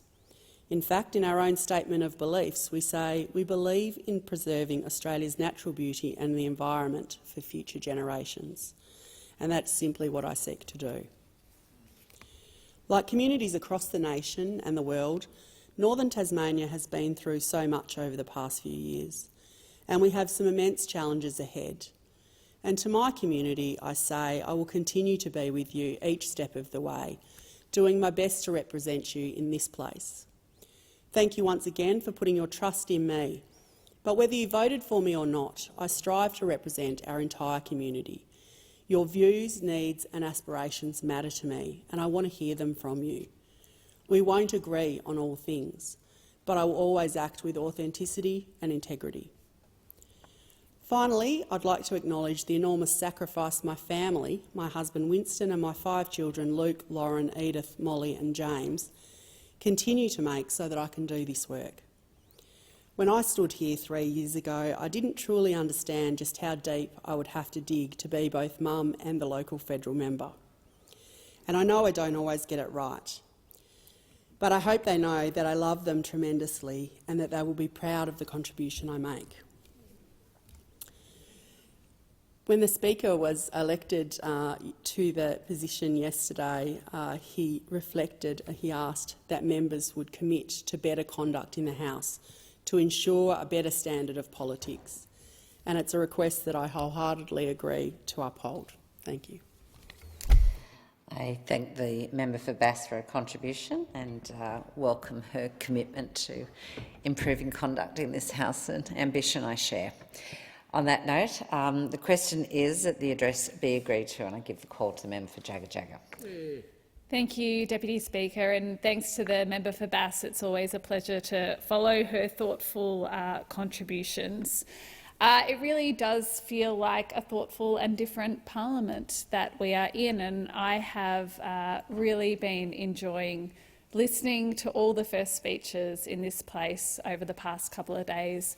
The diversity of life experience, the diversity of thought that has come to this chamber, I think, can only make us stronger. And what's also clear in all our newly elected members is the passion they have for serving their communities and for doing that while they're here. So that's been a wonderful experience to be able to be part of, and I know there's still more of those to come. For me, it's an honour to be back in here re-elected as the member for Jagga Jagga, and I say to my community a very big thank you for once again electing me and choosing me to represent you. It is a privilege that I feel every day. I will not forget, and I will do everything to work on your behalf and to make sure that your lives are enriched by us being here in government in this place. I think there are a lot of stories to have come out of this election, but one of the stories that I do want to focus on in this speech is that story of community. Because I think one of the things that people said to us in this election was that they value representatives who are connected to their community. And on this, I perhaps want to pick up on a narrative that I think has been slightly unfair, or perhaps I think misrepresented in some of our media coverage, which is the idea that those of us from major parties aren't connected to our community, or in fact don't spend time with our communities. And I don't want this to sound like I have a major chip on my shoulder. That's not where I'm coming from, maybe a little bit. But I do want to acknowledge that I am here on behalf of my community, and I am connected to that community. I grew up in my community. I live there now with my children. Just like so many people, I use the services, I talk to the people. That is what drives me when I'm here every day. And of course, during the election campaign, there were so many opportunities for me to talk with members of my community. And I do want to thank everyone who took the time to talk to me, because what was clear to me was that while people weren't happy with where our country was, while they were disappointed in the leadership they were getting in this place, they did think that it could be better, and they wanted to engage on how it could be better. So I really want to thank everyone who took the time to have that conversation with me, to not just fall into this idea that all politicians aren't that great, that there's not much we can do to make it better. Those people actually chose to stand on a street while I was standing there on the street corner and have a conversation with me about how it could be better. When I knocked on their doors, they told me about what was important in their lives, and we had a conversation about some of the ways that I and this government might be able to make their lives better. So I'm really proud, I'm really pleased that I'm here once again to have the opportunity to do that, and to do that as part of a Labor government. I do, on that theme of community, want to take this opportunity to also talk about some of the local commitments we made to Jagga Jagga during the election campaign, because again, I think this shows that as a federal government, we understand that we work at a number of levels and we have a number of responsibilities to communities. My community is one that has a strong medical precinct. We have the Austin Hospital, we have the Mercy Hospital for Women, we have Warringal Hospital, we have the Olivia Newton-John Cancer Centre. So a very strong health precinct and many people who work in healthcare. I want to say thank you to all of them. I know you are still doing it really tough. I know you are stretched. I know this is a really tough winter, and we've been saying for 2 years now, thank you, and this is tough. Please know that I hear from all of you who contact me, who explain to me what it is like at the moment to be working in our health system, the strain that is there, just as I hear from the people in my electorate who talk to me about how hard it is to access healthcare services at the moment.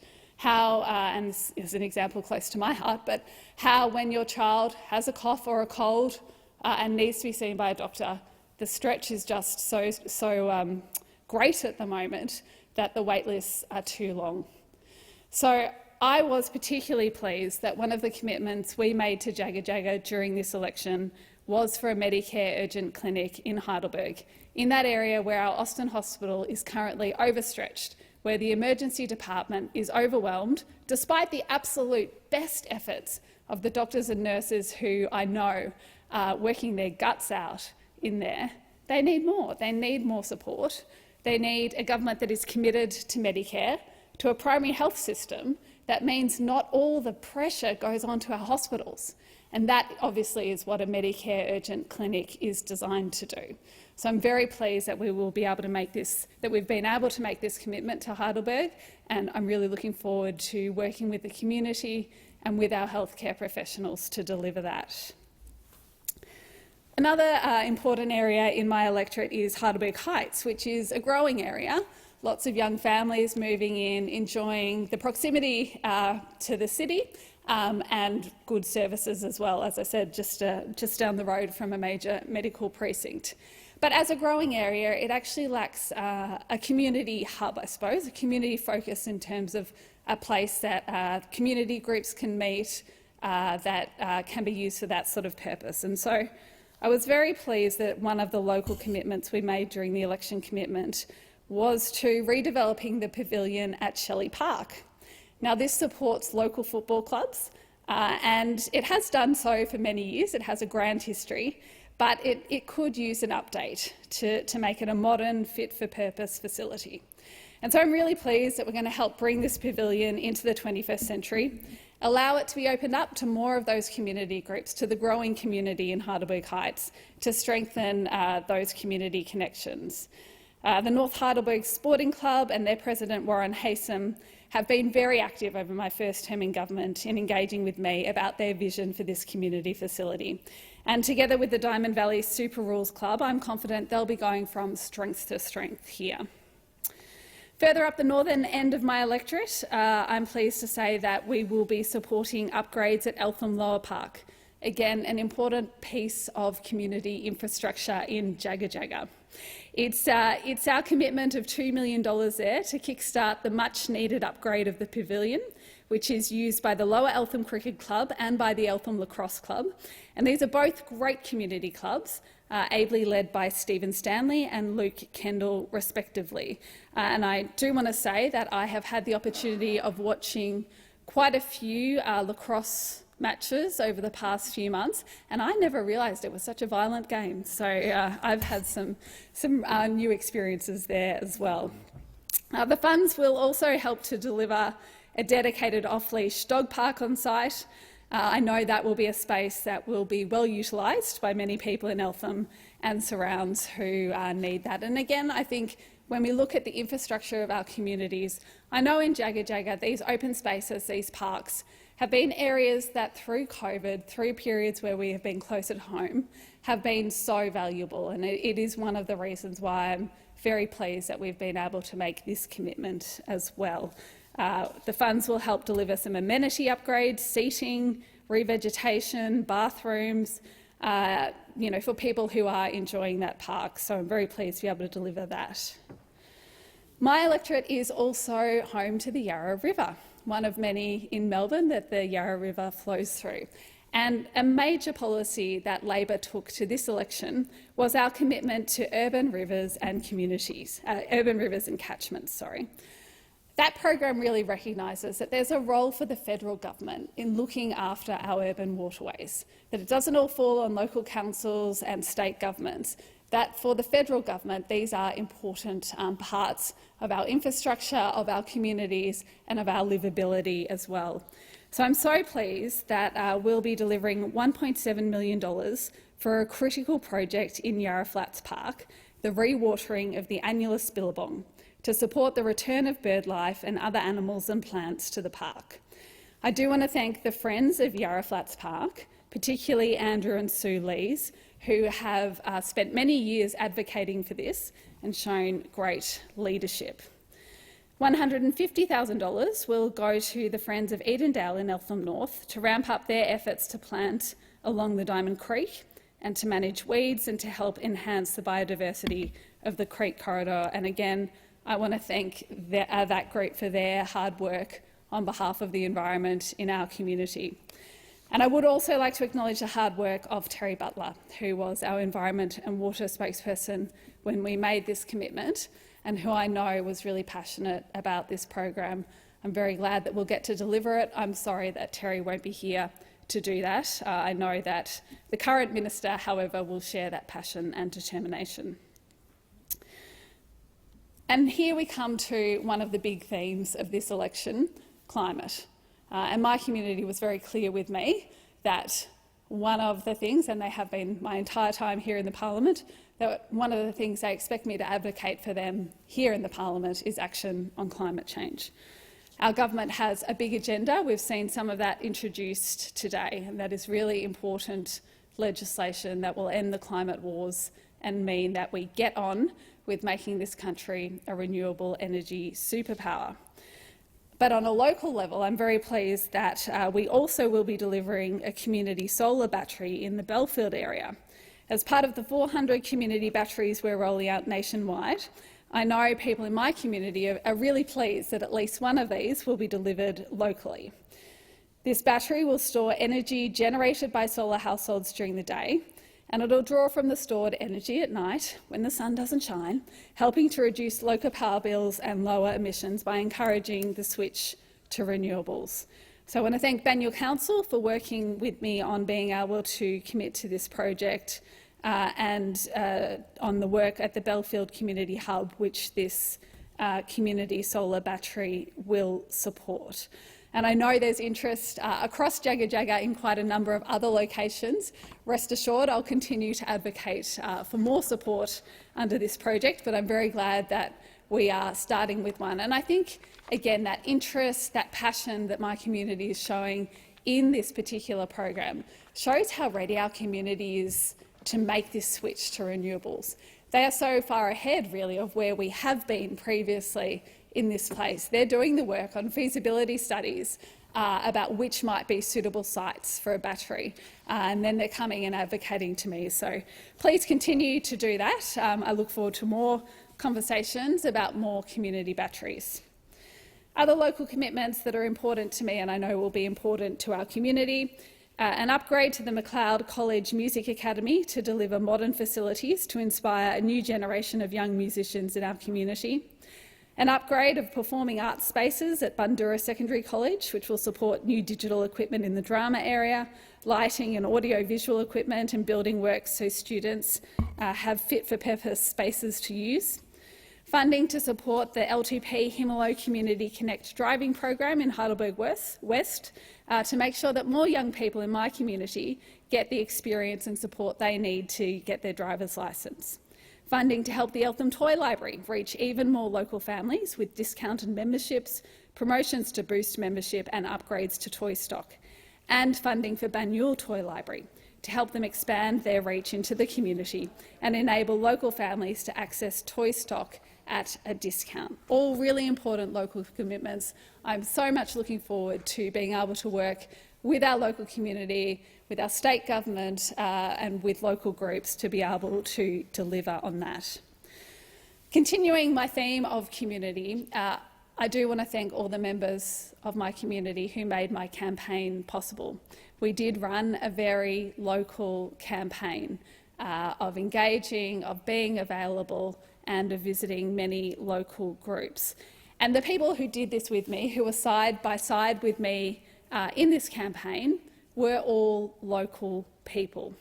My state colleagues, Anthony Carbines, Colin Brooks and Vicky Ward, all such great supports to me throughout my first term and through this campaign. Thanks so much to you. It's a privilege to really get to work with you on behalf of our communities.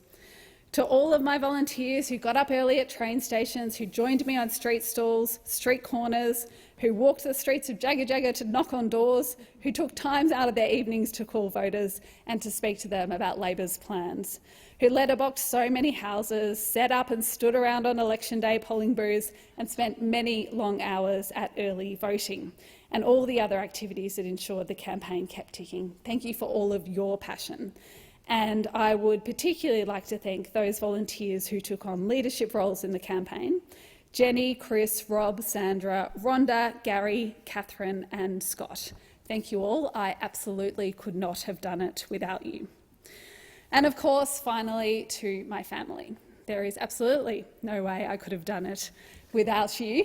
To Daniel, who I think at times thought that we may have bitten off a little bit more than we could chew with 2 children under 4 and an election campaign. I think he may have questioned my life choices, his life choices, but I always knew as we came through that you had my back, and I continue to know that, to appreciate that.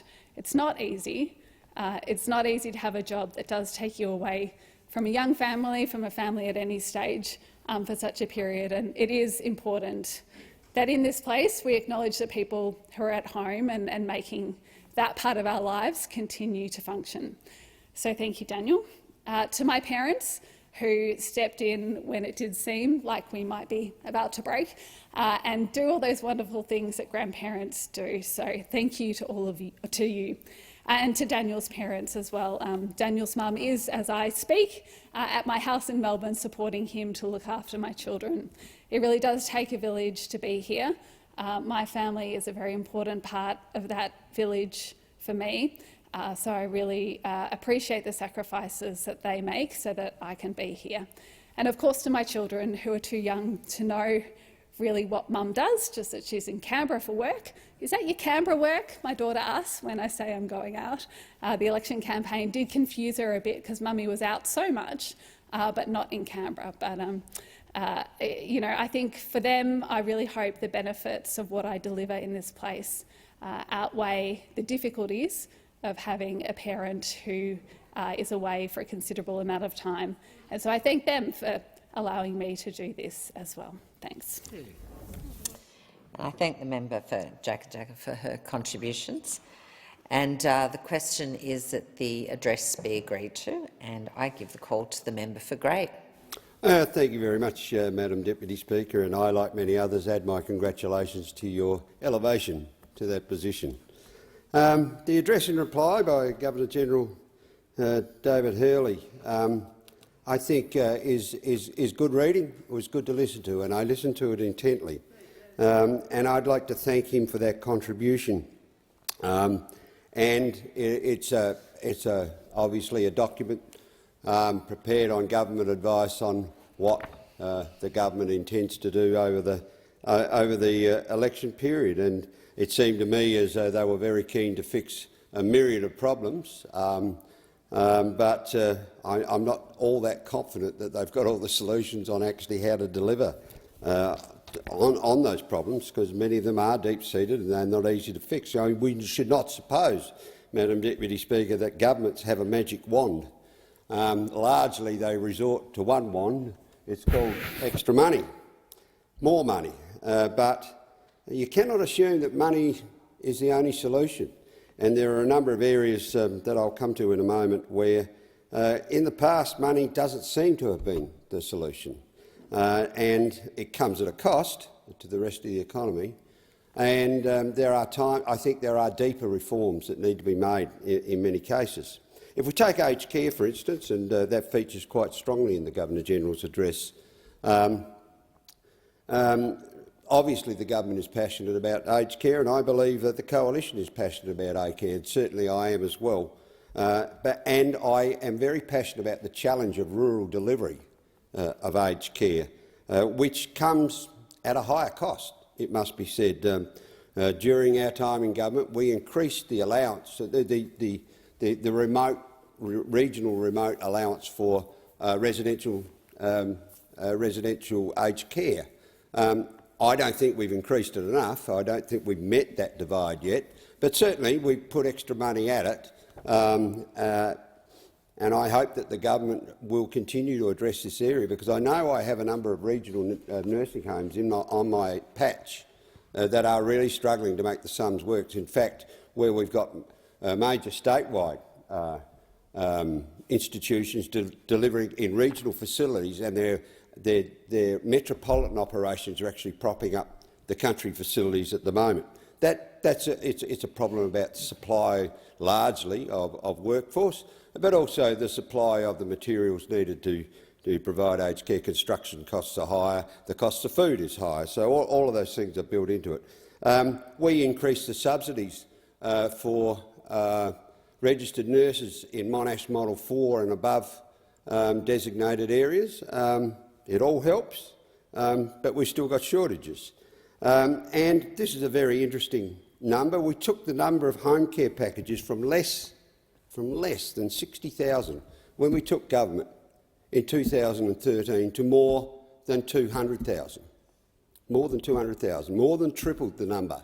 And yet there is still a demand for more home care packages. And in overall terms, the budget on aged care when we came to government in 2013 was $13.3 billion. In 2022, it's $29.8 billion, well more than double. It comes back to my point that just don't think that the government cannot just think, because they're in government, that money is a magic wand. Because clearly, despite the fact we have more than doubled the input into aged care over the 9 years in government, it hasn't fixed all the problems. We had a Royal Commission that told us it hasn't fixed all the problems. So I believe there is a case for reform as well as finance. As for promising higher pay for the aged care sector, the government is committed to providing higher wages. Well, that's a good thing, and I certainly won't argue about that. And they're allocating more hours per customer. But it will come at a cost, and it will come out of the budget somewhere, and somewhere down the future the Treasurer, I'm sure, will explain how that is going to be paid for. One of the ones that I am concerned about is the government's commitment to put a registered nurse on every shift in every residential facility. That's what the Governor-General's speech says. I wonder whether the government is aware how many small facilities there are around Australia, particularly in rural Australia, where we've got 10 and 12 beds in a nursing home facility.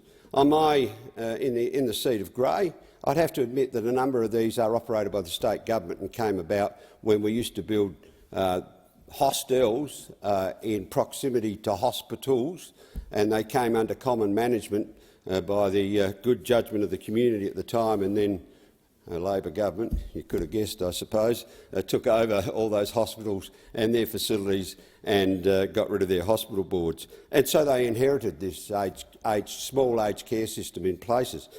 Perhaps the new government intends to make the state governments fund that registered nurse on every shift. But I can tell you, in these small facilities, it will be an enormous extra cost to their operating systems at the moment. And if the government is going to insist on this outcome, I insist that the government find the payment to pay these registered nurses, and then explain where they're going to find the registered nurses from. There has been talk of importing registered nurses, and once again I think that might be one of those things that's easier to say than to do. But I look forward to the government's work in that area. In Whyalla, I have a specific issue where last year Kindred Living, which is a community-operated and owned facilities there, they had 3 nursing homes and they were forced to close one of them, Annie Lockwood, primarily because they couldn't staff it, cost of operation, and some of those costs are due to its layout. The time it was built, the sort of 1970s, where things are done differently now. It was built for lower care for the delivery of lower care, if you like. Anyway, Kindred Living were forced to close it, and they were overwhelmed by the responsibility of running the 2 remaining facilities, and sought someone else to come in from outside and take over responsibility. And I and many others absolutely welcome the fact that Helping Hand, the Catholic-based organisation, came in and have taken on a 12-month contract there with a view to making that a permanent position in Whyalla and keeping the other 2 facilities open. And we're short of beds in Whyalla now as a result of the closure of that one facility. And so that's been a good outcome. And the government, the previous government, provided some millions of dollars to them for them to bring that facility up to standard. I'm very grateful for that. But now, of course, they are in the position of having to make a decision about whether they should continue. And we're well aware that we need at least $20 million worth of investment there, probably more. We need to build a new wing on the Yeltana facility. We need to get rid of the shared rooms. We need to certainly get rid of the shared bathrooms. I think in this post-COVID world, the idea of shared bathrooms in aged care facilities is pretty much last week's newsletter. And so during the election campaign, I was very pleased to obtain a commitment from the previous government to provide $10 million to Helping Hand to bring about this capital investment and to secure their long-term management of the Whyalla facilities. Now, I'm fully aware that the current government did not match that commitment, so I can't say they're breaking any promises, but I have spoken to the Health and Aged Care Minister, Mark Butler. This is incredibly urgent. There is a round of designated funding in November. I have no idea whether that will go ahead under the new government or not for capital works, but we can't wait that long. And so I'm asking the minister to step in and make the same commitment we did during the campaign to make sure that we secure Helping Hand long-term in Whyalla to operate first-class services for the people of Whyalla. Without them, we have no management, and without management, we have no aged care capacity in Whyalla, full stop, a community of around 22,000 people. So I bring that to the House's attention. I'm sure, and I will continue to bring it to the Aged Care Minister's attention. So, in the Governor-General's speech, to move along, he reaffirmed the government's commitment to implementing the Uluru Statement. Now, if the government wants support for changes of the Constitution, I think they will be required. I think they should be required, but I think the public will require that they actually tell the public what those changes to the Constitution will do in practical terms. I don't think the public will vote for a pig in the poke. I don't think they'll vote for something that they do not understand, and if a referendum question is put to me where I don't understand the outcomes of what the question is, I won't be voting for it either. So I think the government has a lot of work to do to tell us how the voice to Parliament will work. How will it be delivered? How will the voice communicate its message to the Parliament? I think very importantly, and this will be one of the most difficult issues, and I think this, when I sat and consulted with Ken White's committee and those people that were drawing it up, how will the people who provide the voice to Parliament be elected or appointed? Because I can tell you, as someone that has a sufficiently large Indigenous population and a large footprint of South Australia in my electorate, we are far from reaching a cohesive position between the different nations of Aboriginal nations that sit within my seat, and even within their communities. They do not always provide a cohesive voice. So finding a few individuals that are going to represent the disparate family and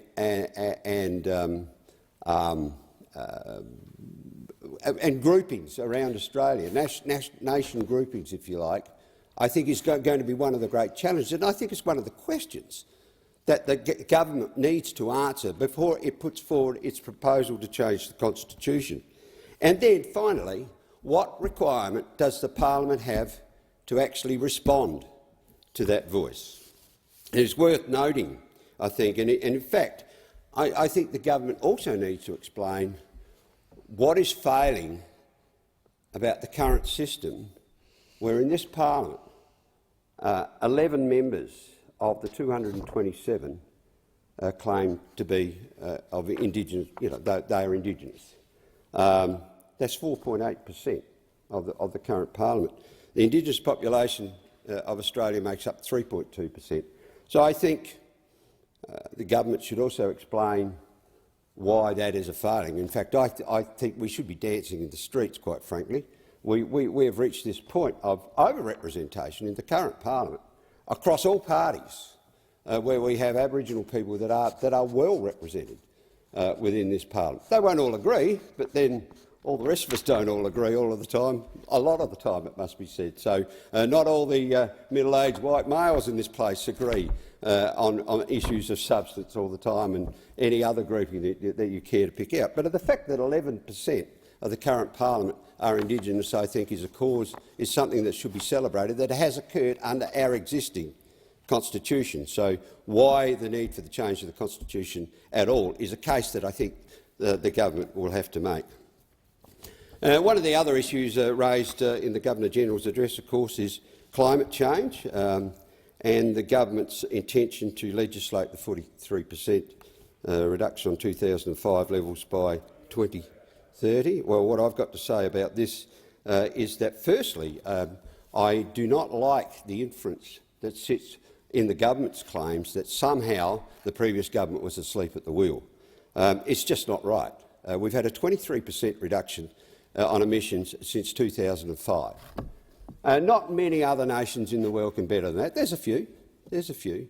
We beat our Kyoto 1 commitments, our Kyoto 2 commitments, and the Paris commitments, we're on track to exceed them, of course, by 2030, which was the 26%, and well exceed them, it might be said. So, and we have the biggest uptake of rooftop solar in the world. We've had construction levels on wind and solar up to, I think it's 4 times as great as the next highest per capita as the next nation in the world. And so to somehow say the coalition was asleep at the wheel is just plain wrong. Now, the question, I think the big question about the legislation as opposed to a target. I'm not opposed to a 43% target at all. I think it's a good idea. Let's do it if it works. But I think we have to question how seriously many other nations in the world are taking their commitments in this area. I'm amazed at the chasm between the statements that were made in Glasgow last year and the actions of the nations that made those statements since, that have been opening up coal-fired power stations, that have been in mothballs, that are building new coal-fired power stations around the world, and new gas power stations and other things. It seems to me that many of these nations have made these statements knowing full well that the politicians of the day that make the statement will not be responsible for meeting the timeline or the published emission line, because they won't be there when that timeline is reached. So that's why I'm opposed to legislating 43%. I'm not opposed to getting to 43%. I think, government, we should all be aware that China is increasing its emissions each year, by more than Australia's total emissions, by more than our total. Each year they're increasing it. And yet we have a commitment from China that they are going to stabilise on a factor of units per GPD by 2030. But of course, their economy is going to keep growing, and so will their emissions keep growing under that scenario.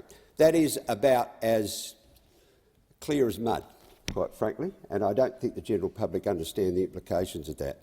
So my question about legislating the 43% is, why would you legislate something that might clearly become the wrong target as we go along? If we find that we're losing our manufacturing industry out of Australia, this document here, the Governor-General's speech, actually talks about jobs and skills and expanding our manufacturing base in Australia. I can guarantee you we will not expand our manufacturing base in Australia if our energy costs exceed those of our competitors, and at an increasing rate. And if our competitors are not going to take notice of their commitments and the commitments of the rest of it, that's exactly what will happen. Now, we can hope for a good outcome, and a good outcome will be if the new renewable energy sources are cheaper than the current fossil sources. And that will be a great outcome, and that's where I will be applauding for the target, and we will go for it. And, don't hold back. But if we find that we're losing our manufacturing industry, if we find we're losing our jobs, well, maybe we ought to have a rethink about where we are, and if it's enshrined in legislation, it becomes infinitely more difficult than if it were not. So I'm looking forward to that debate in the coming days. Just in closing, the other things in the Governor-General's speech that draw my attention are the things that weren't in it. I heard nothing, for instance, of the continued investment in our road rail infrastructure in Australia. And I'd have to say the last number of years under the coalition government have been extraordinary in this area, and we are cutting the costs for our industries and making them more competitive on a worldwide basis. I would like to hear what the new government is going to do about that, but it was silent. I come from a part of Australia where, sadly, the area in which I live, we have one doctor, permanent doctor, for 3,000 people. One for 3,000. The complete failure of the system to deliver doctors into regional Australia is killing people. Not a word. Not a word in there. Agriculture. What's said that Australia rides on the sheep's back? Probably not no longer does that, but I can tell you agriculture is a pretty big industry in Australia, and it employs a lot of people. At the moment, our people are petrified that the government's not moving quickly enough to keep foot and mouth out of Australia. I listened to the minister's remarks, and I'm assured by them. But the problem is that people are ringing my office all the time saying, I just walked in for barley and no one said boo. That's our concern at the moment, not what the government has said it's going to do, but it needs to happen. But that's an aside to that general issue that I'm saying this document is silent on agriculture. I look forward to working with the government with the legislation to come. There'll be legislation on most of those issues I've talked about, and I will be speaking to those when it comes up. I thank the member for Grey for his contribution and give the call to the minister. Thank you. I move that the debate be adjourned. The question is that the debate be adjourned and the resumption of the debate be made in order of the day for the next sitting. All those of that opinion say aye. To the contrary, no. I think the ayes have it. Thank you. Sorry, I give the call to the minister. I move that the House do now adjourn. Thank you, and I give the call to the member for Bass. Thank you, Madam Deputy Speaker. As I reflected just a little while ago in my address in reply speech today, actively engaging with, listening to and working collaboratively with organisations and individuals leads to the delivery of much-needed projects which can and do make a demonstrable difference in the communities we represent. I'm proud of the projects delivered throughout my first term and of the diligent work undertaken over the past few years to secure funding for additional projects to roll out in this new term of Parliament. The club rooms at the Exeter Showgrounds is just one example, the home of a true agricultural show which has been running for over 100 years, a hub of local cricket and football and the host of the monthly Exeter Market for many months of the year. The showgrounds and the club room are utilised by the community year-round, but have not been fit for purpose for some time.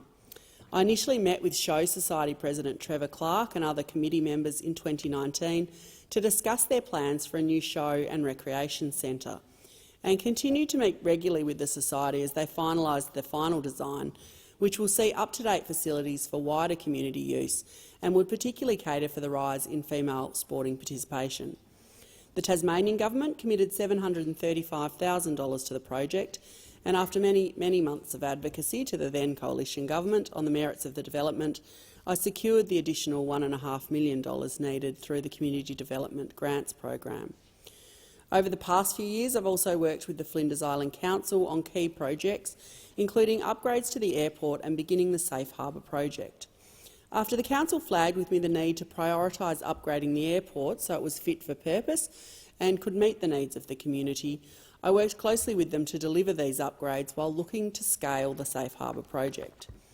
I fought for and earlier this year secured the additional $600,000 necessary through the Community Development Grant Program for the project, which, like the Exeter Show and Recreation Centre, will benefit their local communities, and I trust that the new government will support the completion of both.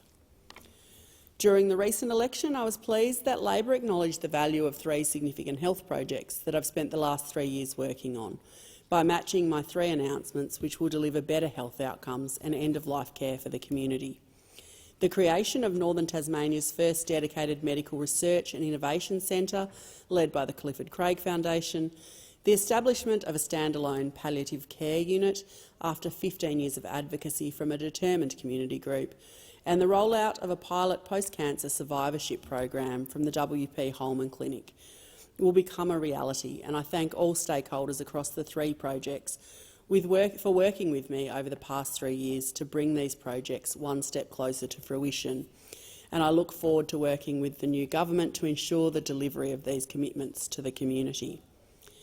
One of the most significant projects announced during the election that was also matched by Labor is the $70 million investment to develop a hydrogen hub in Bell Bay.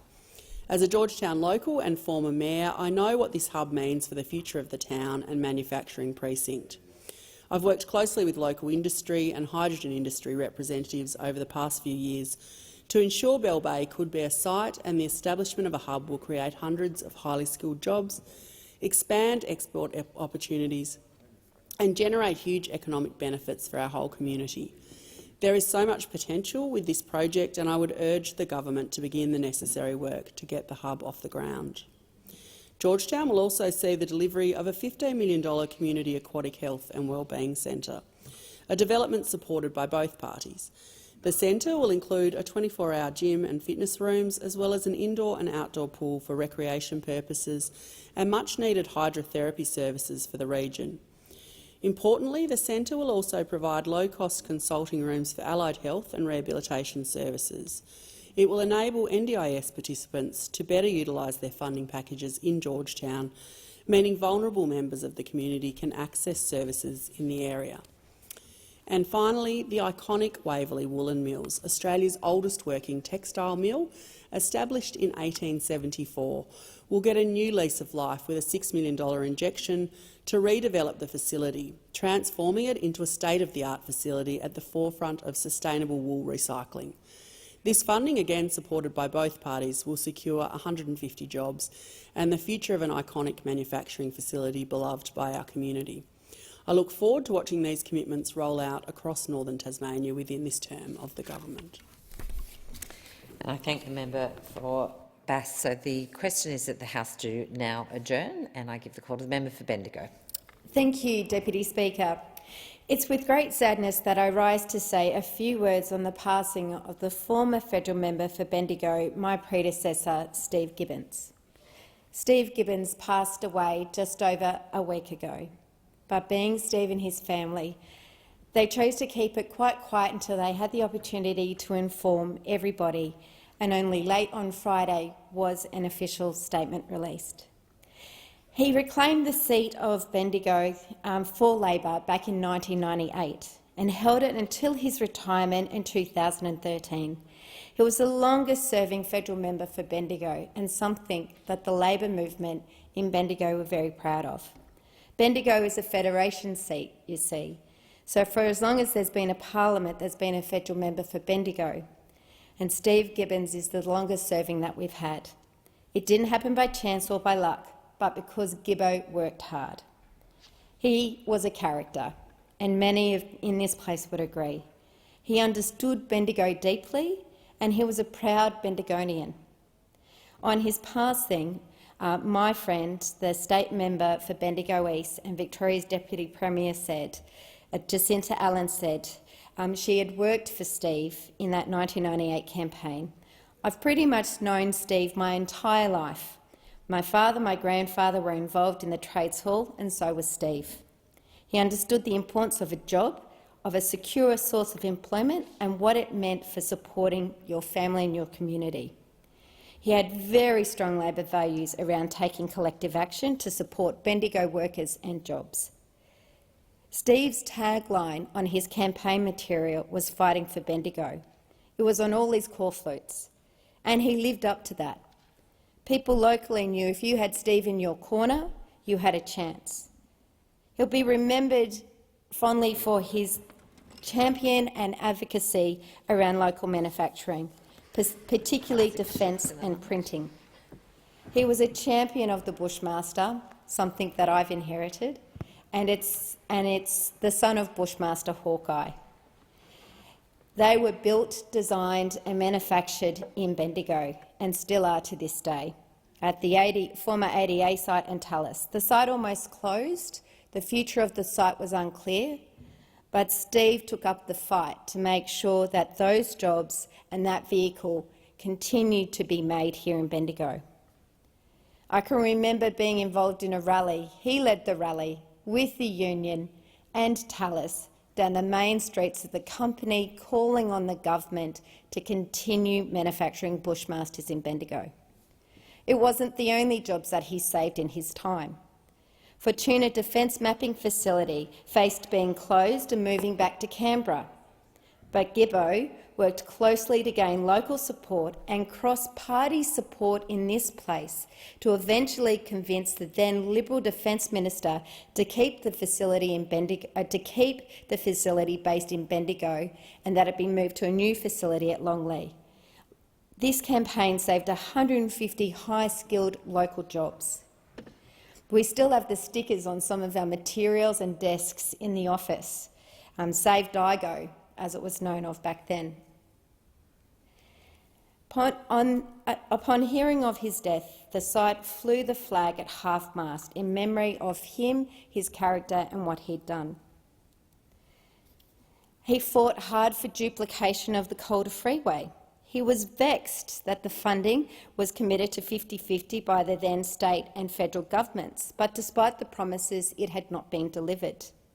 The Howard government had reneged on the deal, and Steve was not going to let that happen on his watch, and ran a long campaign until the government finally agreed to fund it.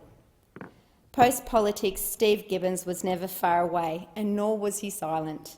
He loved his Twitter, particularly at question time.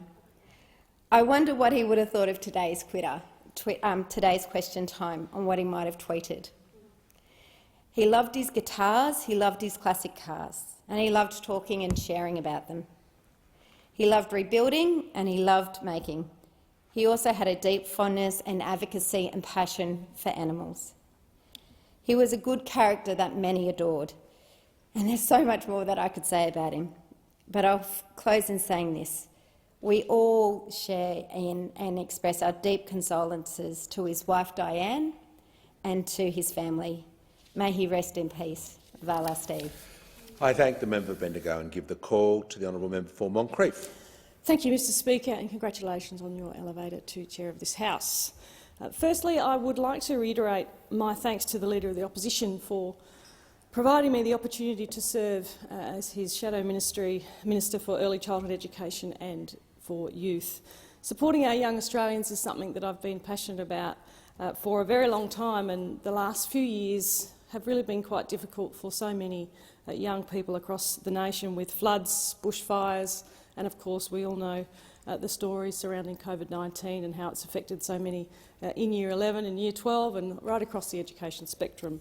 So my thoughts are with them. And while I know that these devastating events have disrupted the lives of so many young Australians, it's important that we focus on ensuring that there are no longer-term impacts. And it's never been more important than now to ensure that young Australians can access support and services that they need when they need it and where they need it. And unlike the government, our side of the chamber has always been focused on supporting young Australians to ensure that they are engaged and that they feel empowered. And whether it was creating additional education and training places, our record funding in mental health, including through various programs, including, of course, Headspace and our flagship Head to Health centres, or through arts and sports programs. I know firsthand just how important it is that young people feel supported, that you feel heard, and that you can make a difference. That's why my focus as Shadow Minister for Youth will be on empowering young Australians and ensuring they have every opportunity to succeed, no matter where they live or where they come from. I want young Australians to be able to find and pursue their passions. That's what makes a difference. Whether that's music, sport, perhaps drama, learning a new skill or volunteering in their local community. These are all very meaningful engagements for young people across their young lives. And I want them to feel valued, I want them to feel important and ultimately to feel happy about their life, feel hope and plans for their future. And I was fortunate enough to receive an opportunity, Mr Speaker, from Rotary International when I was very young, about 17. I was able to be a Rotary Exchange student abroad and spent 12 months in Denmark. And it transformed my life. It was the opportunity that put my life on a different path, and I thank Rotary International and still owe them a great debt of gratitude, Mr Speaker. Can't say no to them when they ask me to speak in the community.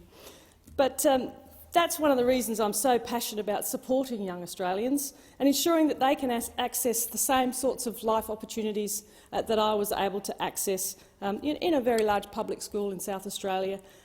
So certainly not from a privileged background. We don't have to do it alone. There are thousands of other amazing organisations, apart from Rotary International, who offer opportunities for young people, and organisations in the community who extend fantastic work. I'm proud to say that in Southport, in my electorate of Moncrieff, there's an organisation called Mob Academy. They call them the mobsters, young men who can go along to the Mob Academy, who feel perhaps not happy with their future or they're disaffected with what's happening at home or what's happening in their lives, and they can go along to Mob Academy and finish Year 12 or Year 11, or indeed do a Certificate 3 or 4. And Mob Academy recently opened their new driving school, which has also come from funding across the community. And it's very impressive to see what Marco Renai and his partners there at Mob Academy do, and how they've assisted over 1,000 young men. And their catch cry on the wall in their rooms, in their foyer, is building better men. And I really support those intervention programs that give young people, men and young girls of course, the opportunity to really build something in their lives. So their programs mix sort of education and life skills, and they've had some fantastic outcomes, of course with some federal government funding, through Stronger Communities, but also from my very, very generous corporate community across the Gold Coast who support that sort of a program, and particularly men of business. I did myself support it, but mainly it's the business community that get behind men of business. So, sadly, Mr Deputy Speaker, suicide remains the leading cause of death among Australians aged 15 to 24. And we need to make sure that we move forward to zero suicides and put intervention programs in place and mental health programs that help our youth moving forward. The member's time has expired. I give the call to the honourable member for Macnamara. Well, Mr Speaker, it's the first time I rise with you in that seat, and the two things I would just briefly indulge on is one is that there are many times that I was up in the second floor of this building on the way back from the Federation Chamber or one of the committees, and instead of going down the lift, I'd pop into your office, often get greeted with a cup of coffee and some really good advice. And you are someone who many people in this place seek advice from, and it's for good reason. And the other thing that I just would say, Speaker, is that your predecessor, the former member for Casey, did come into the seat to listen to adjournments to get a sense of the flavour of the different members of this place, and if that's something that you're also continuing, I think it's a wonderful tradition, and it's great to see you in the chair at this time of the debate this evening. And congratulations, my friend. In Macnamara, we have had quite a campaign. We had an election, obviously, but prior to the election there was another campaign going on with our early childhood education centres. The city of Port Phillip is the local government area that takes in most of Macnamara, and prior to the last election I was advocating strongly that the city of Port Phillip should not shut down and sell off three crucial local early childhood centres. They of course are the Avenue Children's Centre, Eildon Road and the Elwoods Children's Centre. These three community-run centres are incredible community assets. They foster a sense of community. The petition that was circulated in our local area was signed by over 3,000 people. To give you a sense, each centre has less than 100 enrolments. This is something that really touched the heart of many people because they walk to these centres, they're local, many of them in old houses. They have such character, but they also build such a sense of community, and they're good. They're really good centres. And the City of Port Phillip were on a crusade to try and sell these off, and I stood with many people in our local community. We protested against the council, and I was pleased that the Labor councillor in the City of Port Phillip, as well as the support of the Greens councillors, did put forward a motion to stop the sale, and even though that didn't quite get up, the council did resolve to look at other options. And what happened then was conversations started with the state government. The Victorian School Building Authority have been in negotiations with the City of Port Phillip about the future of these centres as well as the other early childhood centres in the City of Port Phillip. And I'm told that those negotiations are going extremely well. I was very pleased that the former Shadow Minister for Early Childhood, the member for Kingston, when she came and met with these three centres before the last election, she outlined a commitment that we would work with the City of Port Phillip to try and see a sustainable outcome for these centres, to make sure that the future of these early childhood centres are in Macnamara and that we have a future that our kids and our families can rely on.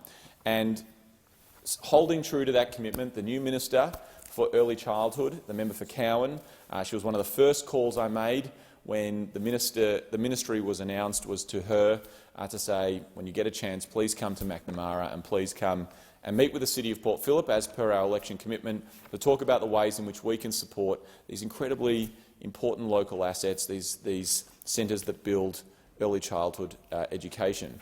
And it's not just because they're great centres and they provide high-quality education and that they are community assets that really are valued within Macnamara. It's also because getting good quality, affordable childcare is such an important economic measure that we need to grow the economy.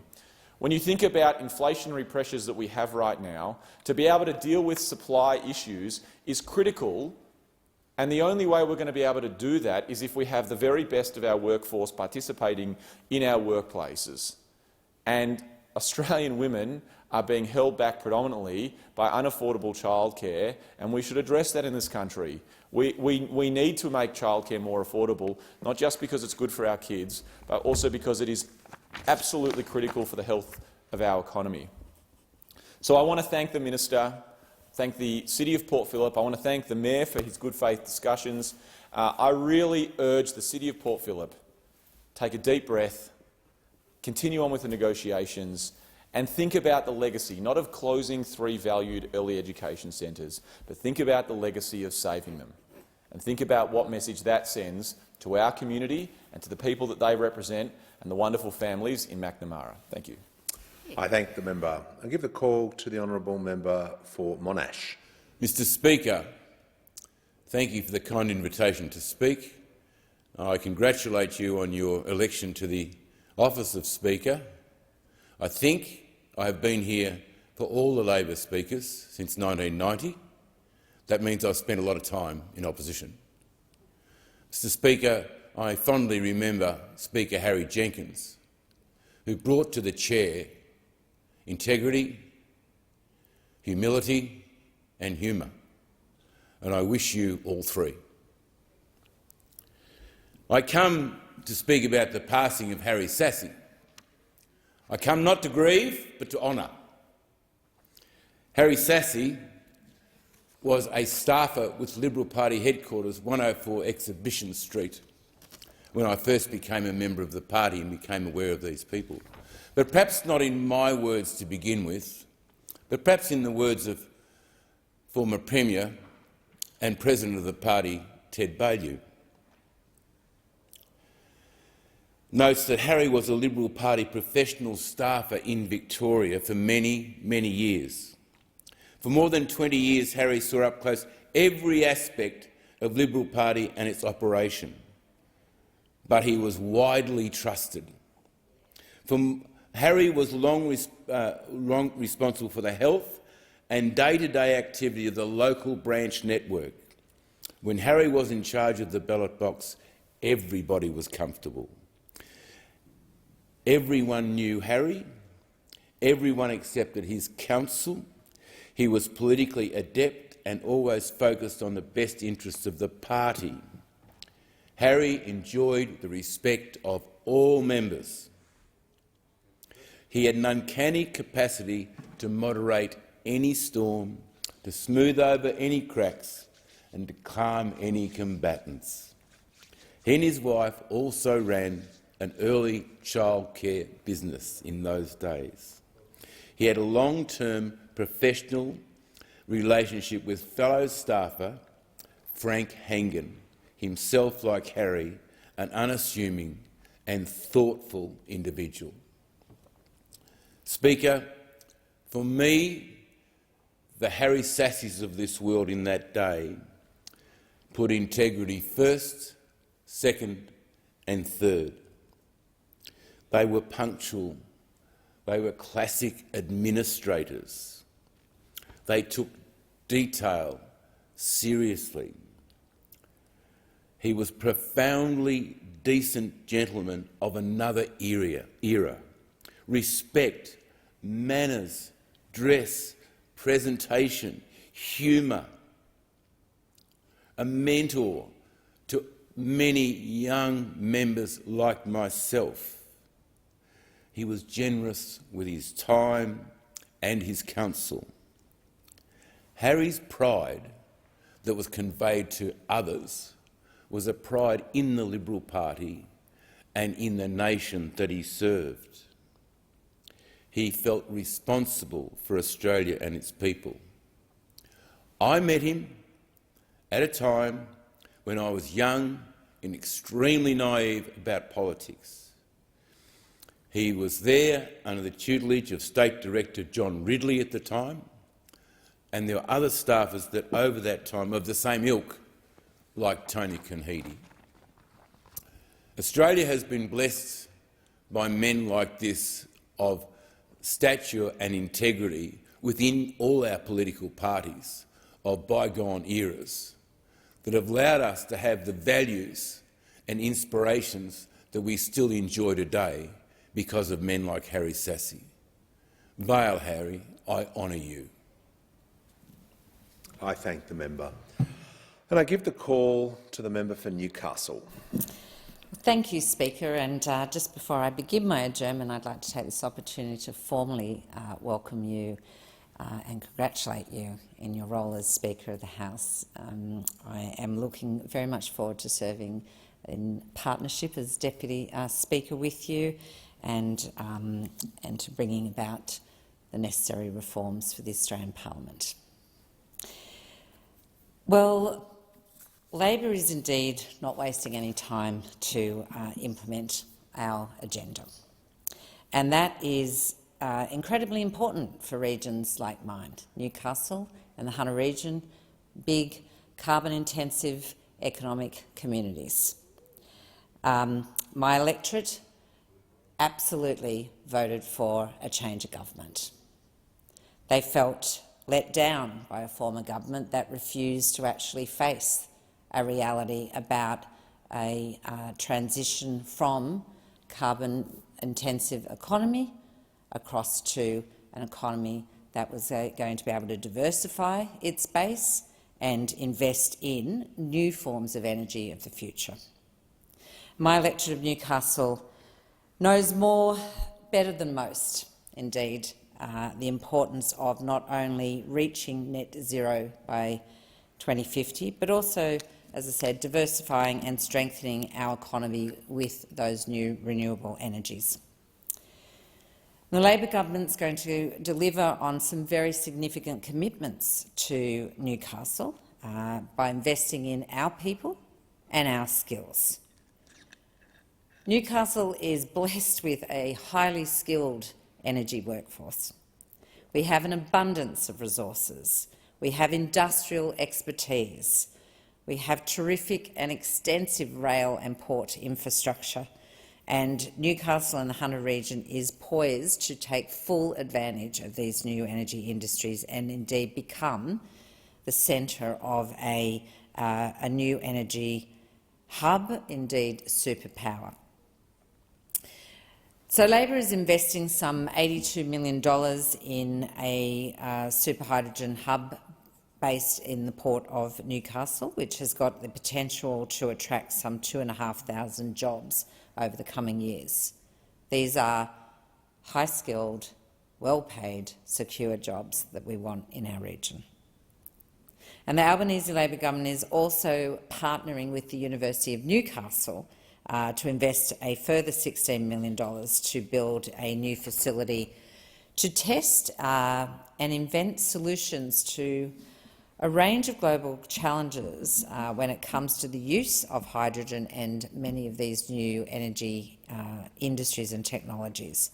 The skills, techniques and technologies developed by this project at the university will enable local industry, including hydrogen investments at the Port of Newcastle, to really grow to their full potential. There's a lot of thinking as to what will be required, what industry is going to need in terms of the skilled workforce, but also places to test out and accredit and ensure safety in the use of these new energy technologies. And of course, we've been doing this for more than a century in Newcastle with coal, and the need to ensure safe practices. This comes as second nature to the people of Newcastle. I am very excited about the possibilities for Newcastle and our region in a transition and diversification of our local economy, whilst we bring Australia to deliver on this commitment of a net zero by 2050. As I said, we're not wasting any time. Today, indeed, we saw the introduction of the climate change bills into this House. So the Anthony Albanese Labor government has indeed ticked off on one of those election commitments to enshrine the nation's commitment to reduce greenhouse gas emissions by 43% by 2030 and net zero by 2050 into law. Australian people voted for this change, and indeed my electorate of Newcastle voted very strongly. They care deeply about this issue. For Novocastrians, this is personal. We have a lot of skin in the game. But we know that real action on climate change means more than just hitting targets. It's about forging a sustainable future for carbon-intensive regions like mine. I thank the Albanese government for pulling the head out of the sand and facing the reality ahead. The member's time has expired. I'll put the question that the House do now adjourn. All those with opinion say aye. To the contrary, no. I think the ayes have it. The House stands adjourned until 9 a.m. tomorrow.